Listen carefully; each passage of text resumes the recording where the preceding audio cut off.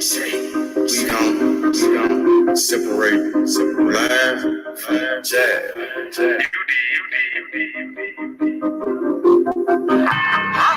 You might understand me. Am is better than am. Oatmeal better than oatmeal. Trap. I'm on my motherfucking trap shit. I'm on my motherfucking trap shit. I'm on my trap shit. I'm the number one in trap. 357. Nigga gon' lay his ass down. Nigga came at me about a fucking bitch. 357. I laid his ass down quick. Blah, boom. Yeah, all that shit. Niggas shit. Going all that shit. 20, 50s, 100 shit. I want it all. First round draft pick. That's how I ball. Big bitch, she bad, but I put that hoe on pause. Trap. I'm on my trap shit. I'm on my motherfucking trap shit. NBA baller, I'm that trap pick. 57, lay his ass down quick. Body sound in the bag, laying in the dish. I'm on my trap shit. For 48 a bitch. Nigga playing with the G shit. Simo, you know I'm with the shit. I'm ballin', girl, paid him back in 96. Don't give a fuck about what I do, cause they don't make you shit. 93 gang bad, they trap big. I don't know nothing about shit, I'm on some trap shit. Hold up, fuck. I don't think these niggas believe in you, man. Sleeping on you. Free your mind. I bet you the number one trap pick? Yeah. I'm on my motherfucking trap shit. I'm on my motherfucking trap shit. I'm on my trap shit. Yeah. I'm the number one in trap pick. Don't turn off the phone. It's time for this meet. Had to grind for the shadows all the way on me. I'm on some trap shit. You niggas somewhere out there sleeping. Trap like a drive-through. They know I keep going mad, cause I keep on firing up that reef. I told them faces, gotta hold it down for my people. Ballin' like a motherfucking trap pick. D57, nigga gon' lay his ass down quick. These skeleton was bad, that's all a nigga need. In my trap house, no sticks, stems, or no seeds. NBA drop pick, that's how I ball. 20, 50, 100 shit, I want it all. I'm on my motherfucking trap shit. I'm on my motherfucking trap shit. I'm on my trap shit. NBA, I'm the number one in drop pick.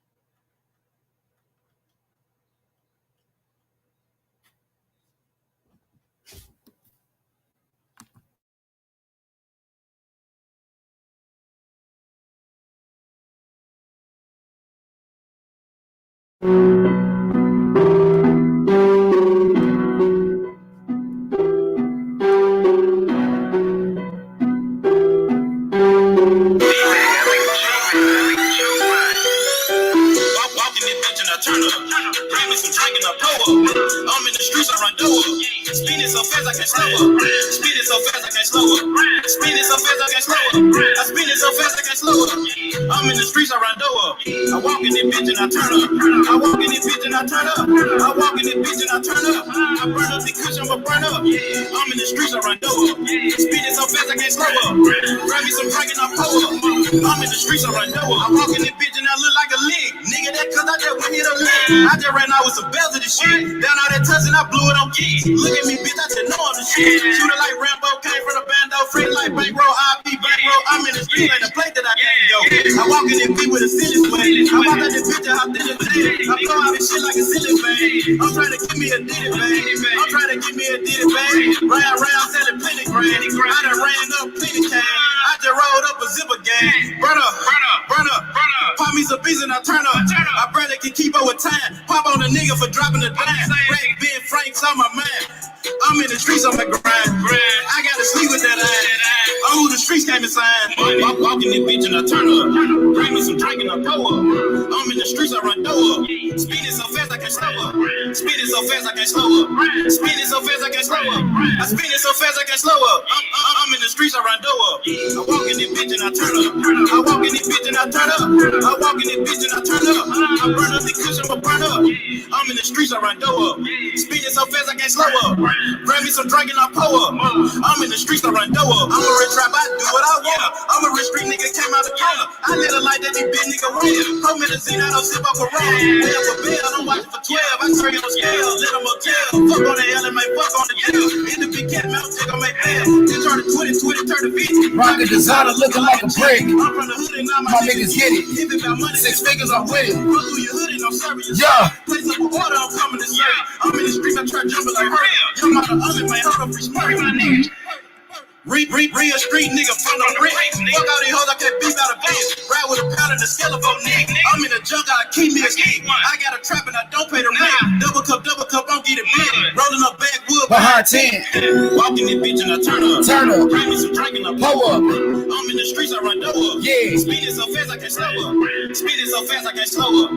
Speeding so fast I can't slow up. I spin it so fast I can't slow up. I'm in the streets, I run door up. I walk in this bitch and I turn up. I walk in this bitch and I turn up. I walk in this bitch and I turn up. I burn up the cushion, but Yeah. I'm in the streets, I run door up. Spinning so fast I can't slow up. Bring me some drink and I pour up. I'm in the streets, I run door up.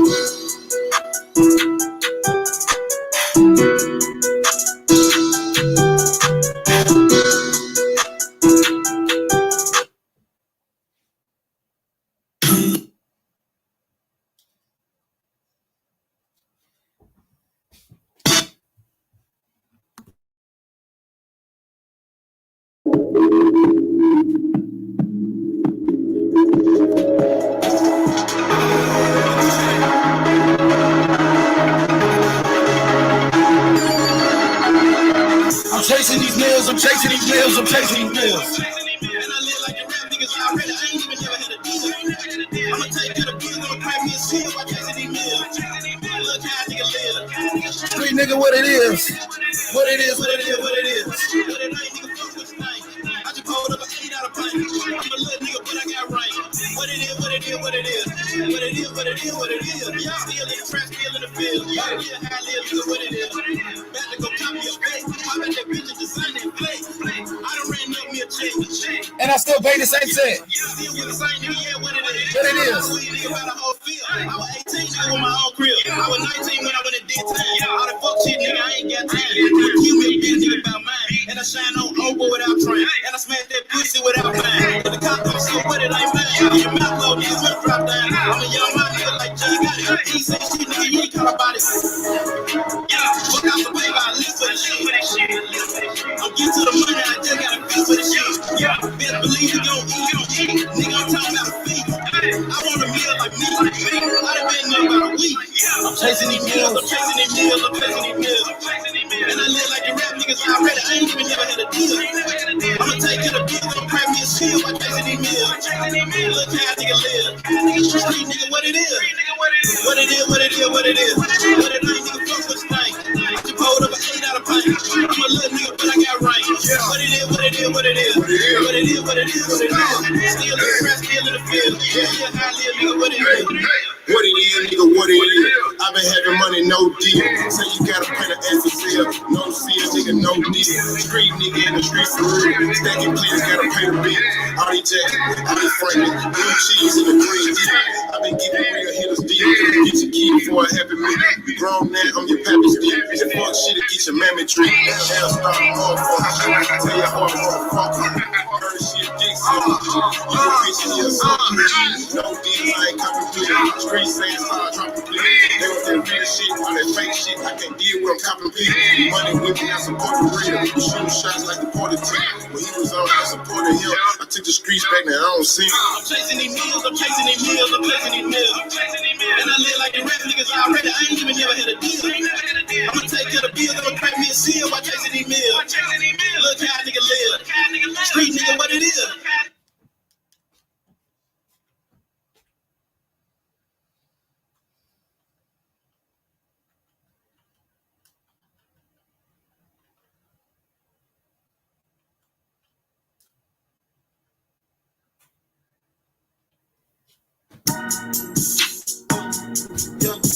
Yeah.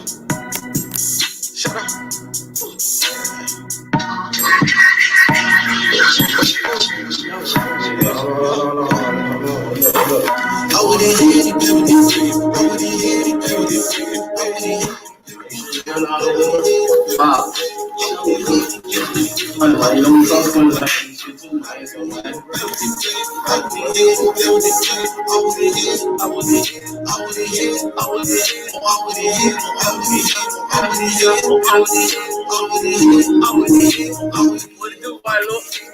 Yeah, man, ran off on his walk.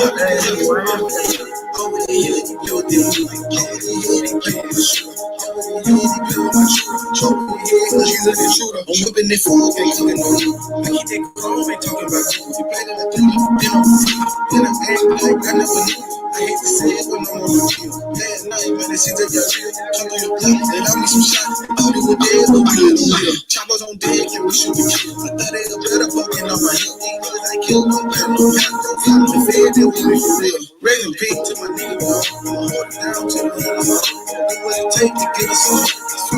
Man, the shit is on. So I go back to get out with the head. But it's on the shot. Thought he was dead. Thought he was dead. I with the head and play with the free. I with the head and play with the free. I with the head and play with the free. I with the head and play with the free. I with the head and play with the free. I with the head and play with the free. I with the head and play with the free. I with the head and play with the free. I with the head. I with the head. I with the head. I with the head. I with Say you got some talk, so I had to get out of the head. I'm pretty bitch too, and I'm working down. I had to get out of her head. Got the job with the stick on, got the 30 with the big on. Ain't nigga trying to get on, got this little nigga big on. I fronted the nigga go big, back so I took 52 million later. You like 9 and a half, I'm squeezing the club till I got it come out. Got gang in the bitch, we running the circle. I was in here, we running the mouth in life. We know you ain't down this crowd. I ain't gon' know it without. When you see me, you gon' see my niggas. When you see me, you gon' see my niggas. When you see me, you gon' see some robbers. When you see me, you gon' see some killers. Sometimes they gon' shoot. It's with pressure. I'm a pally on no pressure. Got Instagram like me. So you know everything. You look issue. I'm with the head and play with the free. I'm with the head and play with the free. I'm with the head and play with the free. I'm with the head and play with the free. I'm with the head and play with the free. I'm with the head and play with the free. I'm with the head and play with the free. I'm with the head. Yo, Anthony, what it is? What's good? Hey, H, what's up, man? How's your day? Man, how you feeling, man? Shout out to everybody in the chat. Hit the like button, Big Taco, Danny the Great, my boy Mad Dog H, Chain with Ice, Unique Don, Carlos. Shout out to everybody. What's good, Rakesh? How you feeling, Anthony? Man, what's good? Yeah, I'm doing well, but for me, I'm not sure if you agree with this. I agree that the Devin Haney fight is gonna be. Which one's a more dangerous fight for Kambosos? Loma or Comey or Devin? In your honest opinion? There's two dangerous fights right there. I think they're all dangerous. Now, if Comey beats Lomachenko, Comey is the big puncher.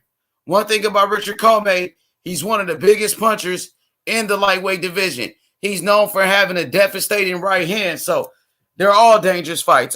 If you want me to tell you which one I think is the most dangerous, I will probably say Devin Haney at this point, between like Lomachenko, Comey, and Devin Haney. I would say Haney because Haney is a young fighter that's hungry, who's ready to make a statement.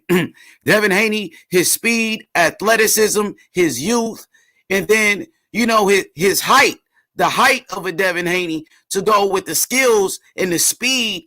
I think Haney might be the toughest fight at this moment because Lomachenko is a dangerous fight as well. Lomachenko is dangerous, but Lomachenko is smaller than the Kambosos, where Haney is bigger than Kambosos.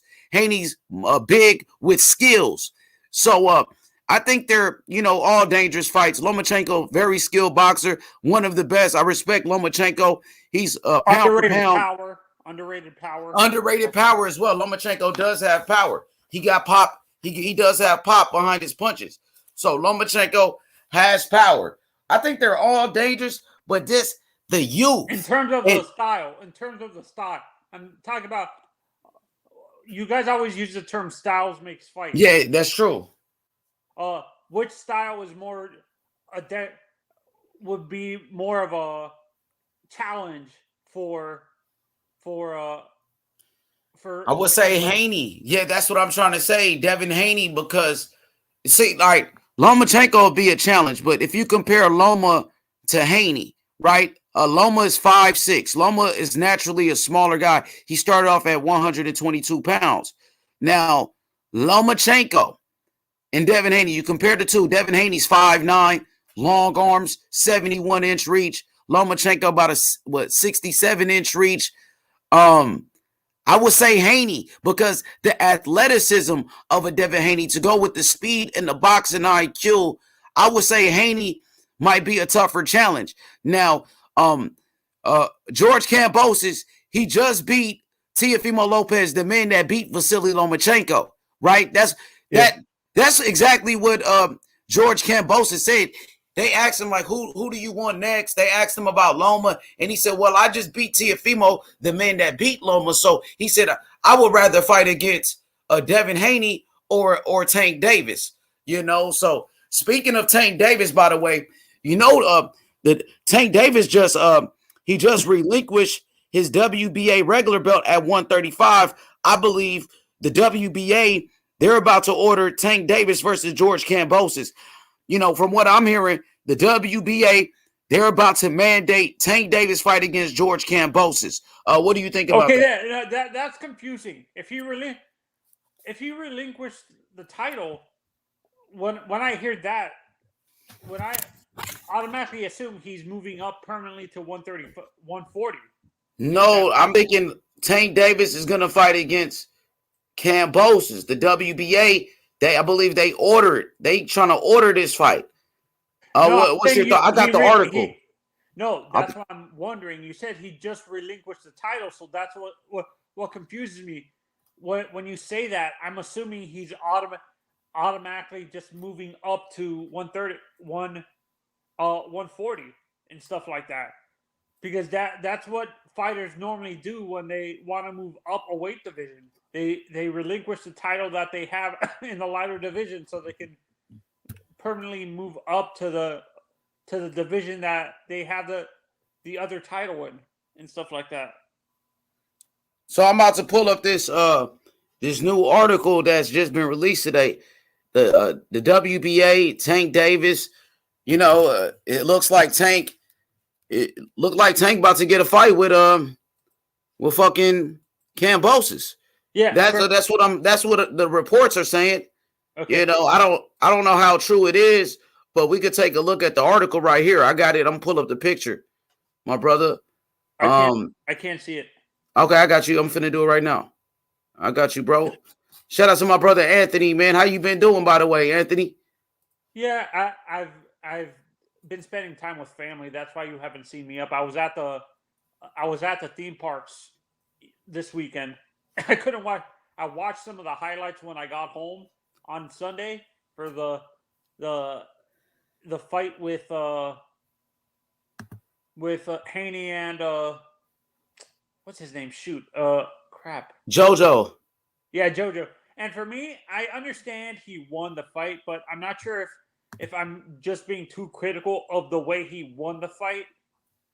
I understand he won, but to me, winning by decision doesn't seem like it's as dominant as winning it by knockout. Do you agree with me, or like, because it seems like you're when some of these fighters win by decision, it's because they rather trust the judges instead of trusting their own skills. That's what scares me with like these fighters that rely on so many decision wins and stuff like that. Is that they're relying on the judges rather than their own skill that they can defeat the fighter within the distance. So here is the article right here.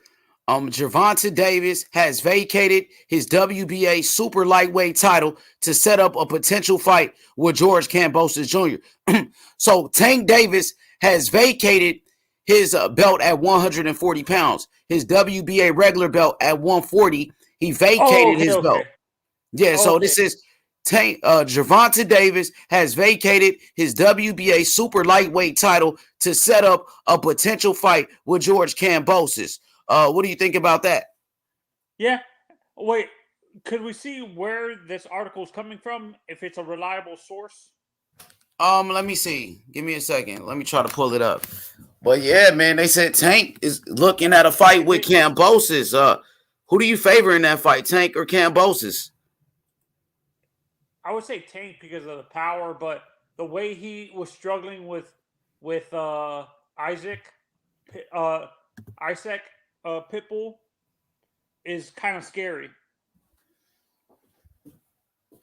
It's kind of scary. Break it down. Explain. Break it down. What you see. What you mean is scary. Yeah. No, because they expected him to dominate Isaac, and Isaac just like basically he won a few rounds. And I think honestly, when I look at the fight, I rewatched it on YouTube. I think Isaac won that fight. They just gave the fight to Tank. Honestly, I watched the whole fight. I thought Tank Davis won the fight. Tank Davis, he was able to make his adjustments in there. It was a competitive fight. I give you that much. It was a pretty competitive fight, but I felt like Tank was able to make those adjustments, and Tank Davis pretty much outboxed Isaac Cruz in there. Isaac Cruz did have his moments. He landed some big punches, but Tank never was hurt. Tank showed a very good chin, and Tank showed his boxing skills and his boxing IQ. So right here is where I got it from. It comes from Boxing Sweet Science 2.0. Shout out to my boy in the chat. What's his name? HS973. He said Boxing News 24 put the article out. Boxing News 24. That's a question, but is this a blog, a boxing blog, or is it actually a reliable source that's I believe it's one of those websites that keep up with boxing, daily news and boxing. Also, I seen a report from Blue Blood Sports TV. Blue Blood reported it on his channel. It's surfacing right now. People are talking about it. It's all over the airwaves. Oh, there go 24 Geezy. 24 Geezy is the one that sent it to me. He said, now Bob Arum saying the WBO will make Lomachenko Kambosos WBO mandatory. So it's like a race to Kambosos at this moment. Everybody wants to fight Kambosos, from Devin Haney, Tank Davis, Vasily Lomachenko.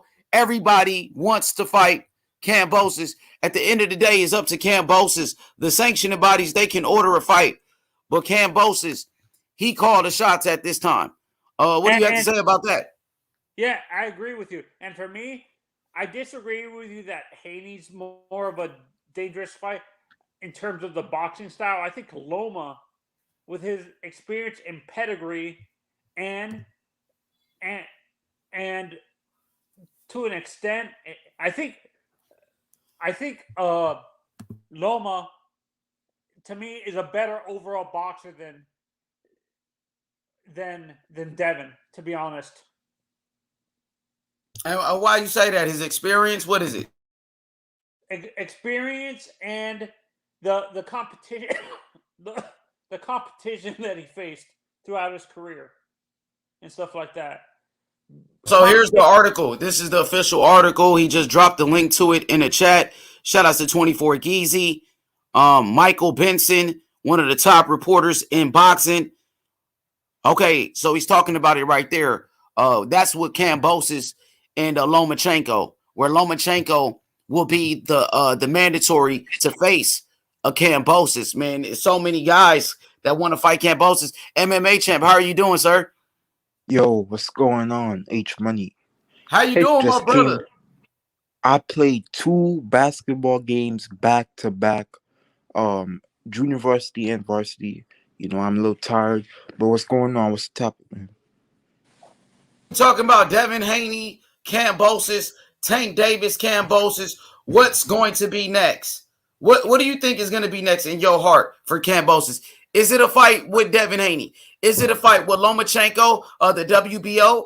Bob Arum said that the WBO is going to make Lomachenko the mandatory. Also, Tank Davis, today breaking news, Gervonta Tank Davis relinquished his WBA regular belt at 140 pounds, and he's looking at a potential fight with a Kambosos. What do you think about these scenarios? Tank is going to go back to fighting bombs. He's going to go back to fighting my local Uber driver, okay? He's not going to be fighting Kambosos. Let's be real, H Money. Um, Now Loma could become a mandatory WBO or IBF.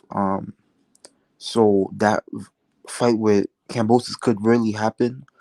I think that Devin Haney will get the fight. The reason I think this is because Devin Haney actually Devin Haney and Matchroom, he signed the Matchroom, and Kambosos had his last like what, I think 2 fights or whatever with the zone. Seems like he has a partnership with the zone or whatever. So I think he's gonna fight Kambosos, I think. And they're gonna put enough money up. I think he's gonna fight Kambosos. Kambosos But looks like what about he's the more interested. WBO? And what about Bob Arum and the WBO saying that Vasily Lomachenko will be the mandatory to fight a Kambosos? And now I heard you say Tank is going to go back to fighting bums, but Tank Davis just vacated his WBA regular belt at 140 because he wants to fight Kambosos. That's what the reports are saying, my brother. H Money. Let's be real. Floyd Mayweather said that Tank is only Excuse me, fighting sir. What did you just call him? Floyd Mayweather. So Oh, come on, Oh, bro. Money Mayweather. Come on, TBE. The yeah, but anyway, TMT. The money team. Come on, bro. 50-0. yeah, Undefeated Mayweather. Money Mayweather. but listen, Floyd said they're gonna fight only PBC fighters.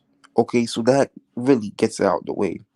So I mean, let's be honest, H Money. In your heart, do you think Tank will fight somebody like Campos? Do you think he'll fight any of the top guys at I 130 think I think or it's a possibility 135? that he will fight Kambosos. It's a reason why I doubt Kambosos it. look. It's a reason why Kambosos showed up to Tank Davis fight. We've never seen Devin Haney show up to a Tank Davis fight, right? We've never seen Teofimo Lopez show up to a Tank Davis fight. Not even Lomachenko show up to his fight, but Kambosos did. It's a reason why Kambosos showed up. Kambosos, he met up with Floyd Mayweather. He met up with Leonard Ellerby, the CEO of Mayweather Promotions. Maybe Mayweather thinks that Tank could beat Kambosos. Maybe that's why Tank will fight Kambosos. Maybe everybody looking at Kambosos like easy work. Even Ryan Garcia came out of retirement to call out Kambosos. So what does that tell you? Are they looking like at Kambosos as if he's weak and they think they can beat him? I yeah, I think agree with you. Cambosis is beatable, but I don't think uh what's his name, Ryan Garcia will beat Cambosis at this stage in Ryan Garcia's career. I mean, look how inactive Ryan Garcia is, bro. Like, come on, I don't think. And look, he has his chin up in the air and everything. And Cambosis has a very good overhand right. We saw how he caught Teofimo with that. So I think he will. I think I'm being serious. I think Cambosis will knock Ryan Garcia out. Okay. All right. What about Kambosos versus Tank Davis? Who you got in that fight? Honestly.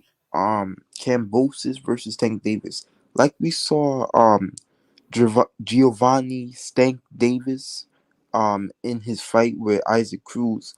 He was running in the last rounds. I mean, he doesn't have inside game and he can't fight on the back foot. And he didn't really look special. He had a close fight And a lot of people are saying Isaac Cruz won. So if you're saying Isaac Cruz won, I mean, what does that say about the fight? It was very close. Isaac Cruz was being the effective aggressor, was catching and rocked Stank Davis. So I mean, listen, Stank is gonna lose, I think, but he does have power. But then again, he could have knocked out what's the name? Isaac Cruz. But I think he might Isaac be able to Cruz ain't catch no bum Kambosos. though, bro. Like Isaac Cruz is a very good fighter. Isaac Cruz, he was ranked in the top 10 in each sanctioned body in the lightweight division. He was a top 10 lightweight, very tough fighter from Mexico. You know what I mean? But that's your opinion though. Of course, Tank wasn't able to knock out Isaac Cruz. He never dropped Isaac Cruz or anything like that. After the fight, Tank said he had a hand injury. Do you think that's part of the reason why Tank couldn't get the knockout? A hand injury. I mean, I listen. I don't believe it. I don't believe anything that comes out of Gayweather, Stank, and Smeller B's mouth. That's it. I So don't believe. what's the beef that you got with Mayweather? Obviously, you don't like him. What is it about Um, Mayweather that you dislike? I don't like what Mayweather does in and outside the ring. In the ring, he Mayweather was 50-0, though, undefeated champion who fought the each best. money. He beat He Canelo lost to Alvarez. Castillo. He lost to Castillo. He lost He to won that fight, though, Maidana. when you look at BoxRec. People say that Canelo, look, Bro. check this out. People say that Canelo lost to Triple G in the first fight. People say that Canelo lost to Lara in the first fight, but Canelo won. So, we're not going to argue that. But you're Mayweather talking on won those paper. fights, You're right? talking on paper, though. You're talking on paper. I'm talking about In who do you reality. actually. No, that's not reality. Okay, go Because ahead. reality is what you actually is. Reality is something that you see with your own eyes and that anybody could actually see.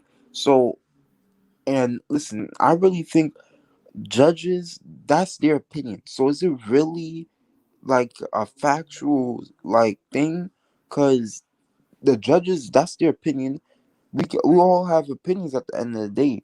So I mean, I don't really know if it's factual, but I think he clearly lost to Castillo. I think he lost to Maidana in the first fight, So you think he and I lost think every Floyd. close fight he was in? Every close fight he was in, you No, gonna no, say he I lost? think Floyd ducked Margarito.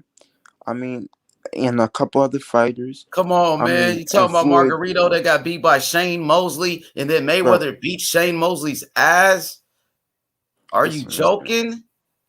listen, But but I respect it though. I respect it. and the So reason okay, the other reason I have against Floyd Mayweather is the stuff out the ring. We don't even need to talk about that. We know, out Floyd's. the ring, we just like what? Like what? What did he do outside the ring? Him.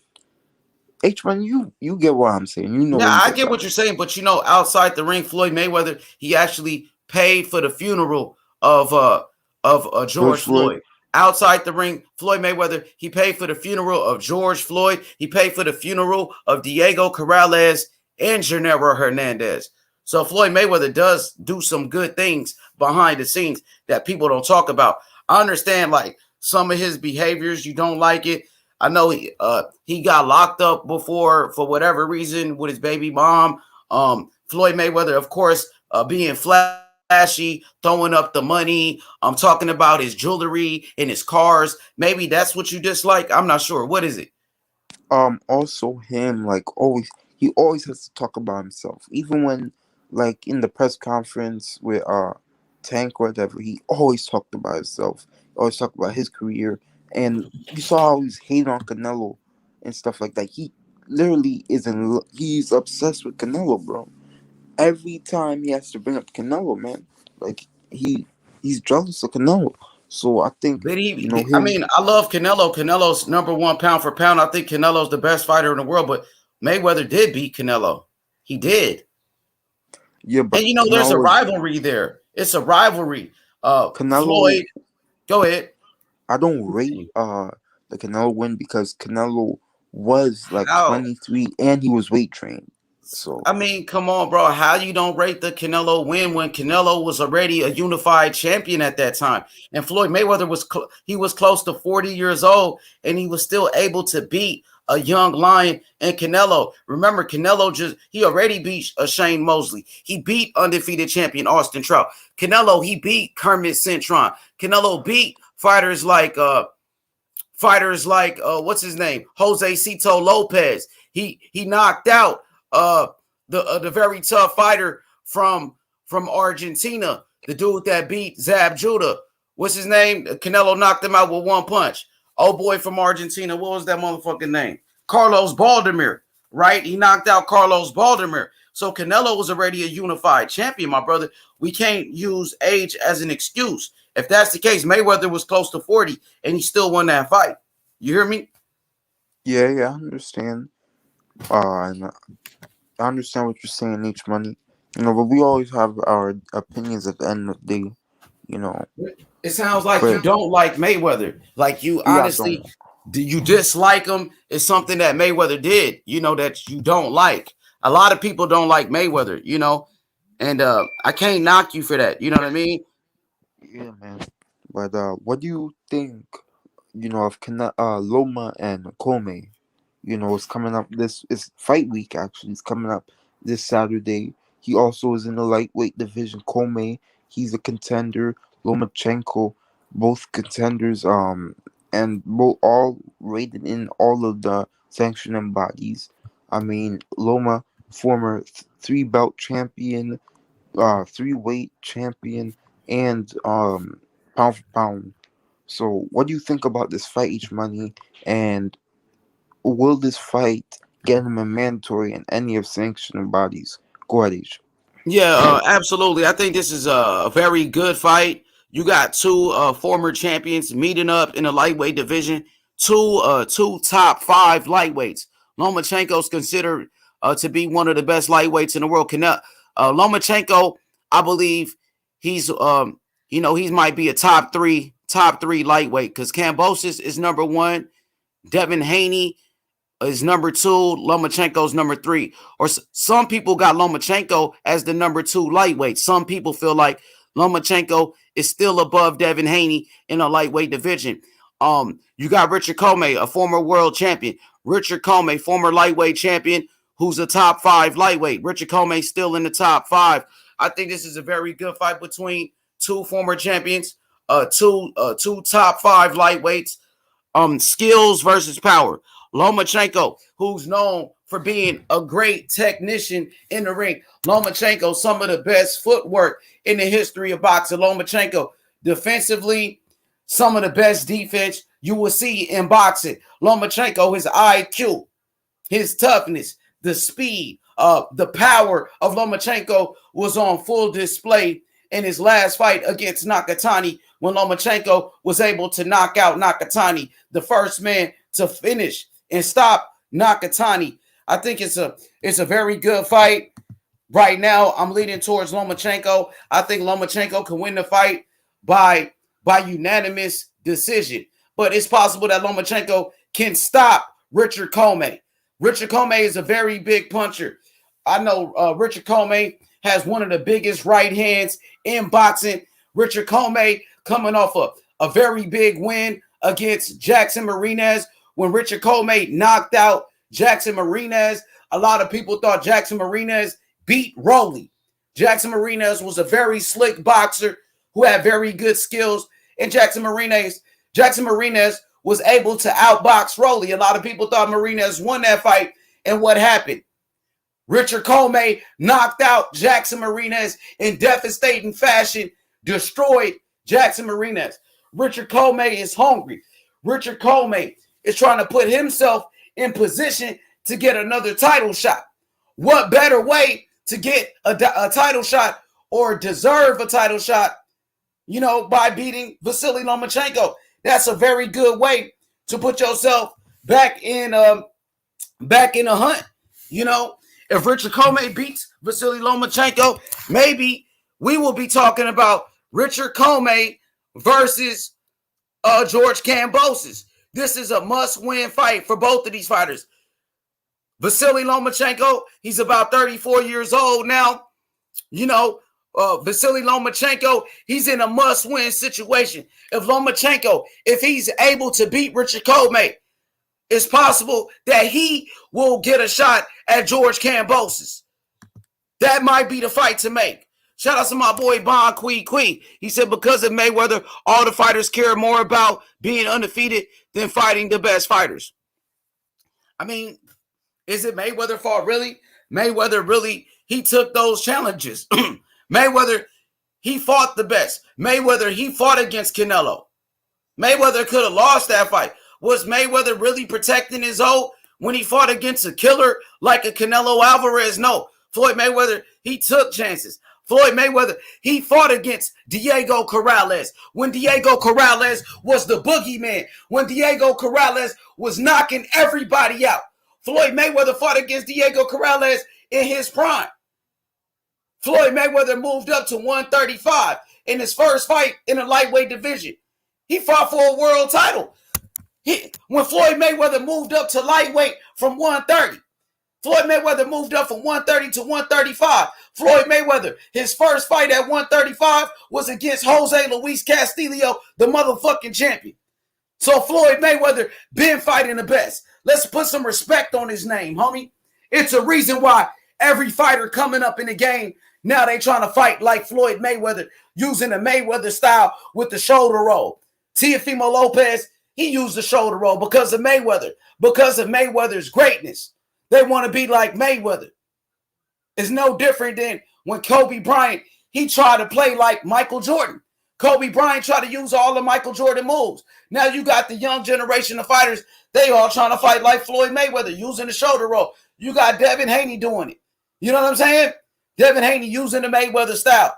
All of the young champions, they all look up to Floyd Mayweather. And it wasn't because Mayweather was ducking fights. No, Mayweather was fighting the best. Mayweather is a great champion. That's why people like Teofimo Lopez, Devin Haney, guys like Adrian Broner, they all try to follow the Mayweather style.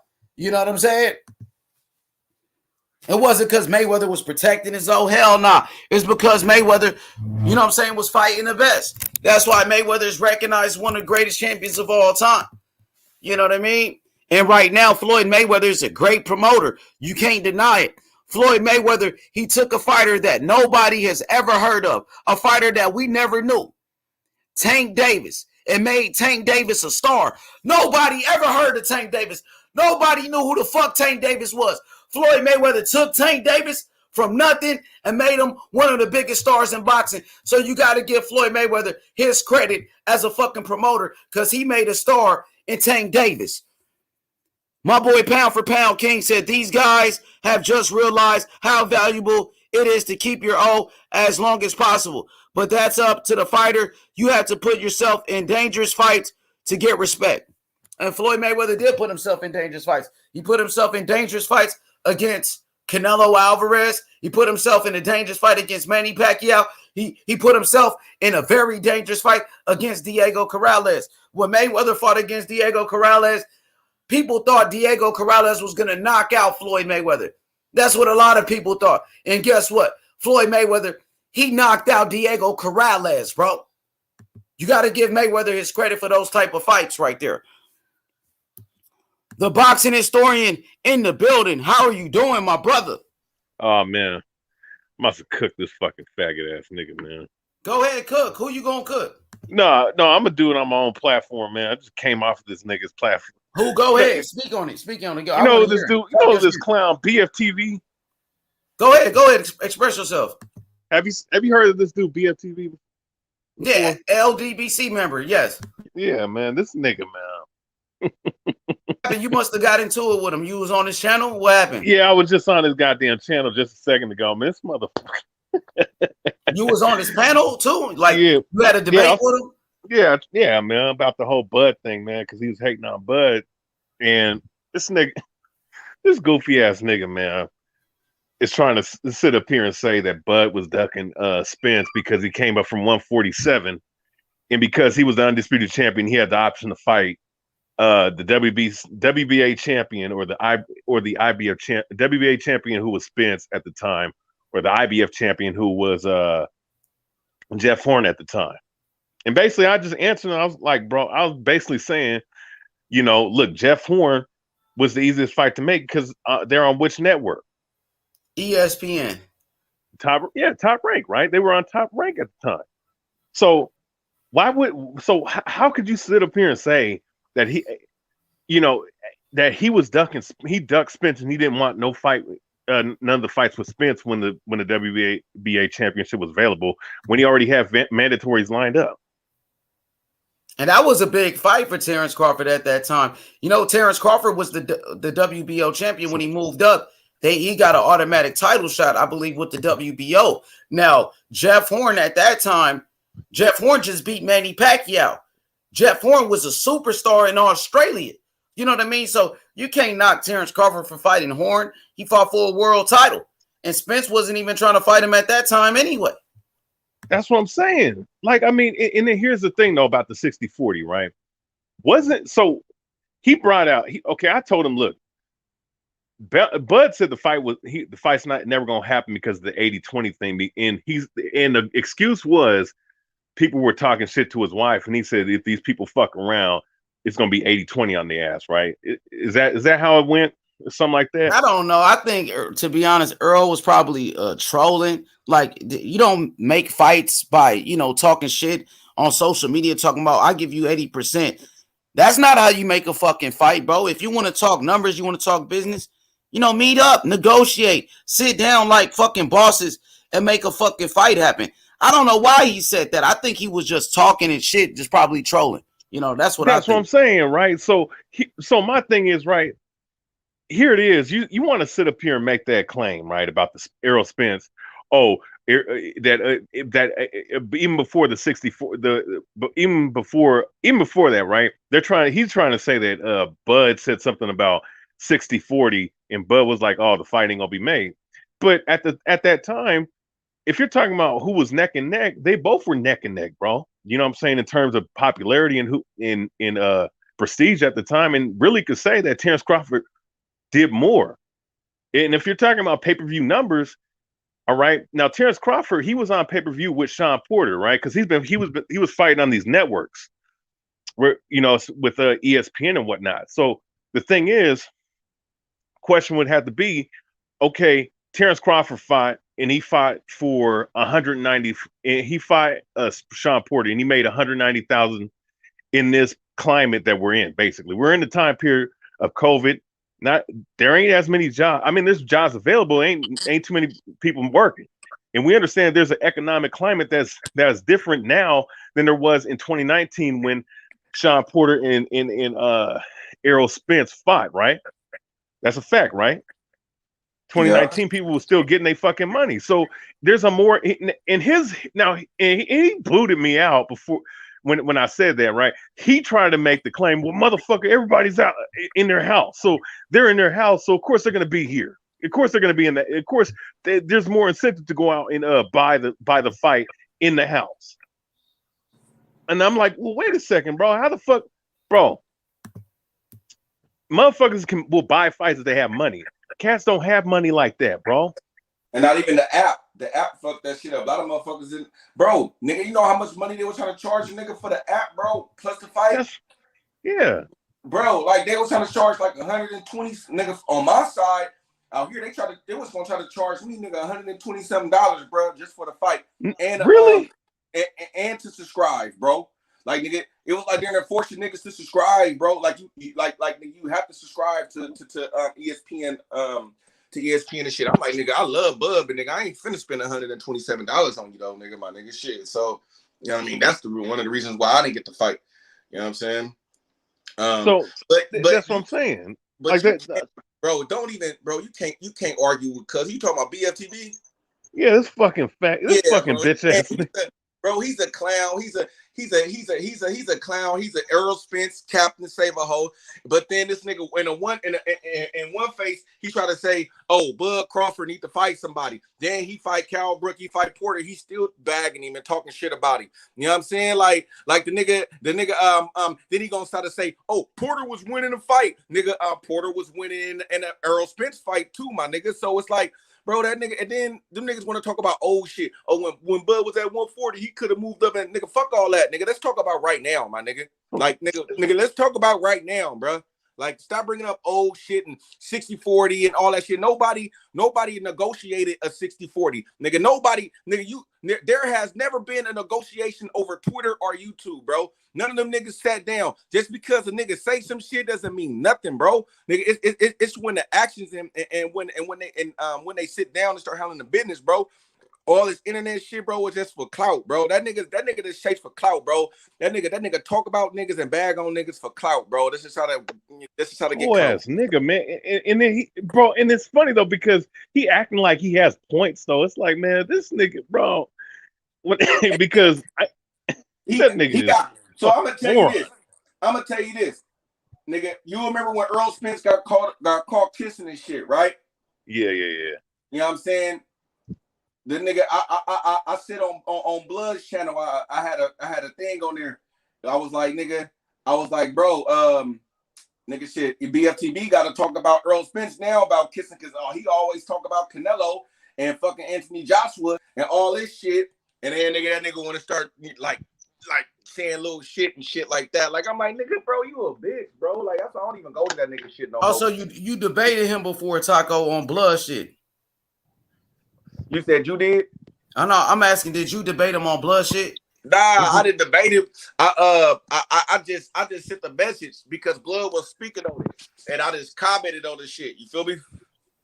Yeah, of course. The reason why he's trying to go in on Crawford right now because Crawford was just, talking shit about Earl, so they gotta go on the internet and defend a man, Earl Spence. That's some, you know what I mean, shit, bro. That's some fag shit, bro. Yeah, Crawford talk shit about Earl, so they gotta go defend they motherfucking king Earl Spence right now. You know what I'm saying? And I like Earl Spence. I ain't gonna lie. Let me make this clear. I like Earl Spence. I think Earl Spence is a beast, homie.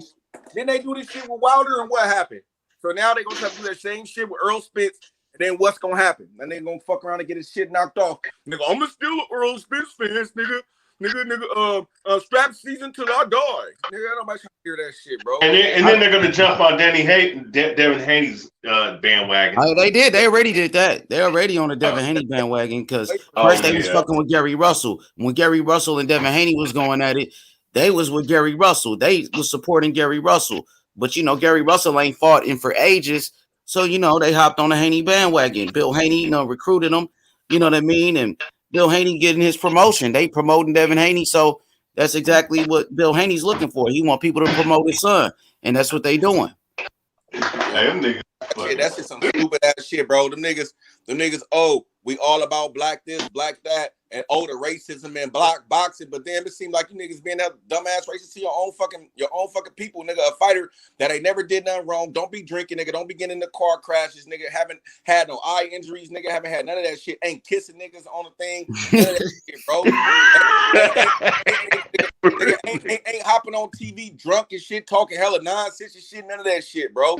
Like the nigga ain't did none of that shit, bro. Nigga, he ain't married outside his race, nigga. He got black wife, all that shit. But that's all a hustle though, Taco. That's why they call them niggas race hustlers, because they just use race to take advantage of people. You know what I'm saying? They was bring up the race card just to use people. Like, they don't give a fuck about that racist shit. The only thing is they know if you use race, you can get people. You can attract people to your shit, and people gonna click on it. They talking this racism. Oh, because we deal with racism every day in the inner city. In real life, we dealing with real racism. So they try to use that shit to bring people in. But at the end of the day, they don't give a fuck about racism. These motherfuckers out here fucking they using their own people. You know what I'm saying? For super chats and shit like that. That's why we call them race hustlers. Hey, and then look at this, H. Look at this, H. You know how bad they bagged on Tyson Fury, a white guy, right? But as soon as he beat Deontay Wilder, all of they ass praising him, right? All them niggas, then all the niggas praising Fury and all this shit. After all they shit they done said about this nigga, you feel me? But nigga, a lot of them still shitting on Crawford though. Still, bro.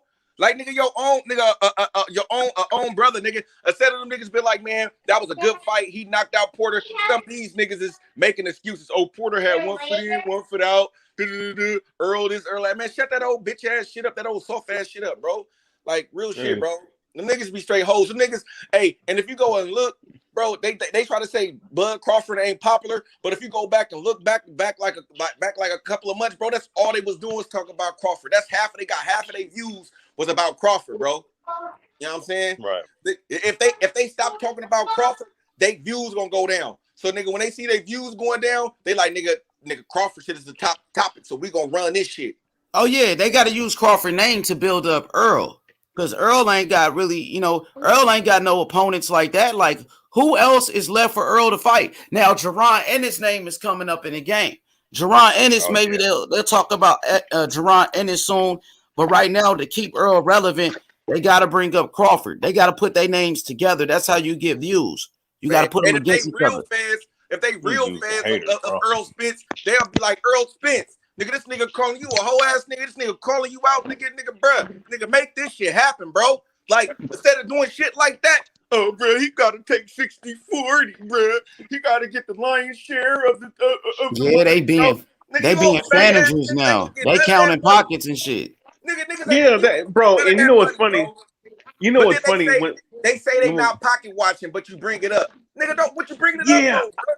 Yeah, no, but see, that's the funny thing though. When I was debating this clown ass nigga, man, BFTB, he was like, man, how much do you think the fight is worth? And I'm like, man, I don't know, bro. Not really. And he's like, man, well, wait a second, you're the explorer, you're supposed to know about it. And I'm like, nah, man, I don't think I care about this fight. I mean, if I want to know somebody's person, I'll look it up. But I don't care. I don't care about nobody's pockets, dude. How much the fight is worth. What does it matter, bro? How come it can't matter that they both have had stellar resumes at 147? They both are belt holders.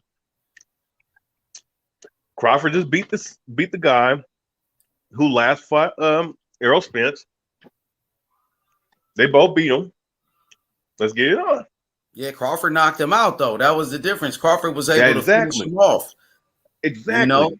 What up, Q? What up, my boy? What up, Big Q? What's popping, though?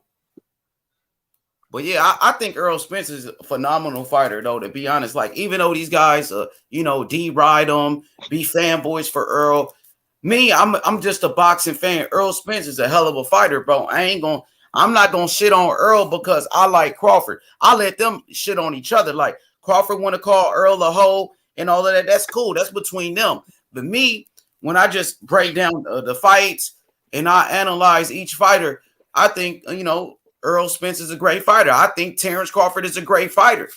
At one point, I was favoring Earl to beat Crawford, but now with the fucking injury, the eye injury, the car accident, and then all the long layoff for Earl Spence, at this point, I would lean towards Terrence Crawford to beat him. But that's not the shit on Earl, though. You know what I mean? That's just my honest opinion. But my thing is this, nigga, if you willing to come off the eye injury and fight Ugas, nigga, why you ain't willing to go in there and go fight Crawford?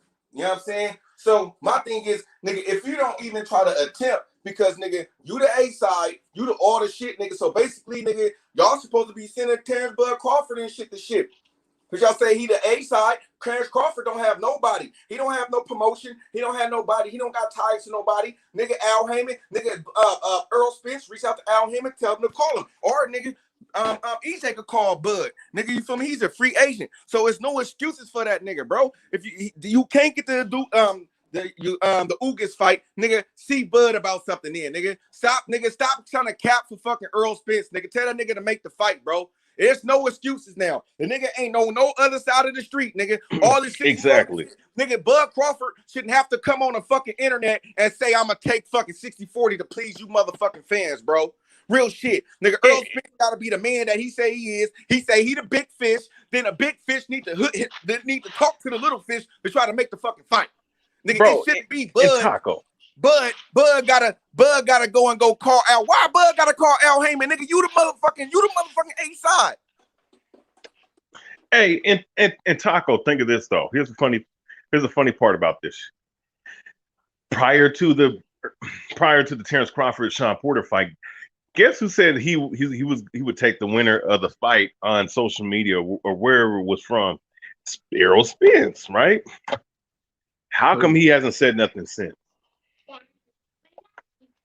Boy, that nigga was trying to get up out of there. Shit, I ain't seen him say that shit. I ain't gonna Hey, lie. I I ain't hey, seen saw him it. bruh, say shit. bruh, Nah, I seen that him nigga say was he the wanted to only fight a nigga. He champion was the only in person his that next left, fight. bro. He was the only person that left, bro. That nigga, bro, got up out of there so fast that nigga, the news people couldn't even get over there in time, bruh. Nigga, they couldn't even get in there, bro. Ellie Shetback had to run after the nigga. That nigga got out of that motherfucker so fast he didn't Couldn't even know He where did. he. No, even that stop. nigga didn't even know where he was going. He was like, "This where the Uber's at." This nigga didn't know where he was at. He just Bruh, wanted to get out. I'm that hitting the nigga exit. I don't know where the fuck I'm going, nigga. I just need the that exit. nigga was like, nigga, I'm up out of here. I don't want them to ask no questions. I don't want to be seen. None of that. I'm out. Like, come on, bro. Who But do that but but shit, it's bro? like why you even go to the fight though? Right. Why you going to the fight, nigga? You going to the fight Because he thought, specifically? Yeah. You want to see a fight? That's cool. nah, But he you thought that going there Bud to was gonna call this lose. nigga out? You going there to call this nigga out? All that other shit, nigga. I want to nigga. The He undercard thought one that he was shit, gonna lose. nigga. He was I hoping need. Porter won so he could hop in the ring on Porter. That's what he was doing. That's what he was that's why he was there. Because Man, if them, Porter would have won, he would have tried to hop in the ring on Porter. That's why he was there, bro. That's the only reason why Yep. that nigga was there. And then nah, if you can't fight Ugis, who you gonna fight? Oh, so you gonna fight a mandatory, and then all the EJ fan nut huggers, all the EJ fanboys gonna be like, that's cool. That's cool. He can take he need to tune up anyway. He need to tune up anyway. But nigga, bro, if Porter would have beat Crawford, nigga, you'll be trying to get Porter. Nigga, get out of here, bro. Nigga, stop with that cap shit, bro. It's over with that trying to clean up your side of the street, bro. Nigga shouldn't have to wait for you to clean up this damn long, bro. It shouldn't have to take you that long to Bro, it's clean been up, bro. 3 years, it bro. ain't Come even no on. clean up. It ain't even no time to clean up. Only thing you had to clean up was a Sean Porter or And the maybe Pacquiao. If it ain't a nigga with a belt, I never cared. Like him fight Mikey, that was cool. I was like, cool, you know, he trying to get on this pay-per-view shit. He fight Mikey. Bet that's cool.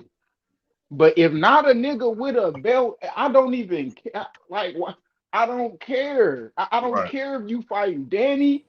You Mr. No Tune Up, so you don't even need Danny. I'm a like I don't know. I don't understand that. Everybody always with these other weight classes they talk about Tank. Oh, he ain't fighting nobody. He ain't doing this. Oh, Canelo ain't doing that. He ain't doing this. Charlo ain't doing that. What is this nigga doing? Man, What is bro. he actually doing? Bro, that's because Like, they come hyped up. on. They hyped up Danny Garcia. They overhyped them niggas, Yep. bro. Like they overhyped Danny Garcia. You feel me? I'm saying because that was supposed to be the nigga. If that's the case, nigga, you didn't even need that fight, nigga. Like real shit, bro. Even No, he after didn't need nigga, that fight, bro. after the Porter fight, it should have been straight to the Bud fight, bro. There was no Hey, no It should hey, have been. Taco, it should have Pacquiao, been. It, Pacquiao was retired on some other shit, and it was no other belts at that time, bro. They did not strip Ugas at that time or nothing. Nigga, he should have been like, nigga, I'm it's strap season. Cause I said I'm going after the straps. Nigga, the WBC wasn't even finna order that fight, bro. Nigga, they just settled with that fight. So you niggas need to stop capping, bro. That was not a mandatory, bro. Earl Smith did not have to take that fight.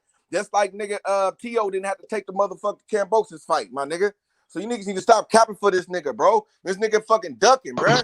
This nigga chucking and ducking. Now this nigga could go and fight Ugis. What nigga? Why he can't go fight Bud? Why he can't go fight Bud? So y'all just trying to say Ugis is the badass fighter or something? So you trying to take easy pickings, nigga? Then he trying to take an easy way out, nigga. Like you niggas need the to stop nigga capping Ugas for the this nigga. fucking email champion. Fuck out of here. Nah, he That beat nigga that. got He beat Manny man. Pacquiao for the belt. He beat He Manny Pacquiao. got the belt before he beat I Pacquiao. know. So that nigga got his shit via email. Yeah, you beat Pacquiao, Nah, cool. he beat That Pacquiao nigga for was the on belt. his couch for 2 years. Yeah, Niggas he love did. talking that T.R. was out for a year. So and so was out for this long. Earl out for this. No, I don't give a fuck. This nigga, we talking about a 42-year-old man coming off to fight a nigga off 2-year layoff. And no nigga get no sympathy. Oh, Ugas beat his ass. Okay, so that's how I'm coming with everybody else. I don't care about Exactly. none of that shit, nigga. Fight. You hear me? Bro, Right, man. and wait a second. Then they say, and fuck that, man. Fuck that. Like you were saying. Because didn't they say that his eye injury wasn't as severe as it could have been as a actual detached retina? It was just a tear. So if he's ready to get up in the ring early 2022, then that means that look, he need to fight whoever the fuck is available, man. Bud is available. If Bud is available in Ugas, if it's not Bud or Ugas, you're fuck. Then you're bro. Then you're fucking ducking.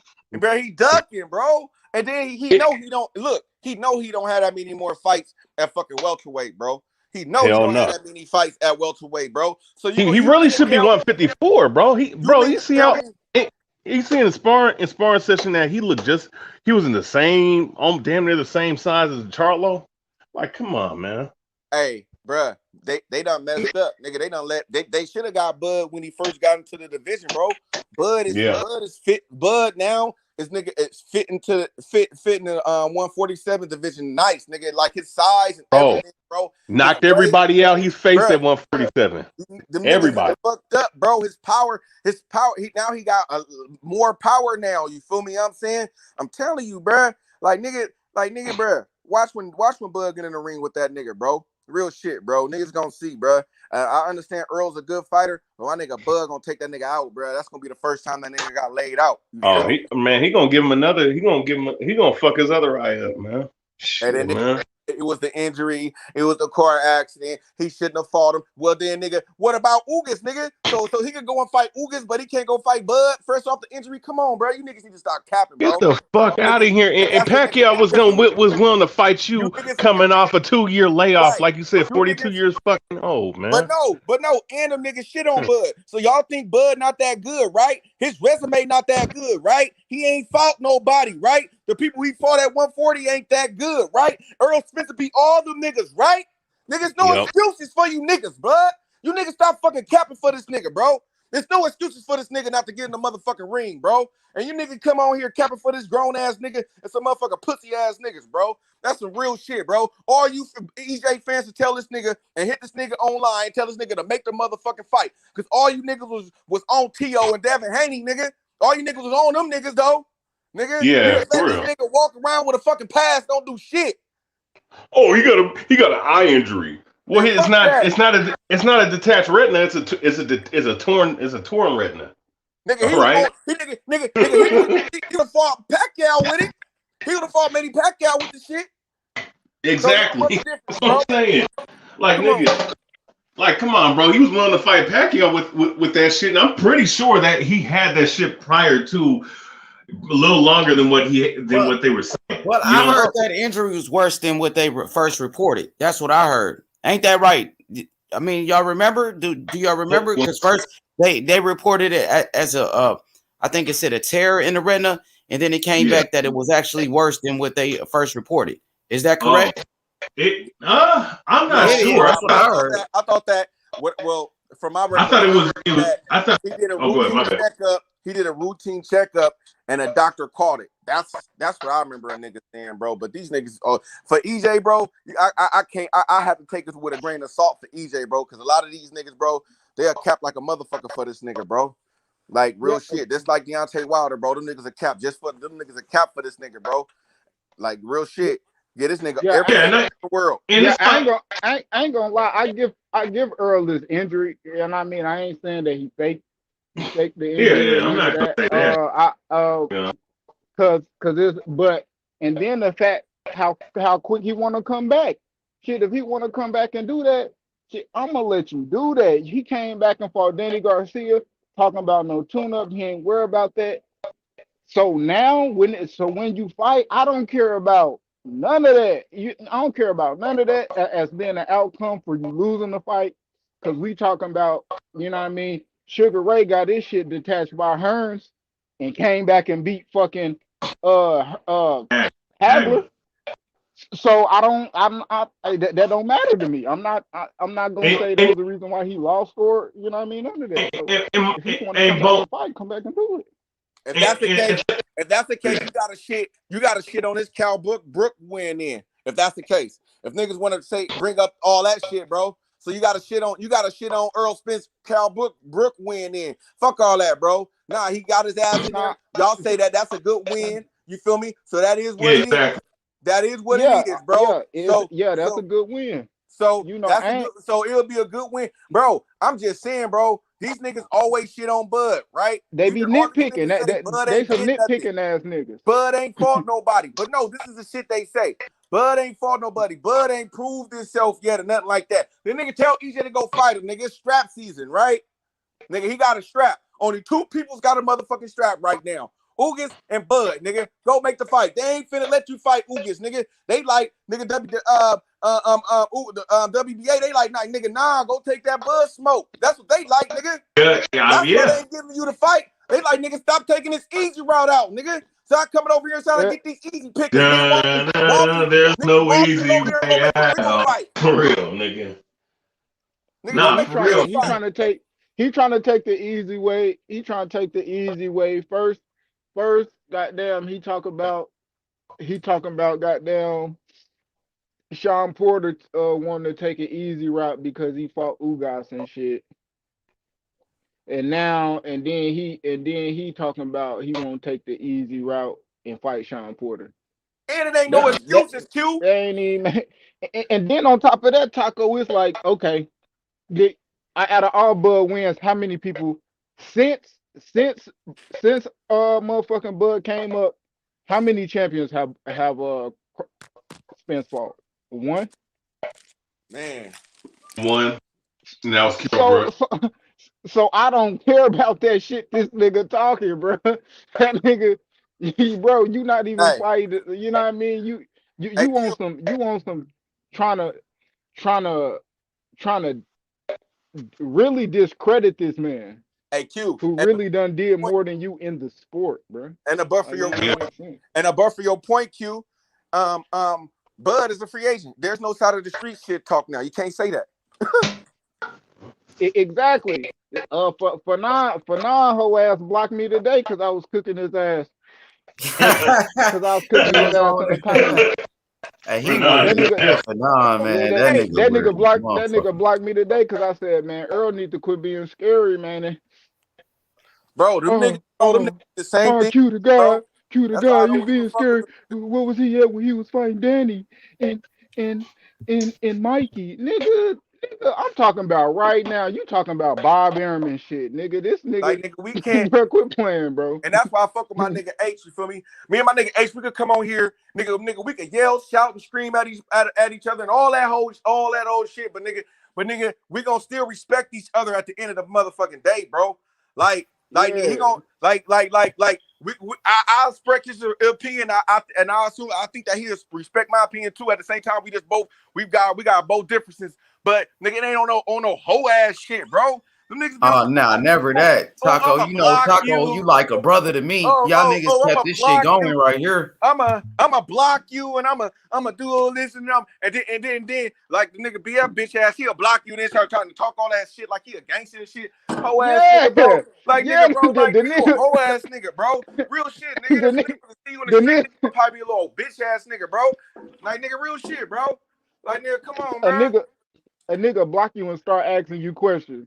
Start asking me questions. Man. Because nigga, it's a lame ass on somewhere. Yeah, man. Like these niggas so goofy, man. Like he's like, man, hey, well, you know, like I mean, these guys are fucking characters, man. Like these niggas are some cartoon character ass, Looney Coon ass niggas, bro. I'm telling you.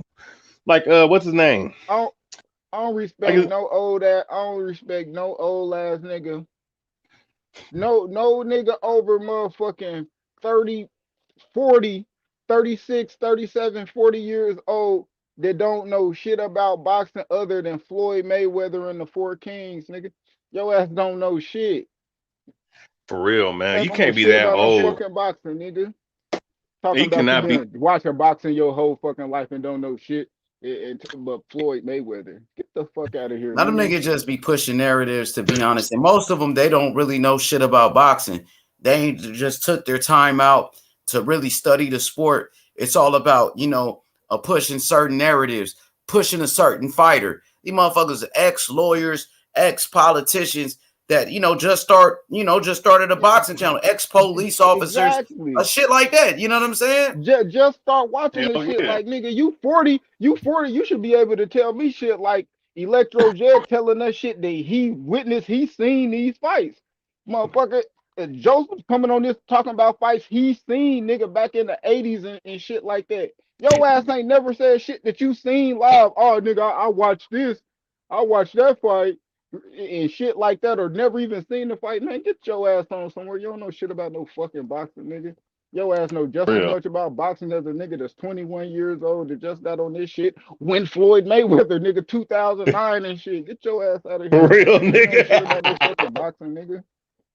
I know, man. Motherfuckers just hovering around the sport, never really never paid attention to it. But when the Floyd Exactly. Mayweather era came in, they was And no like, Mike Tyson. yeah, like Your the ass fuck, on somewhere.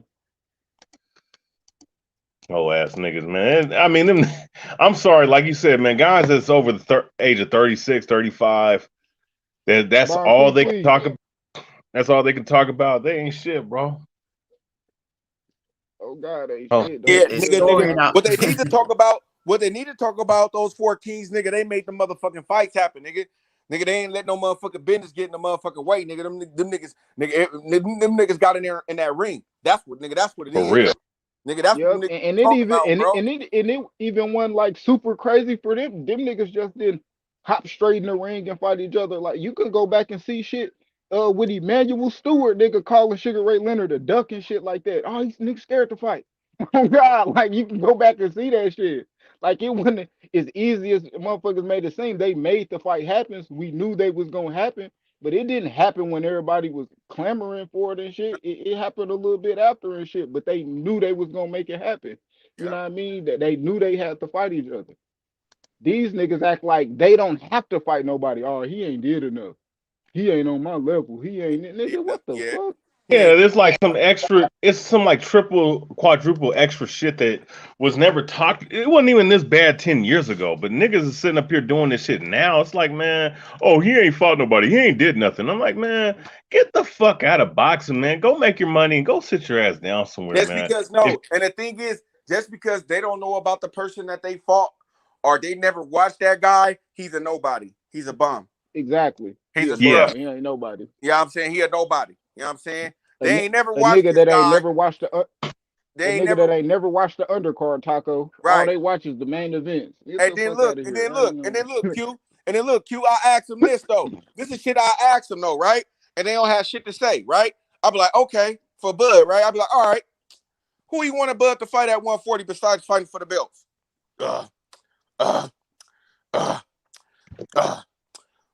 Nigga can't even give me nobody, bro. Yeah. Nigga, he can't give me nobody, bro. Who you wanted Bud to fight at 140? Besides who he fought for the belts. They can't give me one, bro. Like, nigga, or who gonna beat Bud at 140 that he didn't fight? Like, come on, bruh. Like, get the fuck out of here, bro. You niggas be on some old hoe ass shit, bro. And that's why the belts don't get recognized like they do. Because when Bud won, y'all and how he won this 140, y'all shitted on him. You know what I'm saying? Just playing this shit. Oh, who he beat for this belt? Who he did this for this belt? Nigga, who EJ beat for his motherfucking belts, nigga? Nigga, who Deontay Wilder beat for his belts, nigga?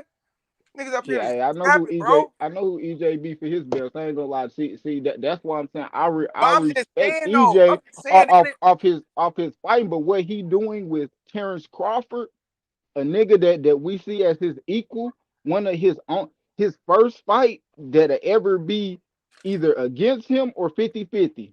Bro, All the rest of them niggas wasn't that. You know Q, what I mean? Q, I'm just gonna say this. Look, Yeah. okay, those was names that he fought, bro.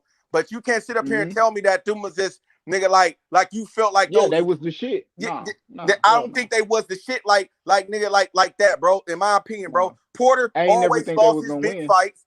Porter always lost his big fights, and then Brooke. I mean, it's hard to escape from what he did. Losing the Triple G and coming back down the weight, bro. It's hard to get that out the mind, though, bro. It's very hard to, bro. So it's like, I'm gonna give you credit for him, but nigga, bro, it's not like you was just fighting though, like the creme de la creme, my nigga. Like, come on, bro. Like, Porter was good. Don't get me wrong. Porter should be dinner a Hall of Famer. But, bro, you lose every big fight, bro. I mean, man, you get in the ring with all the champs, but you lose. Yeah. So to me, it's not like EJ was just feeding undefeated fighters, Olympians, motherfucking it ain't like he was doing that, bro. He ain't really hurt it even, bro. His career is still going. Yeah.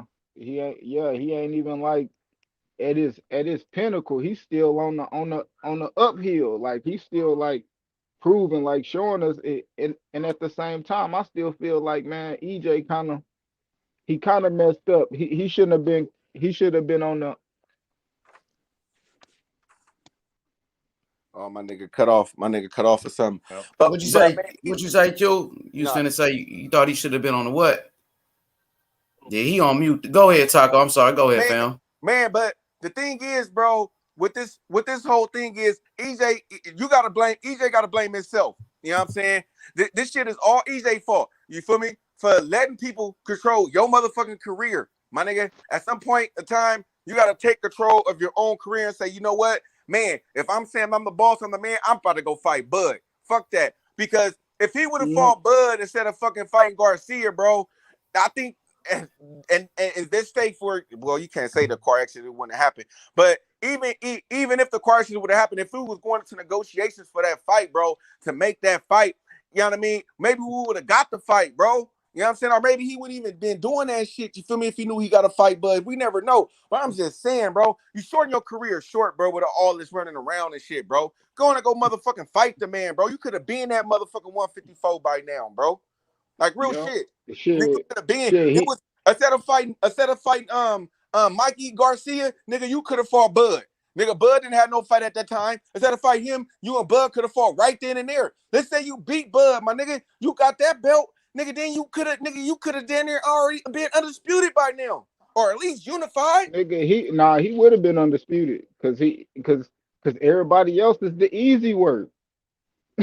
Everybody else would have been easy for him. He could have knocked down Sean easy. He would have got the Pacquiao fight, big money, knocked him off. You know what I mean? He would have been undisputed moving up, or shit. If he really just wanted the advantage over Terrence Crawford, nigga, I would have got my 2 belts, defended that shit against Danny, nigga, and not talk no crazy shit about Terrence Crawford. Move my ass up and then talk shit. Like, nigga, bring your ass up to motherfucking 154. Go and do that little shit you want to do at 147, yeah, and then come up and bring your ass up here.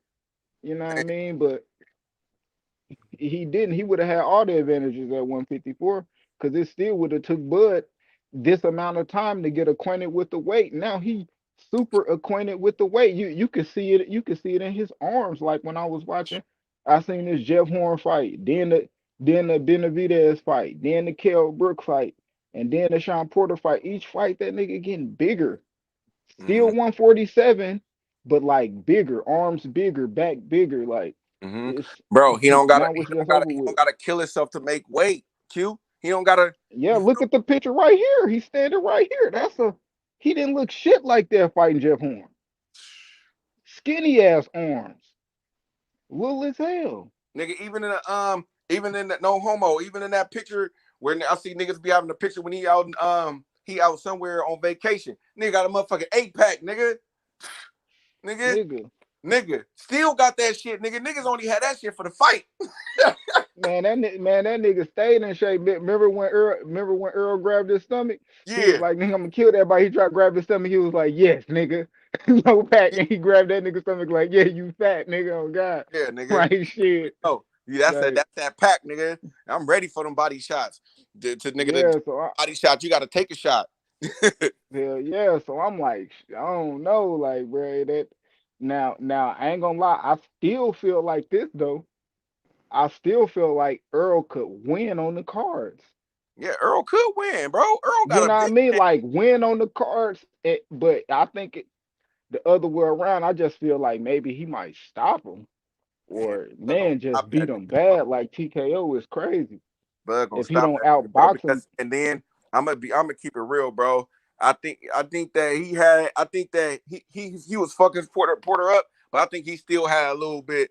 You feel me? I think that's my boy. Like, you feel me? What I'm saying, I still think that he had that respect.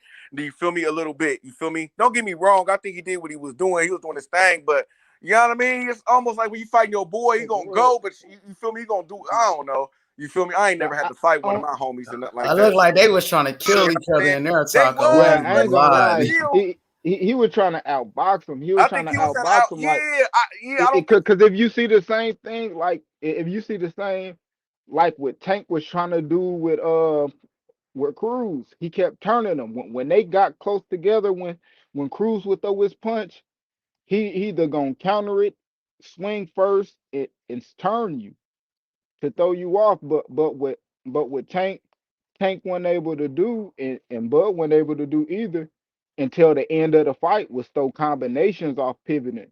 Right. You know, Tank never threw the combinations off pivoting. Hey, You know, they would either that wrap up step or back he'll just uppercut swing was like one nasty. time. That Hmm. step back You uppercut know was what I nasty. mean? Bud did. Yep. That nigga Yeah, really just Bud did stepped to the side, boop, hmm uppercut, caught him. And Because that's he yep. figured out his distance, bro. Like, and that's what Tank didn't figure out, the his Hmm. distance with the uppercut. I think Yeah, I can't remember. I'm trying to remember. I can't remember. I don't think he did a step back or a side uppercut or nothing like that. It seemed like all his uppercuts was planted. Am I tripping about that, or maybe you're not? I don't know. uh, It seemed like all his. yeah. A few of them he stepped Which back and uppercut? tried to and he tried to shoot with Tank. A few of the uppercuts he tried to step back and shoot, but that was the thing about Cruz guard. That's what I think, that was the one thing he was looking not to get hit with, was that uppercut. He kept his gloves right under that chin. Like I like I agree said, with he you. didn't really cover the top of his head, No, his temples. He it, kept that body and that chin. You know what I mean? That guard right up in there. And shit, Tank wasn't able to penetrate, and I seen Tank hand that motherfucker dumb fat. I'm hey, like, I'm telling damn. y'all, and that's why I say I think he knocked him out in the next fight if they fight again. I think Yeah. He'll I beat him. think I ain't Tank gonna lie. knock him out in if they fight again in another fight. I think Tank knock him out. I think Tank He it ain't he gonna have to get fight. some better gloves. That I nigga think has some. after you actually fight somebody and you go back and look at the film, you come back way different. Like, especially after you won, and then he had one hand, man, he gonna demolish that Yeah. kid. And then that's why I think Tank probably gonna end up doing, because that's a big fight. And then because it's like, I don't think he gonna be able to fight Ryan Garcia. I don't think they're gonna put him in there with fucking Kambosos. So a lot of people is calling back for that fight. Why not make more money? You know what I'm saying? Man, because he You knows think it's a he has a bigger good fight chance to now? lose. Yeah, I think it's a bigger fight now. Yeah. Mm. To the Mayweather plan, I'm just going off the Mayweather plan with Tank, bro. That's all you can do, bro. Yeah. I I mean, can't I go mean off that, of that that's how we go off anybody playing. Like, even when we talking about Shakur and fighting people, we ain't talking about him fighting like PPC or no we shit. We talking but about him no, fighting niggas I think on Shakur his side. fight. You know what I mean? I think Shakur will fight anybody mainly in front of him. It just seemed like Mayweather team has just got Tank Mm. fighting messages. That's just what it seemed to me. Well, I think we'll see if they'll make a Chris Cobra fight. If he Hell. stay at 130 and You talking about with make him do that. Shakur? Yeah, with Shakur. You know what I mean? If it's really Might as that, well. And that's a good you know what I fight. mean? Hey, that's a dangerous fight for Shakur though. That's a dangerous fight. That's a 50-50 fight right there. Man, Cobra? Colbert is Nah, nice. Yeah, nah, Colbert and Shakur. Yeah, that's a 50-50 nah. fight to me. I ain't gonna lie, Cobra ain't impressed me enough to get him 50-50 on Shakur. I ain't gonna lie. He I ain't probably gonna even, like bro. That nigga 35, got. I'm just saying because of the 35, skill 40, set. maybe 40. To me, his skill set could give Shakur a little bit of problems too. I think that'll be the fastest puncher he probably faced too. And it's the difference when Uh, it matching speed with speed. yeah, yeah. But Chris Cobra, I ain't gonna lie, he'll stand there and let you hit him. Yeah, Like, but just put his guard up, and I I'll don't be think he like, got a pop. nigga. I don't think he got no pop. I Mm-mm. still think Shakur Stevenson wins, but I would give Shakur got way more pop. Chris Colbert respect and say it's a 50-50 fight. I'll give him that. I think he do got skills. He is a good fighter. Yeah. He got my respect, but Who? Which shit. fighter? Colbert and Shakur. I would say that's a 50-50 fight in my opinion. But I Oh, say I yeah, I still think I yeah. got Shakur in that one. I think I still Shakur that's what probably I'm saying. like I still 70, got 70-30 for Shakur. Yeah, I type still shit. sure wins, but I'm just saying it's like I think that Colbert could win, bro. I can see Colbert winning. Right. I'm gonna be honest with you. And to me, if you could actually see somebody winning, to me in my eyes, that's a 50-50 fight. Like if I could be like, man, he could like he this nigga could like really, really, really like you know how he got them. I don't know. He got to do this. He got to do this right. He got to do too much to win this fight. Like I don't think Chris Colbert will have to do a whole lot to win a fight. I think like I said, I think he can match Shakur Stevenson with the speed. I think his feet work is pretty good. You know what I mean? His defense, I don't know about that. You feel me? I think that's why I think, and that's why I think Shakur Stevenson. I give Shakur Stevenson winning. And then Yeah, Shakur got better skills than Chris Colbert. Chris Colbert got skills too, but Shakur he on a different level. Shout out to my boy Shadow Ghost. I know Shadow love Chris Colbert, but I got Shakur Stevenson beating him. You know, probably by unanimous decision. Now Colbert he does make mistakes in there. He can box, but he wants to be so aggressive. He wants to do damage when all he got to do is just really box. I feel like he put himself in harm's way. That's why he was getting clipped by King Tug in his last fight. You know, I go with Shakur, probably like 70-30 Shakur. I think Shakur's on a different level. Hey, but that you know what I mean? I could contribute that to a little bit, anxiousness, you know what I'm saying? You know, I don't know when the last time he fought either. So if it was a gap in his fights, you know what I mean? So but I think that with the Shakur Stevenson fight, I don't think that he's just like the same thing we could say about Devin Haney. I don't think he fight that same fight. I think he fight a different fight. Like I don't think he fight like that if he fight Shakur. So I would give the man respect. You feel me? You know what I'm saying the man's a good fighter, and I could see me giving him a 50-50 chance to win the fight. I could give him 50. You know what I mean? 50% chance to win a fight. He ain't fucking with. I ain't gonna lie. He ain't fucking with Shakur. Shakur is on a different level, bro. Shakur did. It's just when you see Shakur, it's different. We ain't never I don't think we seen this shit like he be doing in a long time, and his skills is better than Yeah, Chris Colbert. Chris Colbert fast though. Chris Colbert, he probably can match him speed for speed, athleticism. But Shakur is he's more sound. He's sharper. He's way sharper than Chris Colbert. Okay, but I'll be right back. Would you say that Chris Colbert would probably be his biggest test that he had fought? Not Jamel Herring. Shit, Jamel Herring was a champion. Jamel Herring was the longest reigning champion at 130. Jamel Herring.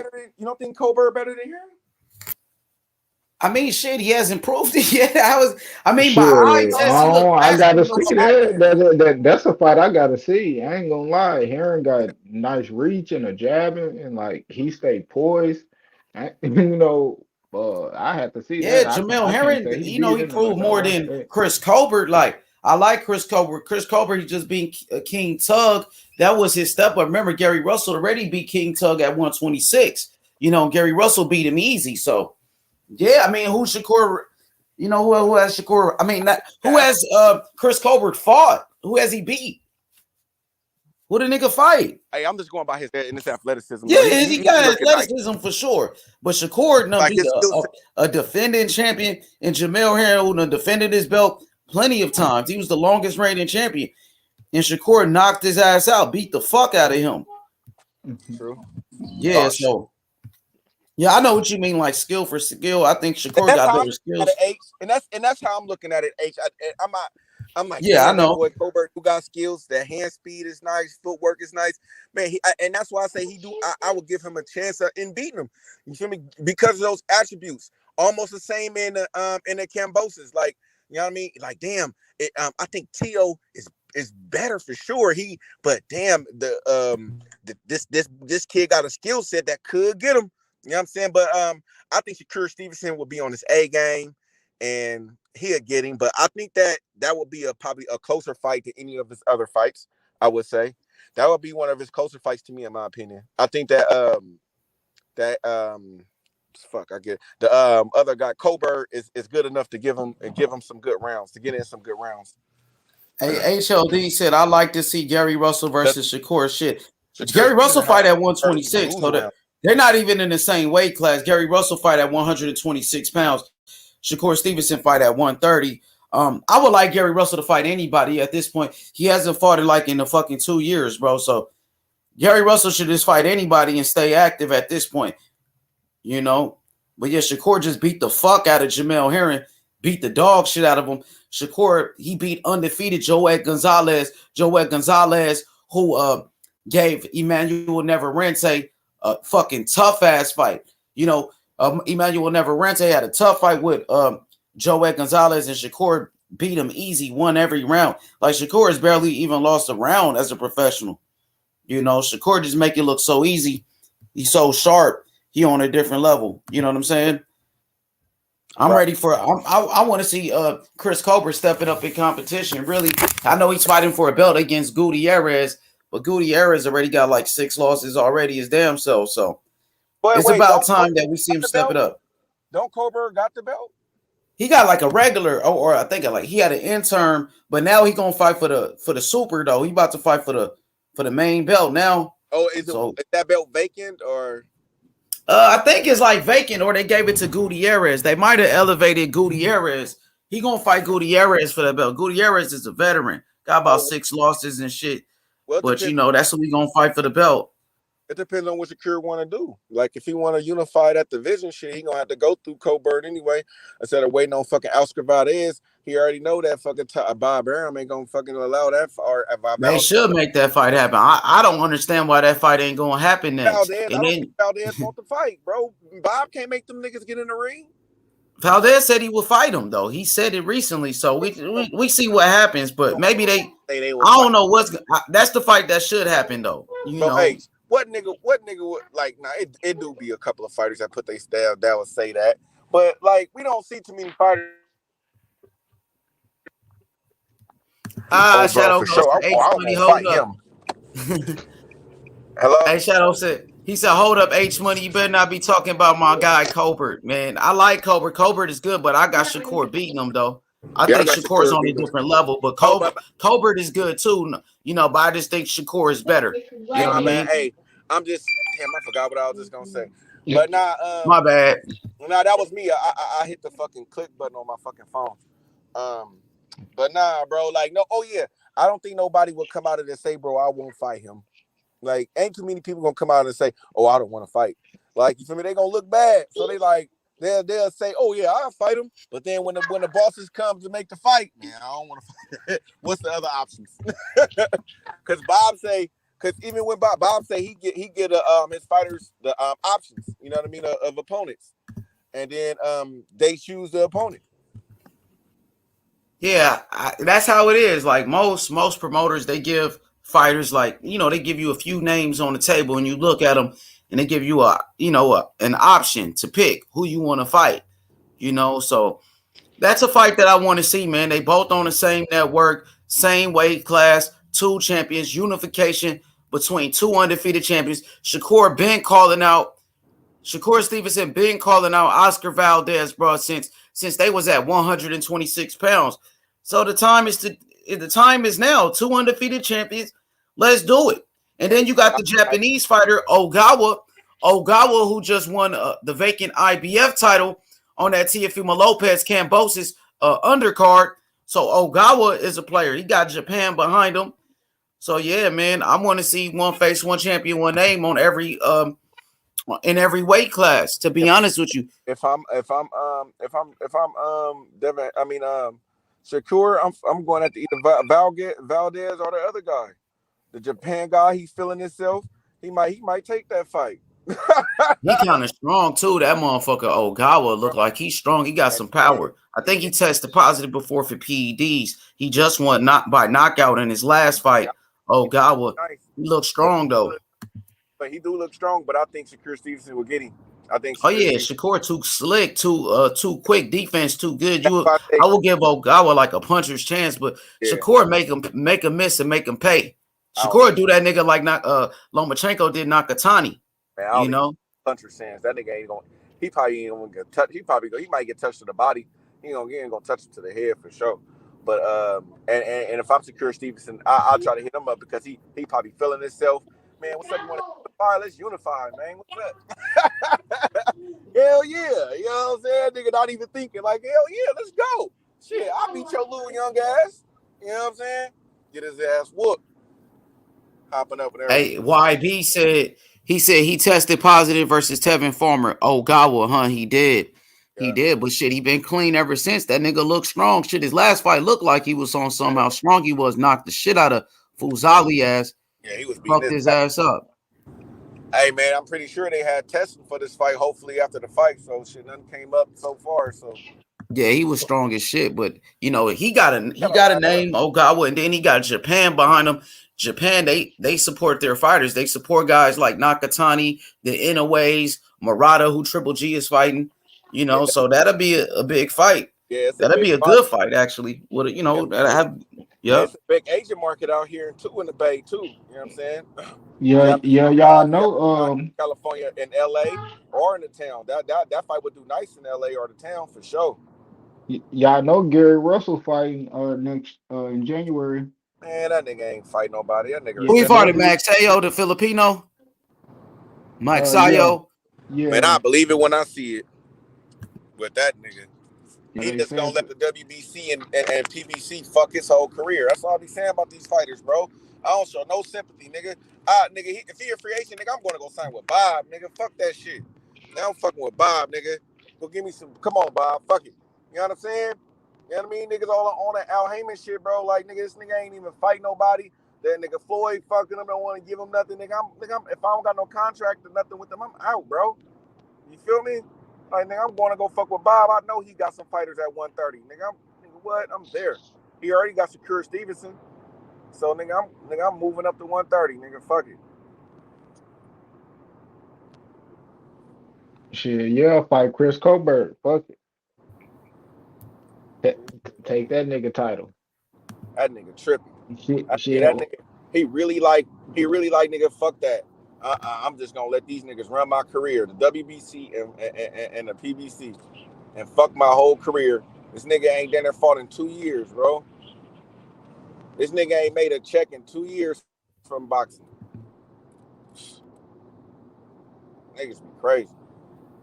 He doing that shit to himself though, Taco.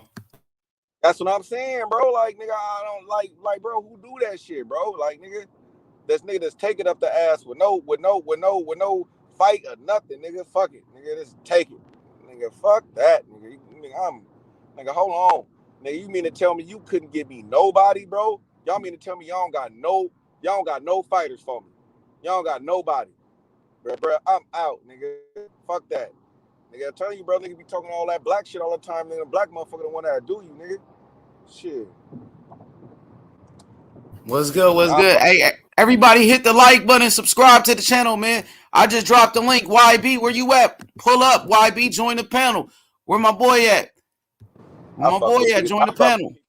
Hey, if I'm in my business, I'm a fuck with who benefit me. You know what I'm saying?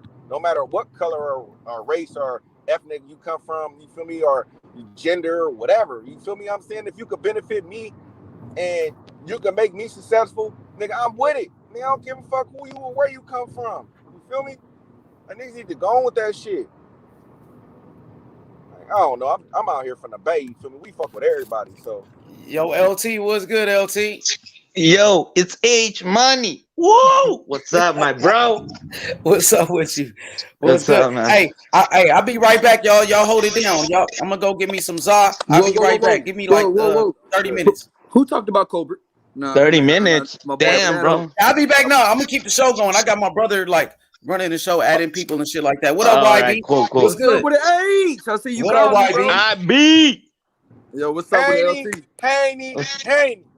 Oh shit. All right, I'm gonna give you guys, if you guys are on the H Money, the Devin Haney train, I'm gonna give you guys some good news. Can I?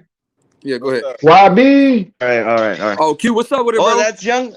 What's up, the God? What's up, man? What's up, Taco? What's up, LT? Hey, what's up, yo, B? Hey, shout out to your boy Shakur, LT. Shout out to your boy man. Shakur. Oh man, let me let you. So in the Spanish, also there's this channels in Spanish, right? And one channel actually is a promoter, like he has his own boxers.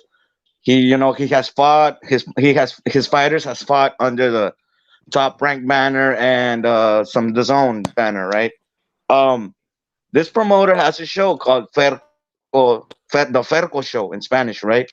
And he has revealed that the manager of Kambosos is in talks, and they're like they're working the details out for Devin Haney the fight. So that's basically the fight is like most likely gonna happen. Just so you Let's guys know. go. Well, I ain't gonna get too juicy yet, but let's go. You know what I'm saying? That's the fight to make. That'll be one of the biggest fights in boxing. You feel me? You know what I'm saying? An undisputed match with with two great opponents, two great Salat to boxers Bon with Quick. skills. Yeah, Man, let's bro. I go. was gonna say, man. Hey, man, it's a good fight, man. I like the fight. Hey, that's You gonna know, be a skill fight right there.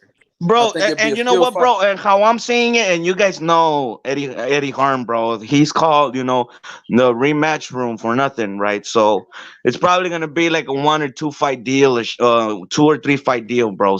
So you guys already know. Probably one in Australia and the other one probably here in the States or some shit. I can't wait for that shit, man. You know what I'm saying? It's good to get an undisputed champ. Like even though the WBC says that, but it's good to get Kambosos versus Haney or And that will clear up the whole what is it? And that will clear up the whole dispute, the bullshit. dispute of the franchise belt.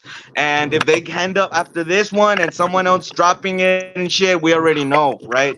We already Right. know who's the real main dog if someone ends up having the franchise belt down the line. Right. Hey, I can't wait. I hope that shit happen, bro. That's Oh, good bro. news. We ain't gonna hear enough of that boy Taco talking that shit. Oh man, Hey, you leading up already to that know. Hey, fight. you already know. Oh my You already god, know we bro. about to be undisputed. I'm, You I'm gonna already hear know we Hey his about to bro, be hey undisputed. bro, Hey, look man, Taco. if I'm gonna I hear don't think more. Kambosos, The town. I'm here to bro, work the town more than anything in this mother for the next fucking 6 months. The town. That's how we do it in the town. The God, bro, town, I was the gonna say, town gonna bro, be going crazy. The town gonna be going crazy for my nigga Devin Haney, nigga. We gonna be lit, nigga, bro, out here, I nigga. was gonna say, Haney, I was gonna say, Haney, Haney, nigga. It's Haney time, nigga. oh shit. Let's go, I was gonna say, Taco, nigga. The Taco, I was dream, gonna say, nigga. You bro. dreamed last night. The dream, nigga. The dream, Devin Haney, nigga. Oh, okay, Let's I didn't go. see that shit. Nigga, do this shit for the town, Dev. You should Nigga, go never out did there that and beat shit. this nigga ass. You know what I'm talking about? You feel me? You already know how we do it, Bill. Go out here and beat this nigga ass. You know what I'm saying? Come back home with those motherfucking belts to the town, man. Have a motherfucking parade. You feel me? You know it's gonna be smelling like some real good in the air, man. You know what I'm talking about? Facts. Hey, yo, Hey, is that Taco, right? Hey, Taco, look, bro, I don't think Kambosos is gonna like fold. I think that guy wants Nah. to fight in Australia, and I think it's gonna happen.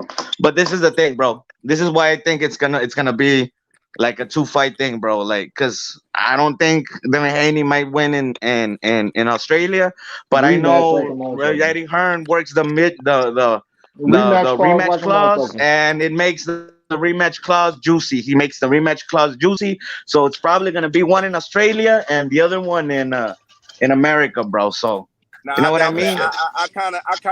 I kind of doubt that they gonna have that in there, but it's gonna probably be a stipulation to us where Devin will have the option of if you want, unless he want to go up to 140 and drop Good the luck. belt, because I don't see. I don't know. I maybe Dev would stay down there for 2 fights, but I don't know. You feel me? I see if he get undisputed, shit. Why even waste the time?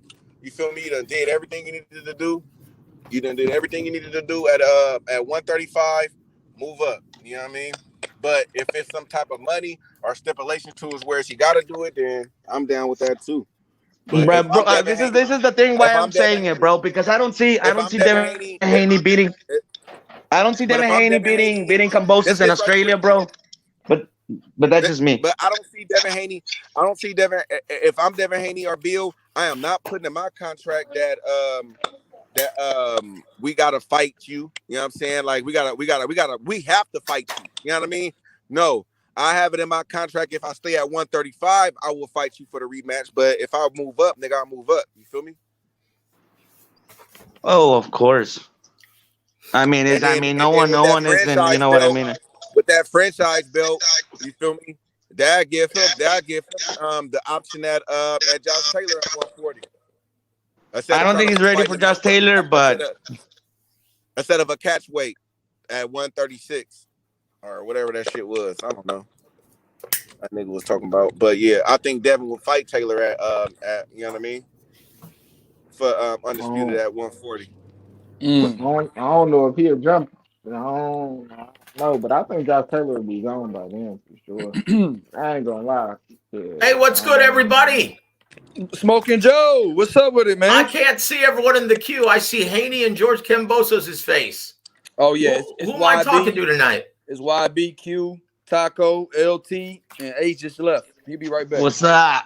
How are you guys doing tonight, man? Talking that doing boxing good, shit, man. Big Joe. Well, I tell you what, man, it's a lot of interesting boxing news, man. Uga Stanionis. Uga Stanionis. you know what's funny? I don't think, not since Mayweather Pacquiao in 2010, 2011, have I ever seen so many fans of one fighter not want a fight to take place. Why on earth are, like, once again, this is a sport. It's just a fight, guys.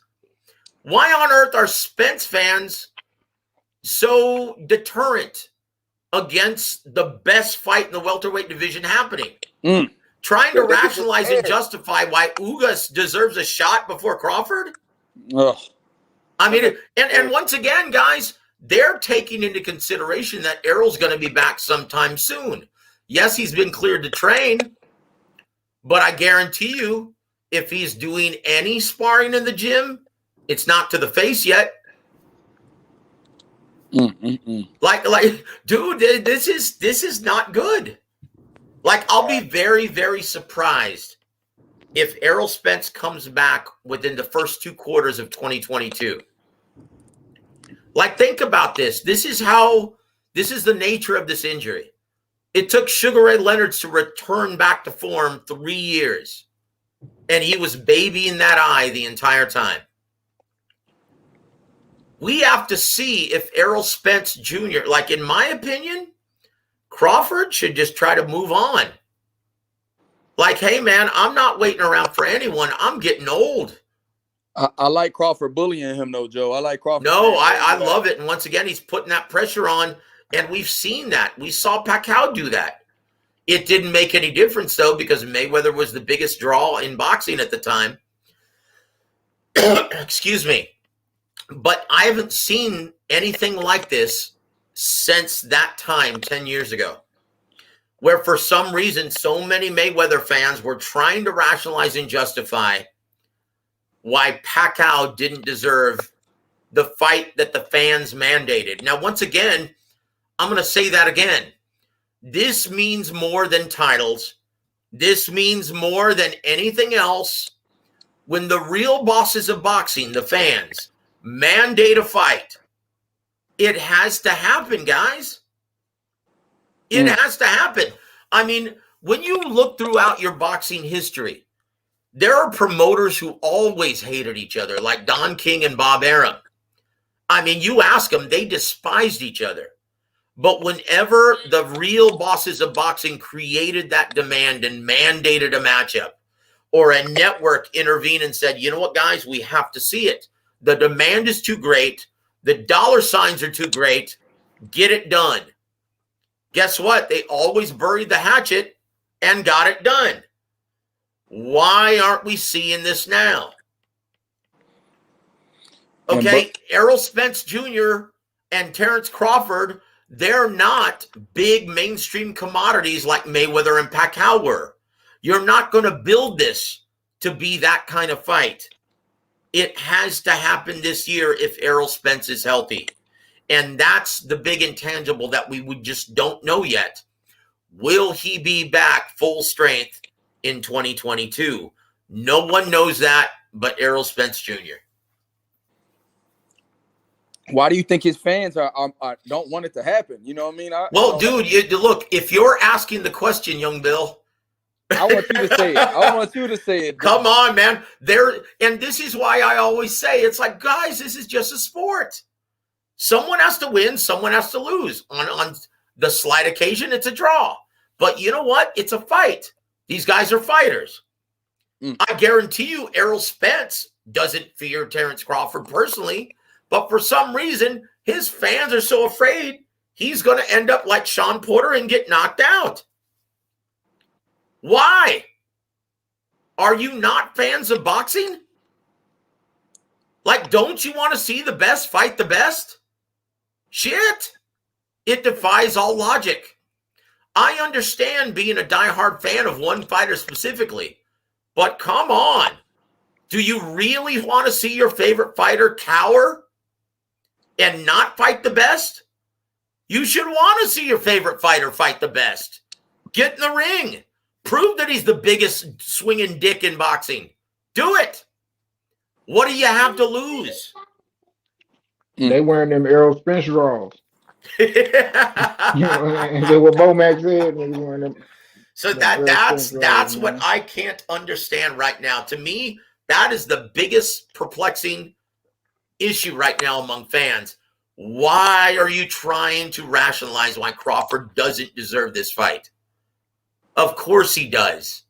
Of course he does. He's number 1 and 2 in the division.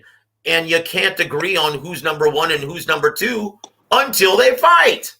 Let's fucking see it.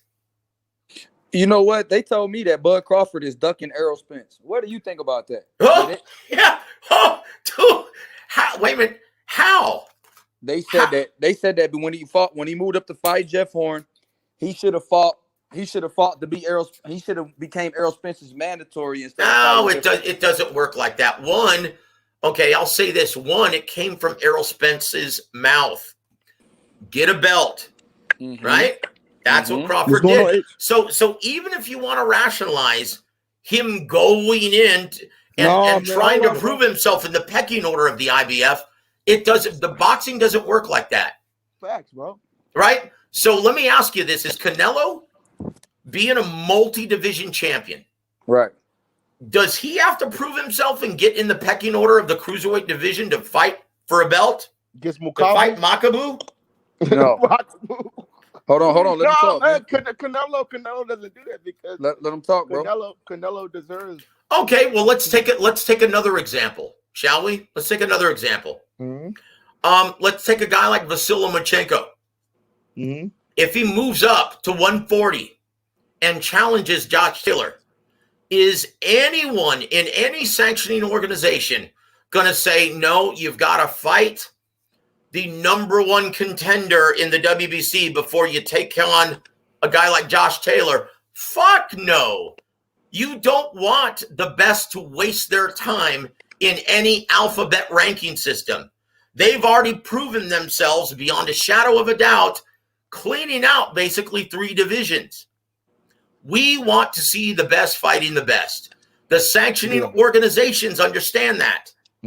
So you do not, if you're a proven multi-division champion, former undisputed champion at 140 pounds, no sanctioning. And you can ask Daryl Peoples of IBF. He's going to be like, fuck no, man. He deserves that shot. The fans deserve that. No one will make a multi-division champion get back in the pecking order if there's a fight that the public demands. Why is Errol Spence keep on ducking Crawford? Why you think about that? In my opinion, before the car crash, before the eye, it was a money situation. He was just following, because if you talk to Errol Spence, he's brimming with confidence. In his mind, he thinks he can whoop anyone's ass on any given day in any division. He's brimming with confidence, and most fighters feel that way. Most fighters, dude, they would take on Godzilla if it meant making life-changing money. These guys are fearless. But if it doesn't make business sense to Al Heyman, okay, and guys on PBC, they will not go against the bidding or the marching orders of Al Heyman. Look at Caleb Plant when he was offered to go fight Canelo on his own. He refused, right? Yep. Okay, so once again, it has to make business sense with Al Heyman. Okay, and at the time, you look at how Deontay Wilder Tyson Fury ended for Al Heyman. It didn't end well. That was one of his biggest earners that is now on the shelf, right? Mm-hmm. So that's the problem. Unless Al Heyman can have options on Terrence Crawford's next 3 or 4 fights, he's not going to make that fight a reality.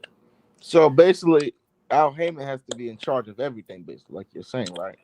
Well, of course, he always is. Well, we're not gonna get the fight, everybody, because I don't know. No, you may get the fight. One, Errol Spence has to be healthy enough to fight. But see, they'd be like Mike Tyson and Roy Jones Jr. age before they fight, right? They'd be like 50 years old, and I don't want to see that them fight at 50. No.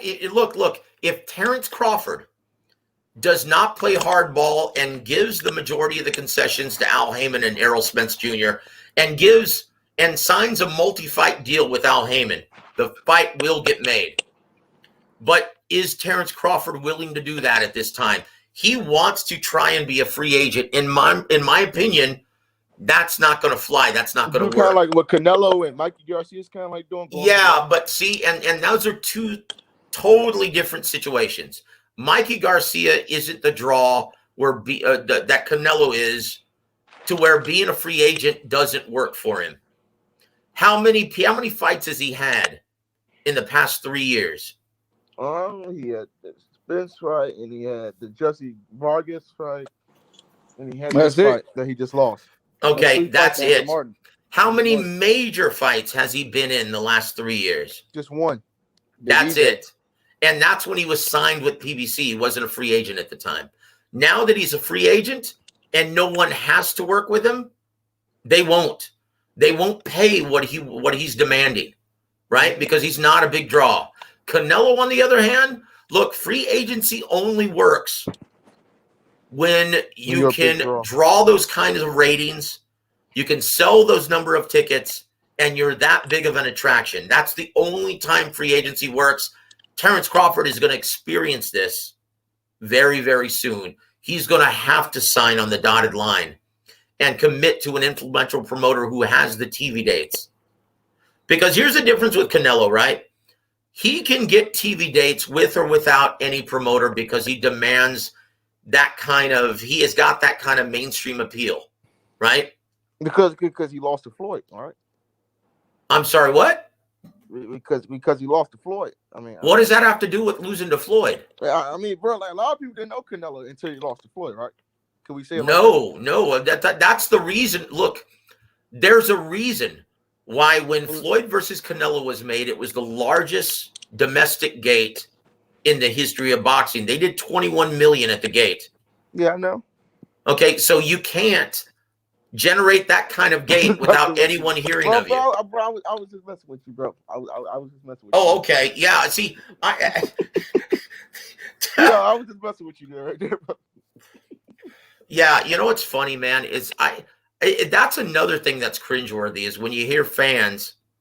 But you know, those are the Canelo haters, bro. We all know that. Yeah, that's what makes me cringe is when they still bring up Canelo beating up a 23-year-old Canelo Alvarez. I'm like, look, guys, if you haven't noticed that he's a much more improved fighter since then, you don't know what you're looking at in the ring.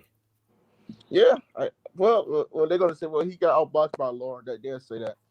Which I thought. You know what? I thought Lara won that fight too. Me too. But once again, he's a much more improved fighter since then, also. Mm-hmm. And I know this firsthand. I remember when they made the decision, hey, you know what, guys? We're not going to move up to middleweight yet because he's not ready. If we move him up to middleweight, he's going to be fighting giants compared to what he's fighting now. Guys who are 6 foot and up, right? And unfortunately, he's going to have to be a more effective aggressor when he competes at middleweight. He has no choice but to add that new wrinkle to his fight game. And so they kept him at that absurd catch weight for a really long time. Yeah, 155. But when they used to say Canelo, 155, Canelo. 155. Come on, that's absurd. But they did that out of necessity. They wanted him to add that new wrinkle to his fight game before he moved up. Before he fought Big G. Yep, before he fought Triple G. That's right. That's what they were saving him from. They wanted him. They saved him from Triple G for about an extra 2 years.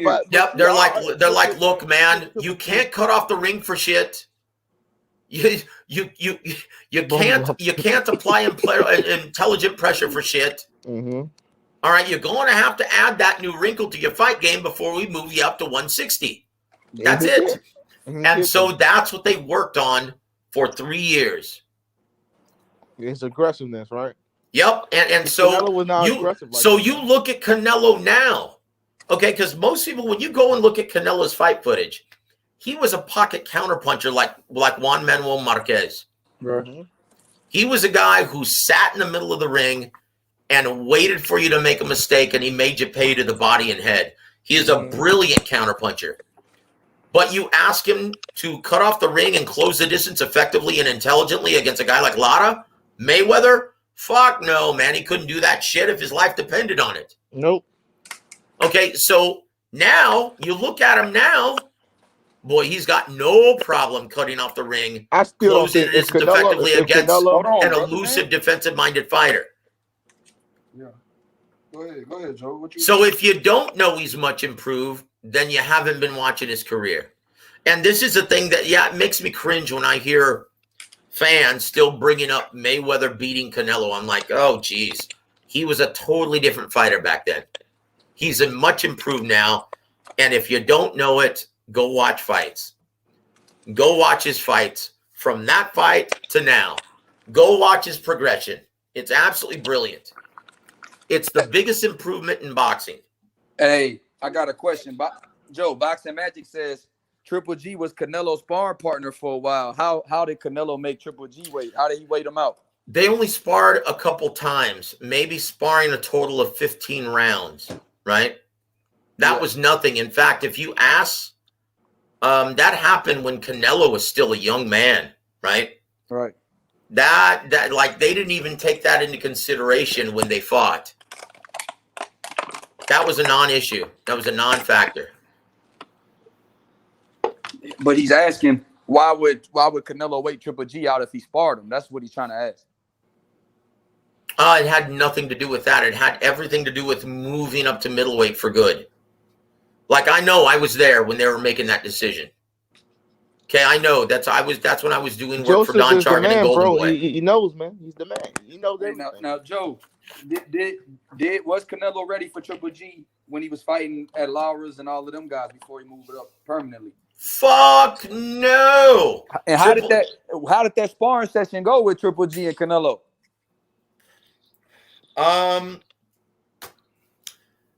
Both guys held their own, surprisingly. Once again, Canelo's a very good pocket counterpuncher, but no, Triple G at that time was a fucking animal.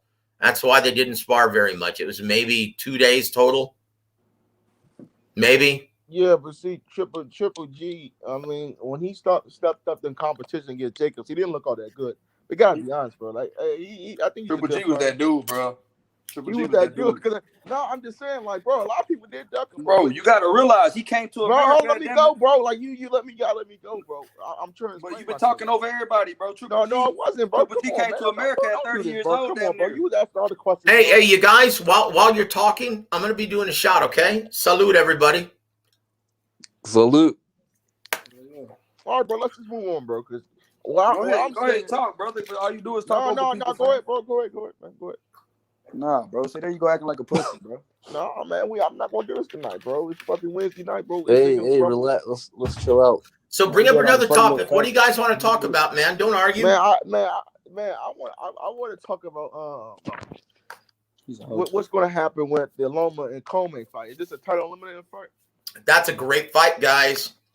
Everyone, because of the Nakatani performance, truly believes that Lomachenko, if he's 100%, is going to wipe up the floor with Richard Comey. I'm not sure about that because if he gets caught by Coleman, it could be a done night, bro. If he gets caught, That's my point. This is a much tougher fight than everyone realizes. Look, Richard Comey is a big, strong, natural 135 pounder who can crack. He's got some crack in his shot. He's customarily durable. Geez, man, this is a potentially problematic fight. If he's applying pressure from start to finish, that could pose some stylistic problems for Vasyl Lomachenko. In my opinion, I think it goes the distance, and I think Lomachenko wins a very competitive decision. Kind of like a split decision? No, I don't see it being a split unless he gets knocked down. But I can see Lomachenko winning an 8-4, 7-5 decision. You know my issue is, Joseph. Lomachenko's a come forward fighter. With Comey's power with the right hand. Well, I'll tell you this: the very first interview I ever did with Vasyl Lomachenko, this is before the Salido fight, in the amateurs, and this is what people forget about Vasyl Lomachenko, his versatility in the ring. So to say he's a come forward fighter against counterpunchers, yes, he is. Against guys who put pressure, he can use the entire ring if he has to. He can fight off his back foot effectively if he has to. Just like Alexander Usyk, he can do both very effectively and very proficiently. But I will say this, in my opinion, he's much more effective and proficient when he is coming forward. But Lomachenko can do everything in the ring. This guy is one of the most versatile fighters and smartest fighters in boxing. And it's all contingent on his footwork and his jab. This guy is, in my opinion, the most intelligent fighter in boxing. And it's because of his versatility, his reflexes, his natural athletic gifts. Whew, that's when you have that many tools in your box, it creates that kind of versatility, and you can have that kind of ring IQ in the ring, right? You can have that kind of IQ in the ring. Joe, like, pick your poison. How do you want to lose to Lomachenko? Joe, Comey might not see the final bell, man. I could see Comey getting stopped in the 11th round. TKO. You know what? It wouldn't surprise me because Lomachenko's that good. It wouldn't surprise me because Lomachenko's that good, but I just have this feeling because aside from the Teofimo Lopez fight, he is customarily one of the most durable fighters at 135 pounds. Definitely that. So I think it's going to go the distance. That's just my gut feeling. But who knows? After watching more tape before my head-to-head article on Friday, I may change my mind. But my official prediction will be out on Fight Saga on Friday morning. But hey, guys, if you're in the San Antonio area, please come out to, or if you're a DirecTV subscriber, I just found out that the fight that I'm calling on Saturday night is going to be distributed over 36 million households in DirecTV. Yep. I don't have DirecTV, man. Well, if anyone has DirecTV, yeah, you're going to see my big Mexicano mug on it, man, calling the fights. Hey, now, Joe, you gotta now. Okay, if Loma does win in devastating fashion, what does that mean for him? Oh my gosh, that means he becomes the front runner to get the Kambosos fight. Even if Kambosos said that he doesn't want to take the fight, I mean, even if Kambosos said he wouldn't fight him. Did he say he wouldn't fight him? Because I don't think he's ruled out anything at this point, has he? He just said he's not interested in him or Comey because T.O. beat him. That's what he said. Okay, that's just silly. So what he's saying then, if Lomachenko looks tremendous and really makes a statement, he's going to flush the biggest money fight available to him outside of Gervonta Davis down the toilet. Because you know how these fighters do when they get these belts. Y'all know how these fighters look. In my opinion, what he's setting after hearing that. Do you remember the other night before I got plastered on this channel? I said, look, if I were advising George Kambosos, if I were his advisor, I would say, fuck these guys. You're not mandated to fight any of these guys. Go to Australia, fight some scrub that's 75 in the world, and make your money. You don't need to fight any of these guys. Don't fight it. They're not your mandates. They're not your mandatories. You don't have to fight any of these motherfuckers. If you're that big of a draw in Australia, do the Joe Calzaghe method and make your money and earn your bones in your home country. You've got all the belts. You don't have to fight these guys. Make your money, increase your stock, and then make the fight happen if it's still there when you're a much bigger draw and a much bigger name. That's how I would advise George Kambosos. And you know what? I'm sure Lou DiBella has said the same thing because he's a very smart boxing guy. So you don't even see him fighting none of those guys next? Fuck no, not if he's smart. Why? Does he have to? No, he's already the man. He already has all the titles. And do you really think he gives a shit about boxing politics? The undisputed, the bullshit dispute of the WBC? He doesn't give a shit about that. That's the reality of the business, guys. Right. So once again, if he's smart and his team is smart, they're going to go down to Australia and have 3 fights in 2022, fighting a bunch of nobodies in Australia, making a shit ton of money because he's a much bigger draw over there than he is here. Yeah, I can definitely see that though. Because here's the most important thing: does he have to fight any of these guys? But are they gonna call him a duck like they did all these other guys? Is he a duck? And what does that mean? What does that even matter? Do you think that's going to hurt his feelings or affect his pocketbook in any way? Fuck no. Most of the guys who throw out the duck moniker, they don't even pay for these pay-per-views. Okay, because once again, ducking within the business of boxing, ducking does not exist. But I don't pay for these pay-per-views either. So I mean, everybody. I know a whole bunch of people that don't pay for pay-per-views now. Nobody's gonna buy those $80 fights, man. Shit costs too much. It does. It does. Look, and you know what? You can't snub any long-suffering fight fan from pirating these events. You can't snub your nose at these guys because for decades, okay, we've been paying through the nose for all of these events, right? Mm-hmm. If you're not a writer and you're not within the business, yeah, you've been forced to pay for every single major event. So now, if you've got the technology to see the event in HD without having to pay for it, it's very difficult for a fan to justify, well, why should I pay for it? Why should I? Like Gervonta Davis versus Isaac Cruz. It was very hard to justify paying $75 at Christmas time. Yeah. Right? How are you going to ask a fight fan to purchase a fight for $75 that they didn't ask for? And that's the reality of it, guys. So it's very hard for me to snub my nose or say shame on any fight fan for not purchasing that event. Yeah, I agree. So in my opinion, what's going to happen is George Kambosos is going to fight a nobody in Australia in front of 20, 30,000 fans, make his money. And after making that kind of money by fighting nobody, yeah, where's the incentive? Where's the incentive for fighting a badass like Haney, Davis, Lomachenko, or anybody else? Where's the incentive? Does he have to? No.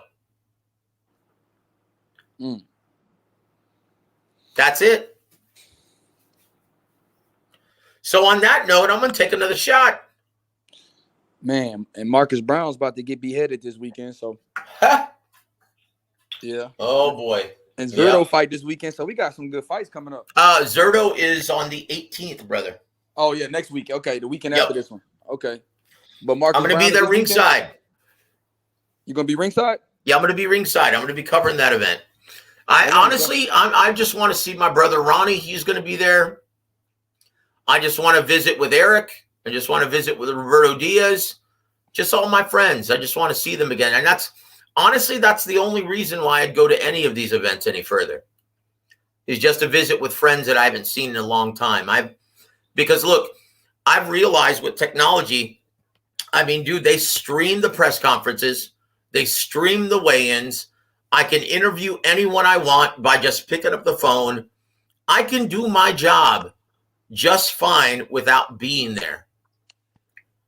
So the only reason why I go to these events is just to visit with friends that I haven't seen in a long time. That's it. And what's up with Ronnie, man? What's up with Jamal Charlo? Okay, I will say this. There's a reason why my show, Real Boxing with Ronnie Shields, was canceled this Tuesday. He's not in the country. I'll just let you guys come to your own conclusions, but he's not in the country right now. My man eating fish and chips. I know what it is. What did I tell you the last time I spoke with you? He's eating fish and chips. It's cool. I'm not going to, let the cat out the bag. Yeah, don't drill me. Don't ask me to say anything that I'm not privy to say. But I will say this: he's not in the country, and that's why the show was canceled. Shout out to the Tube. Anybody that rides the Tube, the queue? Yeah, get in the back of the queue. My boy on the Tube. Shout out to Ronnie Shields, man. He throws a nice, he throws a state-of-the-art airport, man. It's a nice little airport. Shout out to him. I'm not saying a damn thing, brother. Well, if you even have to ask, you know the answer. Just take your word. That's it, brother. But I tell you what, that's awesome. It's going to be interesting. It's going to be interesting to see Anthony Joshua versus Usyk round 2, right? That's going to be interesting. I am really looking forward to this fight now that I know what he's going to be working on. But if I had my druthers and if his future trainer has his druthers, they would start camp immediately. Not celebrate Christmas. They would get into the gym and stay there until March, until the fight happens. That's what Usyk did to prepare for AJ. That's it. Look, hey, can we change the screen so I can see who I'm talking to, please? Guys? H is not here. Yeah, I don't know. When H gets back, I guess. Oh, okay. I don't know. What's up, guys? On the screen. What's happening, EJ? Well, I got my voice back. I'm feeling Big better. Good. You don't sound like Burt Young anymore, brother. You sound cool. Sound good. What's up, Big EJ? Man. Hey, I don't sweat you. Right. I don't sweat you, man. I wanted to say one thing, especially about Kambosos and Haney. If Kambosos fights anyone other than Haney, there's no reason for it. That's the fight everybody wants, just to shut people up. Okay, who's everybody? Who's everybody, EJ? I'm hearing everybody just wants a unified belt. They want undisputed. Undisputed is important. Okay. In order for Haney to get that fight, and I said this the last time I was on the show, he's going to have to be very humble and give George Kambosos all of the concessions, right? Yeah. Because, dude, he didn't even sell 4,000 tickets this past Saturday. Oh, what? Don't say that. No, dude, that's the reality. Look, they didn't even open up the upper deck for ticket sales at the MGM Grand. And the majority of fans were there to see Jojo Diaz. So, Joe, did T.O. sell more tickets than Devin Haney in a smaller venue? Yes. It was a sold-out Hulu theater. 5,000 fans. Nah, don't say that, Joe. Don't do that. Wow. Dude, don't say that, Joe. I'm just speaking the reality, brother. I don't have a dog in the hunt. Don't say that, Joe, because how much MGM Grand holds? Like 17,000? I believe this. Dude, think 1/4 of that? 1/4? No, don't say that, Joe. Why do you think they never announce attendance? Dude, I had to call up the Nevada State Athletic Commission to find out the attendance for my article. They didn't even announce it on the show. Damn. Don't do that, Joe. Just damn. So I'm going to ask you once again, who's everybody? Oh. Shout All right. I know. Shout out to JoJo Diaz, man. Putting butts in the seat. Okay, you know what? I can speak for myself. I want to see a unification, man. I want to see an undisputed. Okay, well, that sounds better. Yeah, I'll say that. But I do know quite a few people that I've talked to. Hold on, there's a comment here. Hold on. It says Staples Center top half was empty and they tried saying it was sold out post-fight. Okay. You know what, brother? The lower bowl of the Staples Center holds 2/3 of the seats. So they actually got 15,000 in there because capacity for a boxing match is 21,000. So if they didn't open up the top half of Staples Center, that's still over 15,000, right? I'm sorry, compare the two. 15,000 and once again, this is Devin Haney's hometown. That wasn't Gervonta Davis's hometown. You can't compare the two guys. One guy is a legitimate ticket seller, and the other one isn't. That's his biggest detriment in getting these fights. And unfortunately, Eddie Hearn hasn't done him any favors. So Tank put about 14, 15K in there? Over 15,000, yes. I got the official number. So you talked to who? You talked to the athletic commissioners to get that number? Yep. California State Athletic. Dude, I always do. It's public record. Like I'm a journalist. You always contact the State Athletic Commission to find the official gate, find the official numbers, ticket sales. Yeah. How many comps? Yeah. They give you all that information. It's public record. Don't do that, Joe. Stop saying that stuff, man. Yeah. Oh, man. Why? Why, people, dude? Aren't you guys interested in hearing the truth? No, I'm not interested in hearing the truth because the truth hurts. Man. Look, and I'll say this. To Devin Haney's defense, it's not his fault. Okay? He's not responsible for the promotion of that event. And you know what? It's been my experience as a publicist and just being a musician in the entertainment industry. Right. Either fans gravitate towards you or they don't. It's not your fault. Dang. Look at Chavez Sr. He had the personality of a stick when he was fighting. And everyone loved him. He had an entire country behind him. He did. He was one of the biggest stars in boxing. Right?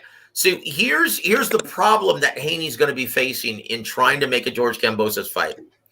He's been expected to make $3 million per fight. Okay, and that's just to fight guys like Linares, Diaz, Gamboa. So when fighting for the lineal lightweight championship, how much do you think he's going to demand or expect? Who, Devin Haney? Yep.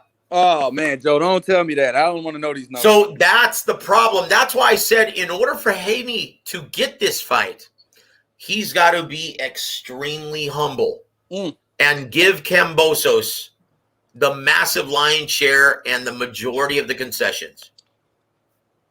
Oh, Joe, don't do that, man. You're making me upset. You're making me upset, Joe. Sorry, guys. Look. What do you think this would feed into then? Because if he doesn't, man. Look, man. It brings me no joy to tell you guys this shit. I'm just telling you the reality of it, man. That's all. Dude, look, on that note, I'll do another shot with you guys. Salute, everybody. Shit. Man, no, don't stop. Let's see that sweet amber turns you to truth serum, Joe. Stop talking. Stop hitting the good. I don't like stop them hitting words. that damn I'm Joe. not mad at you, man, but I don't like them words at all. Because... Hey, young Bill. Huh? Dude, would you be interested in doing a show with me every Thursday? I would. All right. Well, very good, man. I'm going to give you my email address in the private chat. Text me with your information or send me an email with your info. And I'm really interested in doing a show with you every Thursday because I've been told by Fight Saga that I need to do a show 5 nights a week from now on. Wow. Right? So I would like to share the air with you at least one night per week. That'd be awesome. That's how much respect I have for you. We're both in Texas. We can both attend the fights and do interviews. And especially when a certain heavyweight comes to Houston, you'll be our guy, right? Uh-oh. AJ, you think you can spit a few bars for us? But, that boy AJ gonna drop a freestyle in Houston, Joe. So do me a favor. Send me an email. We'll be in touch, and we'll be on the air together as soon as we can, okay? Hey Joe, I'm gonna meet up with you at the Sinisa Estrada fight too. I meant to say Zero, but you're gonna be there. Yeah, right on, man. In San Okay, Antonio, I'll too. see you there, dude. You know what? If you can, I don't know what you're doing this Saturday, but come to San Antonio. You'll be my guest, and I'll get you in. And I'll come you out to all there, the promoters, Print Ranch Boxing, DirecTV guys. Yeah. Man, So hopefully, if this thing works out, we can actually start doing commentary live on DirecTV as well. Oh man, Bon Quickie, don't scare me, man. You know I don't want no problems with the bronze bomber Deontay. Yeah. I said a lot about him, Bon Quickie. I don't want to see him in person. Hey, let's shift gears, guys. Let's talk about Deontay Wilder, right? Uh-oh. All right. So Deontay Wilder, and once again, I'll say this: he was just on that show with Kevin Hart, right? Funny. I'll say this: where the fuck has that guy been? Because that's the guy who America wanted to gravitate towards. That's the guy that America wanted to support. Not the guy who's making excuses. Not the guy who was saying he was better than Muhammad Ali. Okay? Not the guy who said his former trainer spiked his water. Not the guy who said his costume was too heavy. Not the guy who said Tyson Fury put an egg weight in his glove before his fight. The guy who was on Kevin Hart is the same guy that I met 10 years ago. That's the guy who should be on every TV and one of the biggest stars in America. That's the guy who we wanted to see represent America in the heavyweight division. What happened to that guy?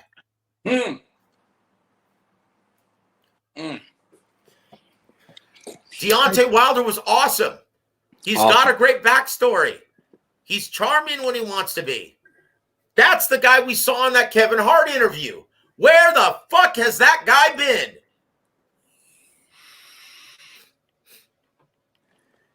Man. I think he believed too much of the hype. So going on, let me read this quote, right? And I told you guys this after the fight happened. I said, look, don't be surprised if we never see Deontay Wilder in the ring again. And I said, because of my knowledge of the business, I'll tell you why. There's a very slim chance that we see him ever again. He just made $45 million in his last two fights.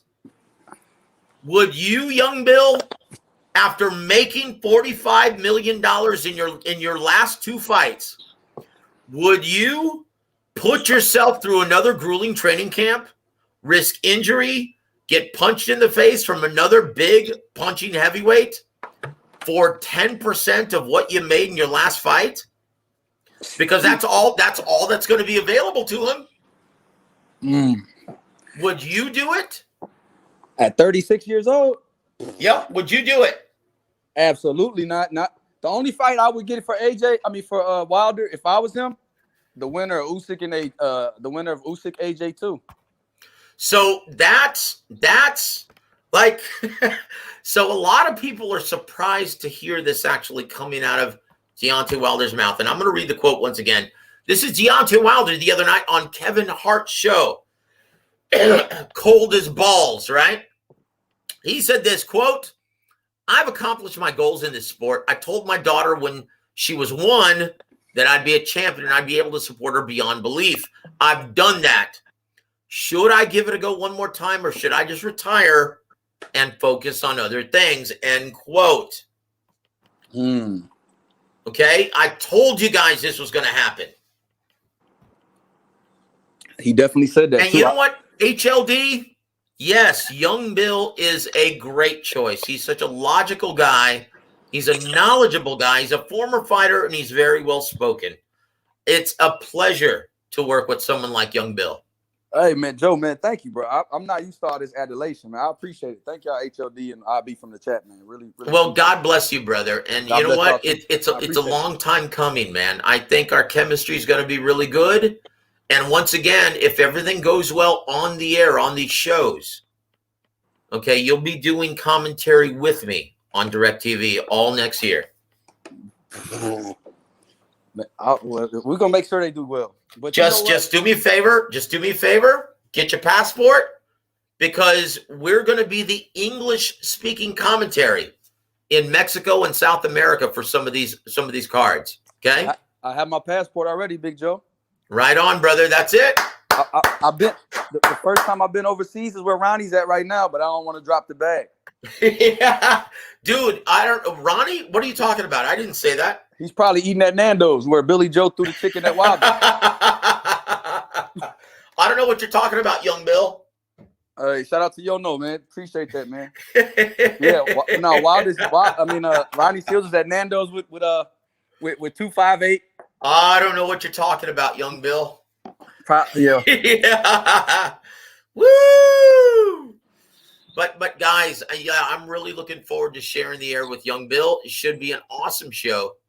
At least once a week. At least once a week. Yo, Joseph, okay? what's good, Joseph? It's your boy H Money. H Money. Hey, brother. I'm sorry, H Money. What time is it, brother? It's Haney time. Woo! Oh, hey, I'm glad you missed about 10 minutes of what Joe was talking about. Yeah, I just got back, man. I see y'all cooking. We got a super chat from Puro. Puro said Ryan, Tank, Cruz, Zabata. Puro South Central, brother. What up, Puro? He's on the panel too. What up, P?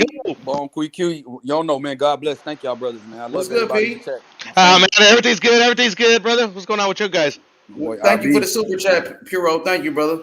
Don't trip, H Money. I got you. Hey, Puro. What's happening, baby? Beans, what up? Joseph, what's going on, big times? I got a question for Joe, man. I'm happy that you here. I've been seeing one of my favorite fighters, David Morrell from Cuba. He's been training with your boy Ronnie Shields.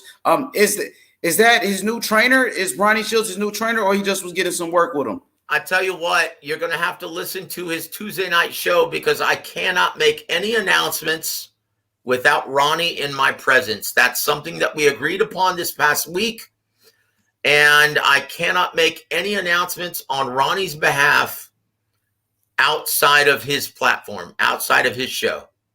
That's our agreement, and we just made that agreement this past week.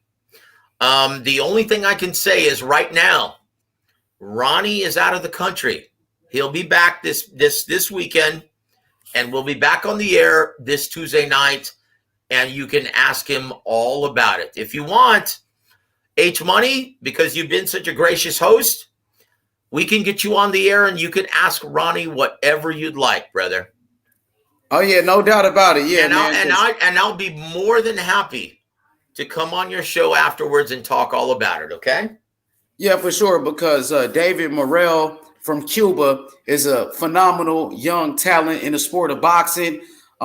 He has some of the best skills in the sport. I think he's one of the future stars in boxing. I seen Ronnie Shields was in the gym training David Morrell. I don't know if that's his new trainer. That's why I just wanted to know. I know Ronnie Shields does have experience training Cuban fighters such as August Landy Lara. And one thing Guillermo about Rigondeaux also. He still has Guillermo Rigondeaux in the gym. Yep. One thing about Ronnie Shields, he's a very experienced trainer. He's a former fighter. He learned from the best, such as Georgie Benton, Lou Duva. He trained some of the top guys like Evander Holyfield, Pernell Whitaker, the Meldrick Taylors, all of those top guys. But the thing is, David Morrell from Cuba, only 23 years old. He's already a world champion. He has the WBA regular belt at 168. He fights December 18th against Alantez Fox. And a lot of people think Alantez Fox is the best name on the resume of a Demetrius Andrade. Morrell only has 5 fights in, and he's already a main event fighter. He's let already me in tell main you. event. Let me tell you. David Morrell is going to make short work of Alantez Fox, and I love Alantez. He's a good guy, and I've interviewed him several times, even when he was just a prospect, right? But he is not the same class as David Morrell. David Morrell, you can move him along very, very quickly, and you can, trust me, he's going to fight for a major world title, not just the interim WBA. He's going to fight for a major world title within 12 fights. But here's the key. PBC has to do a much better job of keeping him active. I mean, he was active during the pandemic, though. He fought about 3 times during the pandemic. Okay, well, he needs to keep that up. Okay? Because you're not going to be able to defeat the elite unless you stay active. You can't even hope to beat a guy like Canelo Alvarez unless you're fighting 3 times a year at least. Facts. Iron sharpens iron. And David Morrell has the natural athletic gifts to be one of the top pound-for-pound fighters in the sport eventually. But he's not going to get there unless he stays active. Okay? But I will say this. Ronnie Shields is one of the last great teachers of the fight game.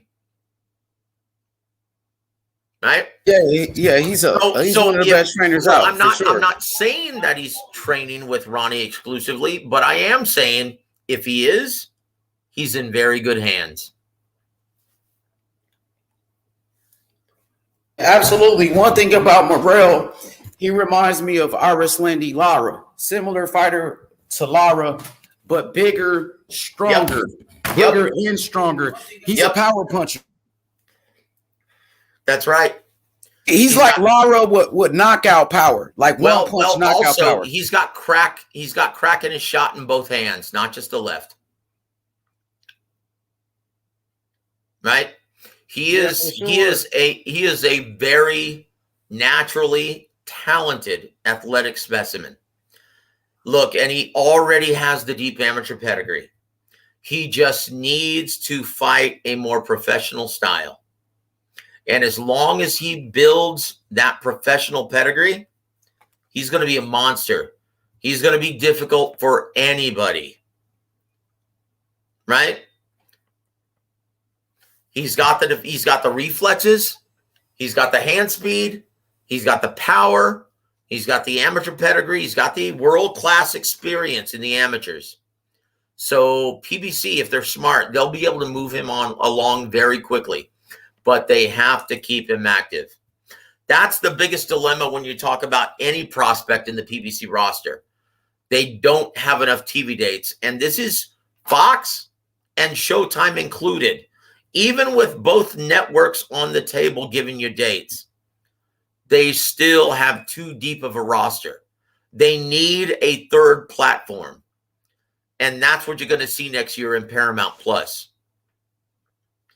That's what it's going to provide for $4.99 per month. You're going to see a, what do you call it? A kind of like a Friday Night Fights type platform, type show on Paramount Plus.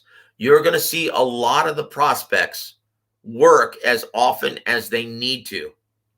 And that's where you're going to see fighters like David Morrell in the future. I agree, Joseph. How many fights does Morrell have? 5?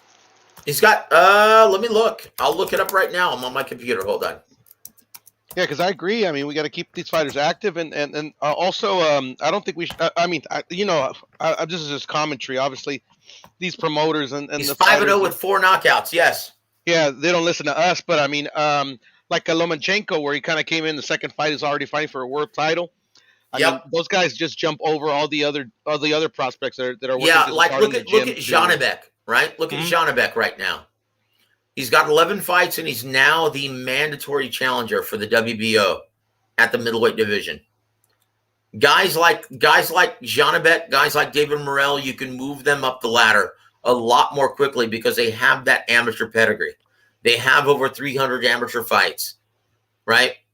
Correct. That and the importance of that means at the world-class level, they've seen every single style that they're going to see in the pros, right? And, in the amateurs, and young Bill can attest to this, you've got one day to prepare for your opponent in the amateurs. You don't have an entire camp to prepare for a different style. You've got to adapt, and very quickly, because an amateur fight isn't 10 rounds. You've got to be able to adapt and overcome very, very quickly. And when you have that deep of an amateur pedigree, you've grown accustomed. You have that experience in seeing every single style that you're going to see, and you're forced to adapt very, very quickly. So nothing phases a guy like David Morrell at this point. He's ready. The only thing is that I would say just in my personal opinion, I was never an amateur boxer. I boxed before, but I'm never in any capacity amateur. I was an amateur boxer, but it's a different. I would say you have to acclimate yourself to the pro style though, because it's a different way of winning a fight in the amateurs. Is it not?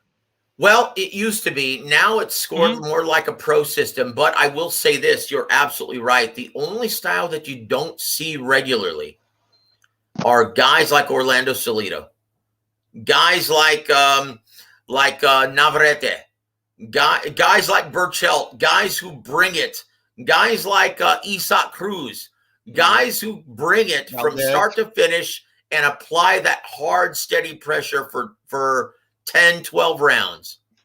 You don't see that very often in the amateurs, and that's the only thing that David Morrell is going to be able or have to get adjusted to. But I will say this. The guy's 6'1", southpaw, okay, heavy-handed. He's got elite level skills. This is a guy who's going to be a handful, and here's the most important part. He's currently living in Minneapolis, right? Or that's where his home base is. This is a guy who's actually a ticket seller after only 5 fights. In his last fight at the Armory in Minneapolis, it was a sold-out crowd. You give me another Cuban exile who's just as big of a ticket seller. I mean, you're right. He's already a main event fighter after only 3 fights. He's headlining on Fox, Channel 11, Network, Free TV. Everybody watches this guy fight. His fights are doing over 1 million views every time. That's it. That's it. I agree. Dude, I agree. Ugas is a major world title holder, and he couldn't sell out my living room on a Saturday night. David Morrell, he's becoming a legitimate ticket seller. You can't discount that in terms of making big fights happen, right? That's a huge part of the business of boxing. If you're a ticket seller, man, you could write your own check. And he's already the WBA regular champion after only 3 I fights. think he's the interim champion. No, he's the regular champion now. Is he the regular champion? Yeah, because they got rid of all of those intern belts. So he's the regular champion now. So if Canelo Alvarez decides to vacate his belts at 168, Morrell will be elevated to super champion, just like Murata was, just like Ugas was. He probably did that in only 3 fights. Okay, well then, yeah, he needs to stay active. And he does stay active. He fought 3 times during the pandemic. Now he's fighting his first time. It's still 2021. Okay, so he's gonna fight in December. So he's fighting again. He fought twice in 2019. He fought twice in 2020. He's going to fight twice in 2021. Well, yeah. Okay, go ahead.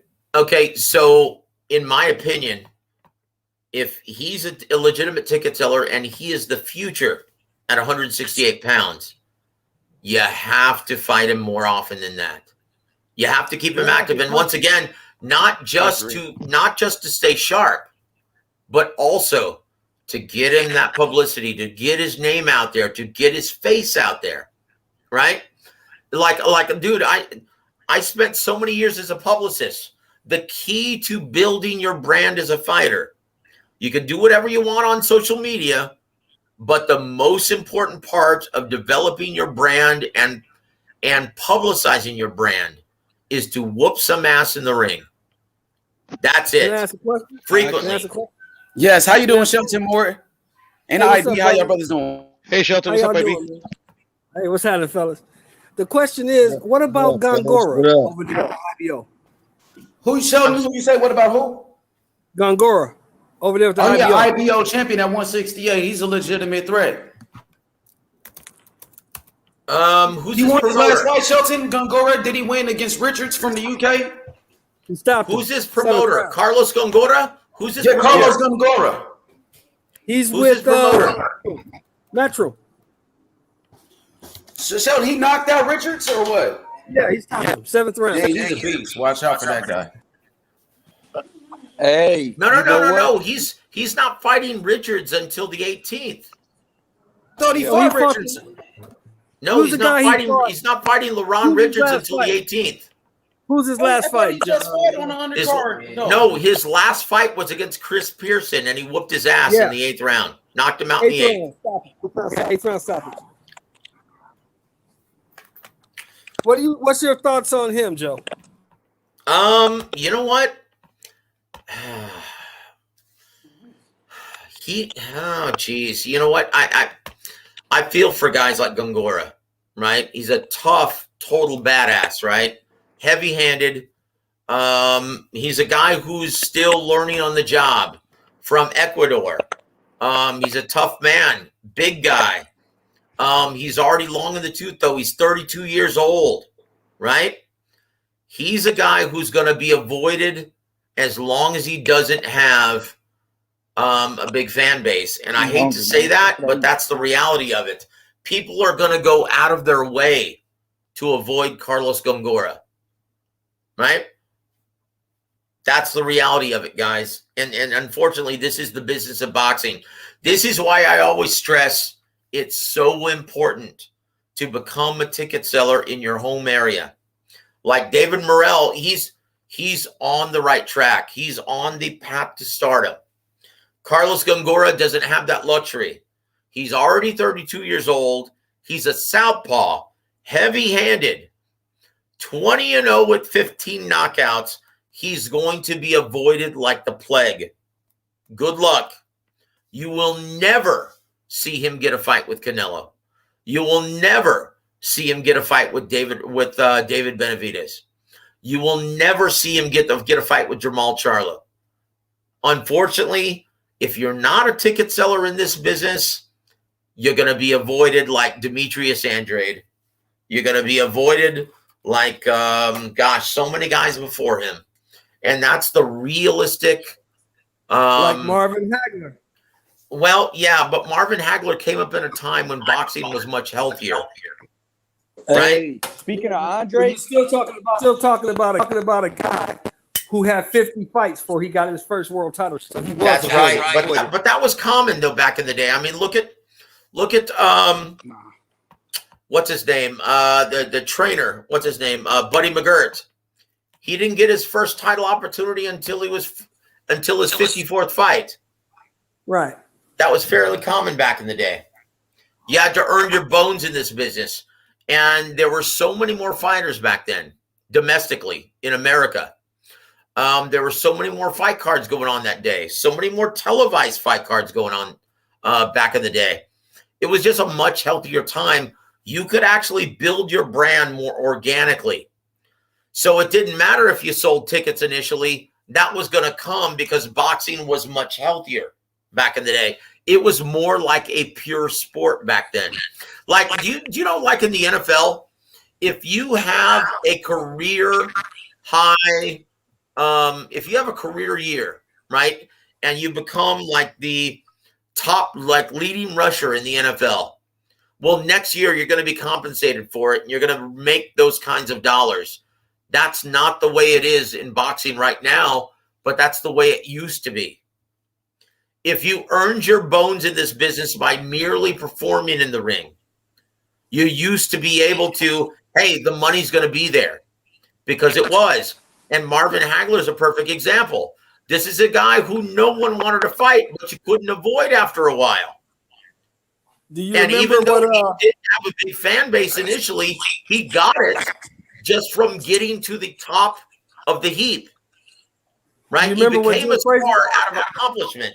That doesn't happen anymore. You remember what Joe Frazier told him? No, educate me, brother. Joe Frazier told Marvin Hagler, "You got 3 strikes against you. You're black, you're a southpaw, and you're good." That's it. That's it. But once again, boxing was much healthier back then. You couldn't avoid the best back then, right? You couldn't avoid You it. had to fight because there was only one belt. So eventually, Well, you worked. there were only 2 belts, really: the WBC and the WBA. That was it back then. So if you worked your rankings, the champ couldn't avoid you. He had to fight you. That's it. That's it. It was a much healthier sport at the time, right? So we don't have that privilege or that luxury. Fighters don't have that luxury nowadays. So if you're not a ticket seller, there are enough sanctioning organizations where people can avoid you. And in my opinion, Carlos Gongora, he's going to be avoided like a plague. He's a heavy-handed, unorthodox southpaw who can take your fucking head off, right? He's a guy who you can't really train for because he throws such weird shots at such odd angles. Kind of like Maidana. He's like a southpaw version of Marcos Maidana at 168. Exactly. Why would you have to fight him if you don't have to? Why would you want to fight this guy if you don't have to? That's the biggest problem he faces at this time because he's not a big ticket seller. No one outside of the diehard boxing community knows who the fuck he is. And speaking of another guy, like Andre, his mandatory right now is Janabek, who's a tough-ass fight.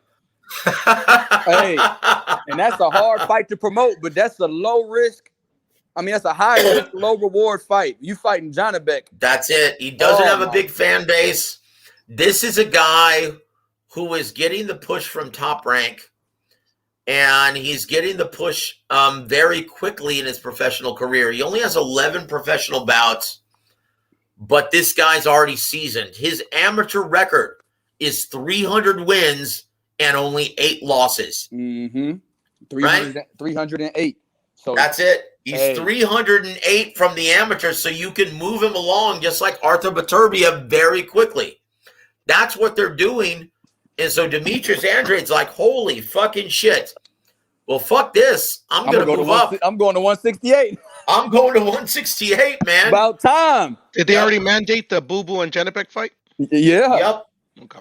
Yeah, so he's willing to drop his WBO strap and go up to be Canelo's mandatory in the WBO up there in 60. Oh yeah, he's gonna vacate, man. He's gonna vacate. He's not fighting no Janabek because that's a 50-50 fight. And that's a fight he could very well lose. Yeah, well, I'll say this. At Andre's advantage, though, this is the only advantage that he has going into this matchup.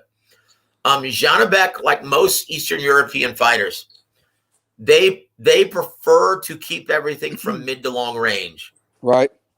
Okay, so the only chance you have of beating Demetrius Andrade at this point is if you close the distance and try to fight him on the inside.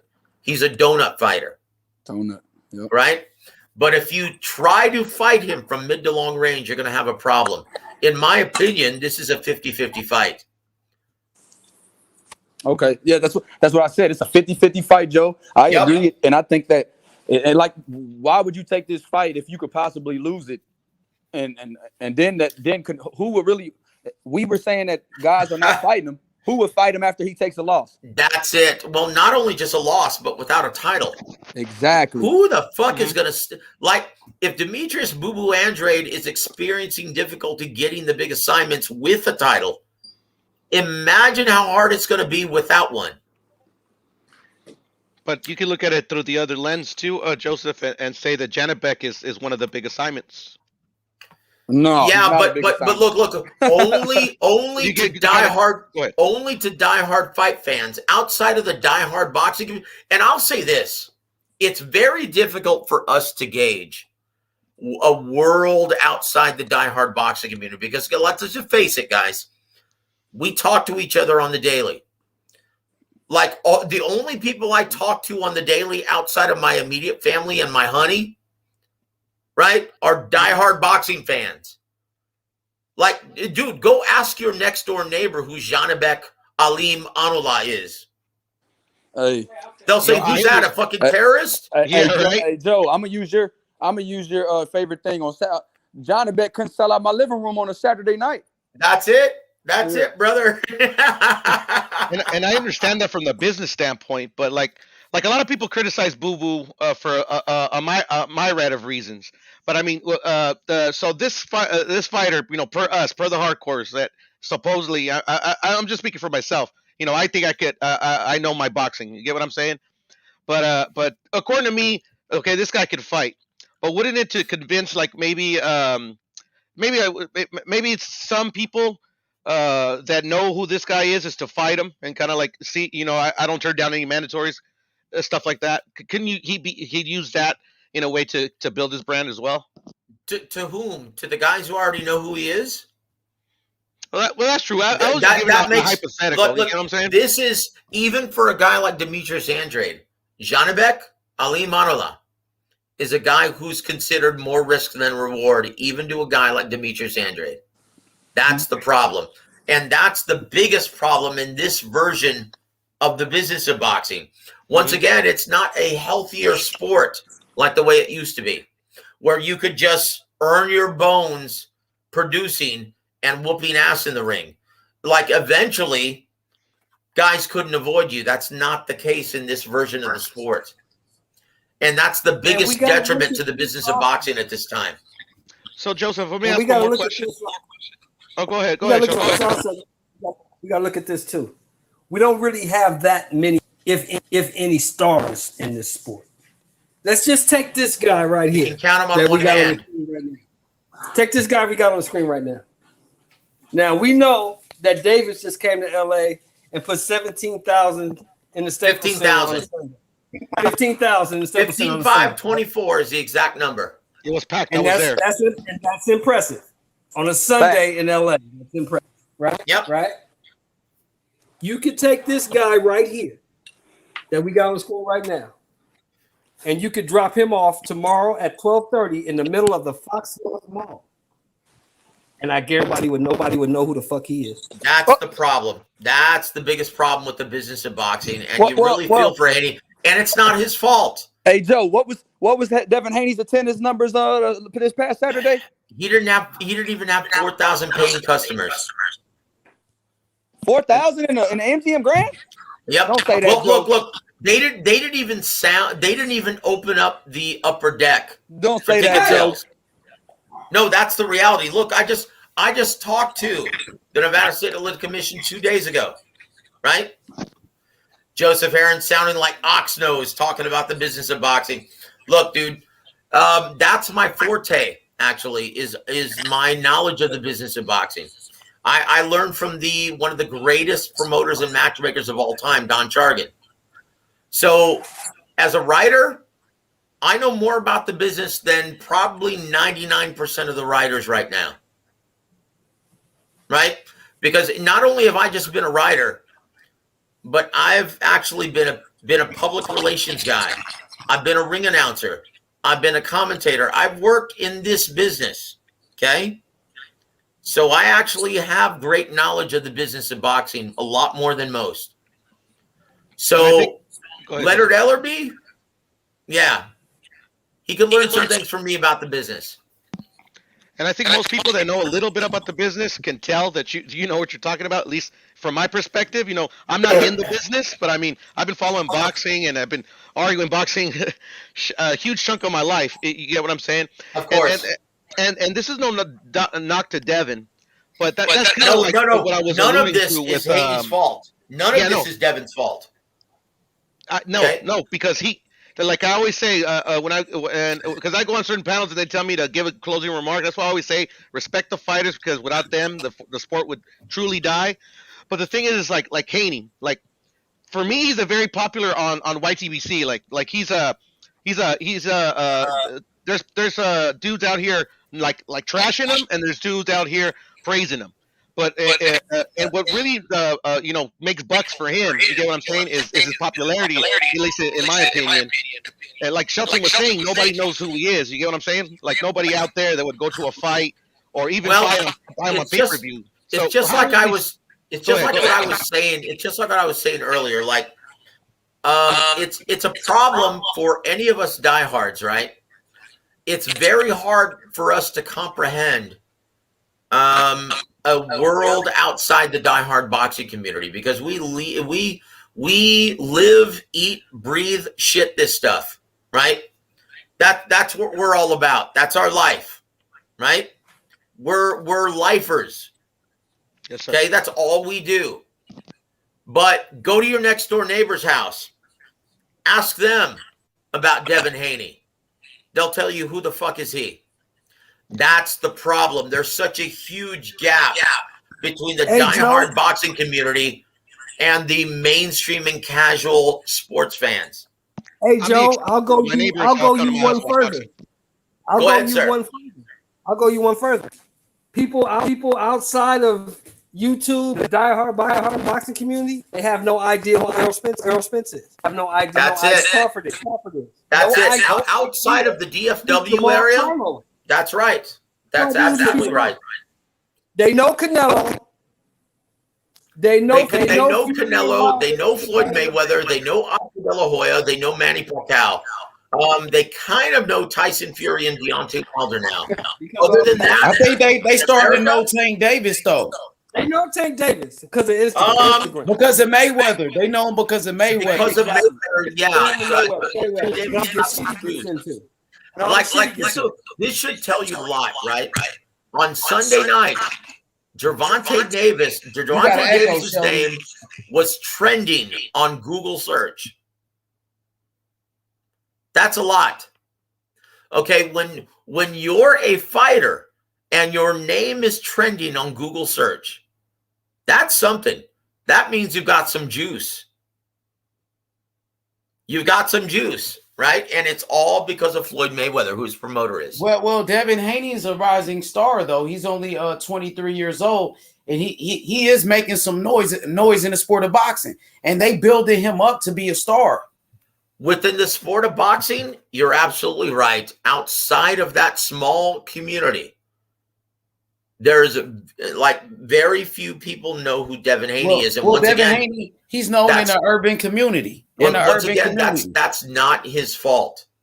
He hasn't been promoted as well as he should have. But Devin Haney is known to the urban community, though. I would say that he's familiar. People are familiar with him. I would say the urban community don't go out sometimes. Well, look. Then they need to start financially supporting this kid.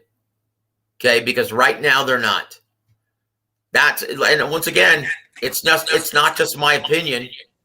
I'm just going by the numbers of the Nevada Athletic Commission. He was fighting in his hometown. Let's be honest. If the urban community don't go to fights too much, bro.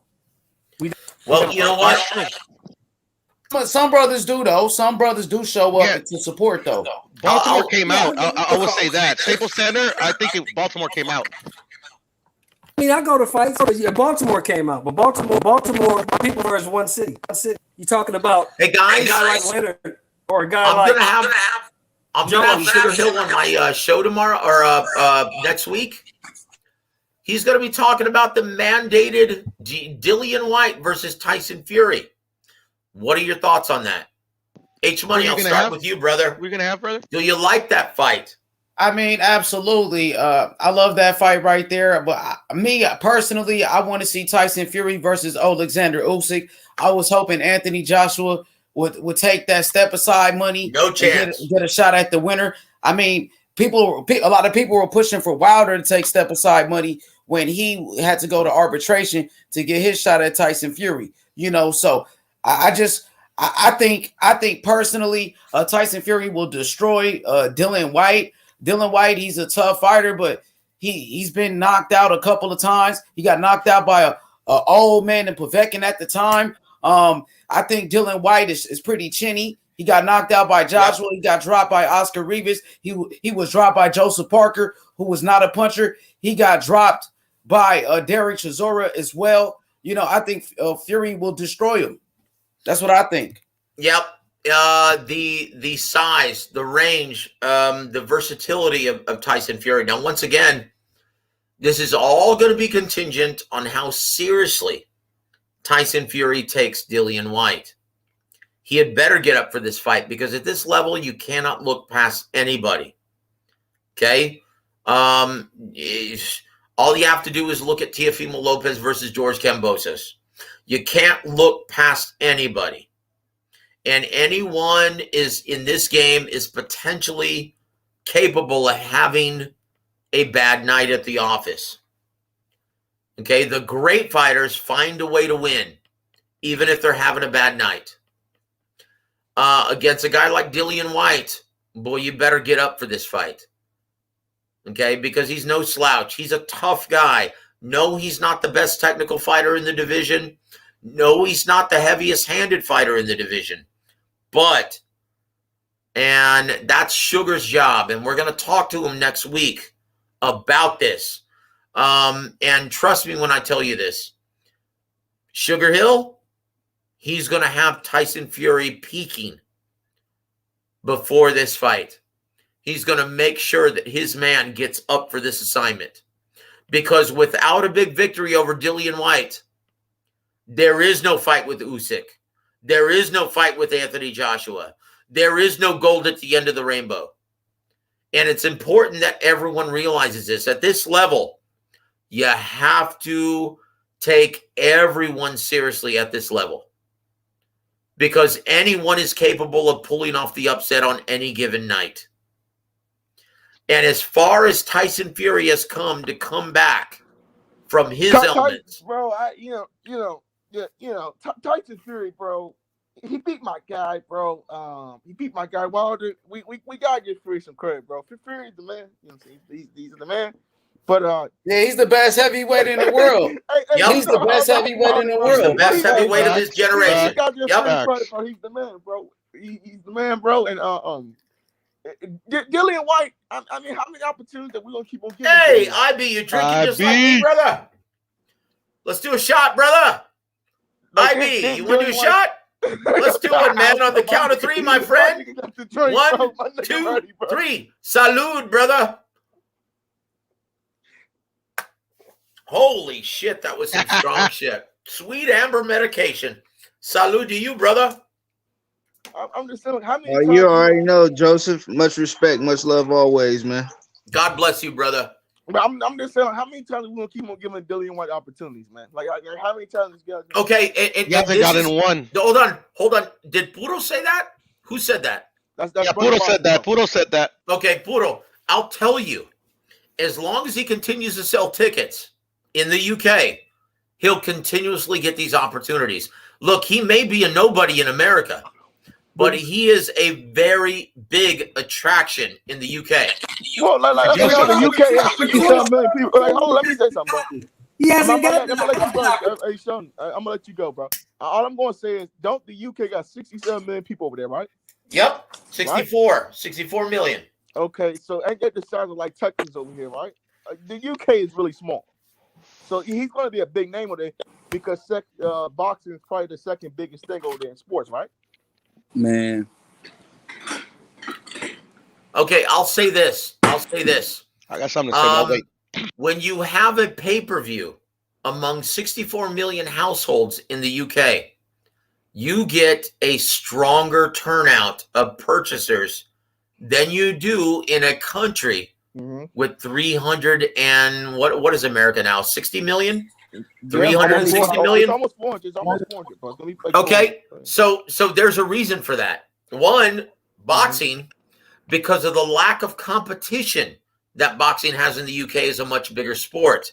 You look at boxing in America, one of the biggest problems that boxing faces in America, dude, it takes a complete backseat to NFL, NBA, MLB, NHL. It's become a fringe commodity. You could even argue that MMA, UFC, has a much stronger grasp of a mainstream and casual fan base. Yeah, my issue is also, could we also say that the pay-per-views over there is like only about $25? So that was my second point. It's a much more reasonable and affordable offer. Like when you look at Anthony Joshua, his last pay-per-view was what, 29 pounds? Yeah, something around that in the UK. Okay, well, and that was the biggest draw in the UK, right? Fighting one of the best fighters in boxing, Alexander Usyk, in a stadium. When you look at Gervonta Davis fighting a virtual unknown, charging $75 on Showtime pay-per-view. Okay, there's no comparison. The UK have a much healthier boxing market.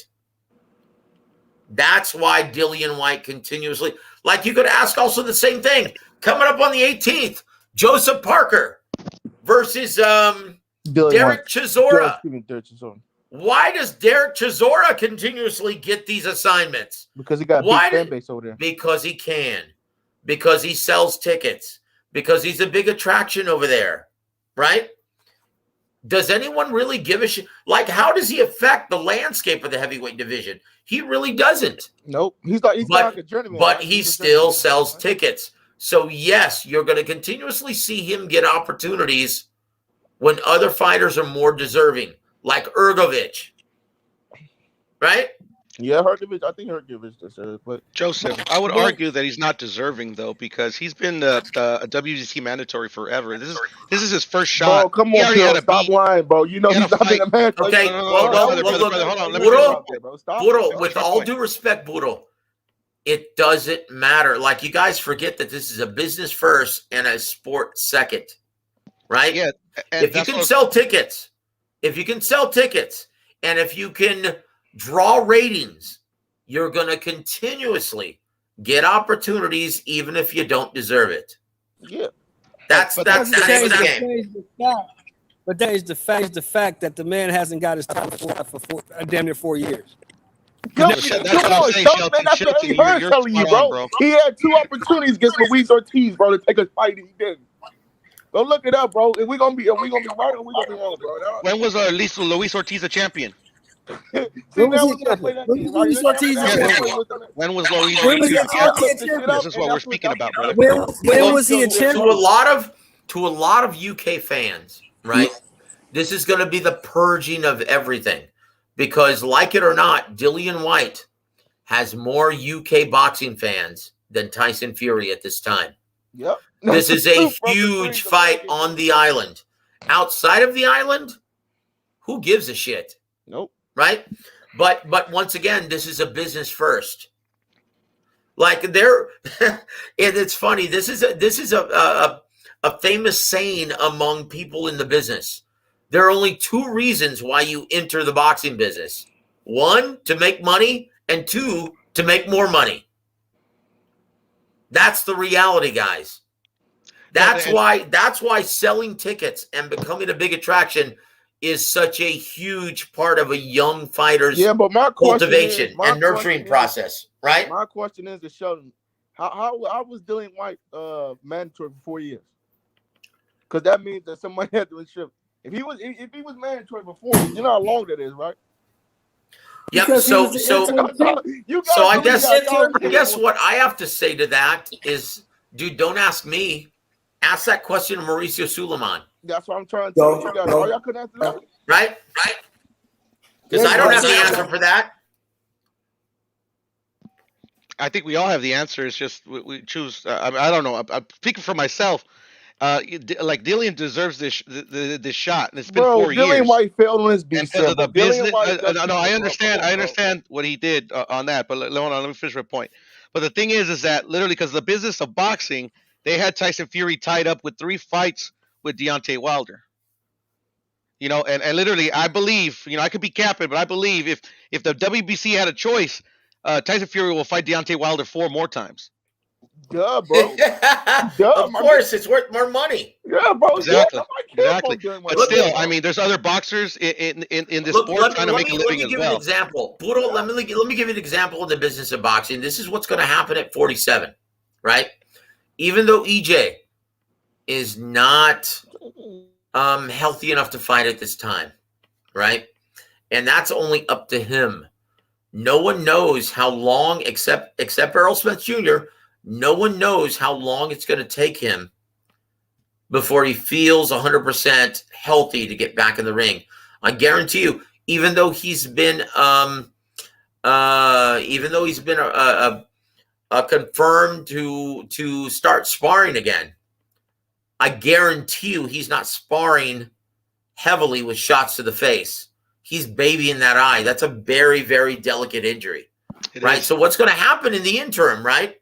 Rather than stripping Errol Spence Jr. of his titles, they're going to set up the IBF and the WBC. They're going to set up interim championship fights. Per the rules. Right?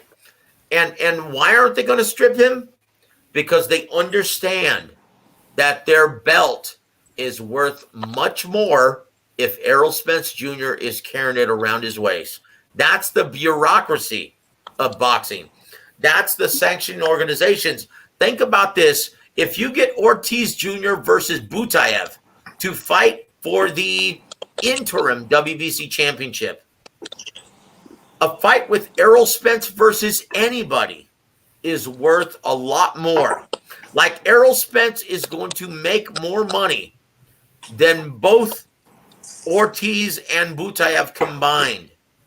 That's why they will not strip him. That's why they will not strip him. My bad. Right? Yeah, no, that per their rules, yeah, that's what they're going to do. They've done it before. They're going to do it again. And I was just about to say, EJ versus Virgil Ortiz will be a huge fight here in Dallas. Oh, fuck. It's a huge fight. Man. Yeah, of course, man. God. That is AT&T Stadium worthy, right? How many people? Hey, do you guys want to hear the story of why Errol Spence Jr. became such a huge household name in DFW? Because if you understand and you look at his path of progress at PBC before that, when you think about the prospect of him fighting Mikey Garcia, Al Heyman's first choice was to put that fight at the American Airlines Center. And Lester Bedford, very good friend of mine and very knowledgeable event organizer, right? He said, Al, what are you, crazy? Don't do that.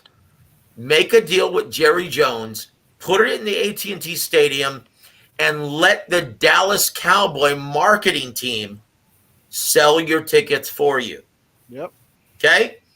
So without the assistance of Jerry Jones and the Dallas Cowboys marketing team selling these tickets to all their season ticket holders, Errol Spence Jr. would not be the commodity that he is today. That's how much of a business our beloved boxing has become. Yeah, man. That's what it's always been, in my opinion. And even Ocampo, he fought in the Star, which is a part of the Cowboys. He fought him at Frisco. Yep. Frisco, Texas. Yeah. He fought, and that was 11,000 strong. Yep. But once again, dude, think about how different Errol Spence Jr.'s path of progress would be if they fought him at the American Airlines Center instead, the home of the Dallas Mavericks. Yeah, that only holds about 17 to 20,000. Yep, and it wouldn't have even sold out then. Like, dude, when you have a machine like the Dallas Cowboys marketing team, pushing tickets for Joseph, you mean the Cowgirls, man? I'm sorry, what did you say? You mean the Cowgirls, man? That's what y'all are, man. You a Dallas fan? You mean the Cowgirls, right? Man, you know what? I'm not even going to justify an answer. You talking to a dude that's in y'all division, man.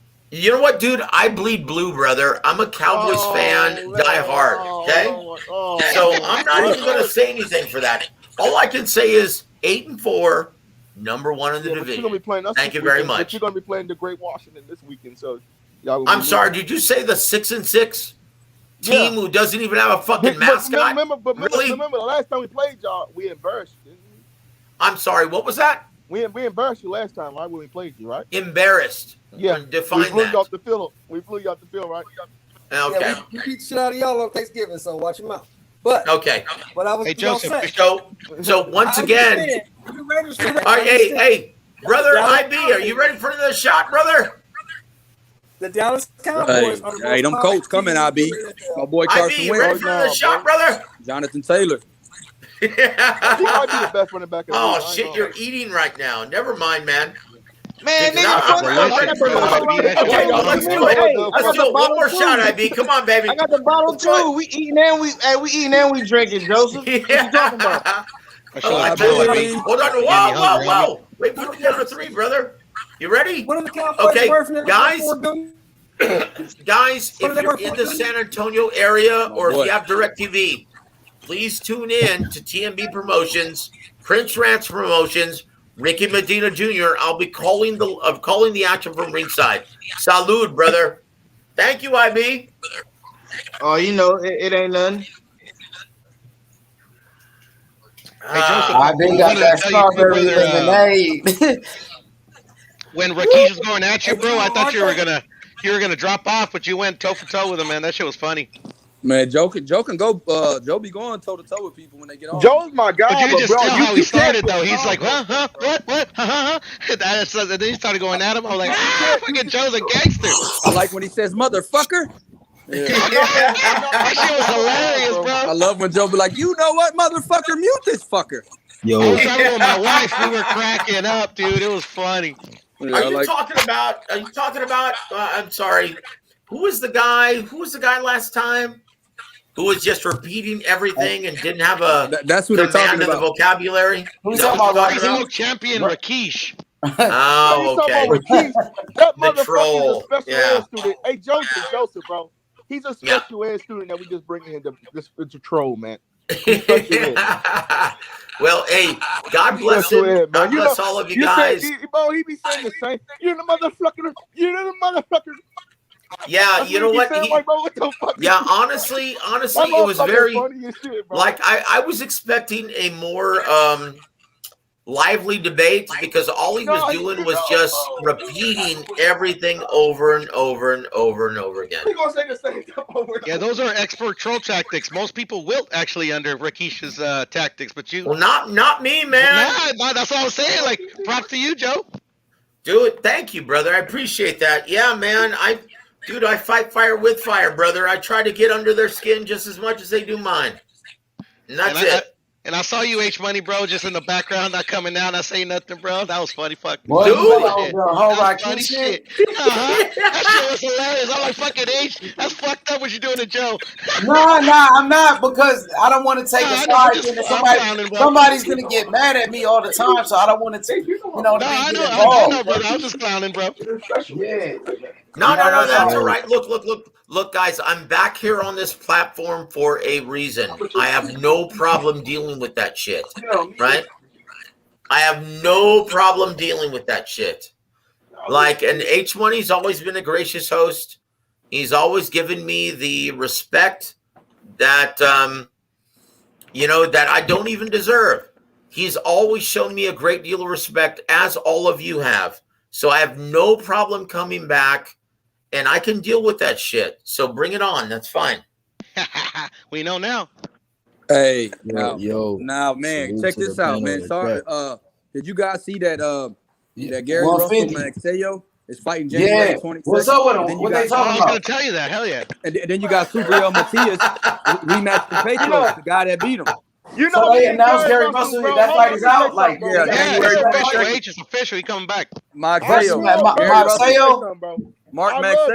Oh, that's a good fight right there, bro. I predicted that fight about a year ago. Yeah, you said that. Oh yeah. The undercard is already fired. You got Subriel Matias trying to avenge his only loss against Petros. Hey, who's fighting? Gary Russell fighting?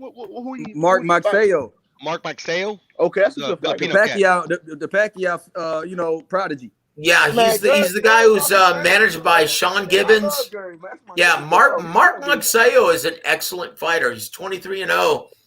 Let me tell you. Let me tell you, man. Hold on, brother. If this fight is fought from mid to long range, Mark Maxayo is toast.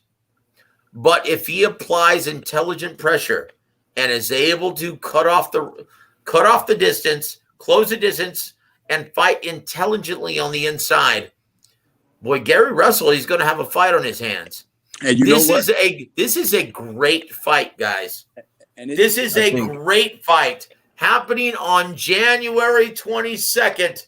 This is a great featherweight fight, guys. And Joe, he's coming off a 23-month Joe. layoff. Hey, Joe. 23-month layoff. Finally, my boy Gary Russell gonna get an opportunity. My DMV brother Gary Russell gonna get an Oh, opportunity. that's a good fight for him too, though, brother boxing. That dude Marcelo, he's from the Philippines. They say he the next Manny Pacquiao. He's trained by Freddie Roach. They do. H. Hey, Joseph. Yes, sir. You think that Maxwell fight can be something similar to JoJo Diaz and Gary Russell? You know what, brother? Magsayo, he's got a different skill set. He's more explosive. In my opinion, he's more heavy-handed than JoJo Diaz. Keep in mind, JoJo Diaz started his career at 118, right? Brother boxing, go on mute, brother boxing. You got some background noise. Oh shit. Mark Magsayo is a much more heavy-handed fighter, and in my opinion, you know what? Much more athletic too. He is much more athletic, but he's got the same durability as JoJo Diaz. In my opinion, this is an A++ fight at super featherweight. Or at featherweight. What I want to know is how much is Gary Russell Jr. getting paid because he turned down earlier this year a fight for $1 million to defend his title, a unification bout against Kid Galahad. Wow. He hasn't unified yet. Joseph, can you cook on that? Okay, so once again, how much is he getting paid for this fight? Because he turned down $1 million to unify the weight division against Kid Galahad, right? And in my opinion, that was a fight that was winnable. I mean, we all see that now. After Kid Galahad got toasted by Kiko Martinez, a semi-retired fighter. Yeah, like how much is Gary Russell getting paid? That's why I think there's a little bit more than the meets the eye. I think he pissed somebody off. That's why that's why he wasn't getting any fights.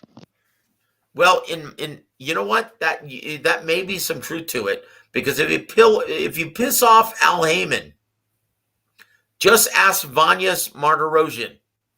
If you piss off Al Heyman, he can make life very difficult for you. He'll put you on the fucking shelf if you speak ill of him publicly. And then Martirosyan apologized after? He did, but it didn't do any fucking good. When's the last time you seen him in the ring? Triple G, they fed him to him. When's the last time you seen him in the ring since? Yeah, that's what I'm saying. He realized he made a mistake and he started trying to apologize. That's what I was saying. Yep. Yeah, so he didn't make any sense. So there's a reason. There's a reason why you rarely see PBC fighters speak ill or go against the marching orders of Al Heyman. There's a reason. Yep. Like you do not in this business, unless you're a big attraction, you do not bite the hand that feeds you. That's it. Yep. That's it, man. I mean, no matter who you align yourself with, Eddie Hearn, Oscar De La Hoya, Bob Arum, who just turned 90 today, right? Al Heyman, if you bite the hand that feeds you, they have no problem putting your ass on the shelf. That's it. I'm gonna feed you the Loma tank. So let me ask you guys. You're saying. Let me ask you guys something. If Lomachenko looks spectacular against Richard Comey, and that's a big if. Okay, where does he go from there? I don't know. I mean, if Kambosos is locked up, I don't know. If he's not Kambosos, he's gonna get his titles back. Well, I've already spoken on where I think Kambosos is going to go, right? And to anyone who wasn't listening at that time, I'll repeat it, right? If I were Kambosos' advisor, I would tell him, fuck everybody else. They're not your mandatories. You don't have to fight any of these guys. Who gives a fuck about boxing politics? Stay in Australia. Pull the Joe Calzaghe method. Earn your bones on your island. Make your money. make your bones, keep the fucking ring championship, fight your mandatories, and you know what? If they build themselves into a big enough brand to where the public demands the fights, then you deal with it then. For the time being, in my opinion, okay, and Lou DiBella is a very smart guy, right? Right. He knows more about the business than I do. He is the former HBO executive in a much healthier time, right? In my opinion, he's telling George Kambosos exactly what I'm saying, right? I agree. I wouldn't be mad at him for it. I just, I want to see Loma get a fight with Haney or Tank or any of those guys. Well, let me ask you this. What do you think of Bob Arum at age 90 saying, you know what? I'd love to see Lomachenko versus Shakur Stevenson at 130 pounds. I like that fight, too. I love that fight. Okay, so let me ask you this. Going in clockwise order. Puro Central, you first. Yes, sir. Who wins? Lomachenko versus Shakur Stevenson. Why? At 130? At 130. At 130? It's a 50-50 fight, most definitely. Loma definitely has the better experience than Shakur does. But his Shakur, his boxing skills are undeniable. So I could totally see him. I would say Shakur just because Tio kind of unlocked the code of negating Loma's footwork. And I think with Shakur's ring IQ and boxing skills, he could do the same thing and probably outbox him over 12. I'm sorry. Were you comparing Lomachenko to Jamel Herring? No. Okay, very good. Don't do it. Young Bill, what do you think, brother? One more thing, though, about the Yes, Jamel sir. Herring comment. That's the thing. That's why I think some people were a little overly excited with Shakur. Shakur is great. Don't get me wrong. But He's Jamel, not an effective aggressor, though, man. I told you guys this was going to happen. And Jamel didn't. I don't know. I didn't see him. I mean, I think he went in there and I think he tried his best, but I didn't really think he went there to try too hard to defend his title. If you kind of get what I'm saying, knock against Herring. I don't think he took a dive or anything. If you get what I'm saying. Let me tell you. No. Jamel's all warrior, man. There's no quitting him. He is. Okay, so let me just tell you. The week before that fight, I went on the Hispanic Causing Panic platform. G-Funky's channel? Yep. And I told them that, look, Shakur Stevenson was going to wipe up the floor with Jamel Herring. And they all laughed at me. And I said, guys, I know what I'm looking at. I know what I look at in the ring, and I know both fighters very, very well. Shakur Stevenson, he is among the best over the last 20 years in terms of controlling range, right? I agree. You have to put him in the same category as Andre Ward, Floyd Mayweather, and Terrence Crawford. Terrence Crawford. Yep. Thank you, Young Bill. And, dude, you know what? Hey, it played out the way exactly the way I thought it was going to be. So, Young Bill, who wins between both gifted fighters, Lomachenko versus Stevenson? That's a tough fight. And, because 130 is really Loma's best weight. Yep. People don't even understand how good Loma. I mean, Loma was actually a lot even better at 130. He's stronger at 130. Stronger. Man, they both southpaws. That's that's a dangerous fight for Shakur right now at this stage of his career. That's a real dangerous fight. Yep. Because can you think of anyone better, Young Bill, at collapsing the pocket than Lomachenko? And will Lomachenko had the same respect for his power as he did for these bigger guys at 35. That's the thing. As good as Shakur controls the range, Loma throws punches in bunches. And that's it. Tell you what, sign it up. That's a great fight. Let's see it. In my opinion, I would much rather see that fight than Lomachenko versus anyone at 35. Wow. And yes, that's saying something. And because I think that highly of both Shakur Stevenson and Vasyl Lomachenko. So do you think that Loma beats Haney, Joe? In my opinion, Yes, I do. And once again, it's not an easy fight, dude, because Devin Haney is a bad dude. Yeah. He's huge. He's a huge 35-pounder, right?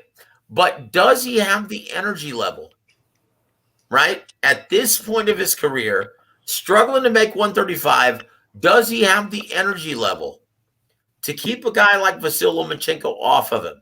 Does he have the energy level to control range and to keep a guy like Vasyl Lomachenko at mid to long range? Because once again, at mid to long range, Devin Haney is the best fighter at 135. Yeah. At mid to long range. But when you collapse the pocket, what happens? Right? And you know what, Joe? You know what? Like you said, will Loma show him that type of respect like he would show a harder puncher, a guy exactly. that knows to knock him out? No. Once again, I don't like the soft puncher argument that most people have as far as detractors of Devin Haney. Look, you can say that he doesn't have power in both hands, but he's got enough to earn your respect. Look, young Bill, and you know this, you're a former prize fighter, and I brought this up on the last show, right? You know, even with 16-ounce gloves, someone who's punching you in the face doesn't feel downy soft. Right?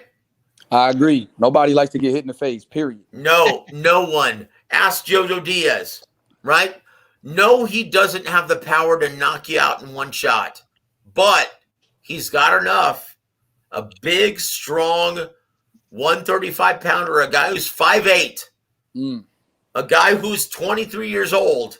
He's got enough power to earn your respect, and you're not just going to walk through the front door, right?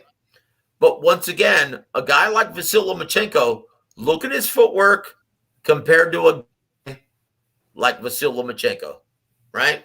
Right. Like Jojo Diaz, compare his footwork to a guy like Vasyl Lomachenko, a guy who's going to give you different angles, different looks. True. Good luck landing that telephone pole jab. Good luck. Yeah, I'll do respect to Haney. He couldn't keep JoJo off of him. I don't know how he keeps Loma off of him. Exactly. Yo, what's good, 150? 150, my boy. Yo, what's up, bro? I know 150. Hey, do you guys want to know what the weigh-in was on the day of the fight for Haney Diaz? Nah, don't say it, Joe. Don't do that, Joe. Yeah. Why not? Okay. The fight's over. He won. Sorry. That's all right. We'll move on. That's fine. No. Say it. Guys, Haney weighed in on the night of the fight before he entered the ring, 157. How much did JoJo weigh, Joseph? 143. His last fight he weighed heavy too. He weighed 155, 156 for all of his fights at 35. Bro, that's what I'm saying. That's why it's gonna be hard to beat Devin Haney at 135. That's it. He's a big, strong guy, man. And you can say he doesn't have any power, but he's got enough. He's got enough to earn that respect. Jojo Diaz can say, hey, you know what? He couldn't hurt me. He couldn't knock me out. Well, it was enough to keep you from walking through the front door. Dude, Haney is a handful at 35 as long as he can make the weight. Jojo said that Haney will walk through Kambosos. I've seen that interview. Jojo picks Haney to beat Kambosos. Of course he does, because he felt that fucking jab all night. Yep. So going to 150 Dream Team, who wins? Shakur Stevenson or Vasyl Lomachenko at 130 pounds? Sean Beck, what do you think, brother? Man, that's a tough ass fight. That's hard for me to watch as well. That's hard for me to watch. I feel like I love Lomachenko. I like Shakur too. I fuck with both of them, man. Damn, I mean, they both southpaws, so there ain't gonna be no blind spot like it is with an orthodox fighter. Shakur, I mean, he's not green. He's got experience, but not as much as Loma. Damn, I think Loma can keep the pressure on him if Shakur can keep him off of him. At 130, that's Loma's best weight, I think. Like, that's where he done most of his work. What the fuck? That's a tough ass fight. I'm not even gonna lie. That's 50-50, I think. Loma, he's in his prime, but he's regressing a little bit. Shakur is just growing. You know, he's growing. He's getting stronger. Yeah, he's just getting better from this point on, man. His fucking reflexes is insane too. Fuck, man. That is a 50-50 fight, brother. I agree, bro. I don't know, bro. I don't know who wins that fight, bro. I think Shakur, if that fight happens, that Shakur probably will win. You know, he could probably outbox Loma if it's close. I think they'll favor Shakur because he's a younger fighter. I like well, 150. It all depends on and here's the biggest question. And for any diehard fight fan who knows what they're looking at in the ring, this is what you should be questioning. Can Shakur Stevenson control range the way he customarily does against a guy like Vasyl Lomachenko? Can he do that? That's the biggest question surrounding that matchup. When you think of and when I talk about controlling range, it's being able to hit your opponent and just move a couple inches out of range where they can't hit you. Can he do that against Vasyl Lomachenko? I think another good question, Joseph, is I think we all can consider Loma to be a good puncher. He can knock you out. Especially at 30. Fight, yeah, the Nakatilia fight. I thought not much that Nakatilia, because Nakatilia couldn't land his punches, but I think Shakur Stevenson played it really safe because I think he felt his power. I think look, punchers, he didn't have to. He didn't have to. Mm-hmm. Right?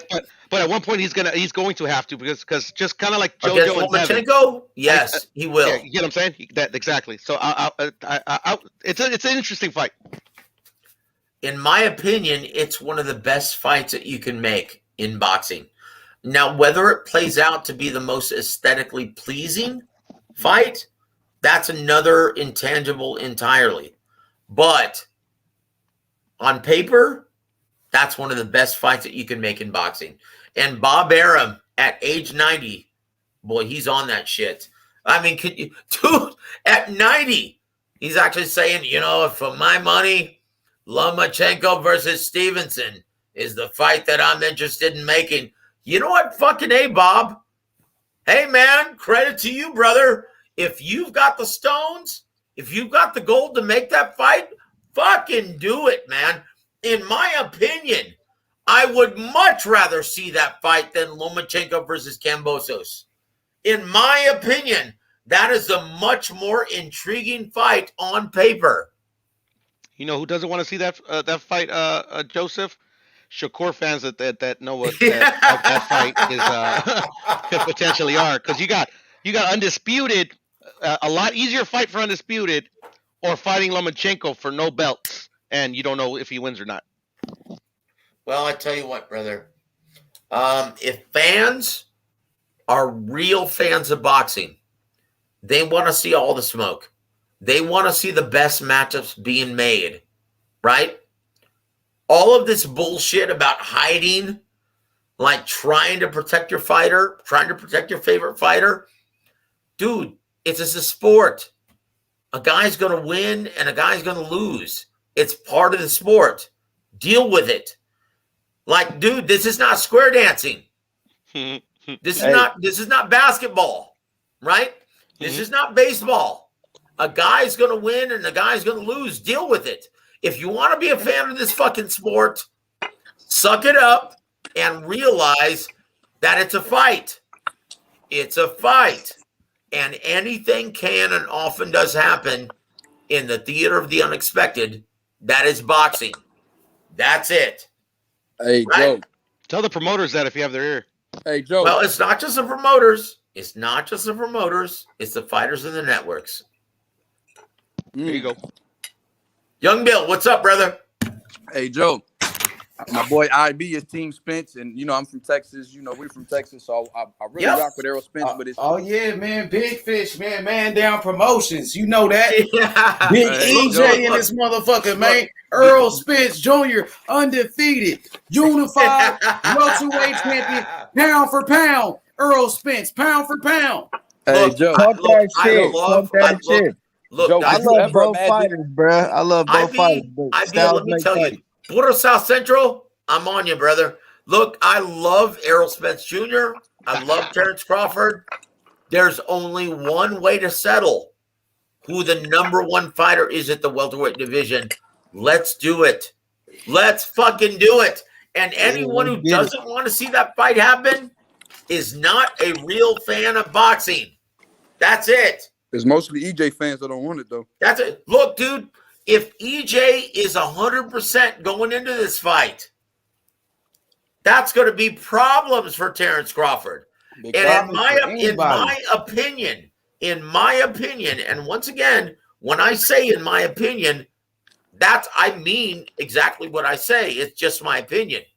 In my opinion, this fight is going to come down to distance. If this fight is fought from mid to long range, advantage Terrence Crawford. If this fight is fought in the pocket, advantage Errol Spence Jr. Both guys are durable, both physically and mentally. Fucking sign it up. Make it happen already. Fucking come on. What the fuck is everyone waiting for? You don't Do yell it. out enough. That's all. Well, Buzz said he trying to find Nemo, and he haven't seen the big fish. That's what Buzz said. He was out there in the ocean. He said it's a lot of places for EJ and his fans to hide. Look. Like Ronnie Shields is a very dear friend of mine, right? Not just on the air. There's a reason why we have a show every Tuesday, because we're very dear friends personally, right? I've known him for decades. Right. Okay, so I'm going to tell you this. If you're ever interested in a fight with any PBC fighter, you contact Al Heyman. You do not contact the fighter. Okay? Okay. Don't talk business with anyone else but Al Heyman. So if Terrence Crawford wants to find the big fish, supposedly, of the 147-pound weight division, you contact Al Heyman. Awesome. That's so it. You're saying it's not just a clever saying? Nope. You contact Al Heyman. That's it. If you're interested in making that fight, you contact Al Heyman. That's it. That's how you make the fight happen. You don't make it happen on social media. You contact Al Heyman. That's it. If you're serious about making that fight, you contact Al Heyman. That's it. I hope they on that. Phone is ringing right now, fellas. I hope they on it right now, Joe. I hope they on it right now, because I'm calling him right now, bro. I'm about to call him direct. Yeah. My guess, if I had to speak intelligently, right, of everything that I know, my guess is that Errol Spence is nowhere near fighting at the elite level at this time. Uh-oh. Yep. It's not controversial to me. Uh-oh. Okay, who wants to do another shot with me? Man, don't. No, where's the screen? Let me see all my players here, man. I'm out of whiskey. Don't spill too much on the good. Are you out of whiskey, brother? I am. I finished it off like a while back. I keep forgetting to buy some. Oh, shit. Big EJ. I'm a drinker. I'm a drinker there, Joe. I'm a drinker. Okay, so I want in spirit. I never thought. So unfortunately, I'm a drinker too, but I like to talk, right? So sometimes I forget that I've got a shot right here poured, waiting for me, and ready to drink, right? Because I'm talking too much. So what do you guys think? I'm going to pose this question to all of you. Who wins? Terrence Crawford versus 100% healthy Errol Spence Jr. Who wins and why? Let's start counterclockwise. Or I'm sorry, not counter, clockwise. Puro South Central, what are your thoughts, brother? Who do you think wins and why? See, and I'm gonna do a shot with you, brother. I got You Coke. got Coca-Cola? I got Coca-Cola, bro. Okay, I've got Jack Daniels, man. I'll shoot one with you. There you go. Cheers. Bro, I ain't gonna hold you, man. Crawford in 2, by the way. Wait a minute. Did you say Crawford in 2? Sure did. Yep. Nigga, Crawford in 1 round. Nigga, Crawford in 1 round. Oh Like, my word. Knockout, Oh my word. Slick Rick looking motherfucking Earl Spence out here. Okay, 153. Nah, seriously, I'll give you my opinion right now. Give me a second. Let me fix I'm just messing with you, bro. It's gonna be Yeah. like We got my Okay, boy 150 Dream Team. 150 H Money. Dream Team. Young H Money. 50. What's What are your good? thoughts, brother? What are your thoughts? Who do you think wins, H Money? Between Crawford Terrence or Crawford, Spence, and why? Terrence Crawford, Earl Spence. Man, that's a great fight right there. That's like Sugar Ray Leonard versus Marvin Hagler all over again. You know what I mean? With Crawford being a Sugar Ray Leonard, and then you got, of course, Earl Spence is like Marvin Hagler with that constant pressure. When you talk about Earl Spence Jr., you're talking about the undefeated, unified welterweight champion of the world. One of the best. He's an Olympian. He's the real deal. But we know Earl Spence dealing with injuries, serious injury to his eye. You know, I seen fighters' career get stopped because of a fucking injury like that. You know, and then you're talking about a serious car accident. He suffers real injuries. You know what I mean? So now you're talking about the injuries with the layoff with Earl Spence. So that takes its toll on the fighter.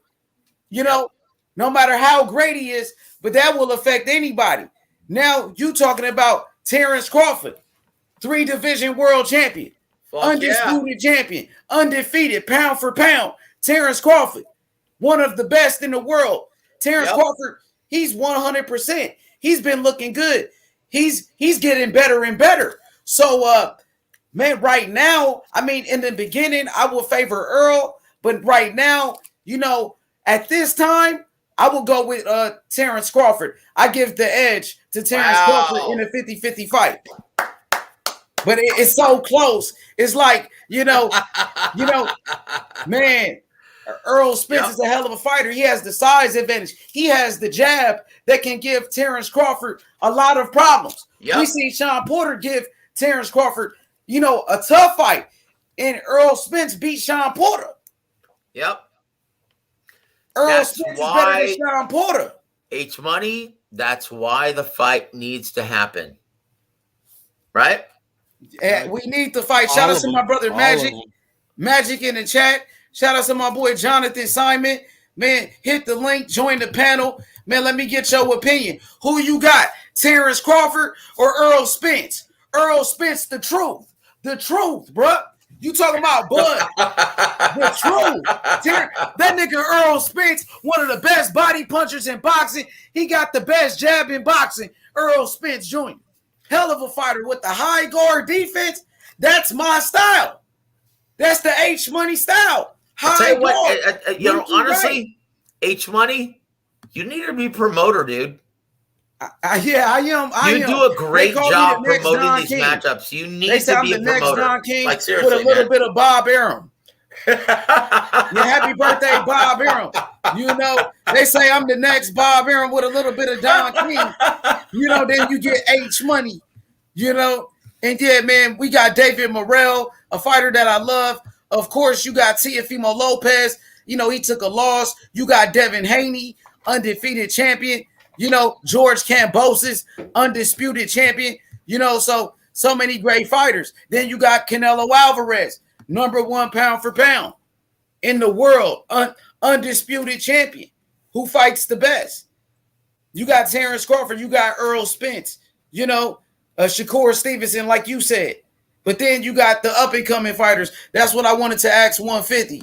You know, 150 now, you know, last night after the show, I was doing my homework because I like to study the sport of boxing. You know, so now when you talk about young fighters in boxing, who's the best young fighter? So I got the names. I want to get y'all opinions. I'm going to start off with 150. Now, who's the best young fighter? I'm going to give you some names and you tell me who you like. We got Jaron Ennis, of course. Guys, I've got to jump off real quick. I got to take this call. Okay, yeah. Take care, brother. God bless you guys. Young Bill, I'll be in touch. Yes, sir. Thank you. So you got Jaron Ennis, Boots Ennis, Virgil Ortiz, David Morrell Jr., Jared Anderson, the real big baby, Chris Colbert, Keyshawn Davis, Devin Haney, Shakur Stevenson, Teofimo Lopez, Virgil Ortiz, Ryan Garcia, Tank Davis, David Benavidez, Jaime Munguia, Edgar Berlanga, Junto Nakatani, Munguia, Erickson Lubin, Sebastian Fundora, Charles Conwell, Stephen Fulton, MJ, Brandon Figueroa, Daniel Du Bois, Bam Rodriguez, Isaac Cruz, Gary Antoine Russell, Julio Cesar Martinez. Who do you guys like? I mean, who's your favorites? Frank Martin, another lightweight, Frank Martin. Who you guys like? Rolly, who you like? Let me know. I like Gary Antoine. I like Shakur. I like Virgil. I like Virgil Ortiz and Boots. I feel like Virgil Ortiz and Boots going to be another super fight one day. Frank Martin is nice. MJ is nice. Cool Boy Steph is accomplished already. You name some monsters, H. There's so many good fighters. Who's gonna be the next great champion? Is it Keyshawn Davis? You know what I'm saying? Who is it? I fuck with Keyshawn heavy. Because these fighters we naming, not everybody's gonna be a champion. Somebody's gonna lose, somebody's gonna flop. Maybe everybody's gonna be good. I'm not sure. You know what I mean? Yep. Knock on wood. Keyshawn Davis is too young, but you never know. Somebody's gonna be. And Benavidez is there. Benavidez. I think most of the fighters I picked, they're really good. I think. No, William Zabata, another one. William Zabata. You know what I mean? Another very good fighter. I want to say one more. What's his name? Lopez, the guy that did the 2 upsets this year. What's his name? Lopez. His last name is Lopez. Luis Lopez, right? Flores. The guy that beat Flores, and he just beat some other dude. What 150? We're talking about him. What's his name? He beat Gabriel Flores. And what was the other one that he beat? 150. Remember we were talking about it? Yeah. I forgot his name. He did. I forgot his name, but yeah, he beat Vences. Andy Vences. Oh, that was him. Okay. Yeah. Okay. Yeah. That guy is good, bro. Like that's crazy how some of these fighters even get past me. I didn't even know who the fuck he was, but like he looks really good. Like skill wise, he looks really good. Xander Zayas too. The goods, bro. Yeah. He's on my prospect list now. These guys are like damn near contenders, I think, or champions. The ones that I mentioned in this one. Some are prospects. Keyshawn is a prospect, but Keyshawn is special, I think. I give it to Shakur. You like Shakur? That's your top guy out of everybody. Shakur, Boots, and Virgil, my top guys. What about Jared Anderson, the heavyweight? Jared Anderson is there. Jared Anderson is really good. See, I have top guys depending on the weight class, H, because you named us guys that like you named Fulton, MJ, who all are like 122. Then you named a lot of guys from different divisions that I think could take over them. So this is my thing. Virgil and Boots are at the same division, so it's hard for me right now to pick who I would think would prevail out of that. So who you think gonna be the face of boxing out of everybody? Like, will it be Jared Anderson? You think out of Boots and Jared Anderson, who you think gonna have a better career? Can we say that, or even Shakur? I think Boots, because I think Boots could go up multiple divisions. But heavyweight champion though, heavyweight champ is like the best thing. You know what I mean? Like it depends on how good Jared Anderson is, but heavy ain't nothing like being a heavyweight champ like Mike Tyson. These guys was running boxing back in the day. It was all about the heavyweights. An American heavyweight too. That's good like this kid. You know what I'm saying? Do you think he could be probably like, that type of star, heavyweight champion, and just be the? I know Boots can for sure though. Yeah, usually the heavyweights is the baddest motherfucker out. Like Ali when he was out, but it changed. You know what I'm saying, a little bit. Oh, it's still the same, H, in my opinion. It's just we haven't had one that's the face of boxing in America since, like, I would say maybe Holyfield. I would say out of all them guys that got the chance to be pound for pound number one, I got Shakur Stevenson. Shakur as your future pound for pound number one. Yeah, I can see Shakur Stevenson. Let me think. The next face of boxing, I can see Shakur. Let me see who else. Who's got Shakur over Boots Ennis. I ain't gonna say face of boxing, but I'm gonna say, like, if I had to pick my next pound for pound number one after Bud and these guys are older, You got Shakur. I got to go Shakur. So Shakur over Boots Ennis, you would say? I think Boots would be top. I think Boots could be another top 5. Like it's like when Roy and Floyd, when them were like, it was Roy, Floyd. You had that era of Trinidad. I could see all them guys when they was all in the pound for pound list. I could see Boots and them arguing like you could argue like, oh shit, who's gonna be pound for pound? Boots, Virgil, Boots and Shakur and Jared Anderson would probably be a heavyweight champ. I could see Jared Anderson winning the title at heavyweight for real too. But oh shit, the face of boxing is big though. Like pound for pound number one, that one can switch around in a year sometimes. But the face of boxing, that's you got to think about that one. But I think Shakur is definitely a candidate though. So what about Devin Haney? Yeah, I mean he's got good buzz, right? I mean like literally, but he's got to put in like literally some big wins, like big. He got wins. some good wins though already. Like out of all of these guys on the list, would you say Devin Haney got the best resume, or is it T.O.? T.O. might, but T.O. got beat though. But T.O. might be the top guy when it comes to resume out of all of these guys. Check this out, H. Check this out, H. Go ahead. I'm glad you reminded me, H. I still think T.O. could rebound after that loss. Me too. Hell yeah, for sure. So you gotta work, he gotta put in some work though, for sure. But H, for the face of boxing, it's gotta be popular, sell a lot of tickets, bring in casuals. Like right now, like Joseph was saying, Devin's a real good fighter, but like he's still not selling yet. You get what I'm saying? So okay, but I'm just talking about resumes right now. Selling this shit, yeah, definitely the face of boxing. I'm just talking resume. Would you say Devin Haney, out of all the young fighters right now, got the best resume, and he's undefeated? No. So who got a better resume, Devin Haney? Who got a better resume right now? Who got a better resume than Devin? Okay, there you go. But would you put T.O. ahead of Haney? T.O.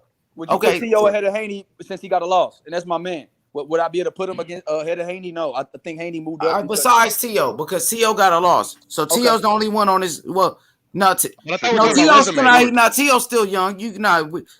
I mean, so T.O.'s ahead of everybody still. You would say? Yeah, it's still the get. Hey, Andrew, yeah, it's still the takeover, bro. I'm still with the takeover.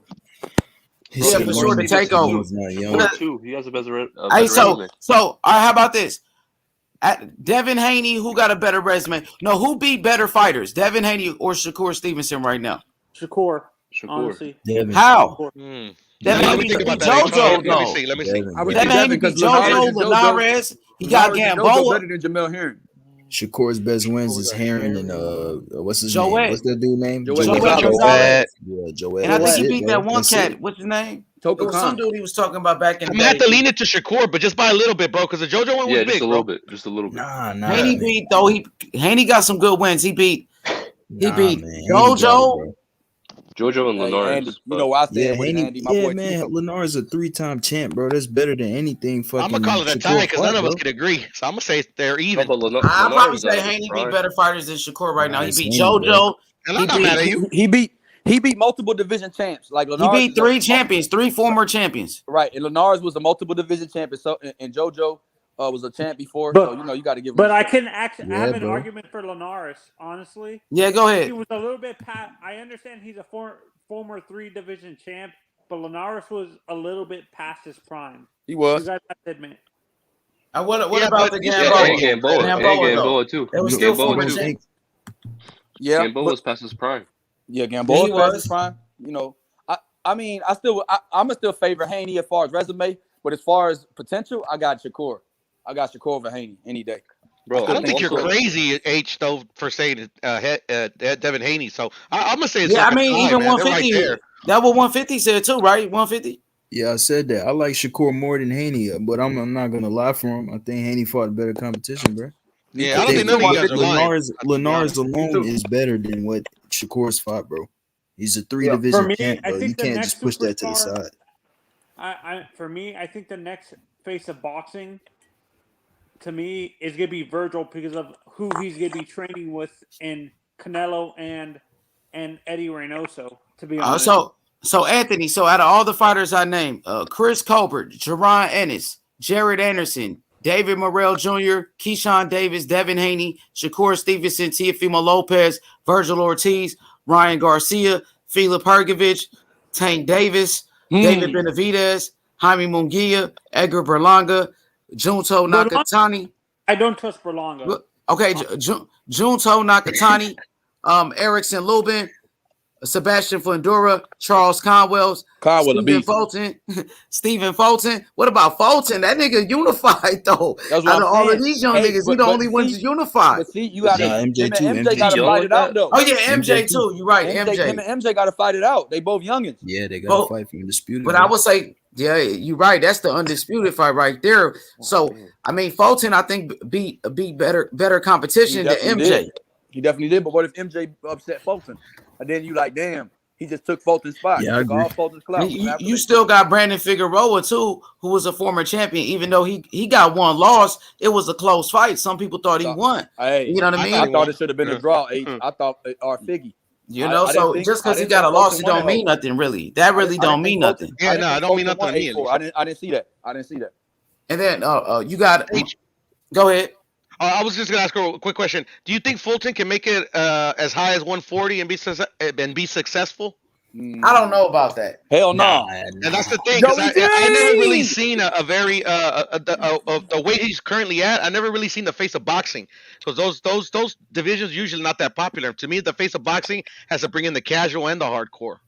Yeah, for me, I'm not gonna say the face of boxing, but to me, I think the next guy to do what Manny did, possibly, from starting from like 118 and going all the way up to super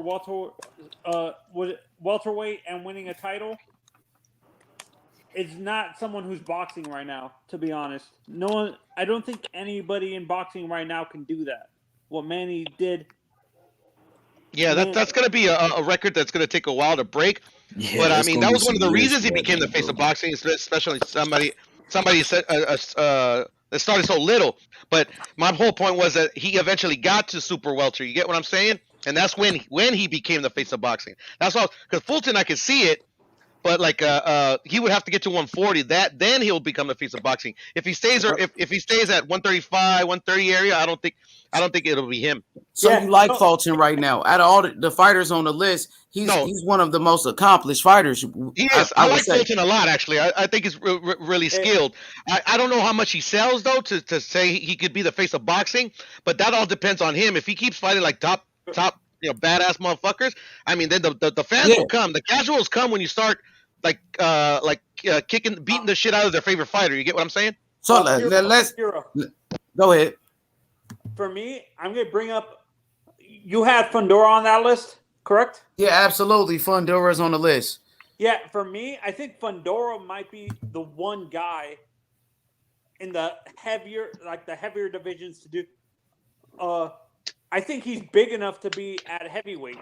To be honest, I think with his height, and I think as he gets older, I think he might be big enough to be a heavyweight. Do you guys agree? Yeah, I agree. But it all depends if he carries his power. He will. I think he can get really strong too. If he hits the gym. I think Fundora, in terms of his power, I don't think it translates. I think he's gonna be he's gonna be like a Usyk, and Usyk. He doesn't have the boxing skills yet, but I think if he's in the heavyweight division, he's gonna be like a Alexander Usyk, where he relies on going to outboxing people in the heavyweight division. I think that's what his potential is at the heavyweight division if he goes all the way up there. So you see him developing the boxing skills at Usyk's level and then competing at heavyweight. Yes, like eventually. Okay. That's an interesting take. No, he doesn't box like Usyk though. Yeah, he boxes completely different. He's saying that he can eventually get there. He doesn't say he's doing that now. Oh, like how he's he went from pocket. cruiserweight to Yeah, heavyweight. but it's two different styles though. He's a pocket fighter. He fights in the pocket. No, I feel you 150, but I think what Tony's saying is that like literally like he thinks he could get to where the skills are so good that he literally can outbox these heavyweights. I think that's what he's alluding to. Me and Matt Chad and Tony, we were talking about Fundora earlier. I think, bro, if he stays in the distance and uses his jab, he would be an amazing fighter. I feel like him fighting in the pocket is not the best idea. He's really tall. His body's exposed. I think he's just gonna get cooked to the body all night. I agree with 150. I agree with you 150 with Fundora. If he uses his reach and he knows how to fight on the inside, he would be a dangerous fighter. But He got the liquor. He's too focused on fighting on the inside. Do you agree, Piro? To be perfectly honest, like I don't know. For me, for Fandora, he's still kind of raw. I don't know where he's gonna what Yeah, he's still raw. like Yeah, that too. yeah, he's still real raw. I don't know if he's gonna end up being a pure boxer puncher. I think time will tell with Fandora. To be perfectly honest, I haven't seen enough of his fights to be perfectly honest too to determine like where he even is at now. You get what I'm saying? Like I'm not saying that because like the other dude gave him a good fight. It's just I haven't seen enough of him. Yeah, and for me, I say the same thing about this is why it's hard to do the face of boxing thing right now with some of these young guys because they're still developing as fighters. So we as boxing fans, it's a I'm gonna say this as boxing fans in general, we don't have the patience to wait for some of these young guys to develop. Do you guys agree? It's a microwave. We want microwave success for some. I think it is that now, bro. Especially even earlier. Like everybody, like literally, like everybody thinks that if these guys don't fight now, that the Manny Pacquiao Floyd Mayweather situation is going to happen. And like literally, I don't think that could be necessarily be the case, but I understand what the sentiment is. Yeah, no, and this is what I'm not saying Tyson was that, but in essence, he was kind of like it was Mike Tyson was a rare case of microwave success at the highest level. That's what I think. Young fans saw what they saw with Tyson, the highlights of Tyson. They want these young fighters to be like that right away. That they don't have the patience to wait for them to develop. Do you agree, 150? What I'm saying? I mean, yes and no. But shit, man. I just think honestly, bro, these guys just gotta fight, man. They gotta fight. They gotta really fight to really prove I blame themselves. the promoters. I don't blame the fighters. I blame the promoters in a sense because they're protecting. Yeah, I don't these blame the fighters too much. Some of them. Yeah, Anthony. It Actually, I depends. totally 100% agree with you, bro. Like literally, like at these guys' ages, like Devin Haney, 23, Ryan, 23. Well, Tank's the oldest of the lot of them. They literally should be fighting like fucking. They should be running through the ranking system. You get what I'm saying? Exactly, bro. And they started doing that, but then like they got to a certain. Well, Devin's kind of an interesting. It could be an anomaly because like literally he didn't have a big amateur background because he became a pro very young. He went to Mexico and started fighting. Yep. You get what I'm saying? So I could see Devin from Devin aspect to kind of leave him out of that picture. But like man, like can you use what's up, brother? Example kind of? Yes, yeah, you can use actually Tio as a perfect example. But I mean, like literally, I mean Tio actually is actually kind of a bad example because he literally earned his way to that Loma shot. Like literally, like yeah, he worked his way. You get what I'm saying? It's like no knock on Devin. I got my own opinions on how the WBC fucks that all up. But like that fool has a title without earning it. You get what I'm saying? Like JoJo's his best win, and even though I thought he lost, I'm glad he fought him though because even if they would have sided like with how I saw the fight, he still got that experience. And one loss don't kill your career. Yeah, and someone in the chat just said these promoters need to feed their families, but you need to realize as a boxing fan, it's hurting the development of these fighters that you're protecting them too much. Don't listen to that commenter, bro, because these promoters literally are richer than historian. They can feed their families just fine. Yeah, I mean, in my opinion, Tony. I mean, you get what I'm saying. I'm just saying that I don't know whoever said that shit's cap. Yeah, no, I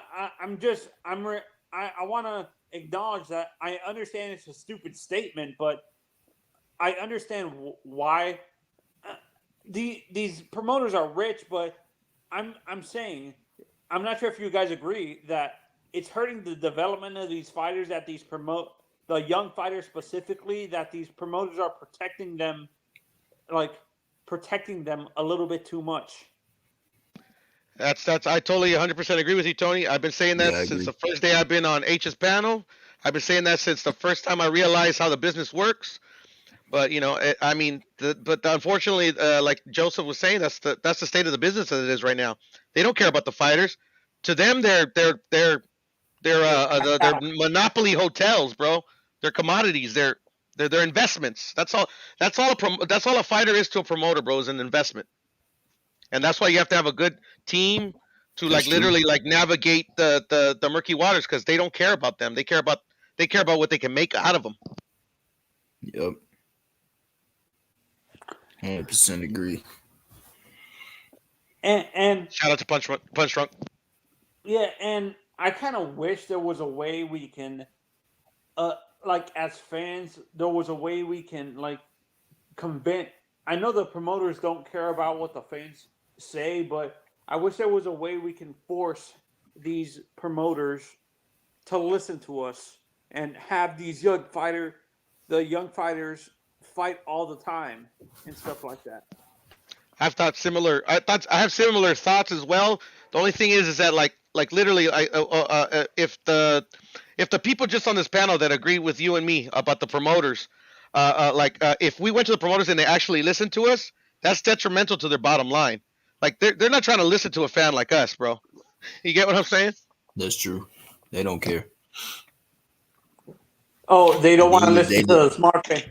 No, because they know it's the end of their business, bro. Like literally, promoters, truthfully, are obsolete. You don't need a promoter anymore. It's just kind of like how musicians don't even need a record executive anymore. Because they usually use them kind of for distributing and to pretty much to promote their music, right, and make them money. With the advent of YouTube and all these social media platforms, do you think a promoter is really necessary? I don't think so. And don't forget about Spotify and like Apple Music and stuff. They don't really need all these promote I agree with you. The music industry is the perfect example. You don't need the promoter, these record companies to promote your music. You have Spotify, you have all these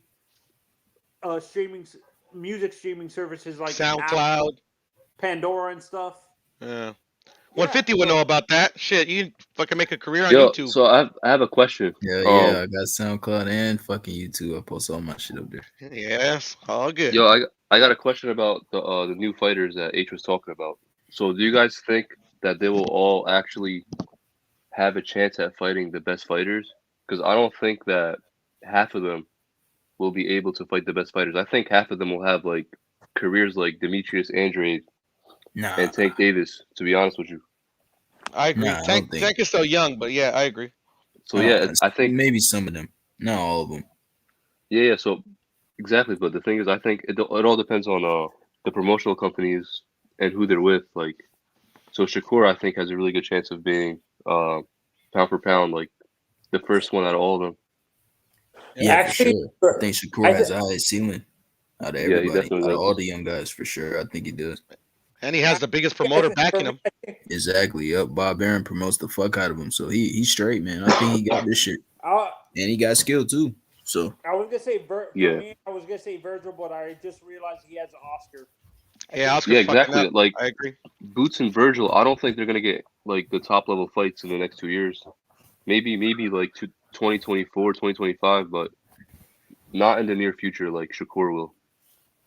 I'm gonna say Shakur is gonna be the next face of boxing. I'm just gonna say it right now. Now that you guys put it in those terms, I'm gonna say it's gonna be Shakur. I think Virgil on the right track though. I think Virgil on the right track. Yeah, but I mean, once he hits that roadblock, which is the promotional companies, and sometimes and most of the time, actually, the sanctioning bodies, man, they're trust me, they push a certain fighter the way they go. Like, unless you have like literally, Canelo's the face of boxing right now because he has like almost like a built-in fan base. You get what I'm saying? So like literally, like he has the hardcores and the casuals. So that's, to me, that's what you need to become the face of boxing, and big wins, obviously. But I mean, like literally, like I mean, some of these fighters, you can manipulate their fan bases and kind of like make them reach a cap, if you get what I'm saying. But about Virgil's fan base, do you think actually him moving to Canelo's training camp can help him develop a bigger fan base because of Canelo's following? Well, the thing Yeah, is for with, sure. with Virgil, I think they're moving Virgil and Boots. Like I think they should move all the fighters. They fought in some some journeymen. They fought in some what quote unquote I don't like to call them bums. But they like literally they have a pretty good solid resume Gatekeepers. up to this point. But the thing is that once to become the face of boxing, you're gonna your fan base grows as you start kicking as you start whooping ass. You get what I'm saying? And some of these fights don't happen. So if Virgil can get the fights necessary to keep building his fan base and then start picking up casuals, yeah, I could see it. But then, Oscar, it's up. You once you start getting to the business of boxing, it's almost all predicated on if the promoters push you or not. And for me, that's what I think it's hindering Virgil building up a fan base because Oscar's too focused on the wrong fighter in Ryan Garcia. But that's the thing. He's not focused on Ryan Garcia. The only No, he's reason I said focused that on all of them. Oscar is fucking up is that literally, he used to have all the PBC fighters were all Golden Boy fighters at one point. He lost them all. Like literally, right now he only has Ryan and Virgil. He has more boxers, but really for right now in the immediate, Ryan and Virgil are his biggest stars. Yeah, he has a lot of You also young got Jaime prospects, Munguia too. but you don't know how. Yeah, he got Munguia. Munguia's Yeah, he got doing good. Munguia, but I mean, Munguia's the Virgil gotta be a star star. power, I think Ryan and Virgil got him beat. Yeah, for You sure. don't think yeah. Munguia can be a superstar? I think he Sorry? can. He probably I think can he because he's can. Mexican. Who, Virgil? Yeah, Oh, Munguia. no, Munguia. Oh, Munguia? Yeah, of course. He's got Munguia that got the built-in fan style, base like Canelo bro. has. He's the perfect one, bro. He has the style and all, bro, and he's under Yeah. Morales as well. I think he can be. I think he can be a star. Honestly, He's the most exciting fighter today, and he's probably. exciting. Very exciting, very Very Extremely exciting. Yeah. Exactly. I love watching him Yeah, fight. when I He look gets at hit a Mun- lot, but I love watching him fight, bro. I don't care. Like, How you know. about- Hey, how did you about a guys little notice bit that of- Oscar's actually promoting Ryan Garcia again? I saw that. Honestly, See when that I- he's like, first he's like, oh, he's gonna lose to these guys, and then when Tank has one mediocre fight, he's like, oh yeah, you'll kill that motherfucker. I'm like, shut the fuck up, Oscar. Go snort a line of coke or something. Oh yeah, Yeah, he was like, well, he was when like, I he's look gonna at- lose to Teofimo. He's gonna lose to Tank. Right, dude. Now he that's- switches role. See, now you guys see why Oscar is fucking up Ryan's career, bro. I'm convinced it's not the fucking the hand was the hand, and that's because that stupid ass is always doing that fucking body shield challenge. But that fucking the pullout on Fortuna, I'm guarantee you that's Oscar fucking he's like Gary Russell Jr. He fucking pissed Oscar off. Yeah, and when I look at Jaime, I see a bigger version of a Diego Corrales. Hey, that's a good comparison, actually. That's a very good comparison. I see Morales in him, man. That's what I see. I see a watered down Morales. I think Morales taught him a lot. I don't see it. That was the 150. To be perfectly You don't honest, see it in him? Nah. Is it? Actually, well, maybe actually, no. Nah, I don't see it. I don't see it because Morales, he was an excellent boxer. Like literally, I don't think Jaime Munguia's boxing ability in his style is compares to Eric's. I would say to compare to a fighter, I would have to think about it. Do you agree with mine though? A little bit more with Diego. No. Yeah, I do. Cause yeah. Actually, I would have to think about it, man. I might be full of shit. I'll agree with you guys right now. I got to think about it. No, seriously, because I usually don't make those comparisons. At least like we're on a panel and I'm kind of thinking about it because it's stuck in my head. But yeah, no, that I don't know. Jaime Munguia's style is kind of a difficult to place. For me, off the top of my head. But maybe you guys are spot on. What are your guys' opinions so far on Xander Zayas? Looks good. I think he's good. Yeah, he looks good. He just needs more. He's a solid he fighter. Needs more fights.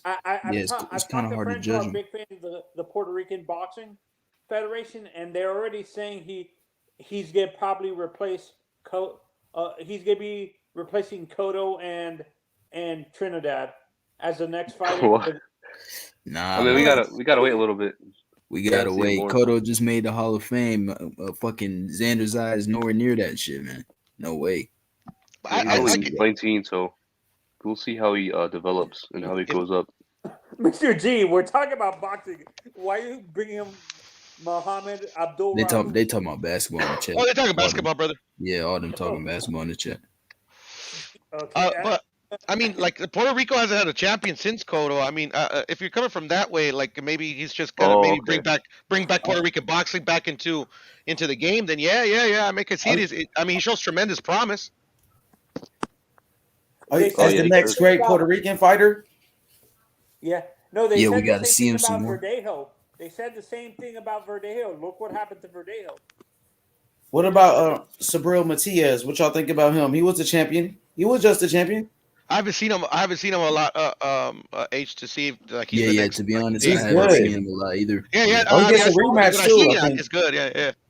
he gets a rematch. His only loss as a professional because he actually killed somebody in the ring, and then his next fight he ended up losing it.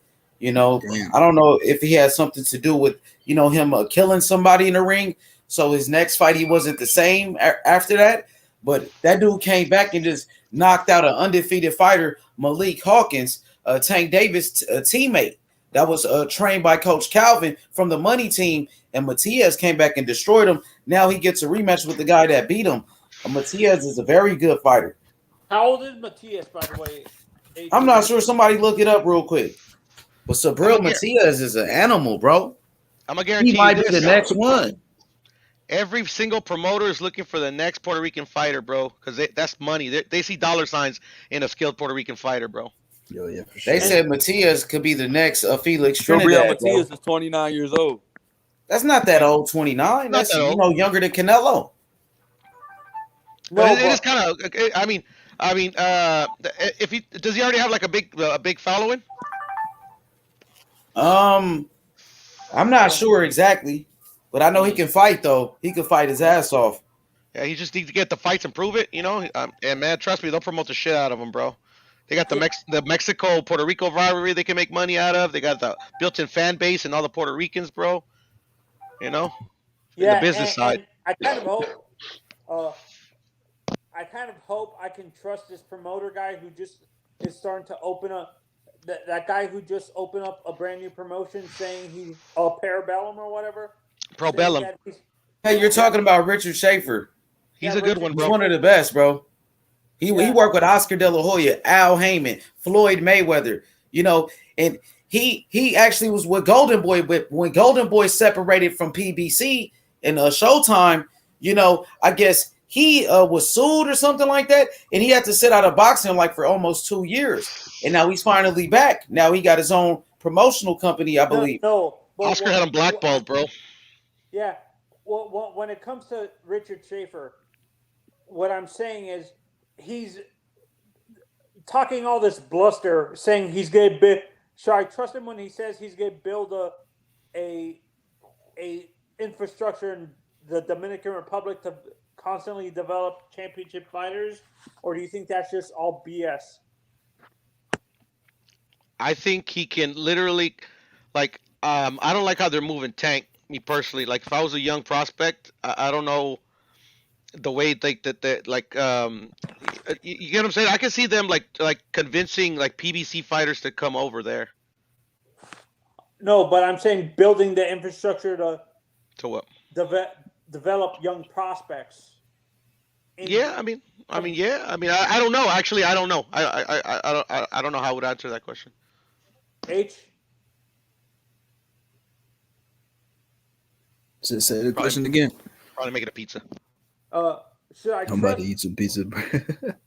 Yeah. Should I trust a guy like Richard Schaefer when he's making all these promises, saying he's going to build an infrastructure in the DR to build like gyms there to constantly develop top level fighters and an Olympic system there, or do you think that's all BS? He's just saying that to get the boxing fans there excited. So to develop Dominican fighters, you mean?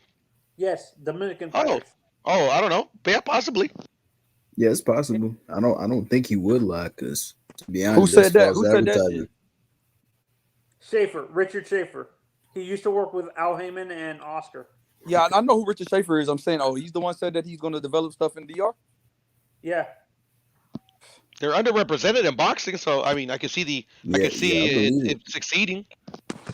And That's I false. hear That's false fans. advertising. If he says it and he not gonna do it, I think he would do Yeah, it. they're gonna run him out of the DR and shit. Yeah, hell yeah. If he lies And about you that know shit. what pisses me off? There's actually boxing fans that say the DR should stick to baseball. They don't know how to develop boxers and stuff like that.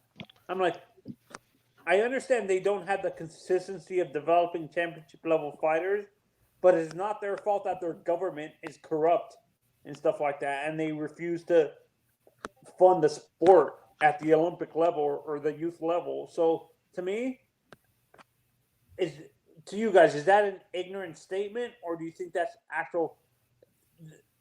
That's a fact, like something they should do, like just stick to a sport they're more well known for in a sport like baseball or something like that, or is that just an ignorant statement of some of these boxing fans? Well, the thing is that like developing fighters really not having an Olympic system doesn't necessarily mean that that they can't develop fighters out of that country, because like Mexico has a garbage Olympic system, and look how many champions they produce. It's all about if the talent pool that they have in certain countries. If the talent pool is there, trust me, the promoters will find them and they'll bring them out. Yeah. So you think it's an ignorant statement when people say that, like that country just should stick to the sport they're more well known for in like baseball? Oh yeah. I think it's a super ignorant statement. So, who do you guys think wins this fight this weekend? Comey or Lomachenko? Loma. Comey in 2. I got Lomachenko. Loma in stoppage in the 11th round. Wait, Piro, you think Loma knocks him out? No, I was just joking around, but yeah, Joseph left already, so nobody's gonna laugh at that joke. Yeah. No, honestly, I think I think Comey can win, but I don't think he has the boxing skills to outbox Loma, to be honest. It was actually a horrible joke. I think. Yeah, Loma, I think, pulls it off. What do you think, Beans? In 11? Yeah, I think Tico. I think just throwing the towel or something. Hey, Beans, go ahead. Finish your thought. I'll ask you right now. I think Andre Rozier will protect Comey from too much damage. I think he's too. I'm telling you, man, he hasn't been looking that good in camp. They say Richard Comey. Yeah, they say Richard Comey's having trouble getting down in weight too, man. They say like it's just stubborn. He's in this. Oh, he is a big guy. Yeah, they saying there's a lot harder on him, and he being touched up and sparring by Chris Colbert. So you think Comey moves up to 140 now? Bill? I think that could be. I think that could be in the cards in the future, depending on how he does in this fight. If this fight is close and Loma wins a close decision, then he'll stay. But I think, shit, man, Colbert was giving him work, man. That's everybody that's been there been telling me Colbert been giving him work. Somebody people been sending me like some clips, like 20, 30 seconds here and there. You can't take too much from it. Yeah. But Colbert has been making him go backwards. And we were talking about earlier about Colbert not how he's not a volume puncher as much as Loma is, and not as aggressive as a fighter as Loma is. So I do think I think Loma's going to give him a lot more to think about. Yeah, and for me, when I look at, I'm gonna say this and continue saying this. I think to me, Loma is the more dangerous fight for Kambosos, not Haney. Honestly, I think Loma is the more dangerous fight in terms of the skill set, because I think Loma is a better boxer than Haney. In my honest opinion, I think Loma can outbox Haney in a boxing match. Do you guys agree? Yes. Hell yeah, bro. It might be some people that don't, but I definitely do. I definitely think Loma could be Haney. Yeah, I think he'll give him trouble. Beans, let me ask you this, brother. I was thinking this the other day. I actually thought for this fight, before the Tio Kambosos fight, that Loma was going to make a statement. I actually don't think that anymore. Do you think it's possible that Loma could overlook Comey now that Tio has lost the belts, because originally he fought Nakatani and Comey to try to get a shot at Tio again. You think that's possible, or is you just think it's business as usual? Oh, man, that's a tough ass situation, brother. I do think he wanted Tio, but I also think for Loma, as he always said, who is Tiafimo?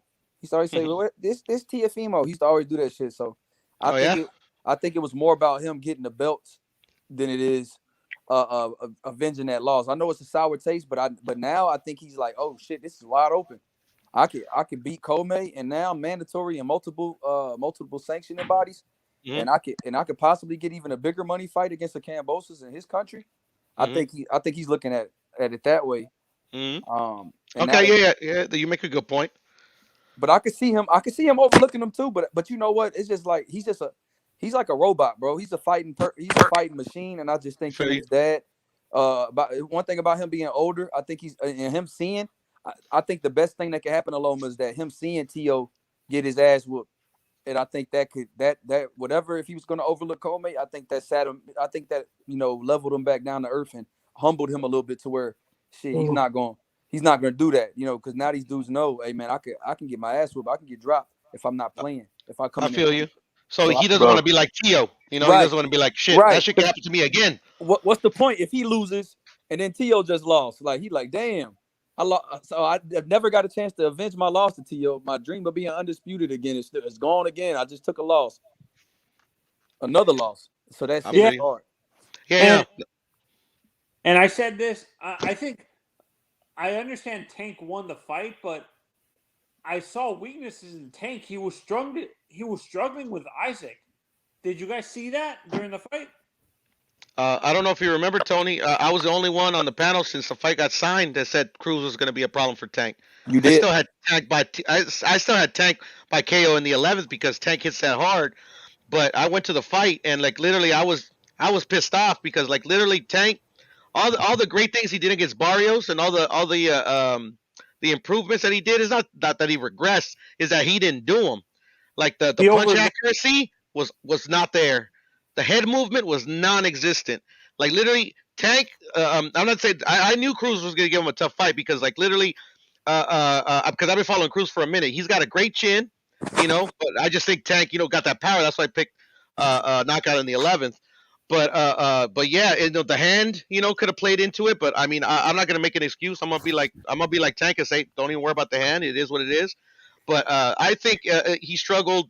I think he struggled because of Cruz a lot, because like his defense, to be perfectly honest, Cruz's defense impressed me. Like to me, I didn't think his defense was super great in what I've seen prior, but sometimes the big fights bring out that extra attribute that you don't know out of a fighter. And Cruz impressed me in that fight, and Tank just underwhelmed. But I'm still rocking with Tank because it's not like he looked at that bad, just saying like, damn, he got exposed. I don't think he got exposed. I think he might have maybe overlooked Cruz, just like everybody that I talked to about that fight did. You get what I'm saying? Yeah, no, I said this. I said this during the preview when me and H were talking about it. I think Tank is going to overlook Cruz like he's not even on his level. I actually do remember Tony you saying something like that. Yeah. Yeah, and I think other people on the panel thought I was like. They didn't say it, but they thought I was crazy. There was other people on the panel. I'm like, I'm sure they said it, bro. Yeah, no, and I was proven right. Tank overlooked Isaac Cruz like he was nothing, and stuff like that. Like it wasn't Tank. He was on even on Tank's level. So I think he showed he was actually, but I mean, I think he definitely overlooked him a bit once he broke his hand. I don't know if he broke his hand because there's conflicting reports. Like literally, Tank in the ring says he broke it in the fight, and then Coach Calvin says he broke it in training.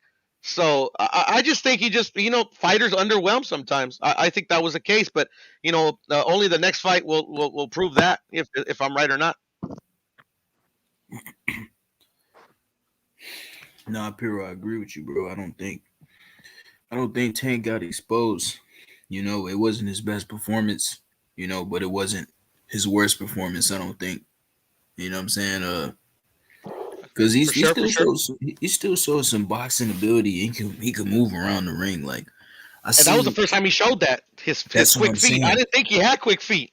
Yeah, I didn't think he had quick feet like that. Like he really showed me a new different thing. Like a new wrinkle, huh? And that happens Yeah. when you can't fight the way you want to. Yeah. So literally, I was exactly. still like literally, but your a broken hand has nothing to do with head movement. Like to me, he didn't move his head at all, bro. And I was pissed. I was yelling in the fucking Staples Center, bro. I was pissed off, bro. I was pissed off the whole night, man. Well, you were just expecting a knockout. No, I knew it was going to be a good fight. I knew it was going to be a good fight, because his Tank is one of the fighters that I like a lot out of the current crop of young fighters. I didn't expect him to literally neglect what got him to the position he was at. You get what I'm saying? Oh yeah. I mean, for that, I think it was just Isaac Cruz being a different fighter that he's used to. And that's like, true too. That has validity to it too. But I mean, Yeah. at the moment, because I was expecting a tough fight. Don't get me wrong, but I was expecting like literally like a war, you know. And unfortunately, you know, and Isaac Cruz has a bit to play in that too, because Isaac Cruz respected his power a lot. Is it's just, you know, it is what it is, you know. It's just, unfortunately, you're not going to look great in every fight, but that's what I was also saying yesterday, or even the night of the fight, is that my favorite fighters, I tend to like overly criticize them when they don't perform the way I expect them to, and then I got to work on that. Yeah, man. I think Isaac Cruz, he gave him his toughest fight of his career. His style is just, I think that's one of the styles that give Tank problems. But Tank didn't look terrible in that fight. He didn't. No, he didn't. Think he did. He just showcased a new version of himself, basically, to me. He had to. Yeah, bro. That fight was close though, man. I mean, like literally, I wouldn't have been mad at Cruz winning. I'm not mad at Tank winning. I wouldn't have been mad at a draw. Shit, actually, Yeah, I still feel the same way about Tank, but now I rate Cruz even higher, man. You know, I think he's one of the big boys now. Yeah, hell yeah, same here. Yeah, I don't think fighters are ducks, but I actually think it's gonna be hard for him to get fights now. Yeah, for real. Yeah, I don't. But yeah, I'm with you. I think. I think Cruz.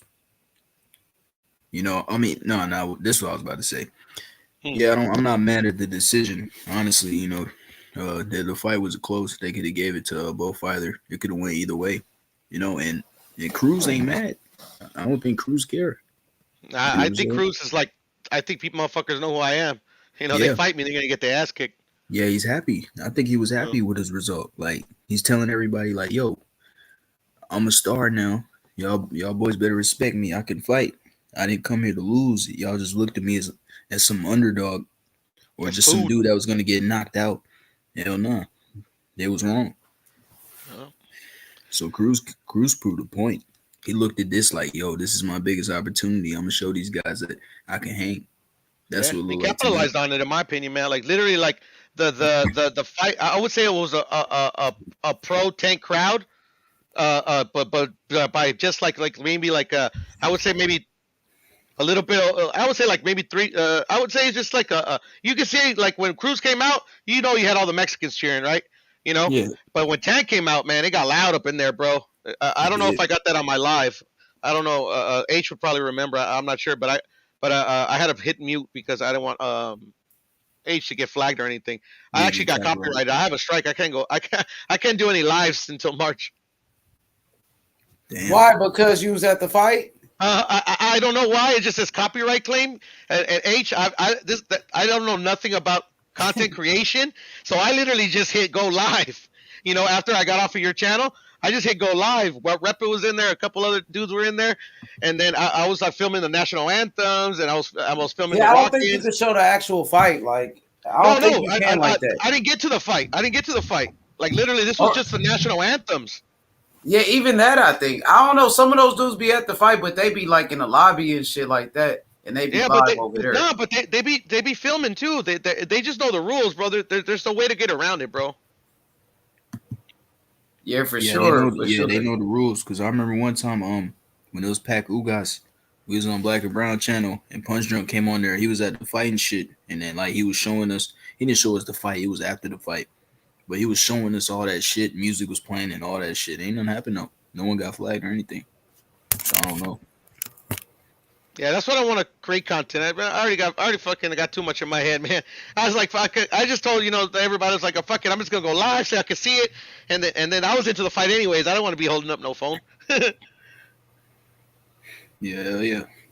Yeah, So, Isaac yo, what up, Cruz bro? is a star now. That motherfucker is Yo, a you star saw him now at in the you game. saw him at the Laker game? They was showing No, him I all didn't over see the him at the Lakers game. Laker game. He was. Yeah, he was at the Lakers game, bro. he got a roaring ovation at Yeah, Staples. they was fucking with him, bro. They Bro, love they him, were bro. showing him love. Yeah, Mhm. kind of like Kambosos. Yeah, it was just like Yeah, that. they were showing Kambosos love too. They showed Kambosos on the big screen at Staples. The crowd went nuts. Yeah, they loved them For guys, bro. real? Yeah. Oh, Kambosos bro. went to the Laker game too? No, Kambosos went to the tank fight. Oh yeah, he did for sure. Yeah, Yeah, I that's know. what I'm talking about. Excuse me, I'm talking about the tank fight. They showed him Isaac love. Cruz went to the Laker game. That was his first game he ever went to.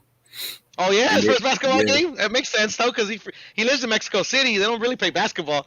Yeah. All those fans were showing him love. They was taking pictures with him and all that shit. This guy don't even know English, bro. He gonna be a star, bro, for sure. I can see it.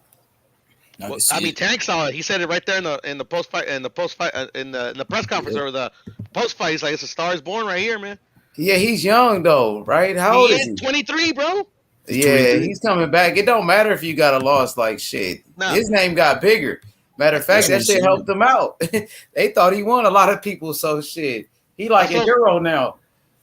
Yeah, H. That's what I was trying to tell Joseph, man. I mean, that's how you make these unknowns into stars, bro. You just put them in fights, bro. Don't matter who they fight.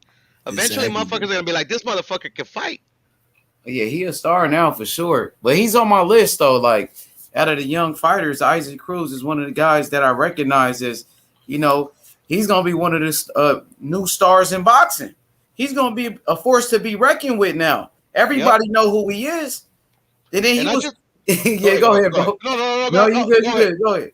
Oh, no, I was just gonna say this last thing, and not just because people know who he is or he gave Tank a good fight. Motherfucker can fight, bro. I'm telling you, man. This guy will beat or give anybody that you see in this picture in front of me work, bro. Anybody. Oh yeah, he's a name now for sure, though. And then he signed to Manny on Pacquiao that Promotions. fucking picture. I'm telling you, bro. And I thought that before he did that with Tank. He signed to Manny Pacquiao Promotions, right? He is. He's with Sean Gibbons. Yeah. But he could fucking beat up. Beat up. He could beat Tank. He could beat Ryan. He could beat George. He could beat Loma. He could beat Devin, bro. I'm telling you, he's that good, bro. And I thought that before he even showed it. I saw it. I saw the promise. And I'm glad that he got the fight. And hopefully he keeps getting fights. Yeah, like win, lose or draw, he's a name now for sure. Like people know who he is after that fight with Tank Davis. Cepeda's the next one though, bro. Trust me. Cepeda's gonna literally surprise people like Cruz did Tank. He's gonna be the next cherry pick gone wrong. Watch. I wonder who's gonna give him a chance. Maybe nobody's gonna fight him. Well, that's the thing though. Like maybe a pullout, in this situation, or maybe like you said, maybe nobody fights him, or maybe it's a mandated a shot like Terrence and Sean. I don't know, but I mean the guy can fight, bro. I'm telling you, Cepeda, man, he's good. Who do you see fighting him? I don't see anybody fighting him though. That's the thing. That's the thing about the business of boxing, H. That's the thing that frustrates me, bro. It's literally like you can literally if you got enough money or you got enough backing, you can make these commissions overlook the mandatory, and literally and that's how these fighters that are really good don't get their shots, bro. That's just the fact, bro. I mean, I wonder who promotes Cepeda. Hey, look, Oscar De La Hoya, he's not gonna put Ryan Garcia in a fight with William Zabeta. Ain't no way in hell he's gonna do that. I think he should, but I agree with you. I don't think he would unless he's just done with him. He's just like, all right, I'm gonna feed you to this guy. But that's when the fighters got to be fucking always on point, because you never know when they're gonna try to feed you to somebody. And if you're always prepared, bro, the skill is skill, bro. You'll always at least give your best effort. Yeah, because he's on my list of fighters, man. Like, really, I'm not. I know what, like, we talking about like ticket sales and which fighter gonna be a cash cow. I'm just right now. I'm looking at who's gonna be one of like the best when it's all said and done. Who's gonna win the most world titles or go for undisputed and win championships? Who's gonna do that? Who's gonna fight the best? Now, when I'm looking at the list, now you got Fulton right now, who's a unified champion. Shakur Stevenson he's a 2-division world champion. Teofimo Lopez was an undisputed champion. Devin Haney is a world champion. Let's see. Morrell Jr. got the regular belt right now. Jerron Ennis, MJ unified champion. MJ, exactly. MJ's a unified champion already. Julio Cesar Martinez is a champion. Jaime Munguia, he was a champion already at 154. He knocked out Saddam Ali. Oh yeah, I remember that. So I'm looking at all of that, and then you got potential. You got a guy like Ryan Garcia. He hasn't really fought the best, but he did beat Luke Campbell. That was his best win, but we haven't seen from Ryan in a minute. Check this out, H. Before you keep cooking, I think Ryan, and I said it before, I think Ryan's in the Gary Russell situation, bro. Ryan. I know that he pissed off Oscar, bro. Just like Canelo did, and he had to go fucking to go to court. And a lot of people don't remember, man. Canelo was out like 8 months because of that fucking that lawsuit, And inactivity, it plays a factor in some of these fights, And I don't know who Gary Russell pissed off, but he made up, man. I'm glad he got a fight, man, because he was just sitting there. Yeah, he was. Leo Santa Cruz, I think, pissed somebody off too, brother, because he hasn't fought since he got his ass kicked. Or it could be just maybe that knockout. They're kind of like being careful with him because because that knockout was vicious. You get what I'm saying? Yeah, that was a very bad knockout, bro. For sure. I'm looking at it right now like who's going to be that next star in boxing? Matter of fact, who's going to be the best? Who's going to be the best fighter? Is it Jerron Ennis? Is it a Virgil Ortiz? Who's going to be the top dog? Jerron Ennis got speed and power. He got an exciting style. People like Jerron Ennis. You know what I mean? People love, Virgil. Fucking Virgil, 18 wins, 18 knockouts. He's a knockout artist. Virgil Ortiz. Virgil is right there. He got a good resume too in only 18 fights. Go ahead. He wants Bud or Virgil. Oh yeah, he wants Terrence Crawford. Keep calling him out. Right now, he's going at him. No, he's been going at him since he beat Maurice Hooker. And then Bud was out. I remember he was at the fight in Texas, and he's like, "Oh, he needs to fight the guy that I beat the other day, Kavaliauskas, and that's why he fought Kavaliauskas." And then he's like, "Okay, I want Bud," and then I forgot. Bud said something else that, "Oh, he's not ready for me yet," or something like that. Yeah, so I don't know. He's been calling him out twice, and Bud is like giving like reasons why he's not ready. So I don't know. To me, there is no ducks, but I don't know. Yeah, he did. You get what I'm saying? No, H. He's been calling him out. So, but like right now they want to make Errol and Bud, bro. So I don't think it's plausible for Virgil to get Bud right away. Especially they wouldn't put Bud with Virgil, bro, because they don't want to mess up that Errol Spence fight. If you get what I'm saying. Yeah, for sure, no doubt about it. Virgil Ortiz, he's one of the best young fighters in boxing. That kid is special, Virgil Ortiz. Yep. He got all the skills, man. You know what I mean? And he got the power. So I love Virgil Ortiz. He's one of the best young fighters. You know what I mean? I'm watching Virgil Ortiz. He's one of my favorites. Then you got Boots Ennis, though, who got speed and power with boxing skills. So I'm paying attention to every fighter. You know what I mean? Then heavyweights. Everybody love heavyweights. You got Jared Anderson. Filip Hrgović, he's older, but Hrgović is a young heavyweight. He's still a young fighter. Watch out for Hrgović coming up in the game. Yeah, is Deontay Wilder still retiring? That's what I heard. I heard that he was talking about it, but he might, man, the way he got beat like that. But he's gonna get some more money coming soon, though. And he's talking about it. When they start talking about it, bro, it might be time to hang it up. I say he go one more fight with Andy, then hang it up. Go get in there with Andy one time for the people. That'll make him a lot of money, but it's a dangerous fight, bro. I want to see it though. I want to see that. Bro, but that's why, like when I heard around, I don't know if I heard it somewhere. I read it somewhere that he was thinking about retiring. I'm like, shit, man, because I still want to see him fight AJ. Yeah, I want that Andy Ruiz fight, and then I No, want. I want that one too. You know, come on now. I gotta see that US Andy versus Ruiz Mexico, Wilder, and then I say retire after that one. That's what I think. I mean that it makes sense though if you're really thinking about retiring, but also if he really thinks that he wants another fight, you know, yeah, get the best fight for the most money, and that sells. That sells. It's a guarantee seller, bro. So I got a question, man. What about David Benavidez? You know, what about him? Is he gonna be the guy? He's calling out Canelo. He's been calling out Canelo for a long time. He's a 2-time champion. Benavidez, undefeated. He got a very exciting style. You know what I mean? Go ahead, keep going. Yeah, keep cooking. Yeah, man. Benavidez is a monster, bro. He looks like he's good. You know, he looks like he's really good. He is. He is really good. He is really good. I think there's no doubt about it. And I think he's in the conversation. Who promotes him? I think he's promoted by. He's with the PBC and he's with Samson He is with Promotions. PBC. But they said they might leave the PBC. So if he leaves the PBC and say maybe goes to Top Rank, I think he's in the conversation with Shakur to be maybe the next face of boxing. Yeah, Benavidez, especially if he gets a Canelo fight and he beats Canelo and becomes undisputed, he becomes the man. But I mean, it would have to be a 175, bro, because he struggles making 168, bro. Who, Canelo? If he goes, no, not Canelo. Canelo can make 168 all day. I'm talking about David Benavidez. But what about a fight with Canelo and Benavidez? What's up with that fight? When you It think would he's have to gonna be get at that one? 175, and it can't be soon because he'll get his ass kicked, bro. I'm telling you, H. But yeah, it's cool if he gets his ass beat. That's cool. Like really you bad know, though, bro. I just want to see it. But Career changing. I just mean like this guy is calling out Canelo. Then you got Floyd Mayweather saying that Canelo's ducking this guy Benavidez. He's saying Canelo's ducking him. I just want to see the fight. You know, when do you think that fight will happen? I think it should happen in maybe like 2 years.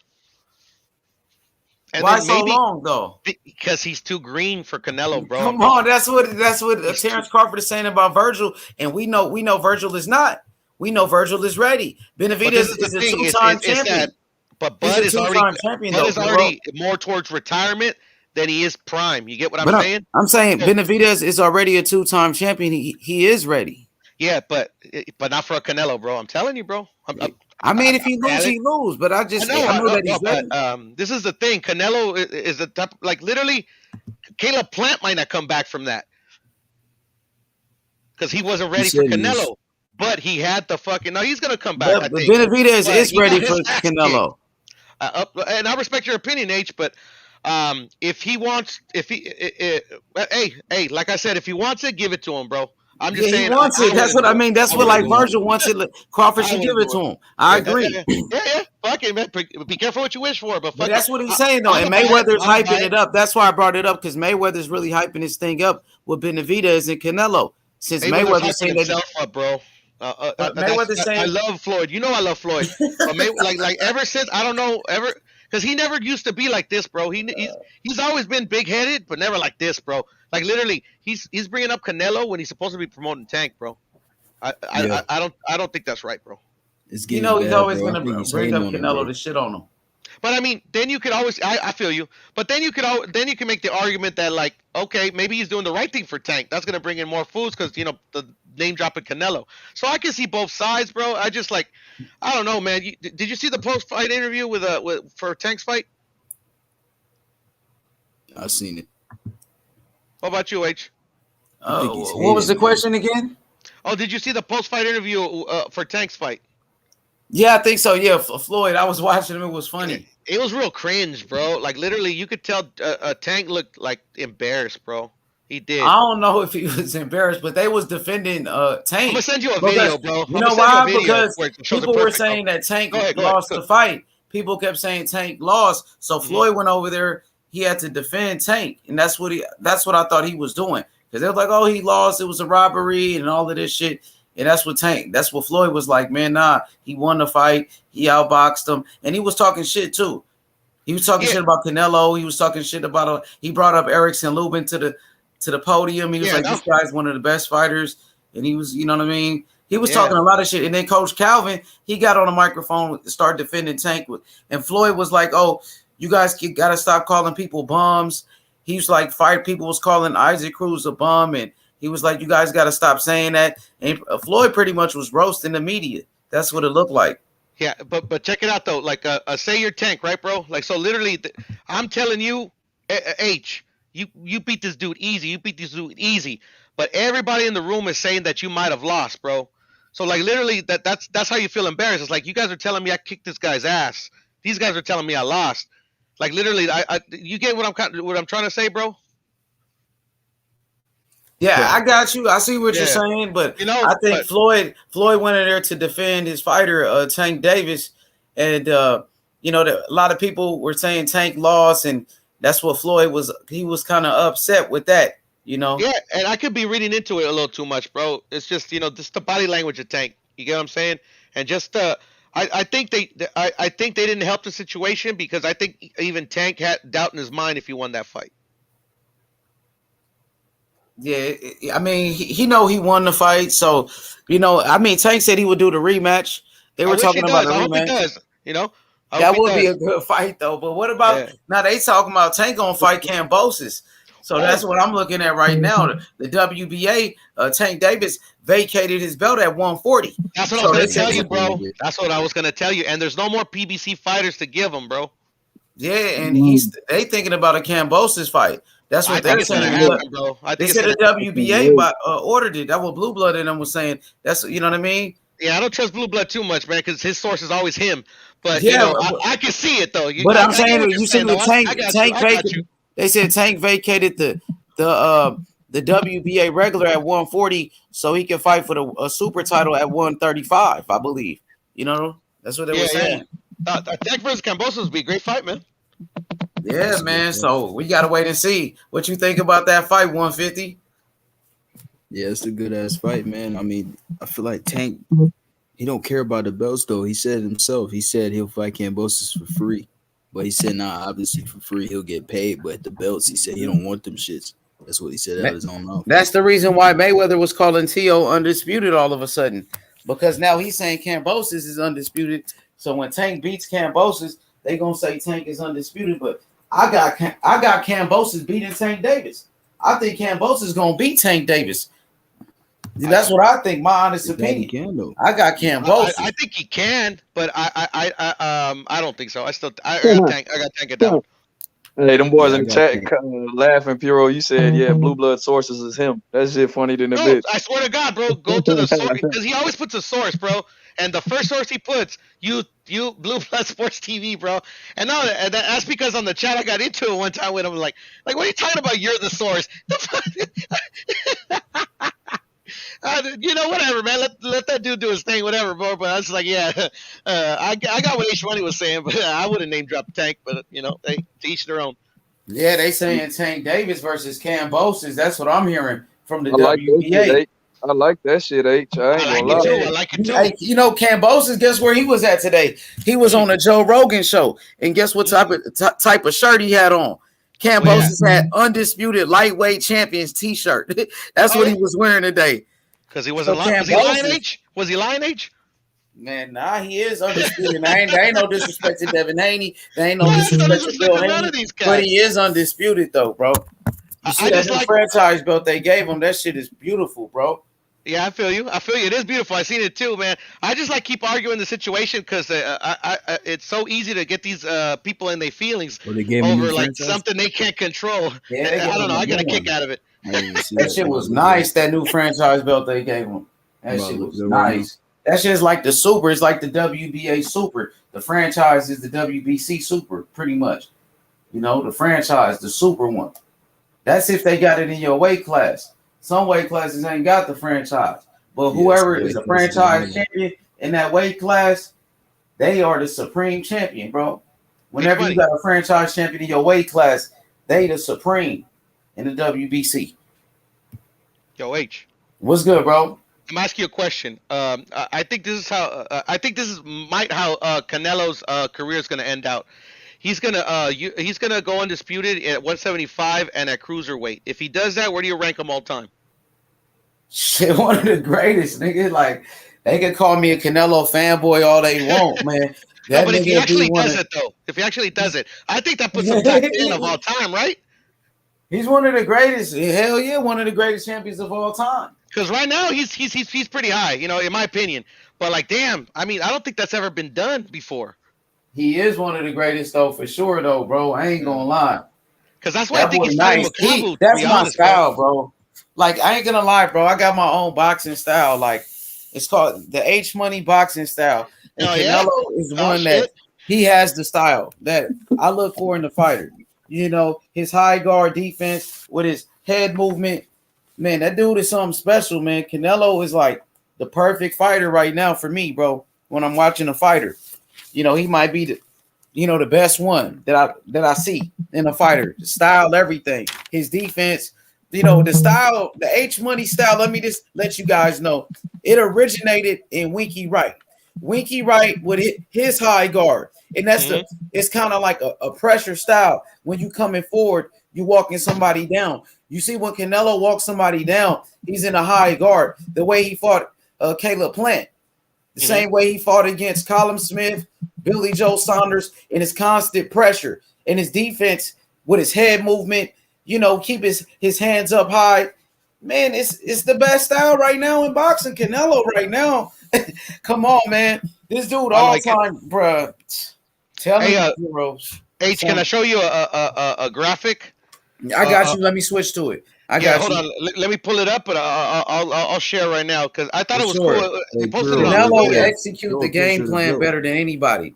He's the total package. He's the real deal. When I'm looking forward in a fighter at an active guys, Canelo probably fights the best. He knows what to do. He got the best IQ for sure. His IQ is on a different level, man. And Winky Wright really started that style. He started it. And Marlon Starling, he was one of the first ones that did it. That high guard, that's the H Money style, bro. And who else? Ugas, he does it.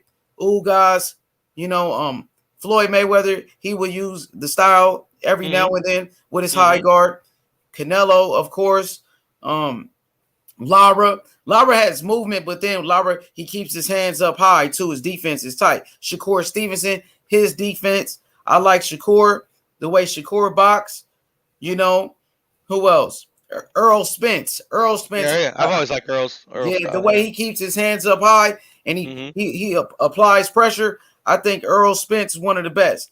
Now, Mike Tyson, his high. See, Julio Cesar Martinez is the perfect example. He got the style that I'm looking for. Julio Cesar Martinez, because it's constant pressure. He's coming forward. He got his high guard. His defense is tight every time. He's one of the best for a reason. He will Reynoso. Is he with Reynoso? Yeah. I think Eddie manages them, but he doesn't coach him because he didn't coach him the last fight. He's one of my favorite fighters. Scheduling conflict. I'm not sure, but he's definitely with Eddie. Eddie manages him definitely. Reynoso. He's one of the trainers that got the style that I look for in a fighter. Eddie Reynoso is right there. Ismael Solas from Cuba, very great trainer. Eddie Reynoso. Who else? Derek James, Papachenko.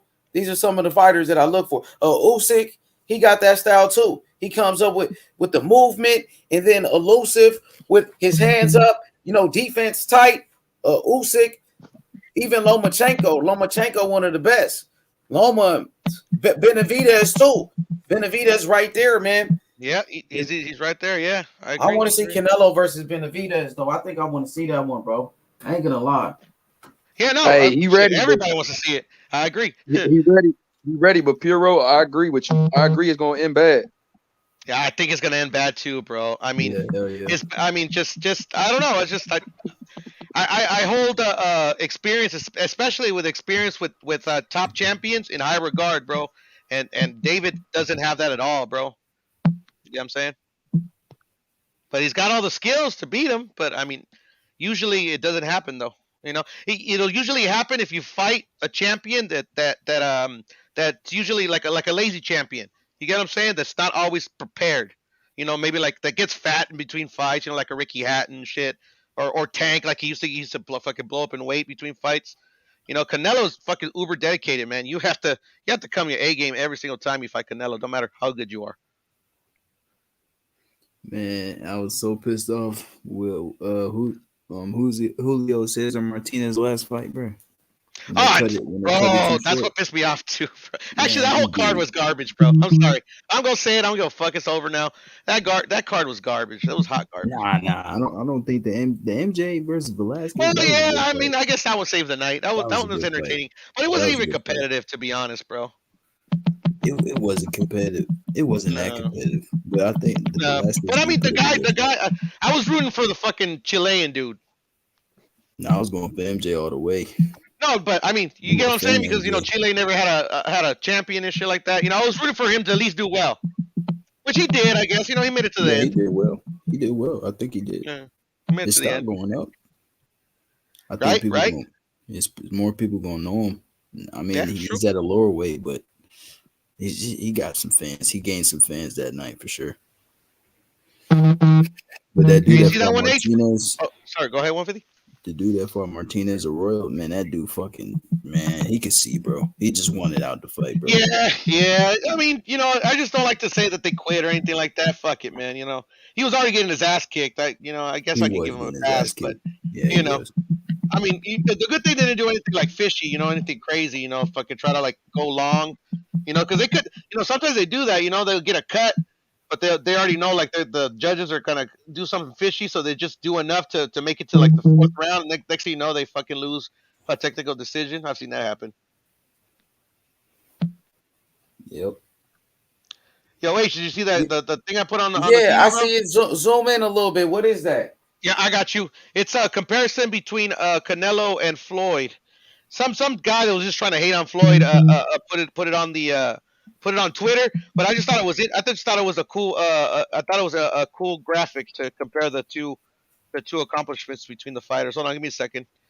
I got to figure out how to make this bigger real quick. Hold on. All right, tell me when to stop. Yeah, that's cool right there. I think that's cool. All right.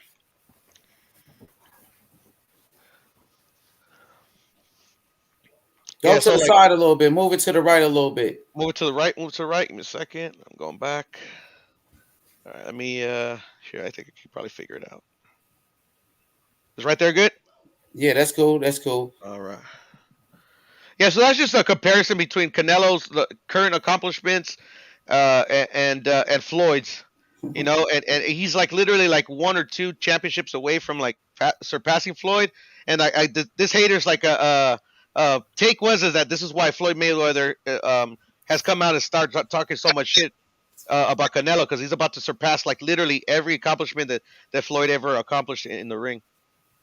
Oh yeah, they got that comparison, Mayweather and Canelo. But Mayweather, he will always say he beat Canelo. You remember what he was saying, at the press conference? He was like, "Oh, he was easy work, man. I'm telling you, that motherfucker easy work." You seen him talking all of that shit. Mm-hmm. And the thing is, and I don't care about talking shit, bro. And literally, if Canelo does surpass Floyd, I'm a Floyd fan, but he, he's not wrong. If he says that, oh yeah, that was easy work, and I kicked his ass, he ain't wrong. So I'm not mad at that, What I mean, like literally, if there's an argument to be made, if Canelo never fought Floyd, maybe he never becomes the fighter we know right now, Yeah, for sure. But that's Floyd. He loves to bring that up, man, to talk shit. So it's his ego, bro. I think the persona he created, he's becoming a bit of the persona he created. You get what I'm saying? But he just doesn't fight anymore, And unfortunately, he's always gonna get that hate because he created it for a reason to sell fucking boxing matches. But he's a good promoter. I ain't gonna lie. He talks all of that shit. It just brings more attention to him and his fighter. Now look at Tank. Tank is one of the biggest names in boxing. And Floyd Mayweather was his promoter. Floyd Mayweather made Tank Davis a star. Before Floyd Mayweather, nobody knew who Tank was. Floyd Mayweather made Tank a fucking star, bro. The only thing is that like me, if I was a fighter, like I wouldn't want the people to hate me. You get what I'm saying? And unfortunately, like if you take the heel route, like people, like some people are just like literally they don't care. Like I don't know personally know Floyd Mayweather, but so literally people when they don't know you just because you have success they hate on you. You get what I'm saying? Yeah, Floyd is big time, bro. Floyd is probably the biggest star shit in boxing. You know, one of the biggest, him and Ali, Mike Tyson, Oscar De La Hoya. You know, Floyd is one of the biggest stars in the history of boxing.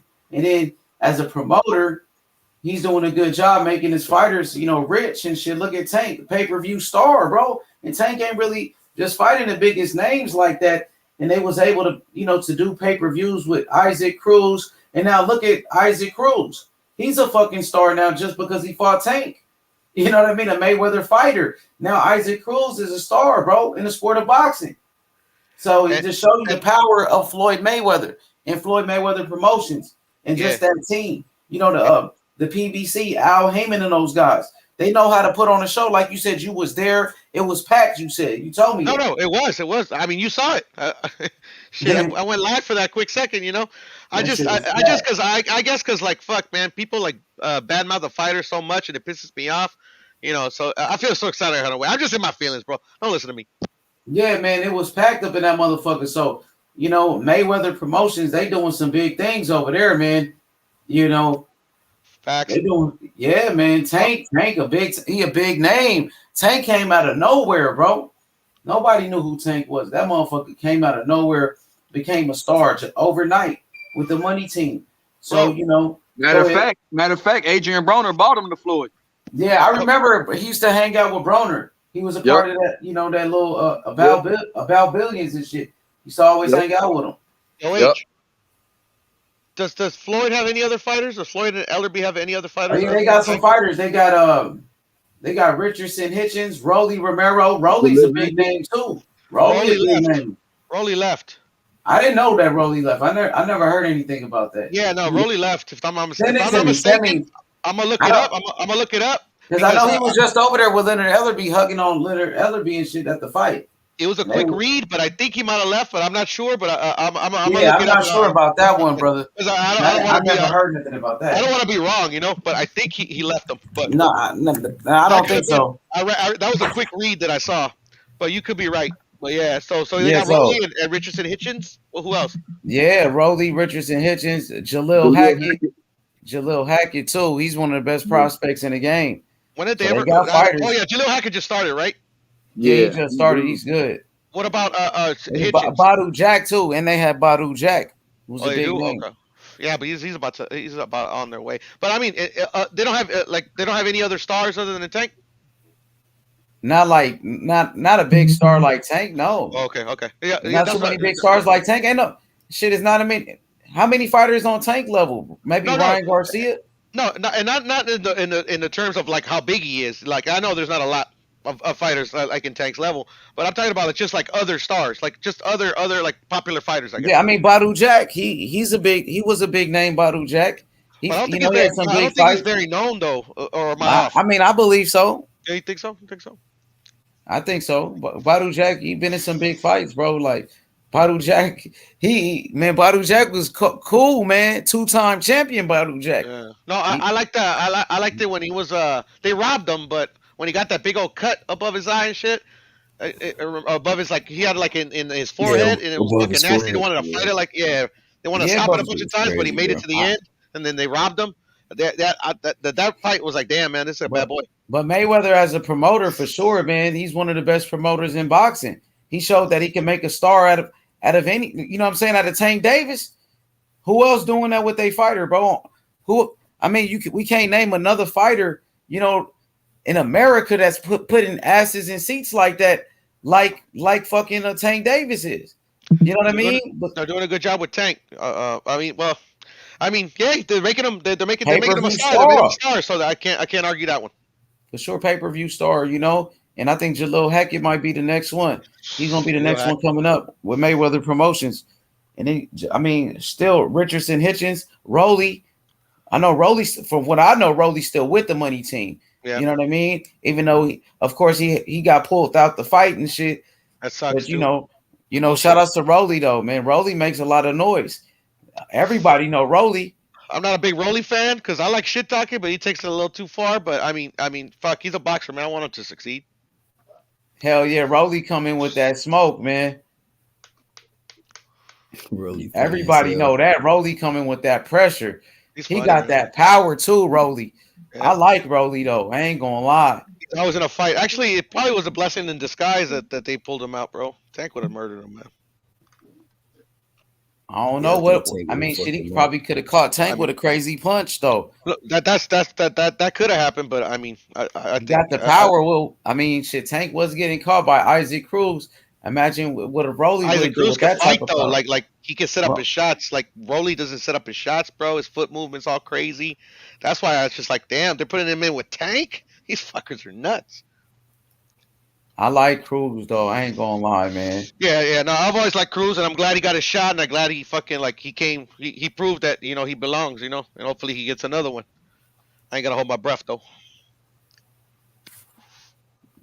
For sure, like shit. If somebody want a name, somebody want a good fight, Isaac Cruz will give you a good fight, and he got a, you know what I'm saying, he got a name. Yep. He's H, known. you should So promote, bro. Fucking try to change the game, bro, so we can get all the big fights. yeah, we got to hit up Isaac Cruz. I know I that know, right? motherfucker big time now. That Shit. motherfucker big My time now. family The way doesn't he live in coming. Mexico City anymore. If not, I take a trip, try to go find his ass. Yeah, Manny. He's with Manny Pacquiao promotion. So yeah, he came up. Yeah, literally, Everybody know him, man. in my opinion, the change of to make all the big fights happen has to start with the fighters, bro.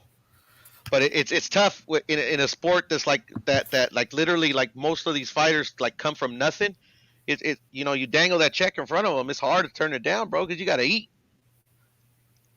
Motherfuckers gotta eat.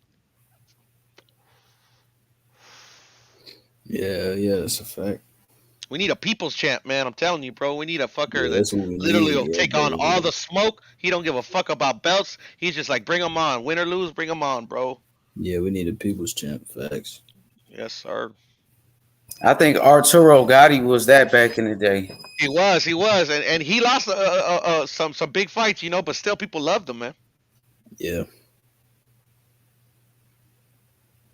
Shit, what solidified him was that Wilson Rodriguez fight, man. You seen that one 150? Which fight? Wilson Rodriguez versus Arturo Gotti. No, I never seen that. That's what made him a super duper star, bro. Motherfucker, fucking is getting his ass kicked, right? Both eyes shut, bro. The doctor's about to stop the fight.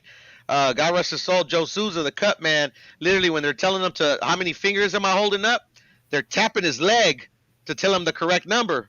He's like 3, 4, 3, and the doctor's not wise to it, but they're tapping his leg because he can't see, and he ends up knocking that fool out like in the 7th round. Man, made him a super duper star, bro.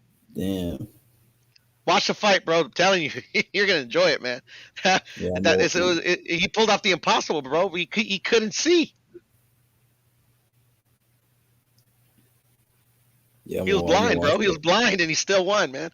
That's the fucking shit we need, bro. I mean, I'm itching for a fight like that, man. And unfortunately, you got to put 2 elite fighters in there to do it. What's up, brother? The Don says Canelo, the people's champion, man. Yeah, Canelo got the style, man. He got that H money boxing style, high guard defense with the elusiveness, with the head movement, with the waist movement. Eddie Reynoso, he's one of the best, man. I appreciate Canelo, man. He's the best fighter in the world right now, for sure, bro. He's the fucking best. And actually, I think he's doing a good thing that he's a free agent. But the thing is that didn't happen overnight, man. He had to play this politic game to get to where he's at, Yeah, that's true. But the thing is that like literally like he didn't duck the smoke though. Like he did it the way that I wanted that I was explaining. Like literally he fought everybody. He fought Floyd when he wasn't ready. But but he took that loss, but he was like he was forward thinking enough to know that loss ain't gonna define him in the end. Look, Puro, you see my logo right here? You see the picture right here, bro? You see Floyd Money Mayweather? Yeah, that's Mayweather, but look how he got his hands up right there. Oh yeah, the high guard, yeah, like you were saying, brother. Isn't that how Canelo fights when he came at Caleb Plant and shit like that, right? Yeah, he fights with that high guard all the time, bro. He doesn't strictly. That's the style, bro. That's the H money style, bro. Canelo got it, bro. He got the style, bro. Yeah, brother. I feel you. I get you, H. That's a good logo, man. He's the fucking best, Canelo, man, for real, bro. This whole time I seen your logo, I never knew that was Mayweather, bro. Oh, no, you didn't know? I picked that up right away. See, Mayweather used to fight with that style too, though. I Yeah, think he did. Winky really made it popular when Winky used to walk people down like that. Winky right, and then Marlon Starling used to do it. Mike Tyson, his peekaboo defense was pretty good, but I think it was kind of different though. I don't know. Was the peekaboo is different than the high guard? I think a little bit. Well, the What you peekaboo think? style is different, but he used the same high guard. They used to keep their hands like under their chin the way Mike Tyson used to do it. Yeah, kind of on their chin. I get what you're saying. Yeah, like on their chin, right? This was kind of like on the temples, like right above the temples, huh? Yeah, that you know what I mean. This one is different. I like the way they place their hands on this one. You're right, H. You're right, H. And then Mike Tyson was a little lower, right? The way he used to have his hands up, like by his chin, kind of. Yeah, but like right on the chin, and then fucking moving his waist. Yeah, that's but it was similar though. It was similar though. I think. By the way, it was similar though. I would say it's similar. Yeah, but it's a high guard still, right? I mean, sort of, kind of. You think Canelo fights like Mike Tyson a little bit, the way Tyson did, or is it his is different, huh? I think it might be a little bit different. Canelo is accurate like Mike Tyson. If you ever watch Mike Tyson's podcast or any videos when he's trying to explain, because like every time somebody asks him, yeah, man, you hit hard, man. Like you're probably one of the hardest punchers in the sport. He always disagrees. He says, nah, it's not that I'm the hardest puncher. Is that my punches are accurate. I know where to hit you to knock you out. And I'm gonna have to take his word for it. I have to agree, man. He was an accurate puncher. But that's what Canelo is. The only guy right now that fights like Mike Tyson, I think, is Isaac Cruz. Honestly, Pitbull, yeah, right. That's why they call him a Mexican Mike Tyson. A lot of people think, oh, because he hits hard. Nah, it's because he fights like Mike Tyson. he doesn't have the footwork like Mike, but the peekaboo is just like Mike, man. Yes, sir. When I seen him do it, it just reminds me of Mike Tyson. And it's one of the styles that I will consider an awkward style. And awkward styles give every fucking boxer problems, no matter how good you are. That's true. That's very true. At least in my opinion, but yeah, for sure. Yeah, I agree with that. Yeah. Look at Navarrete. He's a perfect example. Yes, sir. Fucking, he gives everybody problems, man. If his style's so awkward. Whatchamacallit, the guy Fulton just fought, Figueroa, yeah, awkward, him too. He's awkward style. Yeah, he's very awkward. Yeah, Manny Pacquiao, awkward style, bro. That's why he was able to fuck up all those dudes, and he had power. Obviously, it all has to come together, Like literally, you have to fight the way that's best for you. If you can master the style that's perfect, that's tailor made for your skill set, you're a tough out for anybody, man. Yeah, I think Deontay Wilder is a perfect example of it. Like literally, they literally perfected him setting up the right hand, and he became a champion because of it. Almost beat Tyson Fury twice, but almost ain't getting the job done. It is what it is. Credit to Tyson Fury getting up. See, hey, Winky Wright, I'm sorry, brother. Winky Wright and Marlon Starling, they started it. You know what I mean? Oh, they did? They started. Winky Wright was the one that made it famous, that type of style, I think. But Marlon Starling, I believe he did it first. But Winky Wright, he did it the best. Now, you got guys like Canelo, the way he fights, Earl Spence, his guard, Earl Spence, I think. Benavidez, he does it too. Benavidez, that's how he fights as well. Yeah, I got to check on my daughter, fellas. I'm going to drop off for a bit. If you guys are still cooking, man, I'll be back on. All right, bro. All right, cool. So, what you think about Jared Anderson, 150? You think he's going to be the face of boxing, the real big baby? Think he going to take over the heavyweight division? You think he's going to be probably the biggest name in boxing? Well, shit. I'm not really sure yet, but I think he could be one of the biggest names because he's on the top rank. He's a heavyweight. Yeah, man, I like Big Baby, bro. I like his style, man. He's herky jerky, you know what I'm saying? Like, he got the power. He can slip punches pretty well. He got good footwork. Yeah, man, I like it. I like Big Baby, bro. I think he's gonna be one of the best for sure. You think he gonna be like? You think he gonna be the man? Like, you know what I'm saying? You think he gonna be the one? Is he gonna be the one in the heavyweight division? I mean, it's hard to say right now, but I think he's on the right track. You know what I'm saying? We'll also have to see what happens to all these other guys like Tyson Fury and Wilder and Usyk. See what happens to them when they lead the division, when they retire and shit. But I think he can take over though. I think he has a lot of potential. For sure. Because when you look at like the young fighters in boxing, he's one of the names. Not like you talk about prospects in boxing. You know, top prospects in the game. Who you think is the best prospect? Would you say is Big Baby? Yeah, I think it is. Probably Big Baby. Big Baby, Xander Zayas maybe. Ali Walsh, he don't really have that much fights. Yeah, I'll probably say he's Big Baby. Prospect wise, yeah. All right, like because when you talk about prospects, I'm gonna name the top prospects in boxing right now. You got Abdullah Mason. They say he the next Shakur Stevenson. Jared Anderson, Jalil Hackett, Brandon Lee, Joey Spencer, Xander Zayas, Charles Conwell, Diego Pacheco, Keyshawn Davis, Gary Antoine Russell, Edgar Berlanga. You got Kid Austin, Sam Arnold III, Ashton Silve, Lolo Harris, Trayvon Marshall, Armani El Mestica, Amari Jones, Mark Castro. What names you like right there? What you think about Castro, Brandon Lee, Joey Spencer, Xander Zayas, Diego Pacheco's? What you think about these guys? I like Mark Castro, man. I ain't gonna lie, I fuck with him. I seen his last fight, and I watched his last fight and the fight before that. You know what I'm saying? I like how he dances around the ring and plays with his opponents, man. He got some power, man. He can really crack. I think. You think Castro might be that guy? He gonna be one of the best prospects right now. I'm rolling with Keyshawn, Abdullah Mason, Xander Zayas. Man, I know Castro beat Keyshawn too. I know that.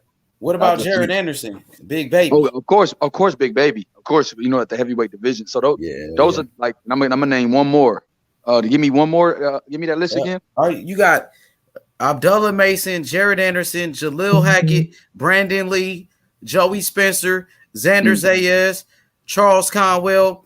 Diego, you like Conwell? Conwell, a monster. What about Truck Simpson, Lorenzo Truck Simpson?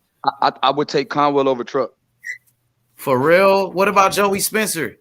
I would take Conwell over Joey Spencer. Conwell, that dude.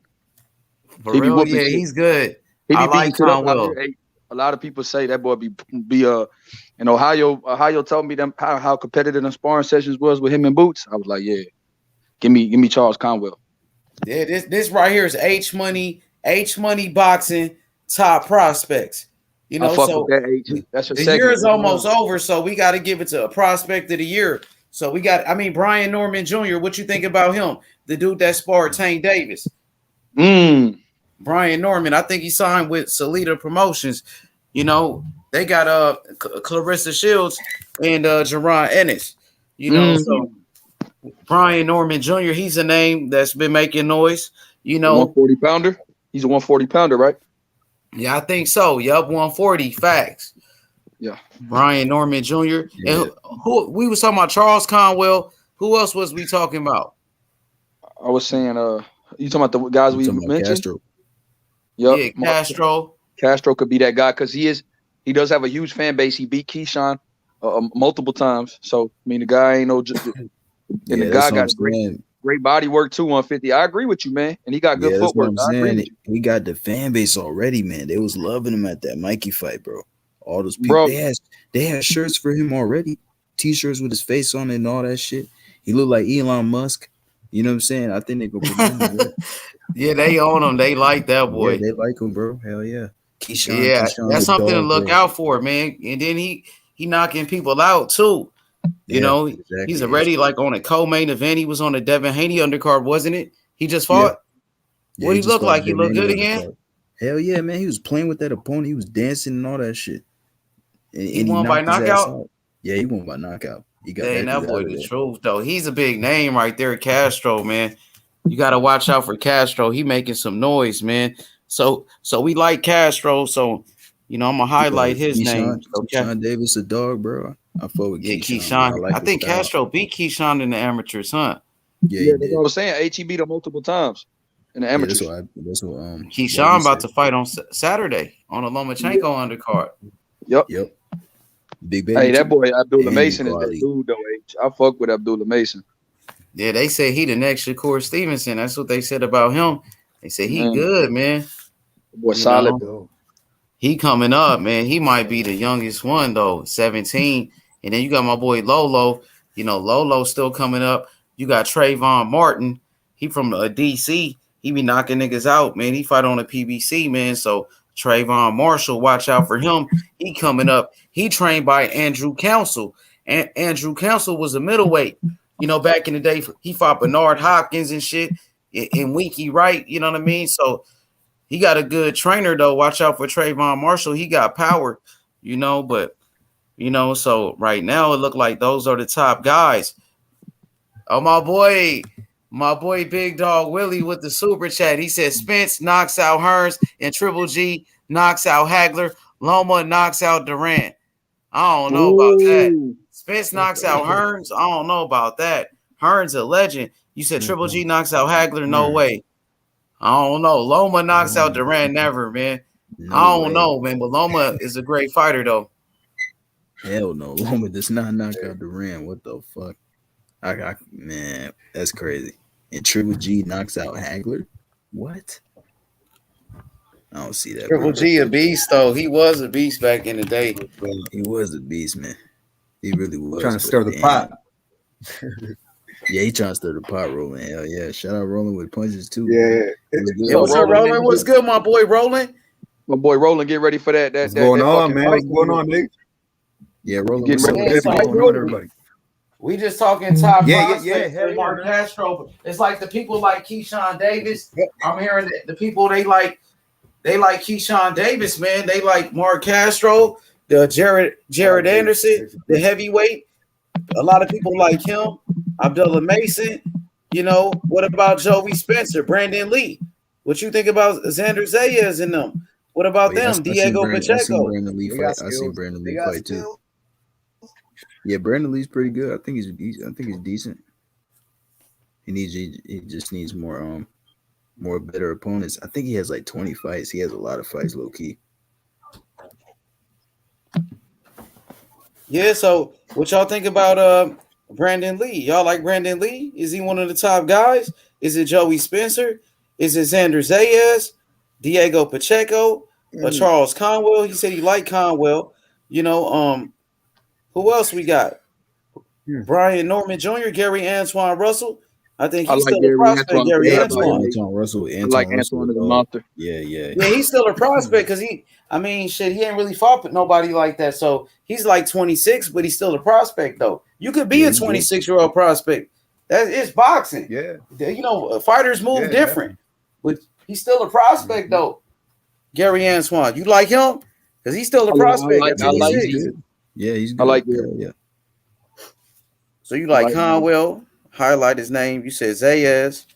For sure. What about Joey? Ain't nobody saying nothing about out of all those Joey dudes you mentioned, does anybody got like out of all those dudes you mentioned, H? Does any of those stand like really skillful? You know what I'm saying? Like, are they like compared to like would you compare them to like a season and like that group? That there was like good little group right there, man. With Shakur and that was a lot of young guns. I mean, we got heavyweights in this one. And that, like you could this class we got a heavyweight though, Jared Anderson.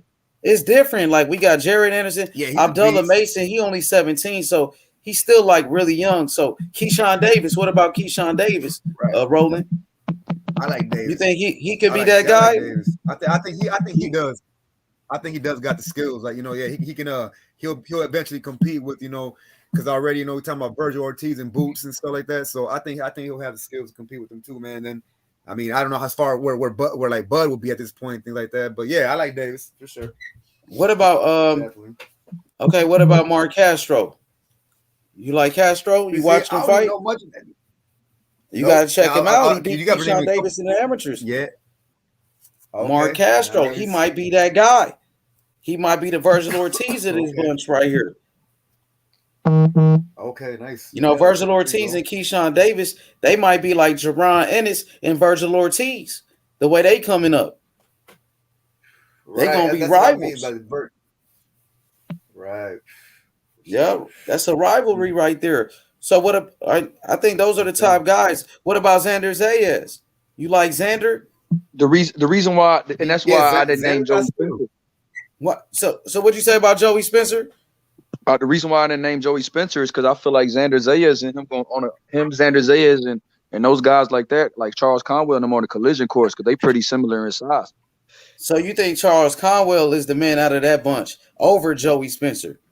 I think Charles Conwell could beat Joey Spencer, and I think Xander Zayas in the future could beat Joey Spencer too. Dang, so you not sold on Joey Spencer? Nah, I'm not. I'm not either. I watched him. I'm not either, man. I watched all his fights, but I haven't really been sold on Joey out of all them guys. I think Xander got more talent than him. He won a PBC, the PBC Prospect of the Year two times.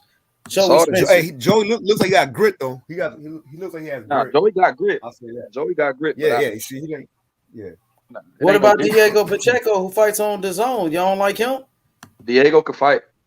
He's good. I like that. What you think about him, 50? What you think about him, rolling? What about Diego? Pacheco? I like Diego Pacheco. I've seen him fight a couple times. Well, once for sure. I've seen him fight a little bit. Yeah, he's pretty good. Yep. Yeah, you see him as a future superstar? I think he has potential. No, not right now. Sure. Yeah, not yet though. He has potential though. Because the answers are like, and the reason why I picked Xander 2H is because the lack of stardom in Puerto Rico out of their prospects right now. I think Xander could be that guy that breaks through again, and there's gonna be a lot of eggs riding in that basket for Xander Zayas. If he does break through, he'll already have a fan base, and they matching him right. They fighting him out there in Florida. They fighting him often. You get what I'm saying? And the dude is really decorated as an amateur. So I just think that, man, this dude could be a superstar. All right, what about Edgar Berlanga? Is he still considered a prospect? I think he is, though. Berlanga. Hell yeah. He should be on this list, right? What about Berlanga? What you think about him? I think he's anytime you can punch like Berlanga and you get matched right, if he can develop those other things with him that we want to see, hell yeah, he could still be that. He could still be a popular guy. He could still, hell yeah, he could be a star. Yeah, I still think he has a lot of potential. He's pretty good. His last fight, he struggled a little bit. He got dropped. I think he needs to work on his game a little bit, but he definitely has potential though. He can crack. But he's just a little up and down. He just needs to work on his game some more. So where would you rank him on this list as far as the popularity with the rest of the fighters? You think he got a bigger buzz than the rest of these guys right now? Is he the most popular out of the prospects? Yeah, I think he does. For some of those guys you named, yeah, he does. Like, all right, you got Abdullah Mason, Jared Anderson, Jalil Hackett, Brandon Lee, Joey Spencer, Xander Zayas, Charles Conwell, Diego Pacheco, Keyshawn Davis, Brian Norman Jr., Gary Antoine Russell, Edgar Berlanga, and Mark Castro. I don't think he's bigger than Castro. For real? You think Castro bigger than Berlanga? Berlanga, for real? Berlanga got more fights, though, bro. Berlanga was knocking niggas out on ESPN. You think Berlanga bigger than Jared Anderson? Yeah, I think so. I do because Berlanga, you got to think he was getting into hip hop culture. Berlanga was all over ESPN for them first round knockouts too, bro. You know what I'm saying? So I think he was getting popular. Yeah. He was kicking it with Wayne. He was kicking it with Fat Joe. Like, he had a buzz about him. About him. He got the chains too. You see him like he flashy with it. With like people that was got way the streets though. Yeah, he never been like no real. He never beat nobody. Like motherfucker was chilling with. I was like, who is this? Why is this motherfucker chilling with legends and shit? Berlanga was kicking it with. I thought Berlanga, man, honestly, he was on the level of Boots and Virgil. I mean, you did, huh? I think he's on the level of Boots and Virgil, honestly, above all those other guys you were mentioning. Oh, okay. I don't know. Okay, well, shit, that's the first time I heard that. He has a. Yeah, man. I mean, I honestly, like, I thought the buzz around him was damn near bigger than Virgil and Boots at one point in time, especially with those knockouts. I agree. Right? That's what I'm saying. Like, everybody kind of people start hearing about Berlanga. No cap. Like, people start hearing about Berlanga. So I do think because ESPN was running that shit. You know what I'm saying? That first round knockout, he kept making the knockout. Yep. Man, they're all over that shit. Knockouts, yeah. Everybody like, damn, who gonna make it out the first round? Right. Yeah, I remember that, man. Definitely. Yeah, I kind of agree with Roland on that one. So where do you rank Berlanga with the rest of those guys? Is he still one of the top prospects, or y'all since his last fight y'all not really fucking with him? He absolutely one of the best prospects. Absolutely. Yeah, I believe him. So where would you rank him? So how would you rank it? I'm gonna give you the list one more time. I want to get y'all to rank these fighters, man. You got Mark Castro, Abdullah Mason, Jared Anderson, Jalil Hackett, Brandon Lee, Joey Spencer, Xander Zayas, Charles Conwell, Diego Pacheco, Keyshawn Davis, Brian Norman Jr., Gary Antoine Russell, Edgar Berlanga. How would you rank those guys? Is Berlanga like on the top of that list? Is you know what I mean? Who's number one? Is it Jared Anderson? Well, I think Berlanga top 5. But yeah, I agree with you, bro. Berlanga's definitely top 5.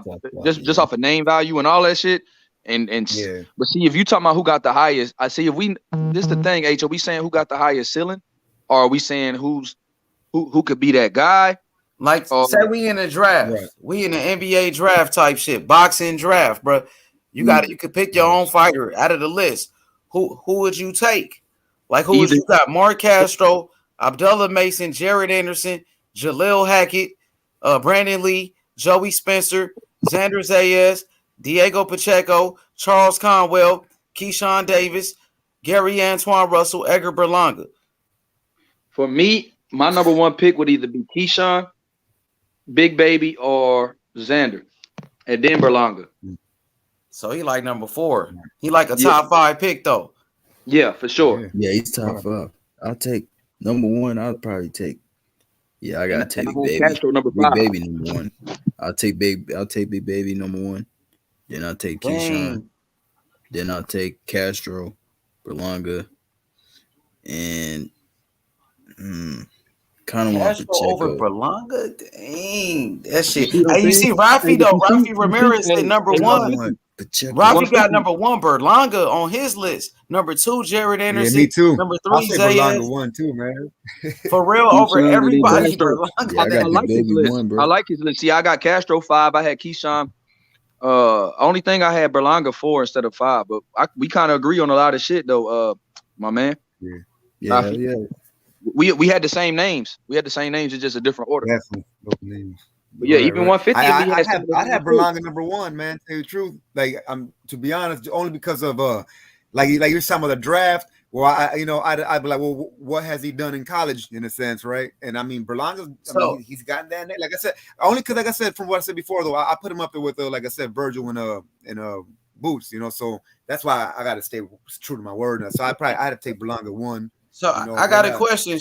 Should David Morrell be on this list? Because he only got 5 fights, but he got the regular belt. He's already a regular champion though. So I would have to put him on that list you had earlier, the top contenders.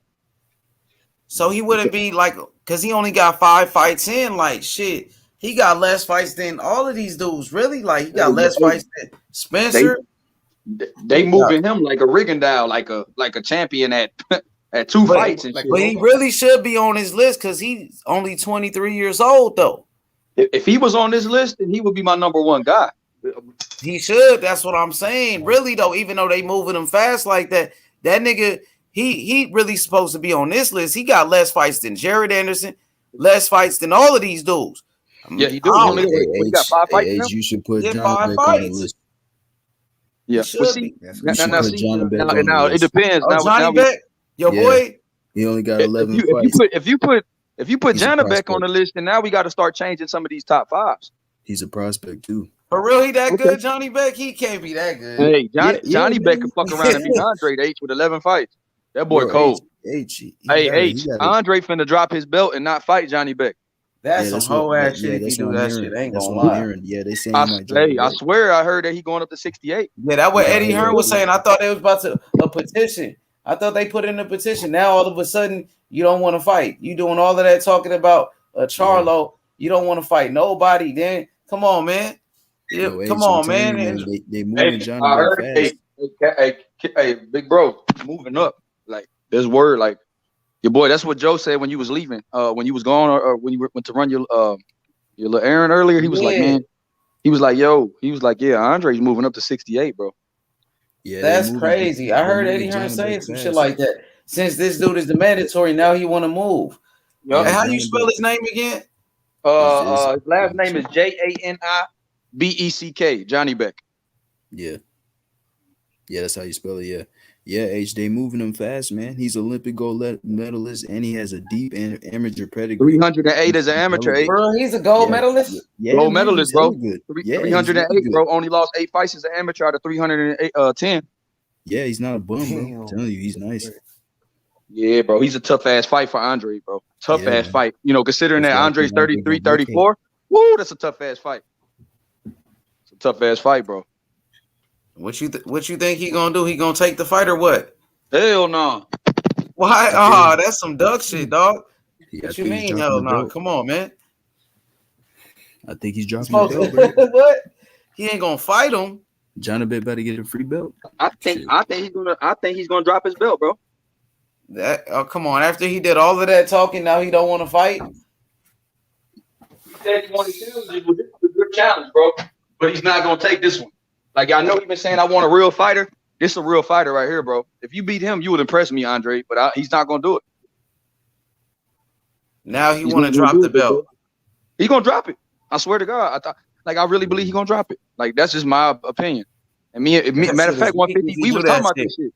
And for all the people that was capping for this dude, yeah. Now when he get a real challenge, bro, he want to duck his mandatory. Me and you, knockout boxing, made a video about it. He said Andre gonna drop it too. He said he think it's smart though, because he can get a big fight with Canelo. Because he said because this fight is a risk for Andre. That's what he said. Shit. Hey, bro, I want Johnny Beck to get his shot, bro. And if how old is he? I gotta look it up. I don't know how old he is. I forgot. They be older, huh? Them dudes. They be I coming from up thought there. he was mid-20s. Let me check real quick. I know he's mid. So where would you rank him? Is he top 5? You think he better? I would put him right up there with Morrell. He 28. Yeah, mid-20s. Okay, be older, but he's still a prospect though. Yeah, Well, he he got more of 11 a fights. contender though. He got to be. You know what I mean? Hey, and guess what, H? He with your boys top rank. That's who pushing this WBO mandatory. Too. Yeah. Yep. Yeah, that's what I'm saying. Top rank moving him fast, That's man. he already that's fought forcing Rob his Brandt. mandatory, and that's why he got this mandatory ruling so quick. Because you know Bob Arum and pushing that WBO. Say, bro, you gonna have to fight or you gonna drop it. Yeah, those guys Olympic gold medalists and big amateur pedigrees, they always moving fast. Look at Lomachenko. They moved him hella fast too. Yeah, H. I promise you, bro. Crazy. So y'all on this dude, Johnny Beck. Y'all really on this kid. Like he really cold like that. He good like that. Hey, gold medalist, bro. But also, bro, the dude got a mean, you know what I'm saying? Mean 1-2, mean setup. Like if you fight him sloppy, like Andre be showing sometimes, you know how he be falling over and shit, bro. I think he'll get countered with this dude, bro. Not saying he'll get knocked out of nothing, but I think you know how Andre usually had a superior edge in boxing skill. I think the boxing skill edge ain't for him in this fight. It's like 50-50, and I just think the dude's younger. He got, you know, he a little hungrier. Shit, it's a tough ass fight for Andre H Money, bro. But so he's a force to be reckoned with. This kid, force to be reckoned with, bro. For real. So people got to take him serious, bro. He if he not as good as Morrell, him and Morrell are like, bro, he's not nobody wants to fight Morrell if they don't have to. H. Yeah, man. Benavidez, none of them want to fight this kid. Even though he got 5 fights, nobody wants to fight the dude if they don't have to. Yeah, H, you gotta remember too. He's under what's the name? Who trained him? Buddy McGirt trained him. They asked him at 160. They said, Ellie Setbat asked Buddy McGirt. They was like, who would you put Johnny Beck up with? And he said, put him up with anybody at 160. Anybody. Charlo, fucking what's his name? Doodoo. He said anybody. Man, Andrade gotta fight him, homie. Hey, who petitions to fight Andre? Remember, I thought Andre couldn't get a fight. They put in a petition to get this fight against Andre. Everybody keeps saying he the most avoided. They wanted the most And they avoided cat. mandated the fight. This shit been ordered, bro. He gotta fight him. I bet they won't talk about that though. The Andrade fans won't talk about that. He can vacate though. No, that's what I'm saying. He might do it. He might do it.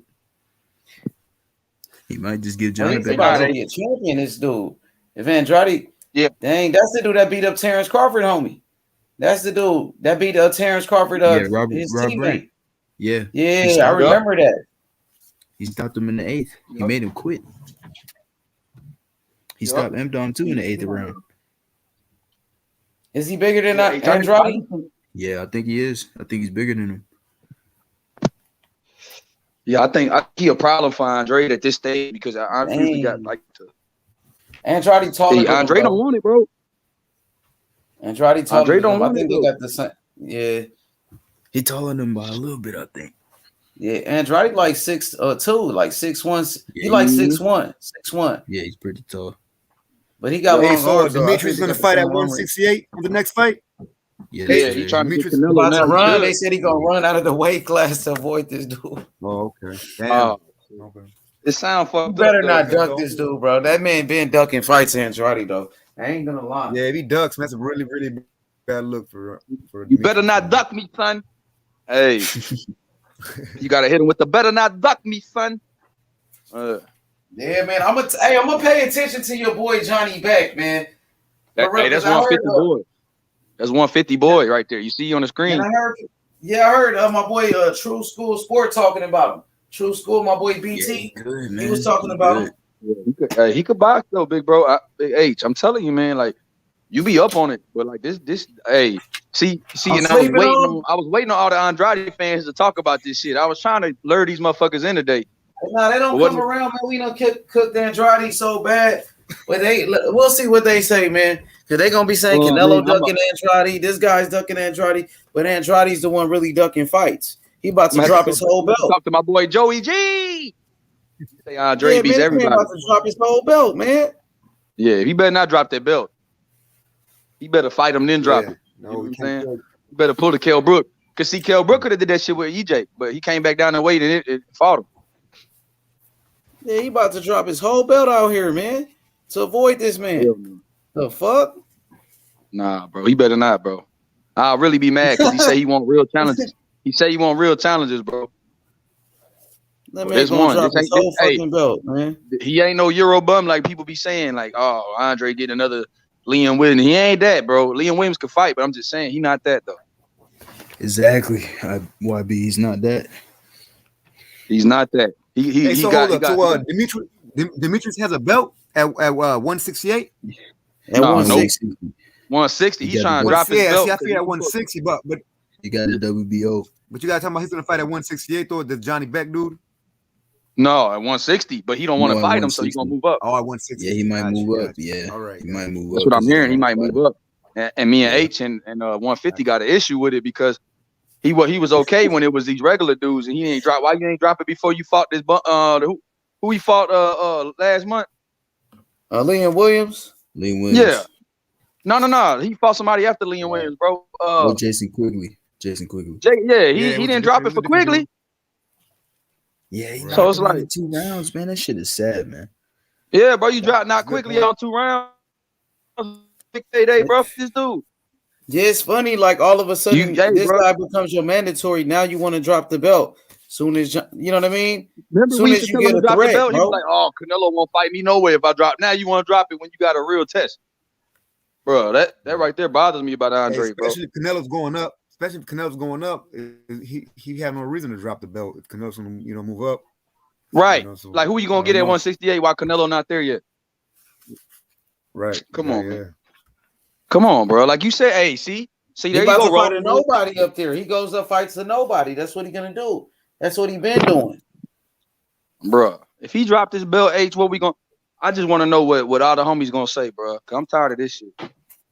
They ain't gonna say nothing. They're gonna keep clout chasing. They're gonna say, "Oh, he moving up for Canelo and doing all of this and that." That's what they. And I like Andre, bro, but he making it hard for me to like, dude, bro. Cause all I hear is I'm getting ducked. I fuck with him though. Yeah, I think he's funny, bro. Man. I think he's good for boxing. I think his character is hilarious, bro. I just don't. He's funny, bro. Like it's just like, bro, like if you don't fight this Johnny Beck, Yeah, that's me bad, man. Bad look for sure. Yeah, man. But yeah, we talking them prospects, man. You know, so you got Chris Colbert, man. What about Chris Colbert? What you think about him? Is he a prospect or is he a contender? No, he's not a prospect. I'm tripping. No, you got Castro, Maury Castro, Jared Anderson, Brandon Lee, Joey Spencer, Xander Zayas, Diego Pacheco, Edgar Berlanga. I guess David Morrell, if you want to add him, if you know what I'm saying, he only got 5 fights. Johnny Beck, he's older though. He about 28 though, so he'll be the oldest prospect out of anybody. Yeah, he'll be the oldest. Yeah, that's a good list. But he's not really, you know what I mean? Is he really a prospect or what? Yeah, hey, H, I got a question from earlier. Hey, H, I got a question from earlier. What do you guys think about when we were talking earlier about the young guys and about who could be the future of boxing? Is Tank fall in that category, or did we not? He's still in that category for sure. Okay, because I was saying if he's 27, is he too old for that? Or we was just talking about the young guys.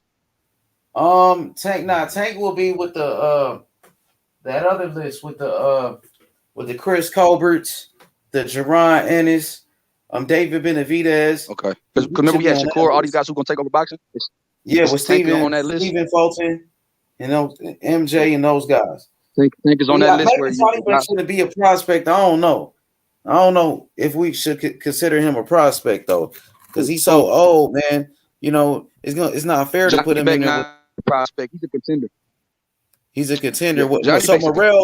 So Morrell shouldn't be on that list either, man. Morrell only got 5 fights. He about to fight for a title. He's in the same situation with Virgil Ortiz and Boots. They about to get title shots. Yeah, you're right. Yeah, he's about to fight for a title. That's true. That's crazy how Morrell doing that shit in only 5 fights. Yeah, that is crazy. Like even though these guys have prospect records, if these dudes for title, he about to go from a champion. Then he didn't even skip it. He skipped the contender rank. So yeah, we got to put him in the a contender because he's the #1 contender. Him and Virgil, all these dudes are top contenders in their way. You said Morrell, right? So Morrell, I think he should be there with Virgil and the rest of them guys. You know, because he's closer to a title shot than Virgil. Yeah, even though he got the regular belt. I mean, even though he got 5 fights. Even though he got 5 fights. Even though he got 5 fights because I got you. So he can't be on the prospect list because he got that regular belt. Once you get a belt, you out the list. Even though it's a regular, but the regular belt, it means something. People be shitting on that belt all the time, but motherfuckers been fighting for that regular belt. Canelo fought for that regular belt a long time ago. You know what I'm saying? He fought for that regular belt a minute ago. You know, they've been collecting that regular belt, bro. When he fought Rocky? You talking about when he fought Rocky I think at 154, he fought for that regular belt, I think. Even Lara had a regular belt, I think, at 154 before. He did. Yeah, he did. Had that regular belt since then. Canelo fought for that shit a while ago. During that Tank fight, they was like he a 3-division champ. They said that he's a 3-division champ of some sort. I was like, so they was giving them regular trinkets, you know what I'm saying? Some respect then. So shit, we can't just pick and choose how we respect titles. We gotta, you know what I'm saying? I agree with you, Agent. We gonna be consistent. Let's keep it consistent on how we treat these titles. Yeah, I feel that. Hell yeah. Yeah, I don't think there's really nothing wrong with a regular belt, especially if a prospect got it. I don't think there's nothing wrong with that. Or a contender.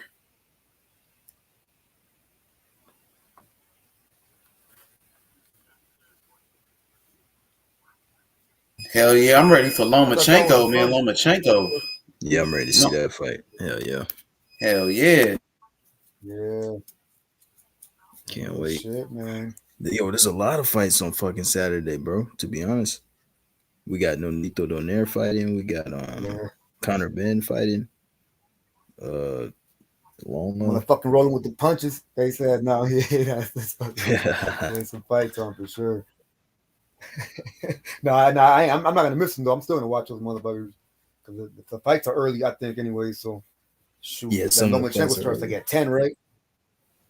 Yeah, he probably gonna fight late. He gonna fight I think later. like at 10. So yeah, look at the shit, man. I watched that one for sure.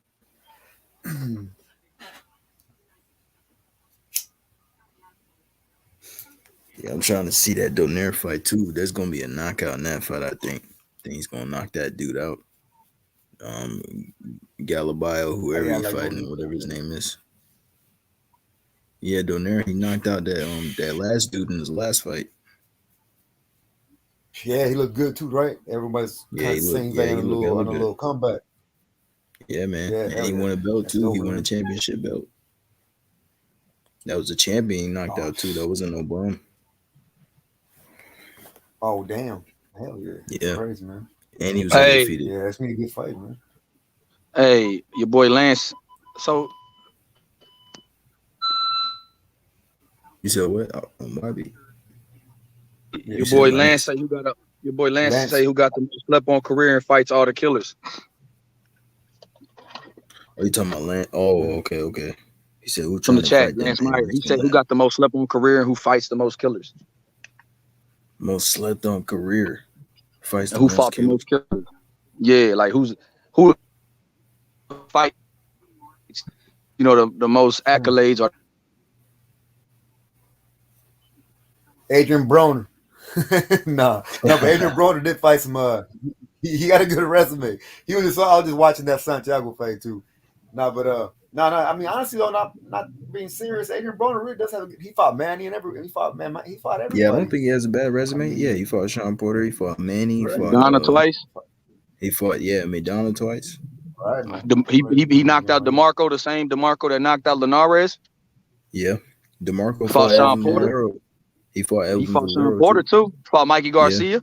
Yeah, Mikey Garcia. Yep. Yeah, he got a good resume. Yeah. He got a good resume. Hell of a resume, like you said. And fought. Yeah, bro. You got to think he fought. Even the Malignaggi fight, bro. He fought Malignaggi. I was saying, Malignaggi is skillful, man. Yeah, for sure. And that was his first fight at welterweight. Yeah, it was his first fight at welterweight. Yeah. I like bro. You have two weight classes. Yeah, beast, man. Beast. He might do something. Broner getting back in the ring too. He's training again. He said he only fighting. He said he might leave PBC. Yeah, he said he only fighting at 140 though. He said he's not moving up no more. He said them guys too big for him. Man, bro, I ain't gonna lie, Broner washed up, bro. Nah, he washed up. Yeah, Zab Judah fought everybody too, though. You got to give Zab his credit. Even though he might have lost, he fought Kasazu, Cotto, everybody, Mayweather, Spinks. He done fought some. Yeah, he done fought Matisse. He fought Matisse, Amir Khan, like Danny Garcia.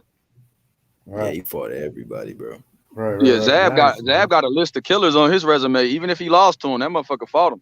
Yeah, he did. Miguel Cotto. Yeah, yep. That's what I was saying. He fought Cotto, Khan, Matisse. Zab might have the best one, man.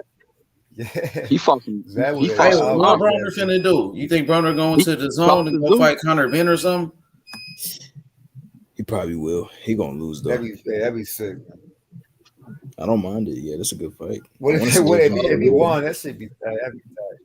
Oh yeah, we forgot Broner fought Jesse Vargas too. Shout out to G-Ball, man. Shout out to G-Ball. Oh yeah, Jesse Vargas, yeah.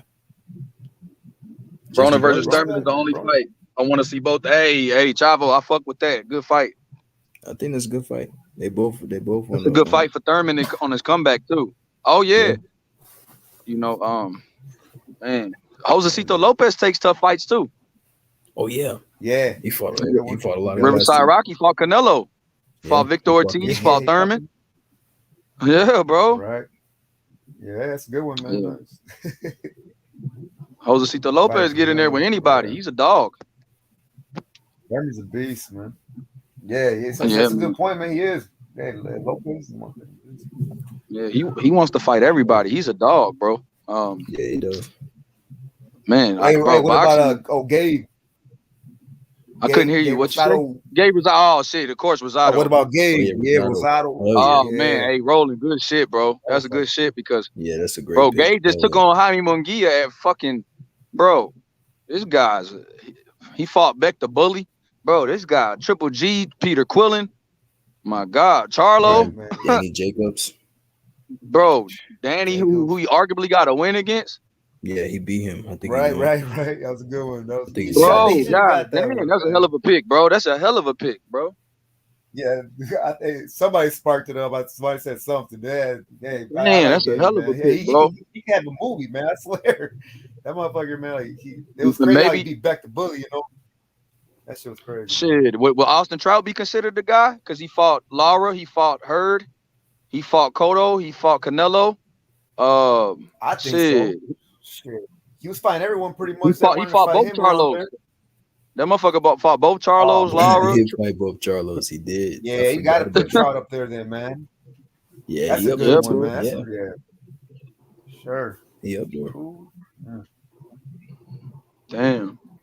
That was a very good question. Man, bro. Yeah, that's crazy, bro. All the damn boxing is back, bro. Look how much fighters we got to talk about, bro. Like just having H name all the prospects, having him name all the contenders that we got, bro. Man, hey, Roland, bro. Hey, bro, I'm proud of you too, bro, Roland, bro. I know this about to be you about to fight on your next box, Border Wars. Yeah, man. Yeah. Heck yeah. How many days away are you, buddy? And shit. How many days away are you, bro? It's gonna happen Saturday. Saturday. It starts Saturday at 6 p.m. and shit. So where's it gonna be at? Where's it gonna be at now? Florida? Plant City, Florida, man. Plant City, Florida. Okay. Fucking yeah, so we got a little drive and shit, like a little 18-19 hour drive, but it's all right. Got it mapped out good, so get some good stretches in and shit, you know. So yeah, it's gonna be fun, man. It's gonna be fun. Good experience. I appreciate you asking and shit. Yeah, I'm proud of you, bro. That's I'm ready. That's real shit, bro. You ain't just talking boxing. You actually living this shit too, man. You know what it's like making weight and shit. That's crazy, Roland. I'm proud of you, bro. Yeah, Roland. Yeah. Shit, and you did good, man. bro. I mean, but to be honest, bro, did you spar this fucking camp, Roland? You sparred this camp? Did you get some sparring in? No one to spar. Fuck no, I can't find no one to spar that wants to spar. I mean, because nobody. I mean, not too many people really that you know, like that my community be really be like talk. Well, that I know of and shit, really be like talking boxing or anything like that. So I can't really find nobody. I couldn't find nobody to spar that I knew basically. So I know no sparring, man. But I was really trying to just work more on conditioning though. So I was doing that, but I was doing that at work a lot too though. You know, like I was getting a lot of my conditioning at work, but it was still conditioning though. But so yeah, but I'm ready though. I'm definitely ready. You know, it's gonna be exciting. I don't know what to expect. This shit, man. Tell you the truth, but fucking no, that's part of it. You know what I mean? It really is. You know Hey, what I mean? bro, So, it's a fight. yeah, That's man. a fight. Like Mike Tyson say, Right. bro. Everybody got that plan till you get hit in the face. You get hit in the mouth. So shit, like you said, Roland, you go, Right, you just go in there. You know what to think, bro. Shit. Right. So elite. Hey, what weight class you Right. fighting at, bro? 147. That's what I was about to say. Like I'm normally always at like at 142, 144. So it really wasn't tough making weight, you know. Like but 140 would have been a little different, which I would have made it to though, pretty easily. I would have made it, but 154. So somebody was talking about fighting at 154. I was thinking, I don't know how I could do it. You know what I mean? I'm pretty sure you can though. That's something like man. Imagine these boxers, man. Like how they be jumping up in weight and shit like that. That shit's raw, man. That's like to be eating a certain way to get up weight and shit, or lift certain certain weights and shit. You know, like to put on all them fucking pounds. So I mean, yeah, that's what's up, man. Motherfuckers, they go through some things. This boxing, Hell yeah. Professional boxing. If I was in border, amateur boxers too. Like even the amateur boxers out there, any boxers, the young guns that are trying to, all of them, man. Anybody who commits himself, man, that much respect to them. Anybody who commits himself, Yeah, if I was on Border Wars, I'm excited, man. If I would do what you do, Roland, just try to stay at a weight class where like it's around my weight, because I wouldn't want to try to gain weight. You know, got to eat all this shit just to gain weight and do this just to get up there and all. Nah, I think that shit too much. That shit ain't gonna be easy. Hey man, I don't think I am, especially because I'm trying to eat a my weight is at. Yo, man, Kambosos, man, the truth rolling with the punches. What you know about Kambosos, man? Kambosos undisputed right now. Undisputed. Kambosos undisputed, bro. You seen him? He was on Joe Rogan's show with an undisputed shirt. Mauricio Suleiman said he was undisputed. Hey, yeah, but shit, man. Hey, and that boy saying I don't want no soft touches, man. To be honest. And this ain't no knock on Devin Haney because I love Devin Haney, but shit, Kambosos beat the man that beat the man. And they gave him the franchise. He won the franchise in the ring. And they said the franchise is the supreme belt, bro. Mauricio said he was undisputed. You can't even debate it. Right. Like they told Devin Haney that fucking Kambosos was undisputed. And Devin Haney don't like it. You know what I mean? But it is what it is. These are the facts. And this ain't nothing against Devin Haney. I'd have to see that run back, man. I really would, man. Because I feel like I've been saying this. I feel like I kind of joked it too, trying to rhyme and shit. But fucking T.O. was telegraphic and inactive and distracted, man. And what I meant by that was like he had no fucking feints whatsoever. I'm telling you, he didn't throw one feint the whole time. So every time he went to throw a punch, all Kambosos did was just wait and countered. And he was waiting. Hey, do me a favor, rolling with the punches. Do me a favor, bro. Say Kambosos. Yeah, Kambosos. I'm gonna give him Cambo. It's Cambo time.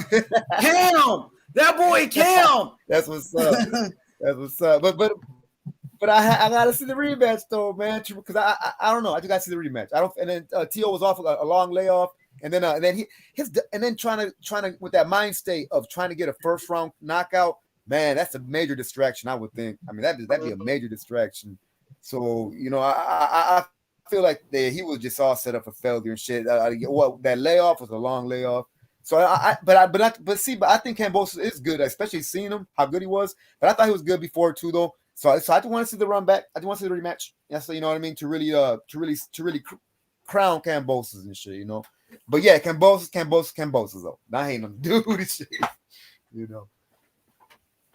My thoughts and shit. Yeah, well, I wouldn't. But yeah, what y'all think of Kambosos? He's a king. Kambosos, the truth, bro. He's on the pound for pound list. He's one of the best fighters in the world. He's a great boxer with great skills, hand speed. He got the hand speed, bro. Some of the fastest hands in boxing, and he has a great ring generalship. He got great footwork. Yeah, for sure. Yeah, Kambosos, definitely think he's a number one lightweight. I seen Kambosos' last fight with Lee Selby before he fought Teofimo, and I heard of him because he was sparring with Manny. Manny's one of my favorite fighters. I shouldn't have pushed that shit to the side. I always thought Kambosos wasn't good. But once he got in there with T.O., man, he proved me wrong. Man. That dude is a killer, bro. He got an amazing chin. I think he got the fastest hands at 35. I seen him on the pads, bro. His hands is fucking fast for no reason, bro. That shit's crazy. And he's got good footwork as well. I want to see him fight again, man. Devin Haney, Loma, whoever get in there with him, anybody. I think it's going to be Haney, though. But Haney get in there, maybe Tank. They might mandate a fight. I don't know. Whoever fights him, man, I want to see that. I'm down to see him fight again. Yeah, man, I love Devin Haney, man, but Kambosos, he's the undisputed champion. Ain't no doubt about that. He won a franchise belt in the ring, and people are saying, no, you can't win a franchise belt. It's not going to be on the line. And it was on the line. The WBC already said that the franchise is the most supreme, is the supreme belt. He said it. You know what I mean? That the franchise is put above any champion in the lightweight category, bro. You know what I mean? And the WBC, they said as soon as Kambosos won the fight that he was undisputed.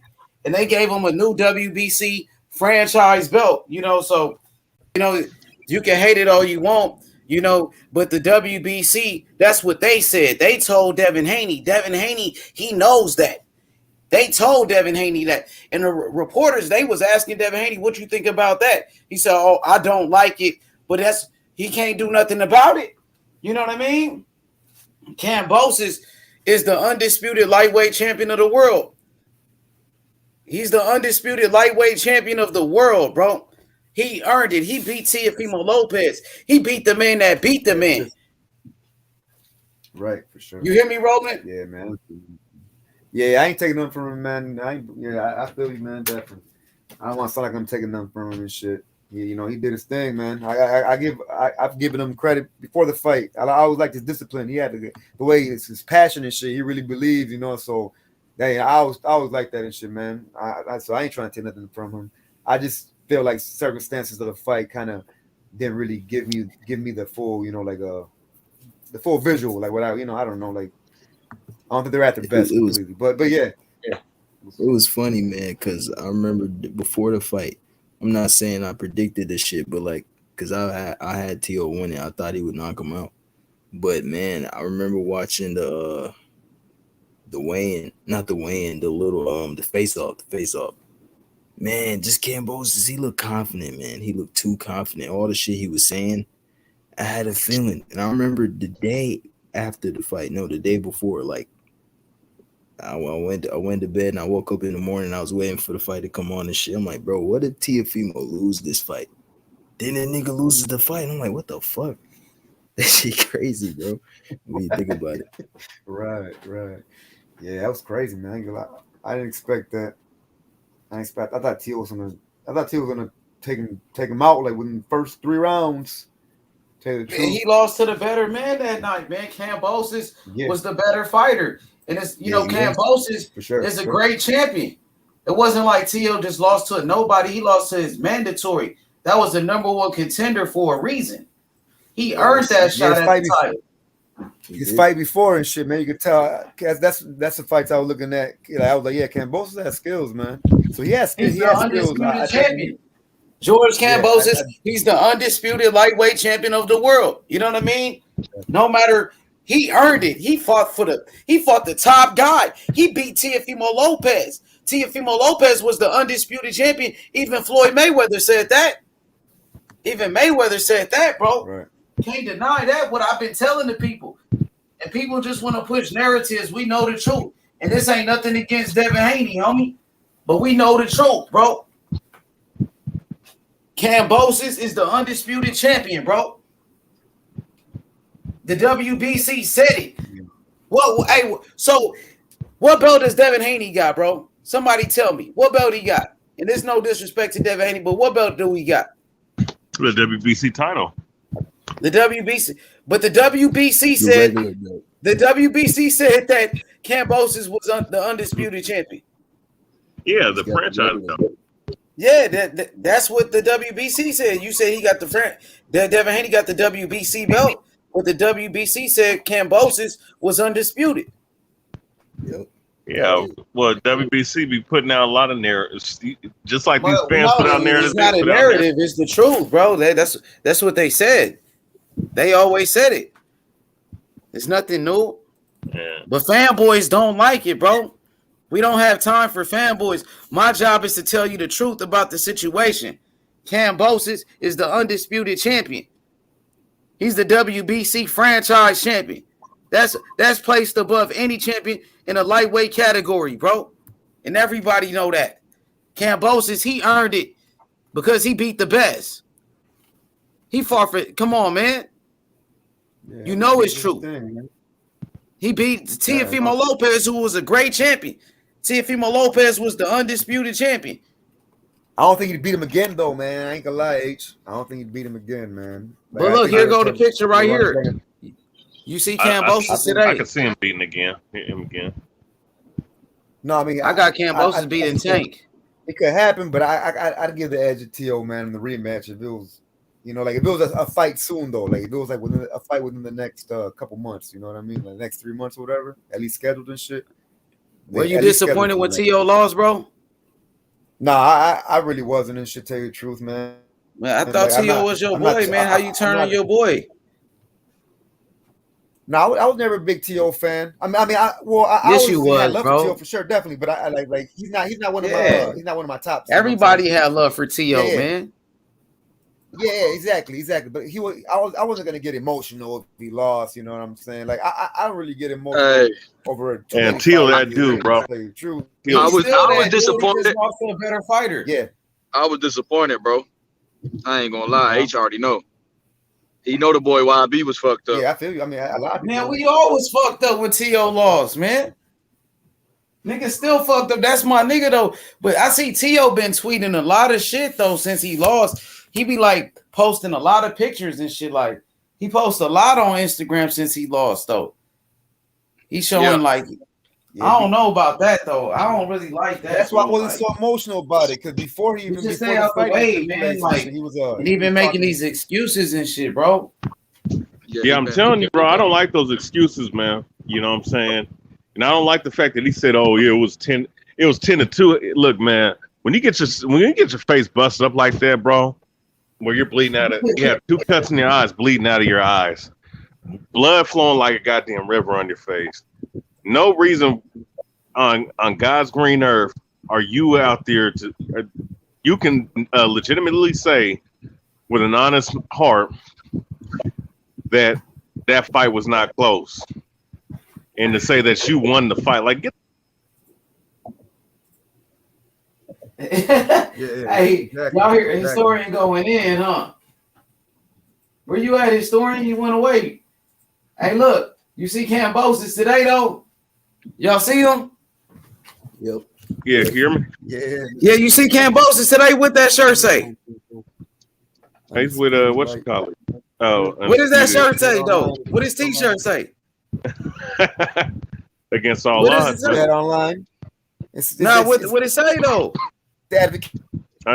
King Yeah, I mean, yeah. What it say? It say undisputed lightweight champ. Yeah. Yeah, because he is the undisputed lightweight champion. Hey,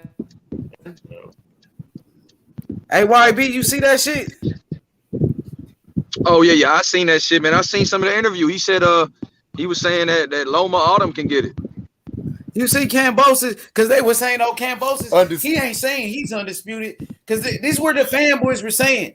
The fanboys were saying, oh, the liars, the narrative pushers, the fanboys. You know, the Devin Haney fanboys, the new fan club he got. You know what I'm saying?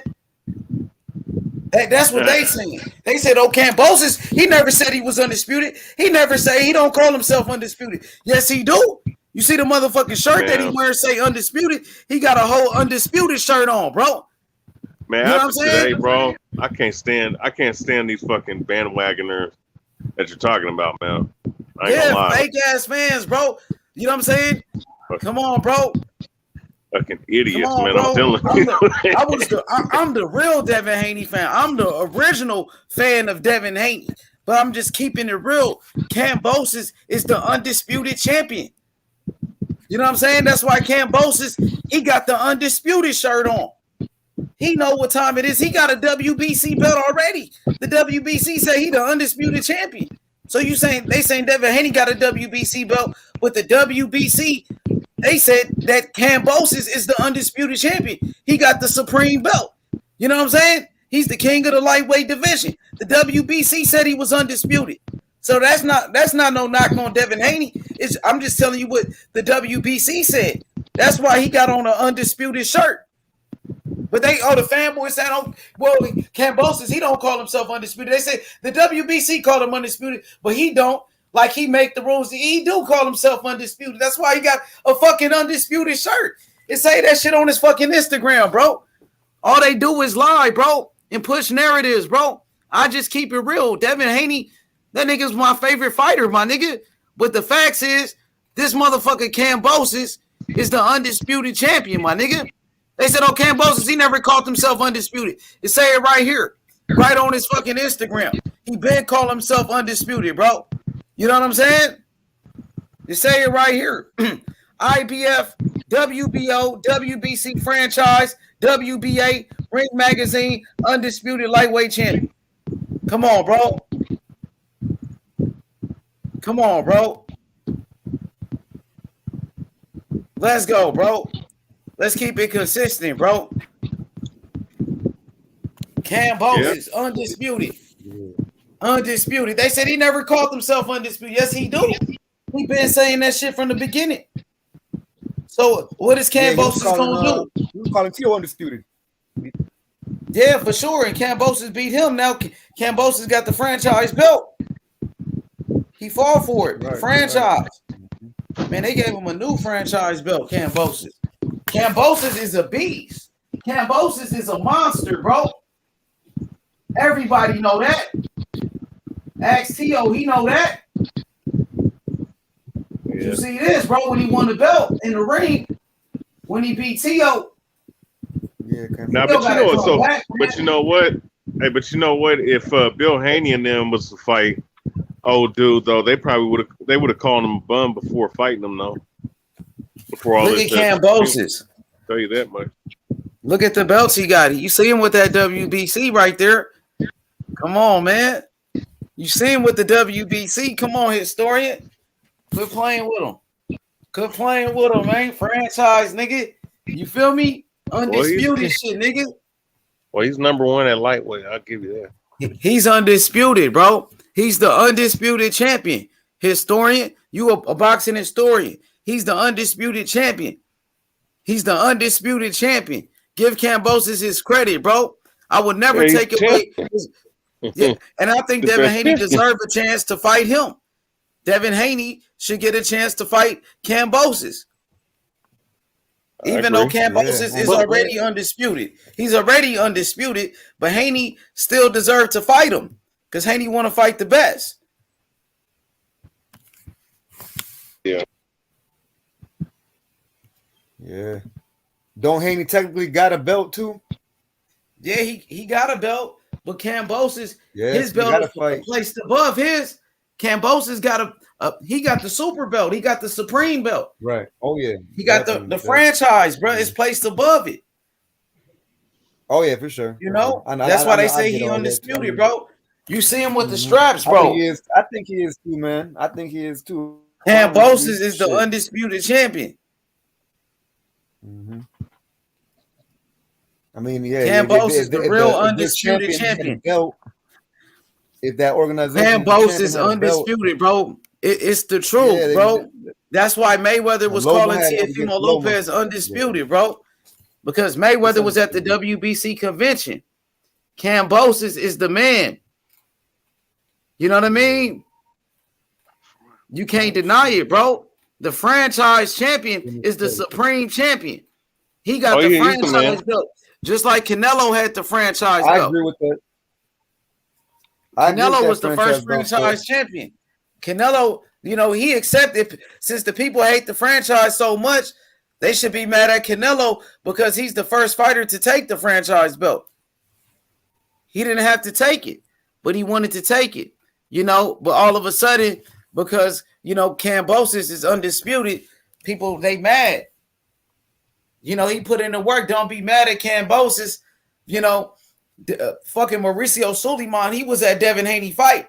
Devin Haney was hugging Mauricio Suleiman and all of that. So obviously he ain't got no problem with the WBC, what they doing. But does Devin Haney deserve a fight with Kambosos? Yes. Is Kambosos undisputed? Yes. That's why he got the undisputed shirt on, bro. Undisputed shirt, man. That's new. They said, oh, he never said he was undisputed. You motherfuckers don't know what you talking about. You just lie. All y'all do is lie, bro. Lie for your fucking favorite fighters all day. You know what I'm saying? It's the truth. I'm telling the truth. Kambosos, you see what his shirt say? His shirt say undisputed. He is calling himself undisputed. He been saying that since he won the fight. That's what his promoter Lou DiBella called him undisputed, bro. So how you gonna say he never called himself undisputed when he got an undisputed shirt? How you gonna say that? But his Instagram say he the undisputed champion. You know, come on, man. Stop with the narratives, man. Welcome to the undisputed life. Undisputed. You know, that's what it's all about. You talk about the lightweight division. You talking about H Money Boxing. We cover the lightweight division every day. Every day. Kambosos, undisputed champion. You know what I'm saying?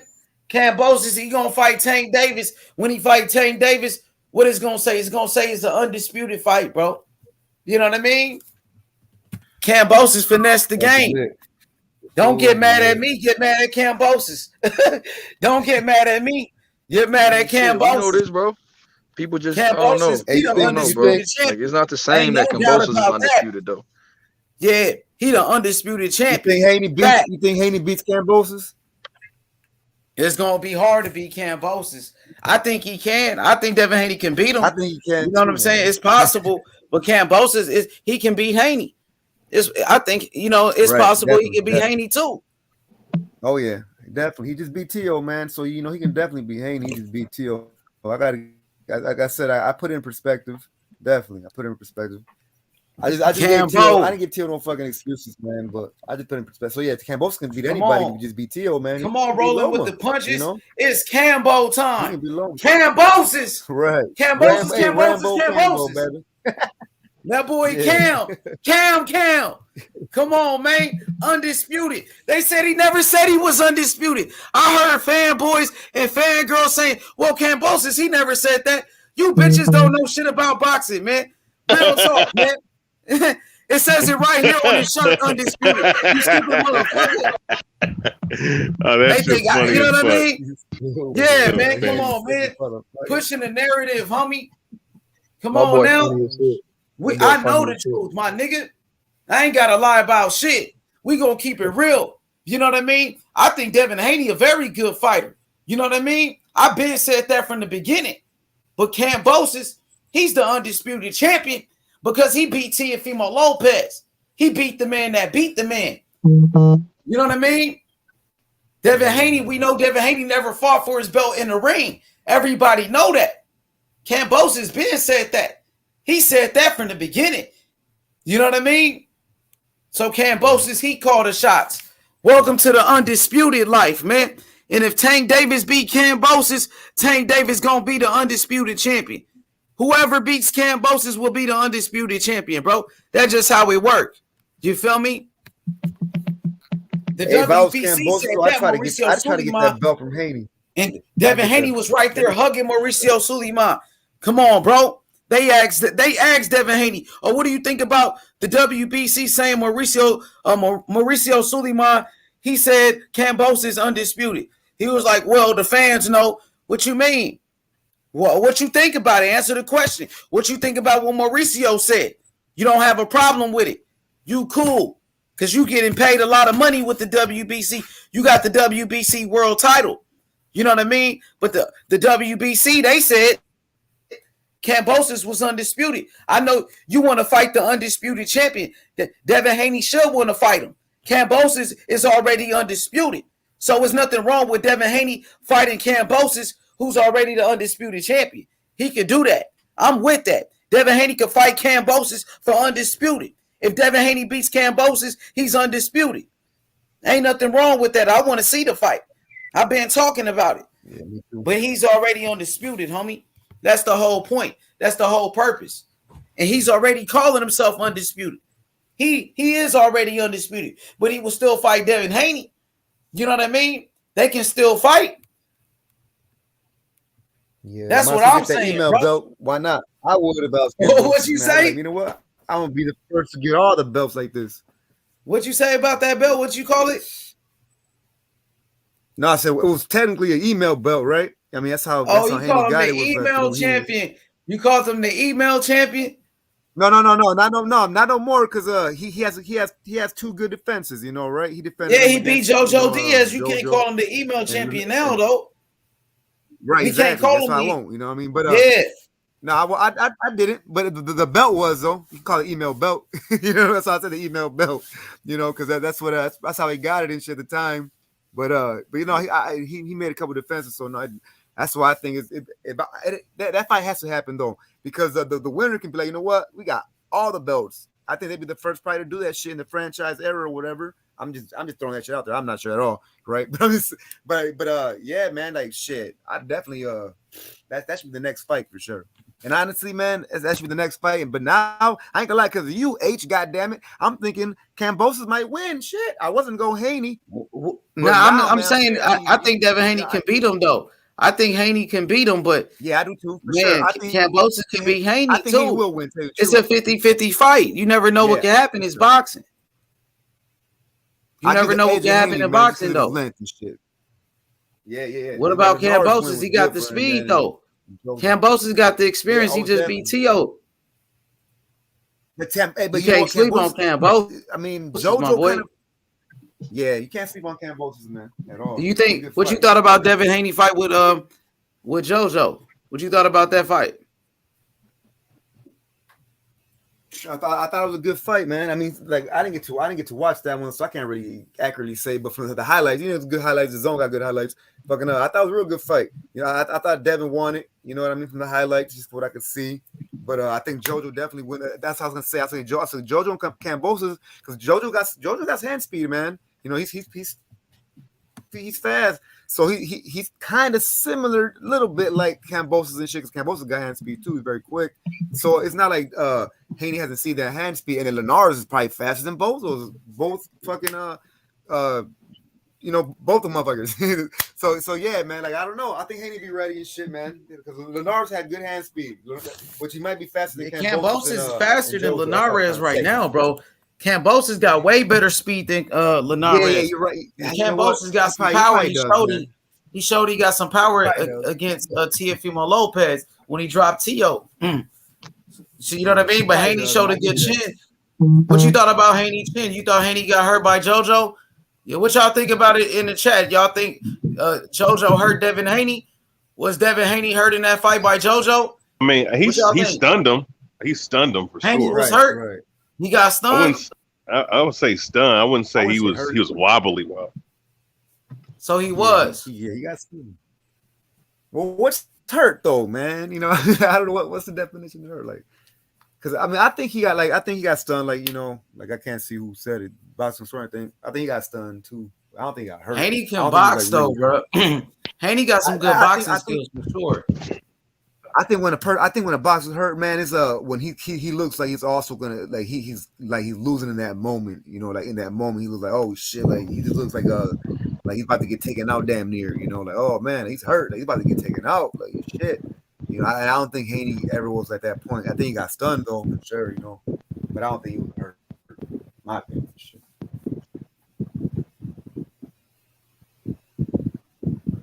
For sure. So, historian, man, what's good, man? How you feeling? I'm feeling horrible, man. Fucking shouldn't have ate this damn Ezel chicken, man. Hey, historian, man. Come on, man. You be eating too much. I gotta go eat myself, man. Hey, historian, bro. I seen you, bro. I seen you over there with that bullshit Bud debate, bro. I saw that shit when it was happening. Man, you saw that, man. You see this fucking moron, man. But I'm already timed out, so I can't comment. You feel? Bro, why the fuck is they timing out everybody that says something negative about him? Like that's some whole ass shit. I didn't even say nothing negative. I just said, bro. I said Bud ain't ducking the fight, and I got timed out, so I know how you feel, bro. Fuck what they talking about, bro. They just don't want to believe that. Yeah, I mean, but did you see? Did you see the? Bro. I mean, did you hear the moronic shit that was being said by this dude? Bro, they wanted Bud to come up as a mandatory to fight EJ instead of fighting Jeff Horn for the belt. I'm like, bro, so Bud is a duck because he fought for a belt his first fight at 147. Yeah, it just don't make no sense to me, bro.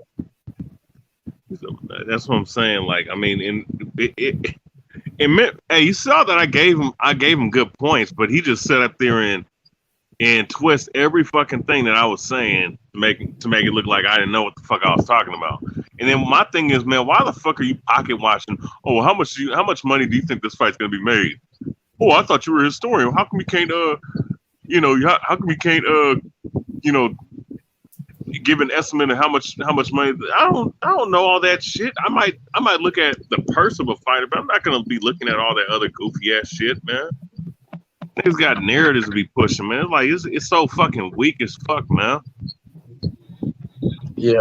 I mean, yeah, bro. You know what it is, though, bro. It's they got one fighter, one narrative to uphold, and as simple as that. They got one fighter, one narrative to uphold. And that's just what they're gonna do. This is what they're gonna do, bro. It don't matter what facts you make; they're gonna twist it. So yeah, I applaud you for getting up there, knowing that your words is going to get twisted. Hell yeah. This nigga, oh man, this nigga is so goofy, man. Like when he said that shit about the 119,000 pay-per-view buys versus Errol Spence's pay-per-view buys, which was 300,000. Like I'm telling him, like, bro, that really isn't that big of a gap, bro. So you're telling me really that's almost 100,000 pay-per-view buys, 120,000 pay-per-view buys more, bro. And don't do the fucking little, like the calculated thing. Like, bro, come on, nigga. That's not, bro. First off, we got to understand that Whatchamacallit fought Sean Porter pre-COVID. Bud fought this dude post-COVID.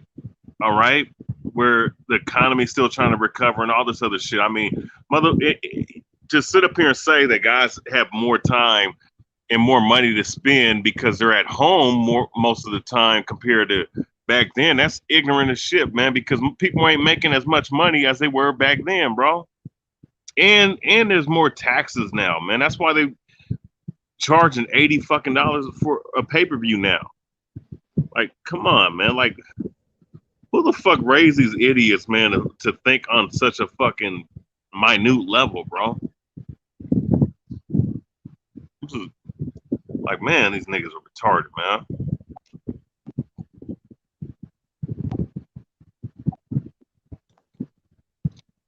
Hey, so I saw that shit, though, bro. I saw that shit. That's why I be understanding why H be fucking be blasting these niggas, man. Shit, man.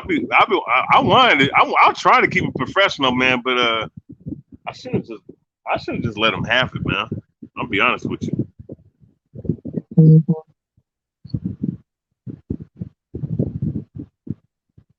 Oh, yeah. So there's about Errol Spence and Terrence Crawford. Errol Spence, Terrence Crawford, man. Like, look, and motherfuckers will sit up here. See, don't nobody hate Spence, man. Like, you know, Spence, there ain't nothing to dislike about that dude. It's just that I've been taking the Terrence Crawford side because it seems more logical that Crawford wants to fight more than Spence. That's just how I look at it. You know what I'm saying? And the 60-40 thing is kind of bullshit because it's like this. Who the fuck has, like, I mean, when you look at Spence and what Spence has accomplished and Terrence Crawford has accomplished, it's really not that fucking, it really isn't that, it's not far off, and it's not even, and to be honest with you, I mean, if we want to go overall, Terrence Crawford has accomplished more. Errol Spence has, what he's done, you know what I'm saying, it's been solid, it's been good, but it's not like, oh, well, shit, he deserves 70-30, 80-20. I mean, that kind of talk is bitch shit, man, to me. You know, so I don't know, man. It's whatever, man. For sure, Care man. about it like that, bro. They be going too far for this shit, man. Hey, so that Errol Spence and Terrence Crawford shit, it really started to heat up when Terrence Crawford was talking shit like, where your hoe ass at, when he was in the ocean and shit. So that's what started this whole thing. But they've been going at it for years, huh? Terrence Crawford and Errol Spence fans is like T.O. and Devin Haney, huh? It's like that whole shit all over again. Like Fury Wilder type shit, huh? Yeah, well, I would say that this been going on longer than both of those. You know what I'm saying? Longer than both of those feuds. You know what I'm saying? It's been going on since 2017, and we still. But the thing is, though, well, I guess the Devin Haney and Teofimo Lopez fight ain't gonna happen. But at least we got at least we got Wilder Fury 3 times. You know. Oh yeah, Anthony Joshua and Deontay Wilder too. That shit was going on for a while. Yeah, that's true, and never got to see that shit either. Hey, Alex said, what do you think about Ellerby saying he wants to knock out Eddie Hearn? Yeah, that shit is funny. Then Ellerby said he's gonna whoop his ass, he's gonna slap him. That shit is funny though. I ain't gonna lie. I like that shit. Leonard Ellerby, man, fat ass is gonna listen. He was roasting Eddie Hearn ass though. He was like, man, I would slap the fuck out of Eddie Hearn. He said I would beat his ass and shit. I'm gonna knock his ass out. And that shit was funny though, because Eddie Hearn be talking that shit. You know, and Leonard Ellerby said he gonna bitch slap him and shit. And hey, Eddie Hearn is tall as fuck though, and he's younger than him though. So man, let's see what and happens. fucking and Ellerby just roasted him. Leonard Ellerby got fucking man titties, bro. Like, who the fuck is scared of this nigga? But he was roasting him though. He funny though. You heard what he said though. He roasted Eddie Hearn ass. I'm gonna slap the fuck out of his ass. He said, "I'll bitch slap him. I'll treat him like a hoe." That shit was funny, man. Yeah. You can't deny Ellerby. Come on, Ellerby roasted Eddie Hearn. You can't deny it. He's a greasy goose. He said he gonna knock out Eddie Hearn. He said he gonna knock out Eddie Hearn. That shit was funny, bro. Well, shit, man. You know what? Put that shit on fucking pay-per-view. Eddie Hearn versus fucking Leonard Ellerby, man. The fight between two promotional companies, man. Mayweather Promotion versus Matchroom Boxing. Put that shit on pay-per-view. I'll go. You know what? I'll watch that shit because I want to see Leonard Ellerby's fat ass get whooped up, bro.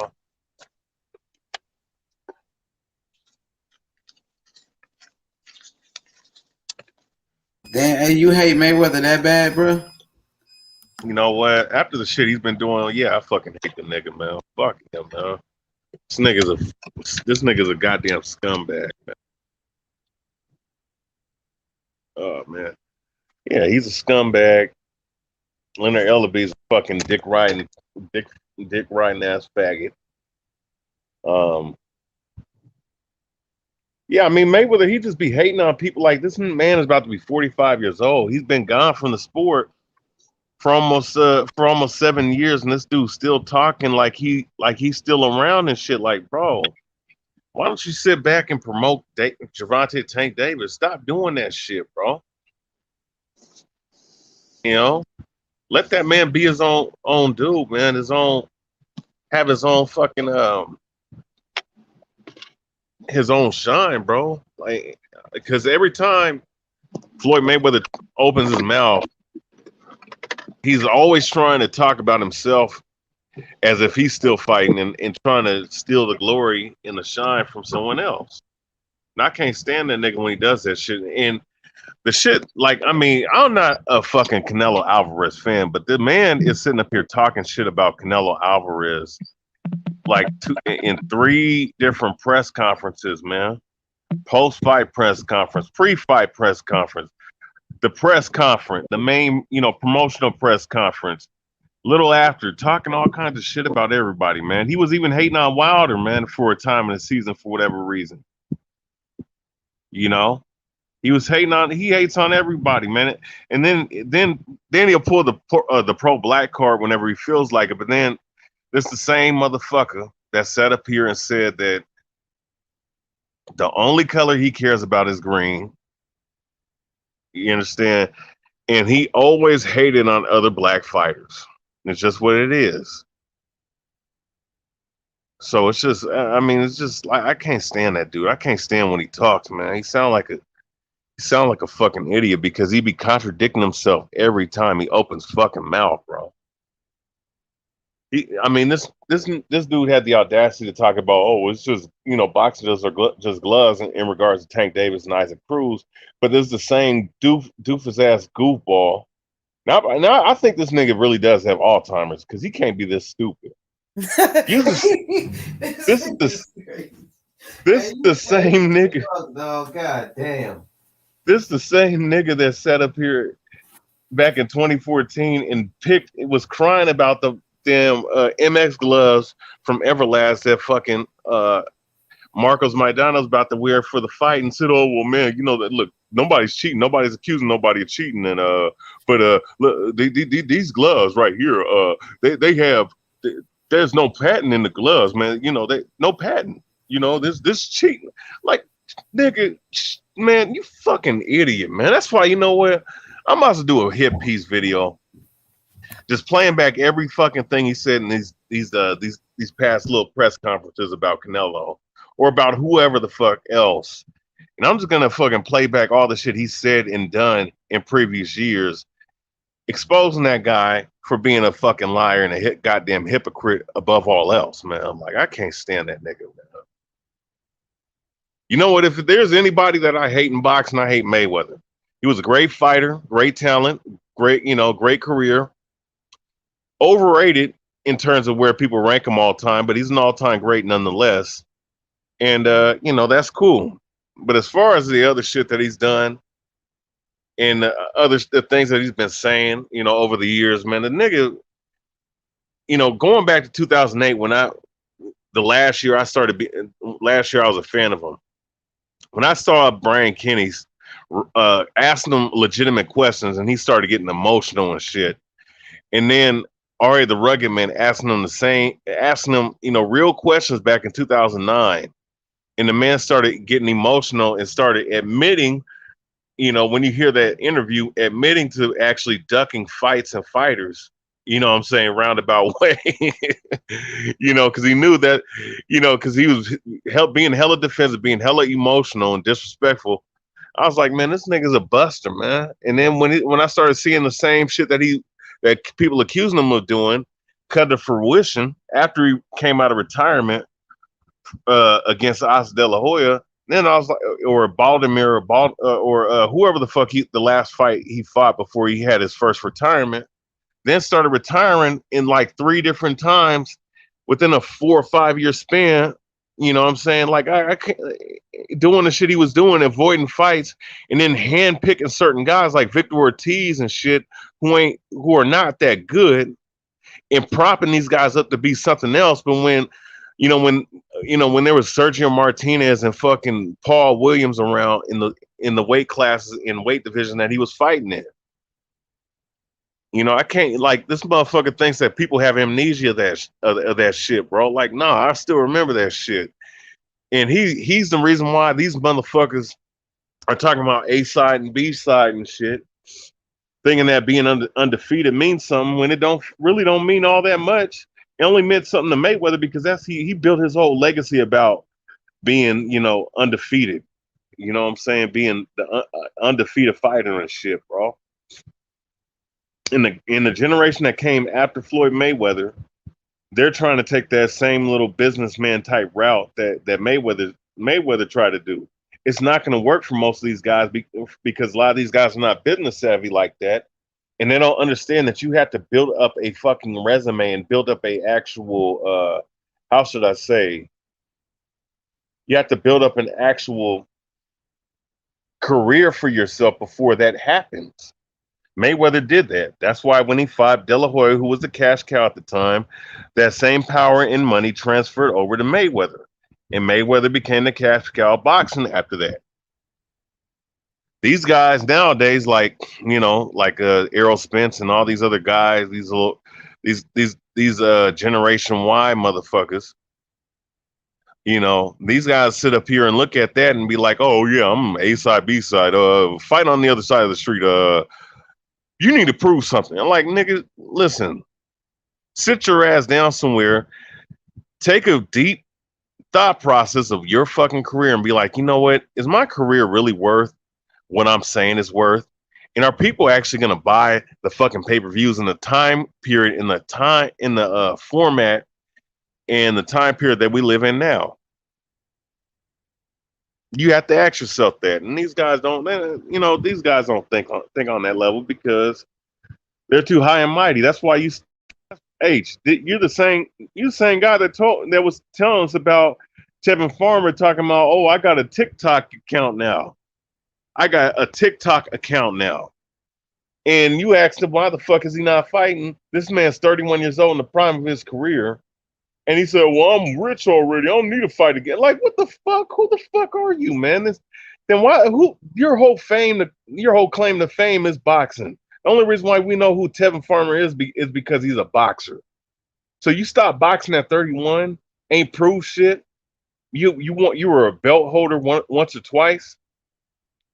You know what I'm saying? Like, get the fuck out of here. Who the fuck are you, man? That's why, man, nobody's gonna remember these post-Mayweather, post-Pacquiao era of fighters. Like these guys that came around in the early 2010s all the way up to now, outside of Canelo Alvarez and maybe like 1 or 2 other guys.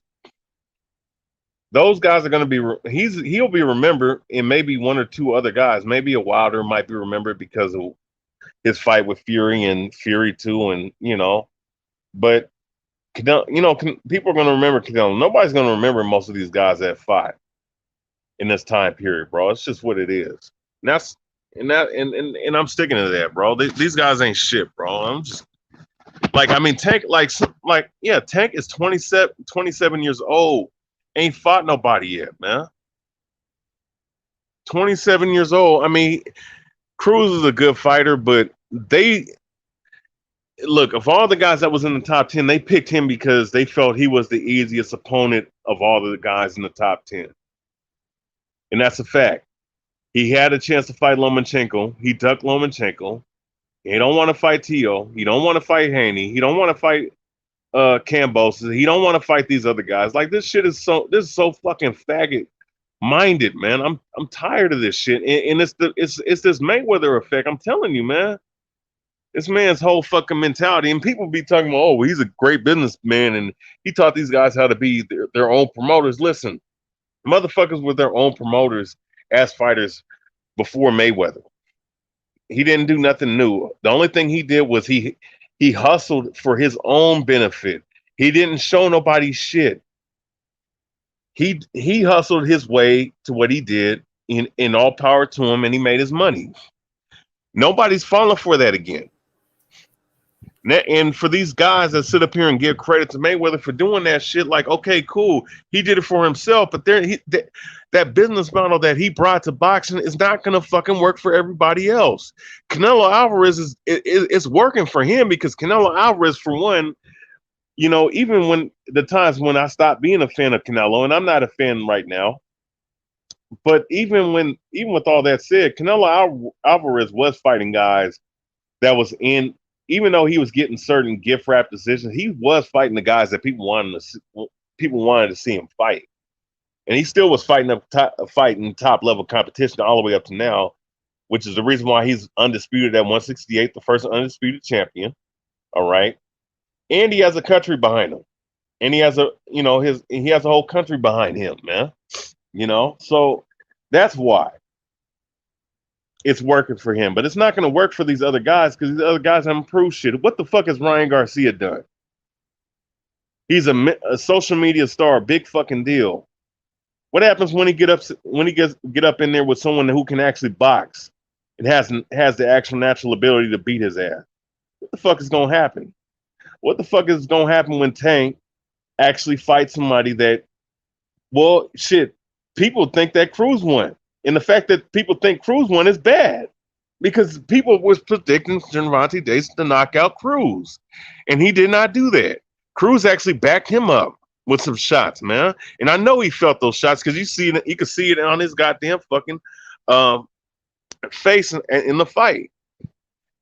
What happens when Devin Haney fights a guy that can really, really hit, and he's not, and he's gonna have to be forced in the pocket and slug it out with him?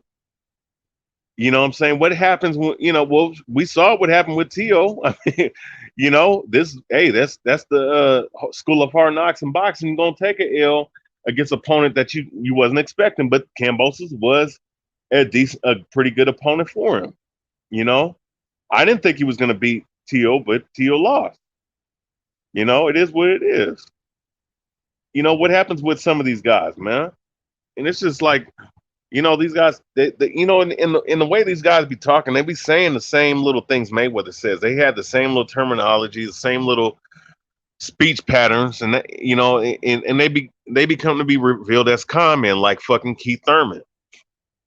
And after that Keith Thurman, because I was riding Keith Thurman's bandwagon hard, man. But when he started doing that bitch shit, bro,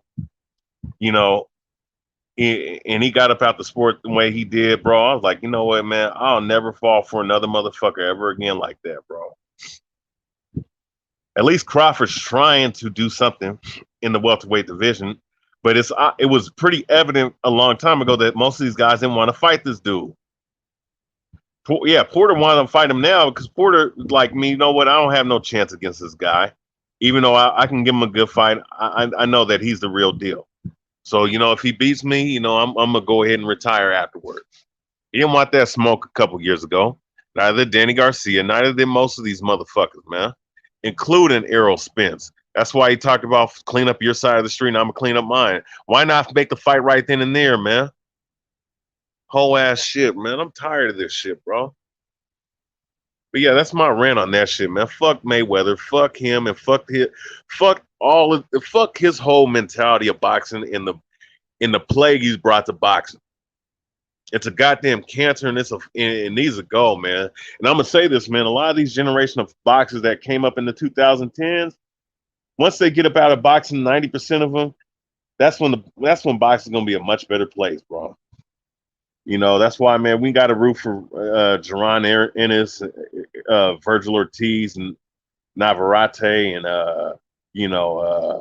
my guy up in the heavyweight division, what's his name? Miller, not Miller. My bad, not Miller. Jared Anderson. Root for him. Root for some of these other guys, that's out here that's coming up, man. Don't root for these clowns that came up and became common in the end, man. But yeah, that's my rant. For sure, you was cooking, man. I appreciate you, brother. So now I want to talk to you about, fighters from the UK. UK fighters. Now, what do you think about the legacy of boxers that come from the UK? You got great champions like Lennox Lewis, of course. Frank Bruno was a heavyweight champion. Tyson Fury nowadays, Anthony Joshua, Joe Joyce. In the past, Bob Fitzsimmons. Bob Fitzsimmons. Yeah. You said who? Bob Fitzsimmons. He was a great UK champion. What's his name? I think Bob Fitzsimmons. I think he was a great UK name? Fitz. His first name? I think Bob B-O-B, and then Fitz W. I think it's F-I-T-Z. Something like that. If you type Bob Fitz, it'll come up. But what about the fighters like, of course, you had Nigel Benn, Chris Eubank Sr., right? Yeah. You got guys nowadays like Billy Joe Saunders, David Hay, Derek Chisora, Lloyd Hunnigan, the welterweight champion. Lloyd Hunnigan. He was filthy. So who else from the UK? UK Joe Kawasaki. Yeah, he from the UK, but he's from Wales. He's from Wales, though. That's a part of the UK, right? So technically, it's part of the British Isles. That's true. What about your boy Ricky Hatton? Ricky Hatton. He was a good fighter. Yeah, he was good.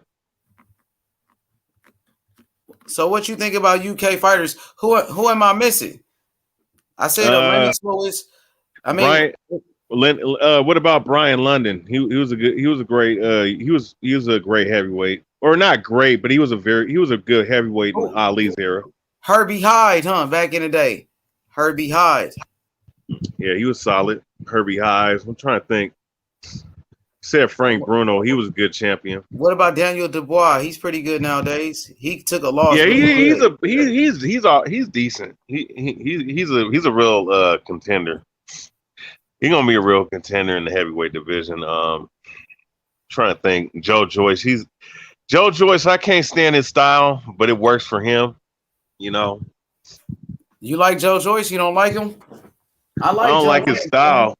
I mean, the way. Good, I mean, they do. I mean, that is a good name for him, Juggernaut. Yeah. Because he comes just like that, man. He just walks forward and shit, man. He walks forward.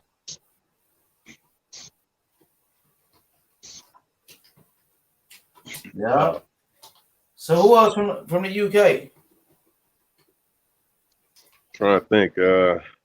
I said them all pretty much, huh? What's his name? Henry Cooper. He was an American fighter, huh? Henry Cooper. He was an American fighter, wasn't he? I'm not sure. Hey, Taco said Henry Cooper, yeah. Yes, he said T.O. got his ass beat, man. Yeah, he lost, man. But T.O.'s still a monster, though, bro. he dropped Kambosos though. T.O. got with him though. You can't lie though. You know, he lost though. It's all good. You learn from it, bro. You know what I'm saying? I ain't gonna turn my back on T.O. I still fuck with T.O. That's still my boy. He lost though. It's okay.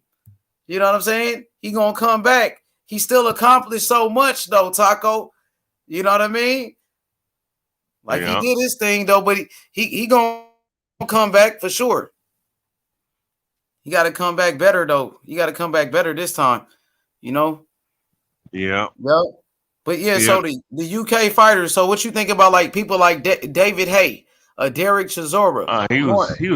He was all David Hay was solid. He was a good cruiserweight, and he was all right at heavyweight. You know, he won a title. He was a heavyweight champion. Yeah, he was scared of Vitaly though. The way he fought him. Yeah, he fought. Yeah, he was scared when they did that. What was that HBO shit that they did? He was supposed to fight Fury too, but I don't know when he pulled out the fight or something like that. So look, what about Dylan White? You like Dylan White or Anthony Yard? Anthony Yard, Joe Anthony Kawasaki. Yard, man. Joe Kawasaki. He from the UK though, but he from Wales though. That's not like Britain though. You know what I'm saying? He from and then you got Josh Taylor. He from Scotland. Scotland. That's you know what I'm saying.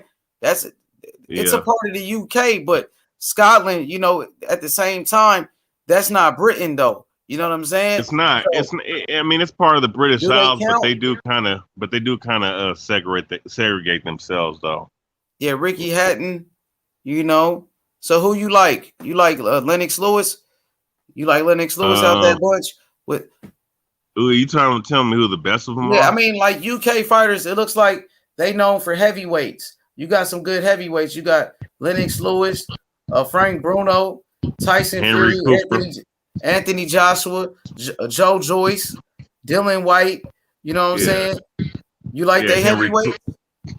Yeah, I mean Henry Cooper, Brian London. You know, guys that fought Ali. You know, they were really good contenders at the time. You know, they that fought Floyd Patterson and shit. You know, those were good. Those were good heavyweights at the UK. You said Brian London. Brian London. He was good. Yeah, he was good. He you know, he has a lot of losses, but you got to look at who he fought. He fought Floyd Patterson, Ali. He fought all them guys. Henry Cooper. He was the first dude that I think he's the only dude to drop Ali. You know. I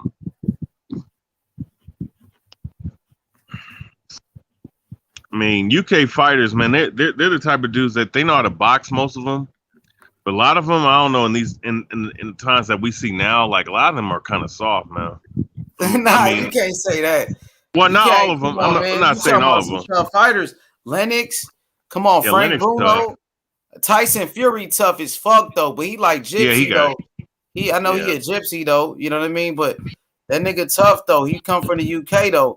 You know what I'm saying? What about Joe Joyce? Joe Joyce is a problem, bro.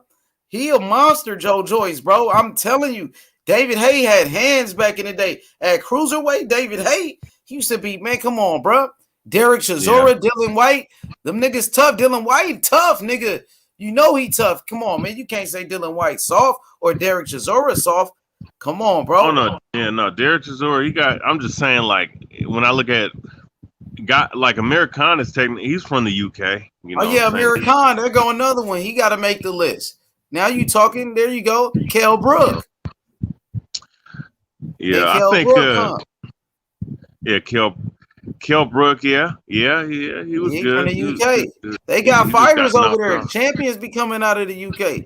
Amir Khan was a silver medalist. And then Kell Brook beat Sean Porter first. Yeah, before he fought a Triple G that fucked him up. But he was good before then. Kell Brook. Yeah. There you go. Now you talking your boxing. Yeah, what was I gonna say? So you think Amir Khan was soft? You feel like Kell Brook and Amir Khan are soft or what? No, I think that what's called just I shouldn't say soft. Some of them are soft, but some of them don't have chins, man. I think that Amir Khan, he had a heart. It's just that his chin gave out, man. That's what fucked him up. AJ soft. I'm gonna be honest with you. He got heart, but he's for a guy his size, man. He's kind of soft, man, when it comes to inside exchanges, man.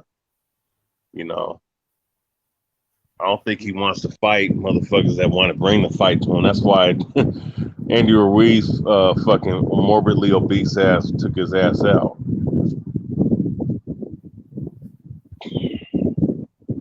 That's crazy, bro. That's crazy, but look like they got some good fighters though, man. Lloyd Huntington was a welterweight champion. I believe he knocked out was it Donald Curry? He beat I think he did beat Donald Curry. Lloyd Huntington. And Donald Curry was pound for pound number 1 at one point, I believe. You know? Yeah.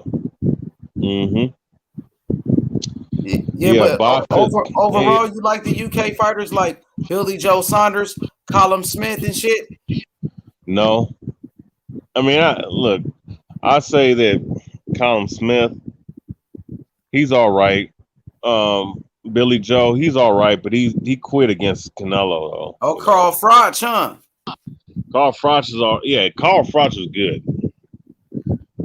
Now he from the UK, so they got fighters, homie. They got a lot of motherfuckers coming from over there. Hey, let me show let me show you Bob Fitzmaurice. All right, and this probably the greatest British boxer to ever come out of England. All right, Robert James Bob Fitzmaurice was a British boxer who was the sport's first 3-division world champion. He also achieved fame for beating gentleman Jim Corbett. All right, the man who beat John L. Sullivan, the first heavyweight champion, obviously. And he is the world's Guinness record as the lightest heavyweight champion, just around 165, and he won the 165 pounds, and he won the title. Okay, and he had 69 wins and 57 of them for knockouts, 12 losses, 14 draws, and 9 no contests. Yup, you got Luke Campbell coming out the UK. But he retired though, Luke Campbell. Luke Campbell? Yeah, he retired. He was a gold medalist, huh? He was a gold medalist. John Ryder, Rocky Fielding. What you think about Rocky Fielding? You like Rocky Fielding or no? Man, Rocky Fielding? Oh, Nassim, my man, Prince Nassim. Man, Rocky Fielding is a bum, man. The fuck? Yeah, Prince Nassim was cold though back in the day. That boy Prince Nassim. Oh yeah, was Prince cold. Nassim. Hey, I saw a picture of him, man. He is so different. He looks so different now, man. He's fat as fuck now. Like, damn, bro. Yo, what up, though, my boy Taco? Hey, nothing shit on this war zone, man. Shit, listen to y'all asses. Yeah, Taco, man. So what you think about the UK fighters, like, overall? Like, I heard some people say they soft in the UK. UK fighters are soft. But when you look at the resume, they got some good fighters, man, that come out of there, man. You know what I mean? Man, they got a lot of champions. We could say a lot of people soft, even in America. So you got good fighters all over the world, man, in my opinion. Yeah, that's sure. my take. I mean,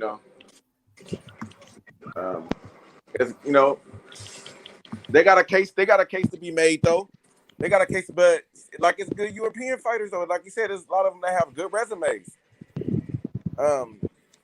They shouldn't. I mean, a lot of people still on that America against everybody else stuff. I'm not really with that shit. You feel me? If you could fight, you could fight. You know what I mean? I go off what you showed me in the ring. You know what I'm saying? I don't give a damn where you from, bro. You could be from Mars. If you could fight, you can fight. Yeah, so I'm looking at it right here, Taco. Like, I see, like, on it from the UK, you got Lennox Lewis. He was an undisputed champion. Now you got Tyson Fury, Anthony Joshua. Back in the day, you got Frank Bruno. You know what I'm saying? Now we got Joe Joyce, Daniel Dubois. Billy Joe Saunders, David Hay, Nigel Benn, Chris Eubanks Sr.? What you think about some of these fighters like Dylan White? All of these guys from the UK, like Carl Froch and them, and Kell They Brook, all Amir Khan. Bro, all of them is very good fighters, and you know if the American fighters want to say they soft, and get in the ring with them. All right, Prince Nassim Hamed. What you thought about Prince Nassim back in the day? Hey, the Prince. Hey, that nigga was fucking niggas up, bro. Hey, that nigga was styling on niggas too, bro. That nigga was styling on niggas, bro. Real talk. I liked him. Fast hands, awkward. Hey, he was nice, bro. Yeah, Prince Nassim was cold back in the day. That boy was the truth. He was a great champion. You know, he was a great champion for sure, man. So, I mean, I think there was some great fighters that come out the UK. UK, they love boxing over there. Eddie Hearn and them and shit. They do a good job over there, man. Oh, you got Conor Benn nowadays too. Conor Benn, Nigel Benn's son. So Conor Benn coming up. He fight this Saturday. Oh yeah, you know who else fights this Saturday is Davis, man. Oh yeah, Keyshawn Davis, right? Yeah, he fights this Saturday. Yeah. Yeah, you got Conor Benn. Conor Benn pretty good though. You like Conor Benn? He fight against Chris Algieri. Chris Algieri. Yeah, he's solid. Oh, oh man, that's gonna be easy work, man. Chris Algieri. He fought on Triller last time though. He was fighting on Triller and shit. Man, Chris Algieri soft. Now I ain't gonna lie, he's soft. Look, man, it's not about disrespect. I'm just saying what I see in the ring.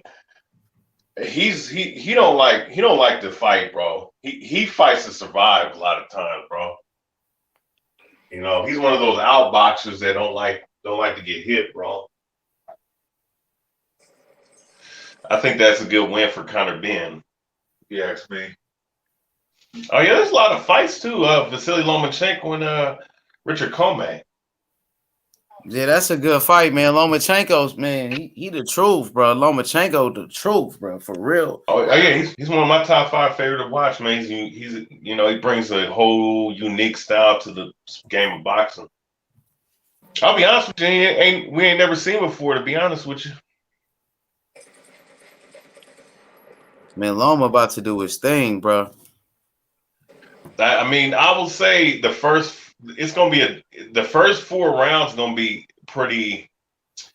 I would say it's gonna be pretty telling of the fight, because I think Richard Comey gotta make Loma respect his power early, and he got to be assertive early.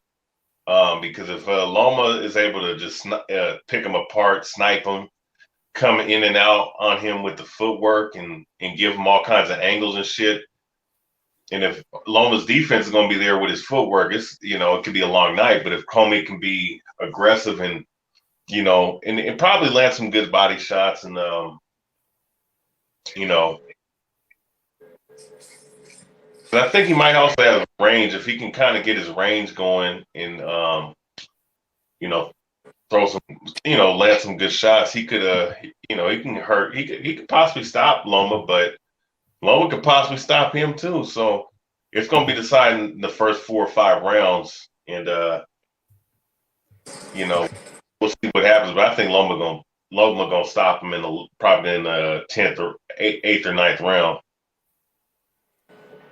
Yeah, that's gonna be a good fight, man. Comey to get that, man. I'm going for Comey. I got Loma. I think Loma, man. Loma the truth though. Comey a beast though, but man, I got Loma. Loma too sharp. You know he is, man. Loma got the skills, man. Loma coming back, bro. Hey, you know what? Loma and Teofimo Lopez, it's looking like if Loma gets past Comey, they might as well do that rematch, bro. Teofimo Lopez said he gonna move up in weight, man. Oh, I don't know what's up with Teofimo Lopez, man. Man, Teo was a beast, man. I don't know what happened to Teo. Kambosos fucked him up, man. He fucked him up, bro. Hey, is he out the hospital?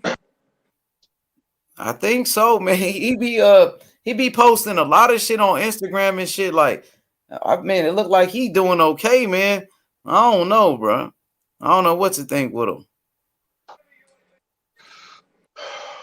Teofimo's still a beast though, for sure, man. He gonna come back strong though. He gonna come back strong, but right now, you know, so many great young fighters. Man, that boy Boots Ennis, man, Ennis look like he the truth, bro. He might fuck around and be the one. He look, you know what I mean? That nigga, man, he got the skills and the power to go with it. You know what I'm saying? Ain't that got me though? Fuck. God damn. Man, that nigga, you know what's up with him. You know what's up with him, historian. That boy Jerron Ennis, you better watch out for him. He not playing, historian.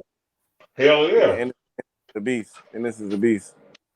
I can't wait till he got. He ain't playing though, Taco. They think he playing around. The shot, bro. You think he gonna be better than Shakur Stevenson, Jerron Ennis? Who you think career gonna be when it's all over? Who gonna have the best career? You think it's gonna be Boots? You think it's gonna be Devin Haney, Shakur Stevenson? You know what I'm saying? Tiafimo, he's still good. He got a loss, but he's still Ortiz good. is in there too. Virgil Ortiz, of course. Virgil, Tank Davis. Who you think? Or Big Baby Jared Anderson. Who you think gonna have the best career? I like Morrell from Cuba. David Morrell, he the truth. I like him, but I think Jared Anderson. I think Jared Anderson because I think that he gonna wash up all these heavyweights that's up in there, bro. Yeah. I agree with that, Jared. Because Jared Anderson, yeah, his pool for him to beat, you probably got that one right. Boxing Historian. Because I think that Jerron Ennis and Virgil Ortiz, they're gonna be fucking fight. They're gonna probably have like three fights before it's all said and done. Ennis, right? Not Ennis. Though the four so-called kings, they're gonna be fighting each other eventually. Well, hopefully. But as far as Jared Anderson, I mean, after Fury gets up out of here, man, there ain't gonna be nobody else to really beat Anderson, man. I really don't see it.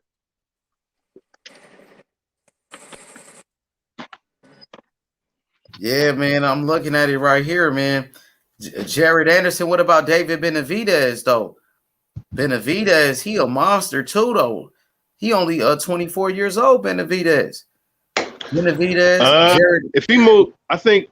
But see, if he fights someone like because he's gonna move.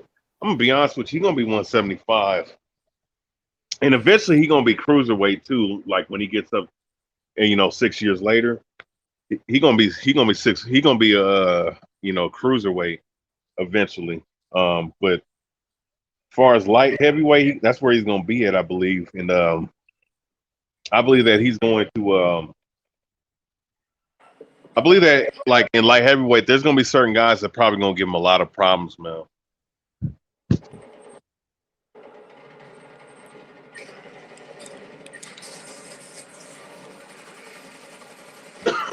Yeah, I don't know, man.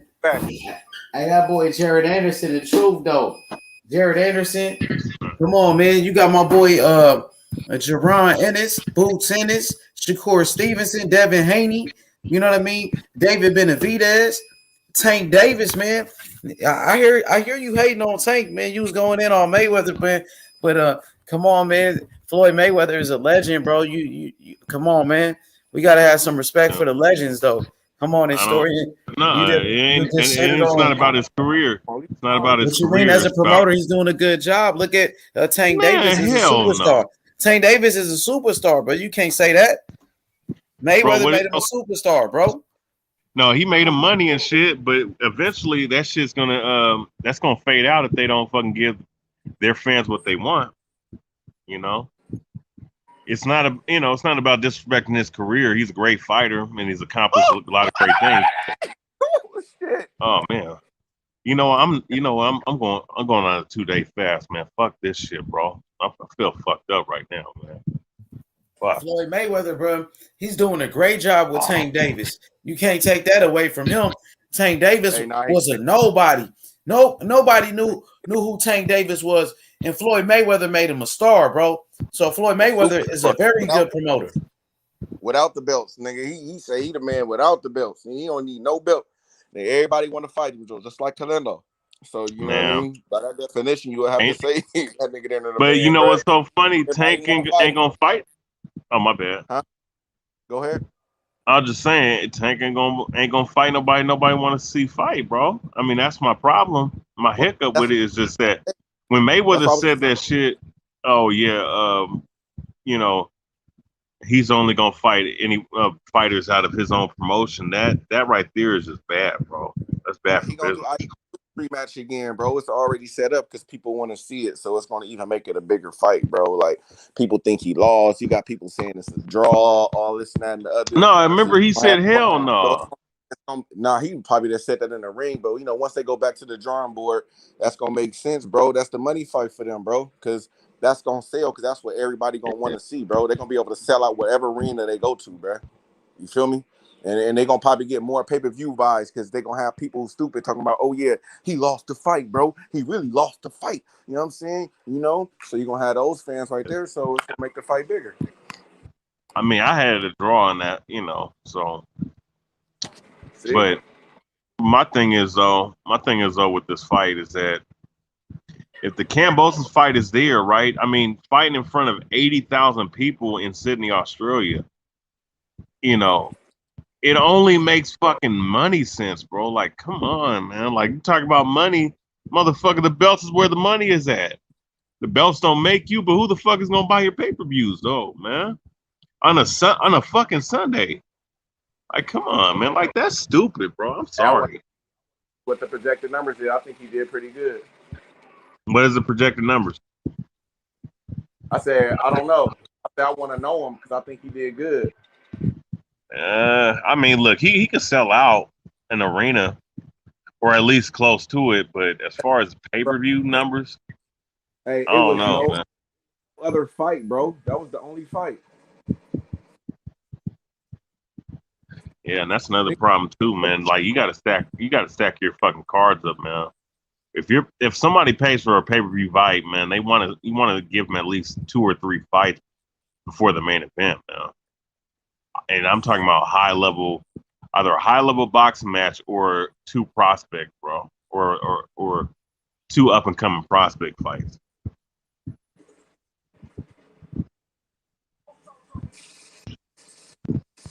Yeah, hey, but I'm gonna tell you, man, that was a good fight with Tank Davis and Isaac Cruz, though, bro. Yeah, it was. It was close as shit, bro. Cruz is a very good fighter. You shitting on the fight, though, historian. No, Cruz, I'm not Cruz shitting on the fight. I didn't do that. I didn't say that. But I'm just saying, you saying Tank is fighting nobodies. I feel like Isaac Cruz, he's a somebody. I feel like he's a very good fighter. No, Isaac Cruz, I think, is a good fighter. It's just that of all the guys that's in the top 10, of course he's gonna pick Isaac Cruz over everyone else because he felt. I wouldn't say that, bro. Come on, bro. Cruz is better than some of those guys, man. But if you look at it, beat some of those guys, man. Almost everybody was a nobody until they fought somebody. Like, you feel me? You could say, oh, the skill set and he looked like this, but until they fight somebody, you feel me? Cruz look. But here's the thing, though. Cruz is a guy. Really, when I look at him, he's look, man. Look. When you have a referee stand next to the fighters, you can tell what their true height is, man. They list him at 5'4", man, but he got to be at least 2 inches shorter than that shit, bro. Because his fucking head was barely above the second rope, man. I mean, that's how small he was. He looked like a guy that should be fighting at 126, if you ask me, but. The point being, though, with Isaac Cruz, he's a good talent. He's a good fighter. I never said that he wasn't a good fighter. I could just tell that they were picking him because they felt like he was an easier opponent versus the other fighters that he was going to fight. And that's why he boxed the way he did. You know what I'm saying? Because he felt like, oh, I can just outpoint this guy. But at the same time, man, it wasn't easy because Cruz brought the fight. If you ask me, Cruz fought to win. Gervonta Davis was fighting to go the distance. Tank was Cruz was fighting to actually win and actually stop Tank. And I think that if any case between both fighters, which the reason why I had a draw, but if you wanted to make any case, Cruz slightly probably had, would be the fighter to make the case for of who won. But it still was a good fight. And at the end of the day, it's just that. It is what it is, man. If you're saying hell no to a rematch against Cruz, then Tank, there's no reason why, whether it be at 135 or 140, that you fight a top dude in that weight class. And I'm talking about a title contender, like right now. You know what I'm saying? Like someone that's ranked number 2 or number 1 in that division. No excuses, man. Like nobody wants to hear about, belts don't make me. I'm the motherfucker. Okay, if these pay-per-view numbers come out and they do worse than the pay-per-view numbers that you did with Barrios, what then? What are you gonna do then? So you're not, and you're not gonna give a rematch to a guy that people said that you lost to. You know what I'm saying? Like, and look, Gervonta Davis is 27 years old. He got to think on his own he got to think for himself at this point, man. He's not like he's 22, 21, 20, even 23 years old. You're 27. You're in your prime. You're late 20s. You know what I'm saying? Like, you have a brain at this point. You're not, it's not so much that you're a hood nigga and you don't know. Like, stop it, man. Stop it. You know, you're starting to talk and sound like Mayweather and some of the things that you say in these damn interviews, man. Like, come on, bro. At the end of the day, and I'm a fan, and I'm saying this because I'm a Tank fan, and I'm disappointed in the shit that I'm hearing, in the shit that I'm seeing right now, man. I mean, a true fan of a fighter is gonna want their fighter to fight the best competition available to see how great or how really good he truly is, man. The talent's there, but where's the resume and the opponents at? Isaac Cruz was your step up opponent. Isaac Cruz should have been the opponent that you fought like 5 fights ago, man. You know? Like, man, like ducking Lomachenko, that's not cool.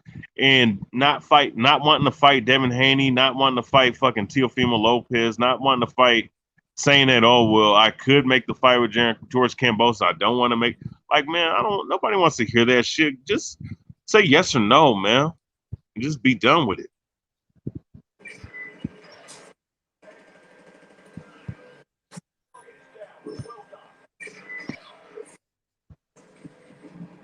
Oh, yeah, Mr. G, the first openly gay boxer was Amal Griffith. Not Orlando, whatever his name is, man. But regardless, though, man, fuck all that shit, man. Tank Davis needs to, I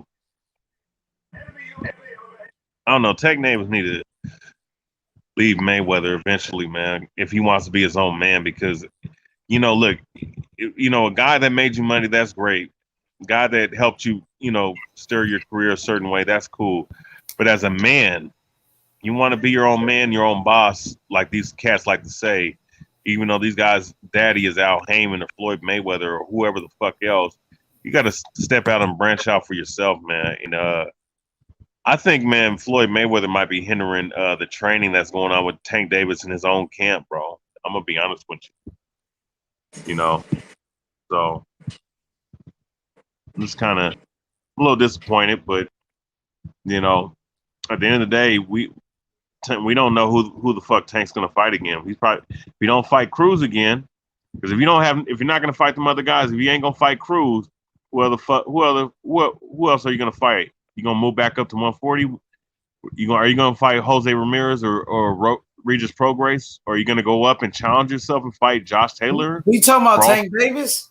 Yeah, bro, he might fight Kambosos. What are you talking about, my nigga? I mean, hey, listen. Do you think he is? Let me say this. I hope he. Hey, let me say this though, because I just seen Kambosos. He went back to Australia. You know, he's back in Australia now, man. They came back like with a parade and all of that shit.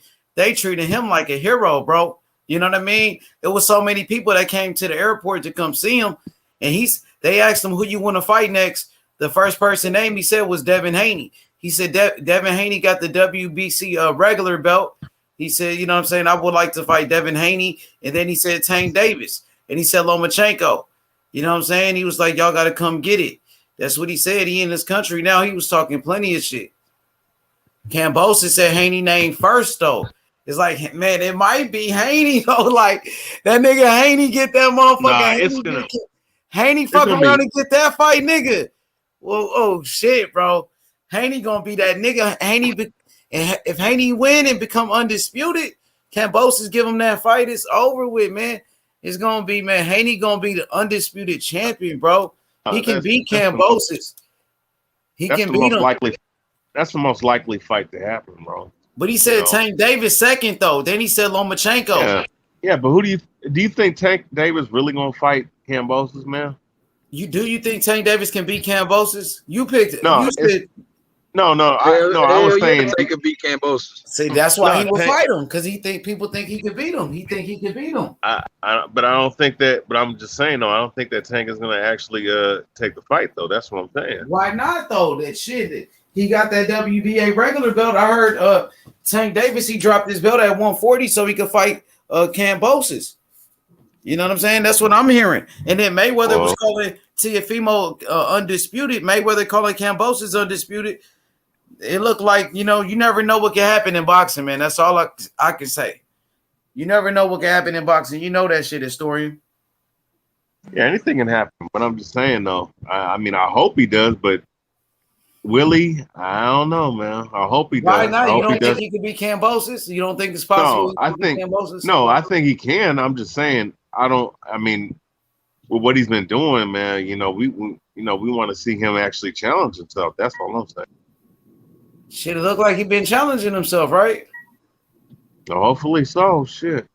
I mean, he just beat Isaac Cruz, man. That was a good fight, man. Isaac Cruz ain't no joke, bro, man. Isaac Cruz is the truth. You know that. Hell yeah, he is. All right, then. So, I mean, what you saying, though? We'll see. I do want to. If his next opponent is not somebody of that name pool, this nigga's crazy. Then that's a problem, man. I'm be honest with you, it's gonna be a fucking problem. Man, you funny as fuck, man. I'm dead serious, dude. I'm fucking dead. I'm a Tank Davis fan too, man. But I'm just tired You of. sound like you a hater though. How you a fan? It sound like you hating on him. How am I hating on Tank when I'm no? It's called constructive criticism, man. Shit. If you talking about Mayweather, yeah, I despise that. That nigga's a piece of shit, man. Fuck him, man. As far as Tank is concerned, I like Tank. I wish he'd get the fuck away from Mayweather. Man, Mayweather made him a star what he is today. Okay, I mean, and eventually, just like how the chicks, they fly off from the nest, right, from the mother, right? Well, that's how it's gonna have to happen if you want to be your own boss. Eventually, that's how it is. Damn, I think Tank that dude though. I think his power is for real, man. I think that fighting a guy that's shorter than he was, man, it's hard to fucking get leverage on a guy that wants to do the same shit you do. It's kind of hard, man. It's like football, bro. When the lower man wins, bro, like the way they was fighting, like you said, he took half his body away. Hey, Cruz. Hey, you know what's crazy about Cruz? When he crouched, man, his whole body looked like it could have touched the floor, man. That's how short that dude was. Right, and when he was, and also, bro, when he was in the high guard, I mean, and also switching hands, it was. Yeah. He slipped some of them punches, man. He slipped a couple of them punches. Stay in there. He right to see, your that's right. when he's a prime example of why being shorter can actually be an advantage to you, bro.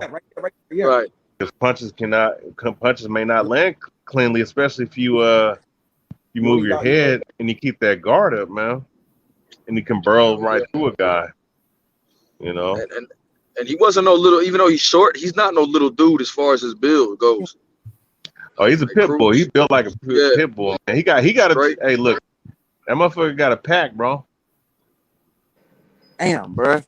Shit, nigga, I got a nice little 8 though. Nice little 8 bunnies, bro. I was smacking shit. And what you doing? You playing Call of Duty or something?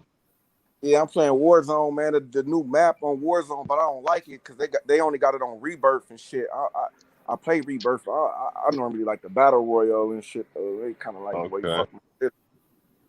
Yeah, Cruz is only an inch shorter than Tank, but yeah, that's what I'm saying. But like Tank's not used to punching down though, because the way Cruz was hunched over, but he was also blocking the uppercut effectively though, by keeping his hand up and tucked under his chin. That was a nice. That he made a nice adjustment to that left uppercut. That's why he didn't get hit clean with it as much as. Hey, who was that? Who that talking? That's me, YB Taco. YB. Oh, I thought that you sound like meth a little bit. I'm finna say, nigga, I've been looking Hell for that. no, he don't sound like no damn meth. I've been looking for that nigga. He be That like, nigga hey, no, meth. No, this is how meth type. Hey, hey, listen, yo. Hey, Taco, yo. Hey, listen, man. Taco, yeah. Hey, Isaac Cruz was. Isaac Cruz. Isaac Cruz presented problems. Hey, what Memphis say before the fight? He said, yeah, we're gonna show you how to do a top 10 lightweight. We're gonna show you how to do it. I remember him saying that shit. It blew up in his face, man. Hey, man, nobody was expecting no 115, 113 score. Boy, that nigga Isaac Cruz came out in that first round. I could imagine H Money doing commentary. I ain't called him. I was like, damn, in the first round. I'm like, damn, what the fuck? Ooh, he beat Tank ass. Ooh, shit. Left to the Hey, body. you know what? Left to the head. Ooh, fuck, he fucking Tank up. But he called him. He wasn't just beating his ass though, like that though. Like he got on his ass though, but it wasn't like he was beating up on him like that. I ain't see it like that though. I'm gonna be honest with you though. If Cruz would have used his jab more coming in and to set up his punches, he might have landed more harder shots on Tank Davis if he came in with a jab. I was saying the same thing, boxing historian, and I was saying he should have. I've seen him do it like once or twice.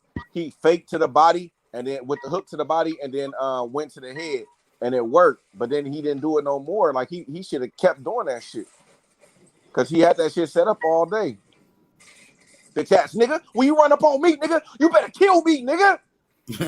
Fuck wrong with you?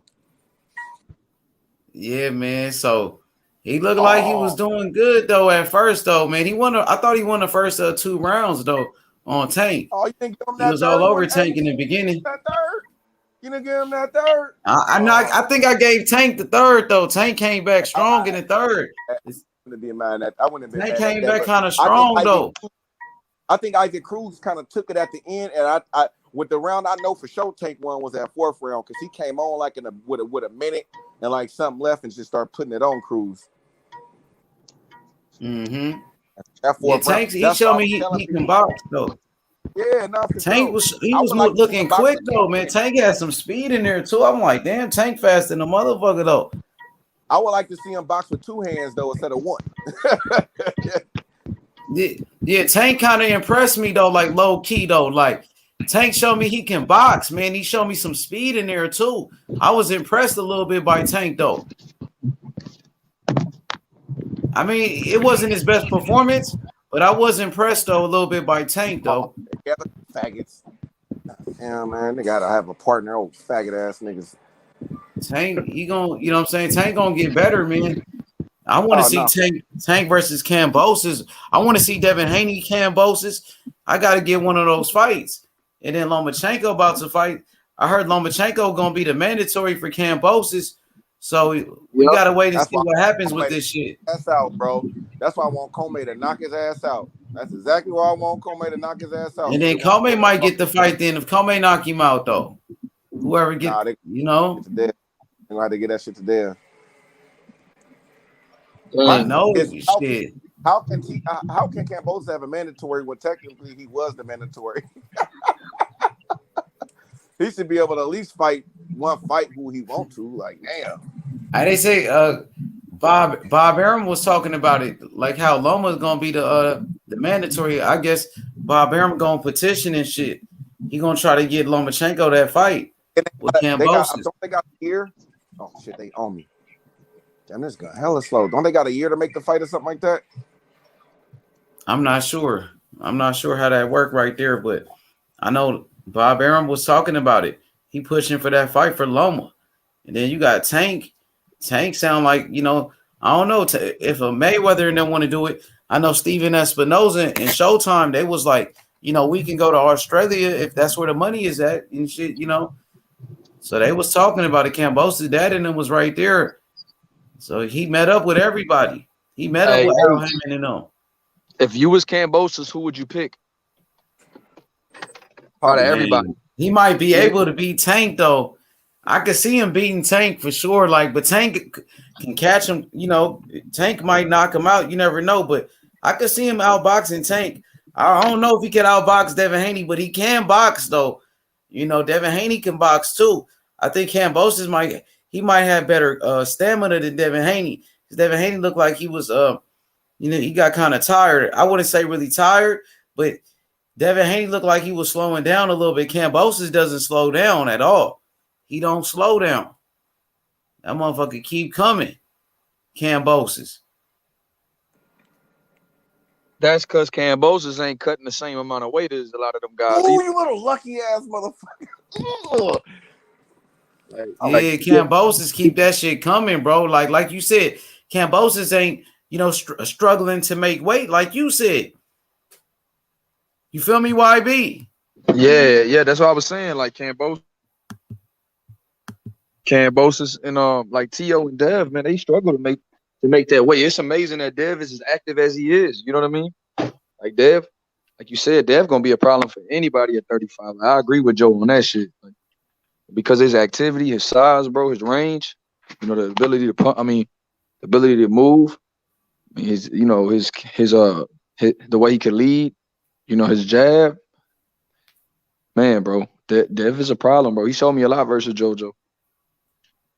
Yeah, man, he big though for the weight. They said he came in like at 160, damn near at middleweight, and he fight against little guys though. So, and then he big like that, and he got skills though. Like, it's not like he's big for nothing. He's big with skills.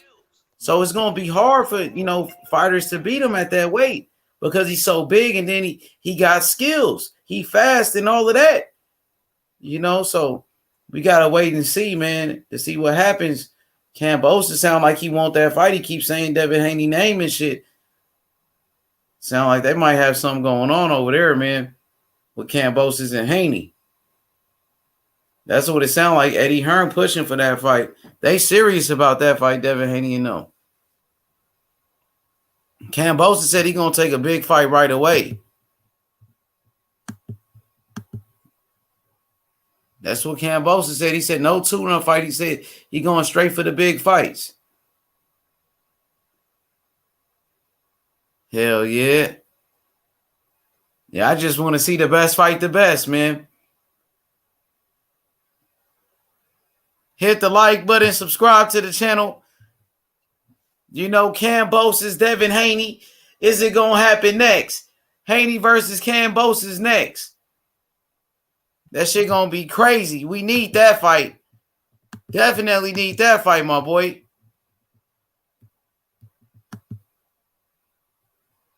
He said Kambosos had 250 rounds with Manny Pacquiao. Yeah, he did, man. And I seen some of that Manny Pacquiao footwork with Kambosos. Kambosos got skills, man. You can see it. He learned from Manny Pacquiao, man. That boy the truth, bro. That motherfucker Kambosos on a different level, bro. His cardio, his footwork, his toughness. Kambosos is something special, bro.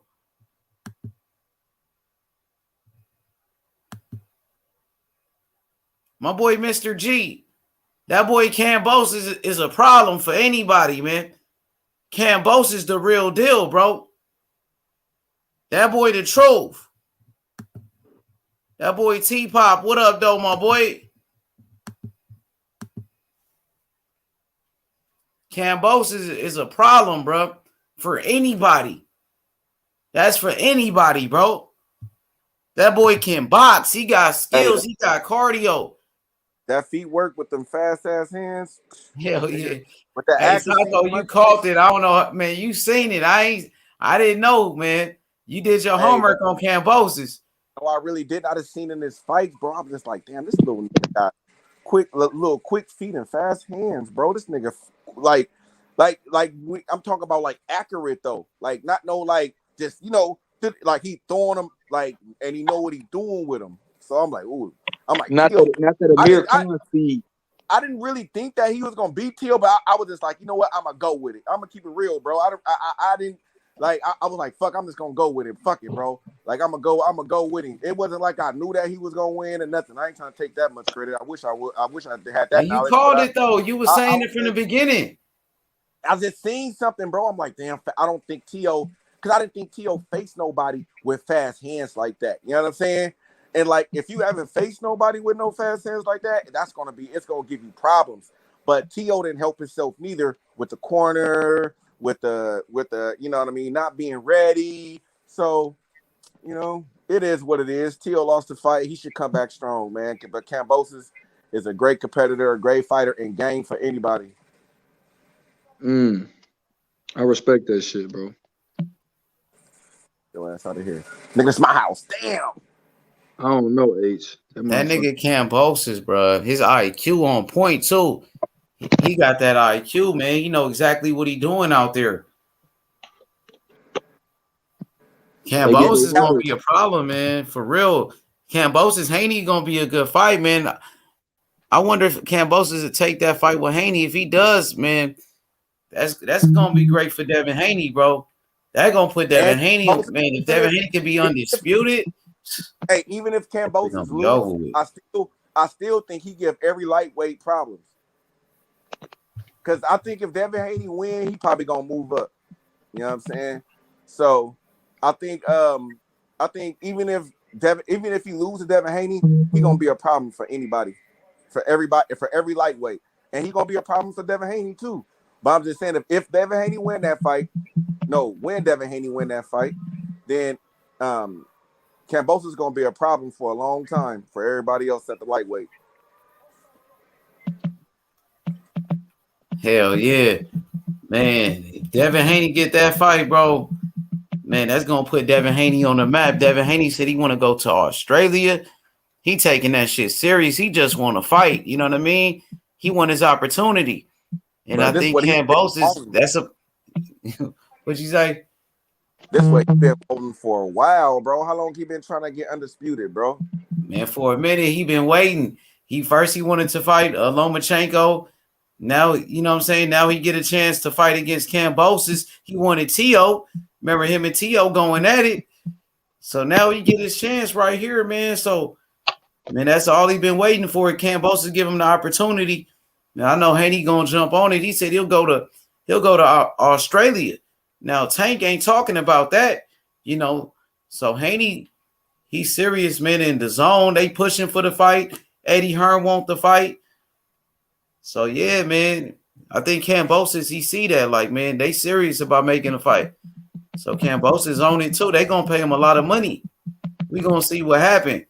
But if Devin Haney get that fight, Devin Haney win, Devin Haney gonna be a legend. He gonna be a legend. Devin Haney gonna be on the pound for pound. Devin Haney gonna make history.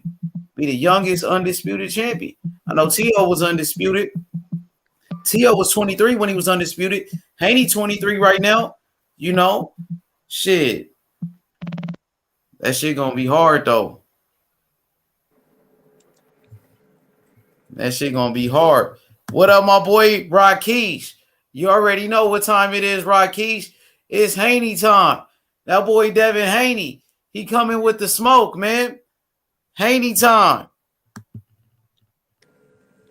He said T.O. was never undisputed. That was the WBC said that. The WBC, they say Kambosos is undisputed, man. That's what they said. So you got to take that up with the WBC, my boy. Shout out to the homie Mr. G, bro. He be keeping it real in the chat, man. I fuck with Mr. G. But nah, bro. As far as all this shit, bro, I want Devin Haney to get the shot, man. I ain't gonna lie, cause I wanted to. Cause see, this the thing. I'm not no flip flopper. So if I said I wanted T.O. and Haney to make the fight after they fought, and just cause T.O. lost don't mean I don't want Haney to get the winner. So since Haney won his fight and T.O. lost his, I want him to fight Kambosos, bro.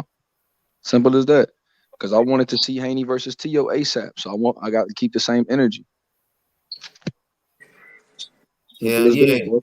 Always got to keep the same energy, man. Simple as that, bro. Kambosos won. He broke up. I mean, he broke the fight that I wanted to see, which was Haney versus T.O. And he created his own lane. So now I want to see him coming this way. Him versus Devin. Simple as Yeah, that. Haney deserve a shot though, man. He's one of the biggest names in the weight class.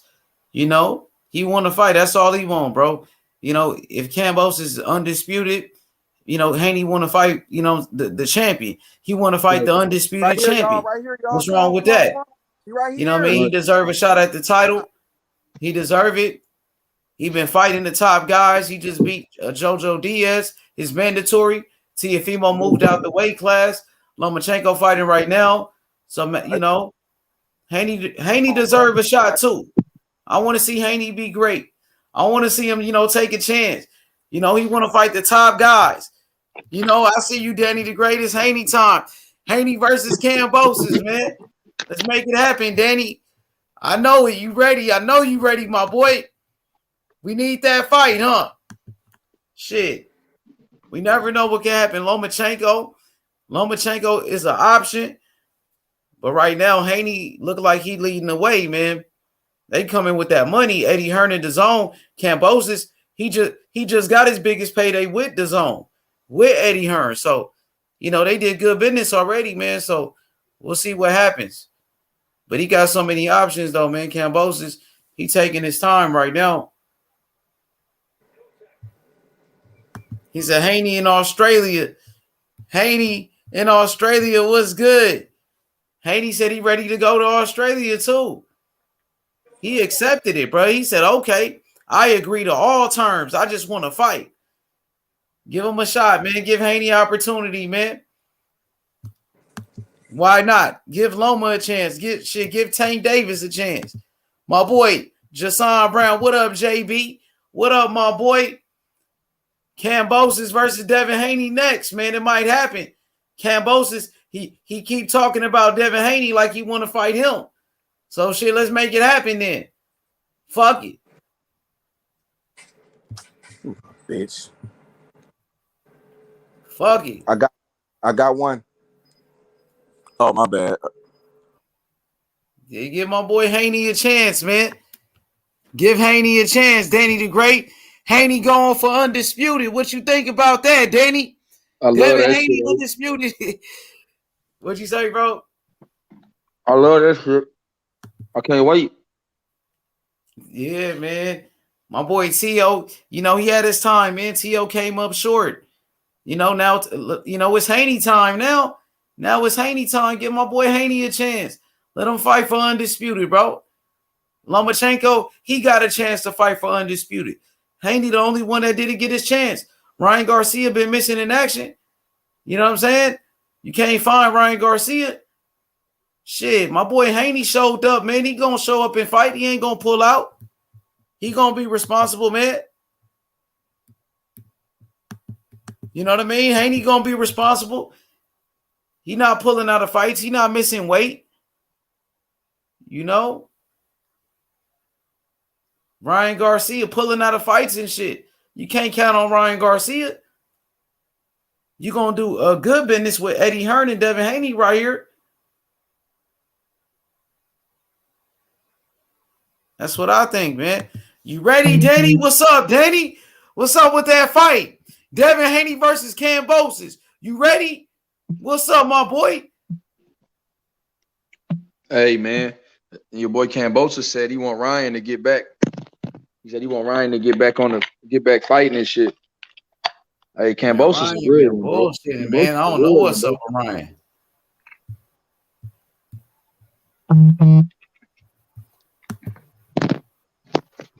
What's up with Ryan? When is he coming back?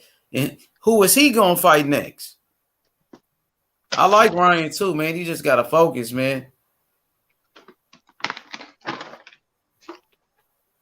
Ryan he's a good fighter, man. Ryan got that power too.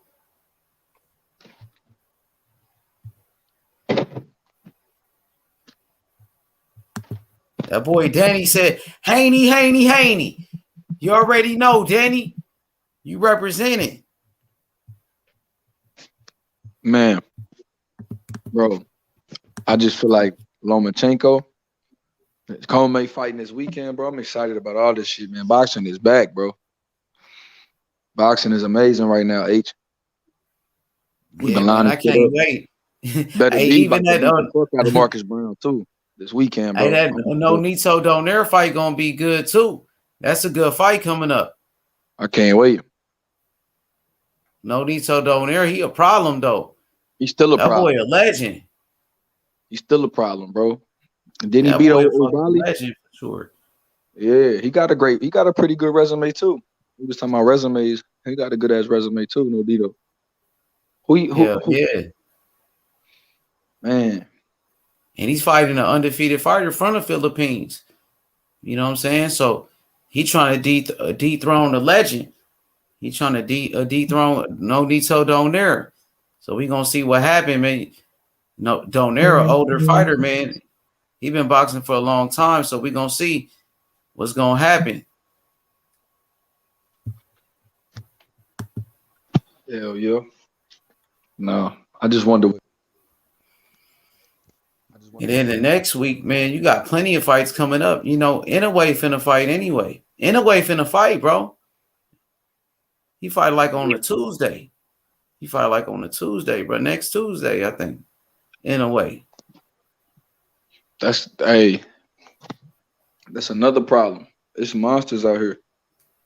Hey, Rakesh. That's the homie. He said the Filipino Flash is one of my favorites. Yes, sir. Man, this dude tell me keep sending the link. I did send the link. Who said that? I've been sent the link. That dude going crazy in the chat. He must be a troll, bro. Who, King Fazo? Afazo? Yeah, the link is right there. That boy tripping. He might be a troll, man. Them niggas be trolling like crazy. I don't think so, H. I don't know if he trolling, but shit, you never know, bro. You get all type of motherfuckers on this show. The link in the chat for sure is in there. Yeah. Yeah, man. Anyway. Yeah, man. Hey, Jerron Ennis, the problem, dog. Man, I think Jerron Ennis, he might be the truth, dog. For real. That boy cold. He good. He got the speed and the power. He got the style. He got the skills for sure, man. I like Jerron Ennis. I like Virgil too. I like Shakur Stevenson, Devin Haney. But you know, one thing about Boots, he got that power with it, with the skills. Yep. You know what I'm saying? He got the natural skills with the power, though. He like a boxer, puncher, and shit. He got that exciting style, though. He got that style that people like, man. With Boots. Man, Boots is that dude, but with Virgil now, like how you feel? Yeah, I like Virgil too. Virgil, the truth, though. They both good. But Boots, you know, he got that flash with it, though. He got the flashiness to go with it.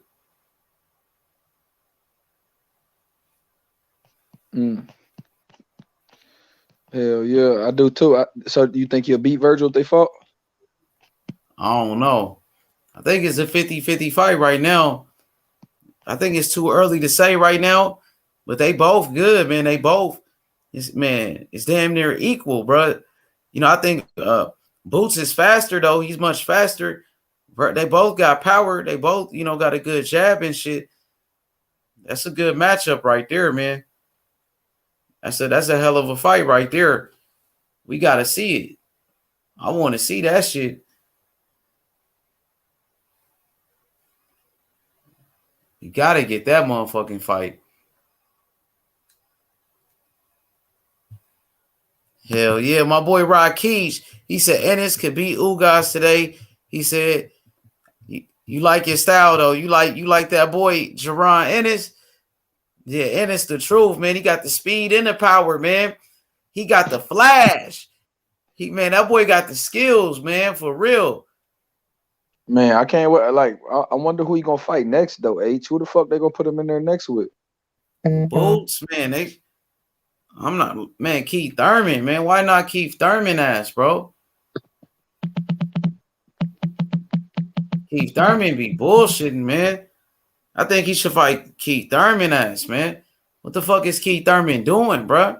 He wasting all of this time, bro. He might as well retire, bro, if he don't want to fight the top guys. If you don't want to fight the best, you might as well retire. That's what I think. Keith Thurman, that's the perfect fight for him. Do the Keith Thurman fight. That's what I think. Keith Thurman.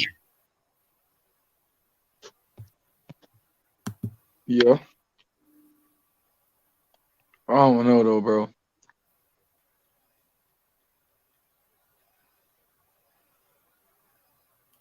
Hell yeah, man. Why not Keith though?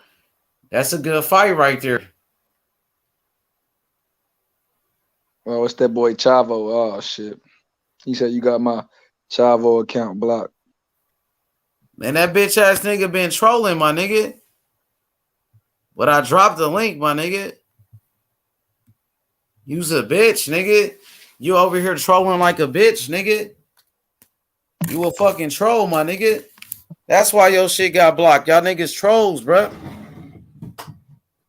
You's a bitch, nigga. You a bitch ass nigga. Somebody blocked your shit because you was over there trolling like a little bitch, nigga. Bitch ass nigga. You's a motherfucking bitch, nigga. That's what you is, nigga. You a bitch, nigga. I been dropped the link, you bitch ass nigga. You's a motherfucking bitch, nigga, on God, nigga. Hit the motherfucking link, you bitch ass nigga. That's what you can do, nigga. You's a bitch, nigga. You already know, Rakesh, nigga. That nigga's a bitch, nigga. You feel me? Nigga be trolling like a bitch, nigga, in the chat, nigga. Hoe ass, nigga. Hit the motherfucking link, you bitch ass nigga.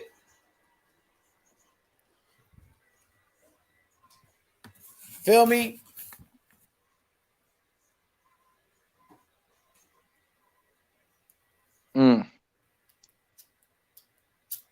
You's a bitch ass nigga. Oh shit. What the fuck? These trolls, man, I'm telling you, these LDBC hoe ass niggas, man, they some bitches, bro. I tell you, these niggas will make anything up, man. Tyson Fury had egg weights in his glove, all of that hoe ass shit, man. Y'all niggas bitches.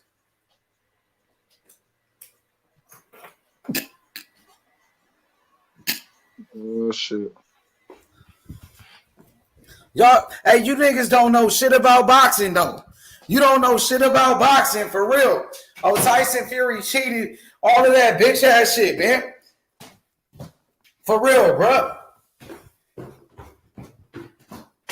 You know what time it is, man? That boy Kambosos, undisputed champion, man. Devin Haney versus Kambosos for the undisputed, bro. Let's make that shit happen, though. Let's make that shit happen, for real, for real. We need that fight. Haney and Kambosos. For real, for real. We need that ASAP. And my boy T.O. gonna come back, though. T.O. gonna be a champion again, man. T.O. ready to come back and do his thing, bro. You know what I'm saying? T.O. still my boy. T.O. still my boy, Alex. T.O. gonna come back, bro. Don't even trip. Don't even trip, my nigga. You know, T.O. a real one. He coming to fight, bro. He a warrior. He went to war with Kambosos in there, bro. You know what I'm saying? T.O. been in dog fights with Lomachenko, nigga. Fighting with injuries and all of that shit, my nigga. T.O. already was undisputed, bro. And the nigga can't never take that away from him. He was on the pound for pound list, my nigga. That motherfucking T.O. put in work, my nigga. He earned his stripes, bro. He earned my respect, my nigga. He earned everybody respect the way he fought, my nigga, against Kambosos, nigga. Nigga with that bad cut, nigga, and kept fighting. Kept fighting, nigga. Got dropped, got back up, nigga, and dropped Kambosos, nigga. T.O. a real dog, nigga. That's a warrior right there, my nigga. You feel me? Even if he lost the fight, so what? He's still my boy. Nigga, I never turned my back on T.O. Nigga, he lost. Sure, he lost. Nigga got his ass whooped. Okay, my nigga. So what? Nigga, all the best fighters took a loss. Nigga, everybody took an ass whooping once, nigga. Everybody took a loss, nigga. Holyfield lost to Michael Moore, nigga. You know what I'm saying? Come on, nigga. Shit. Ali took a loss, nigga.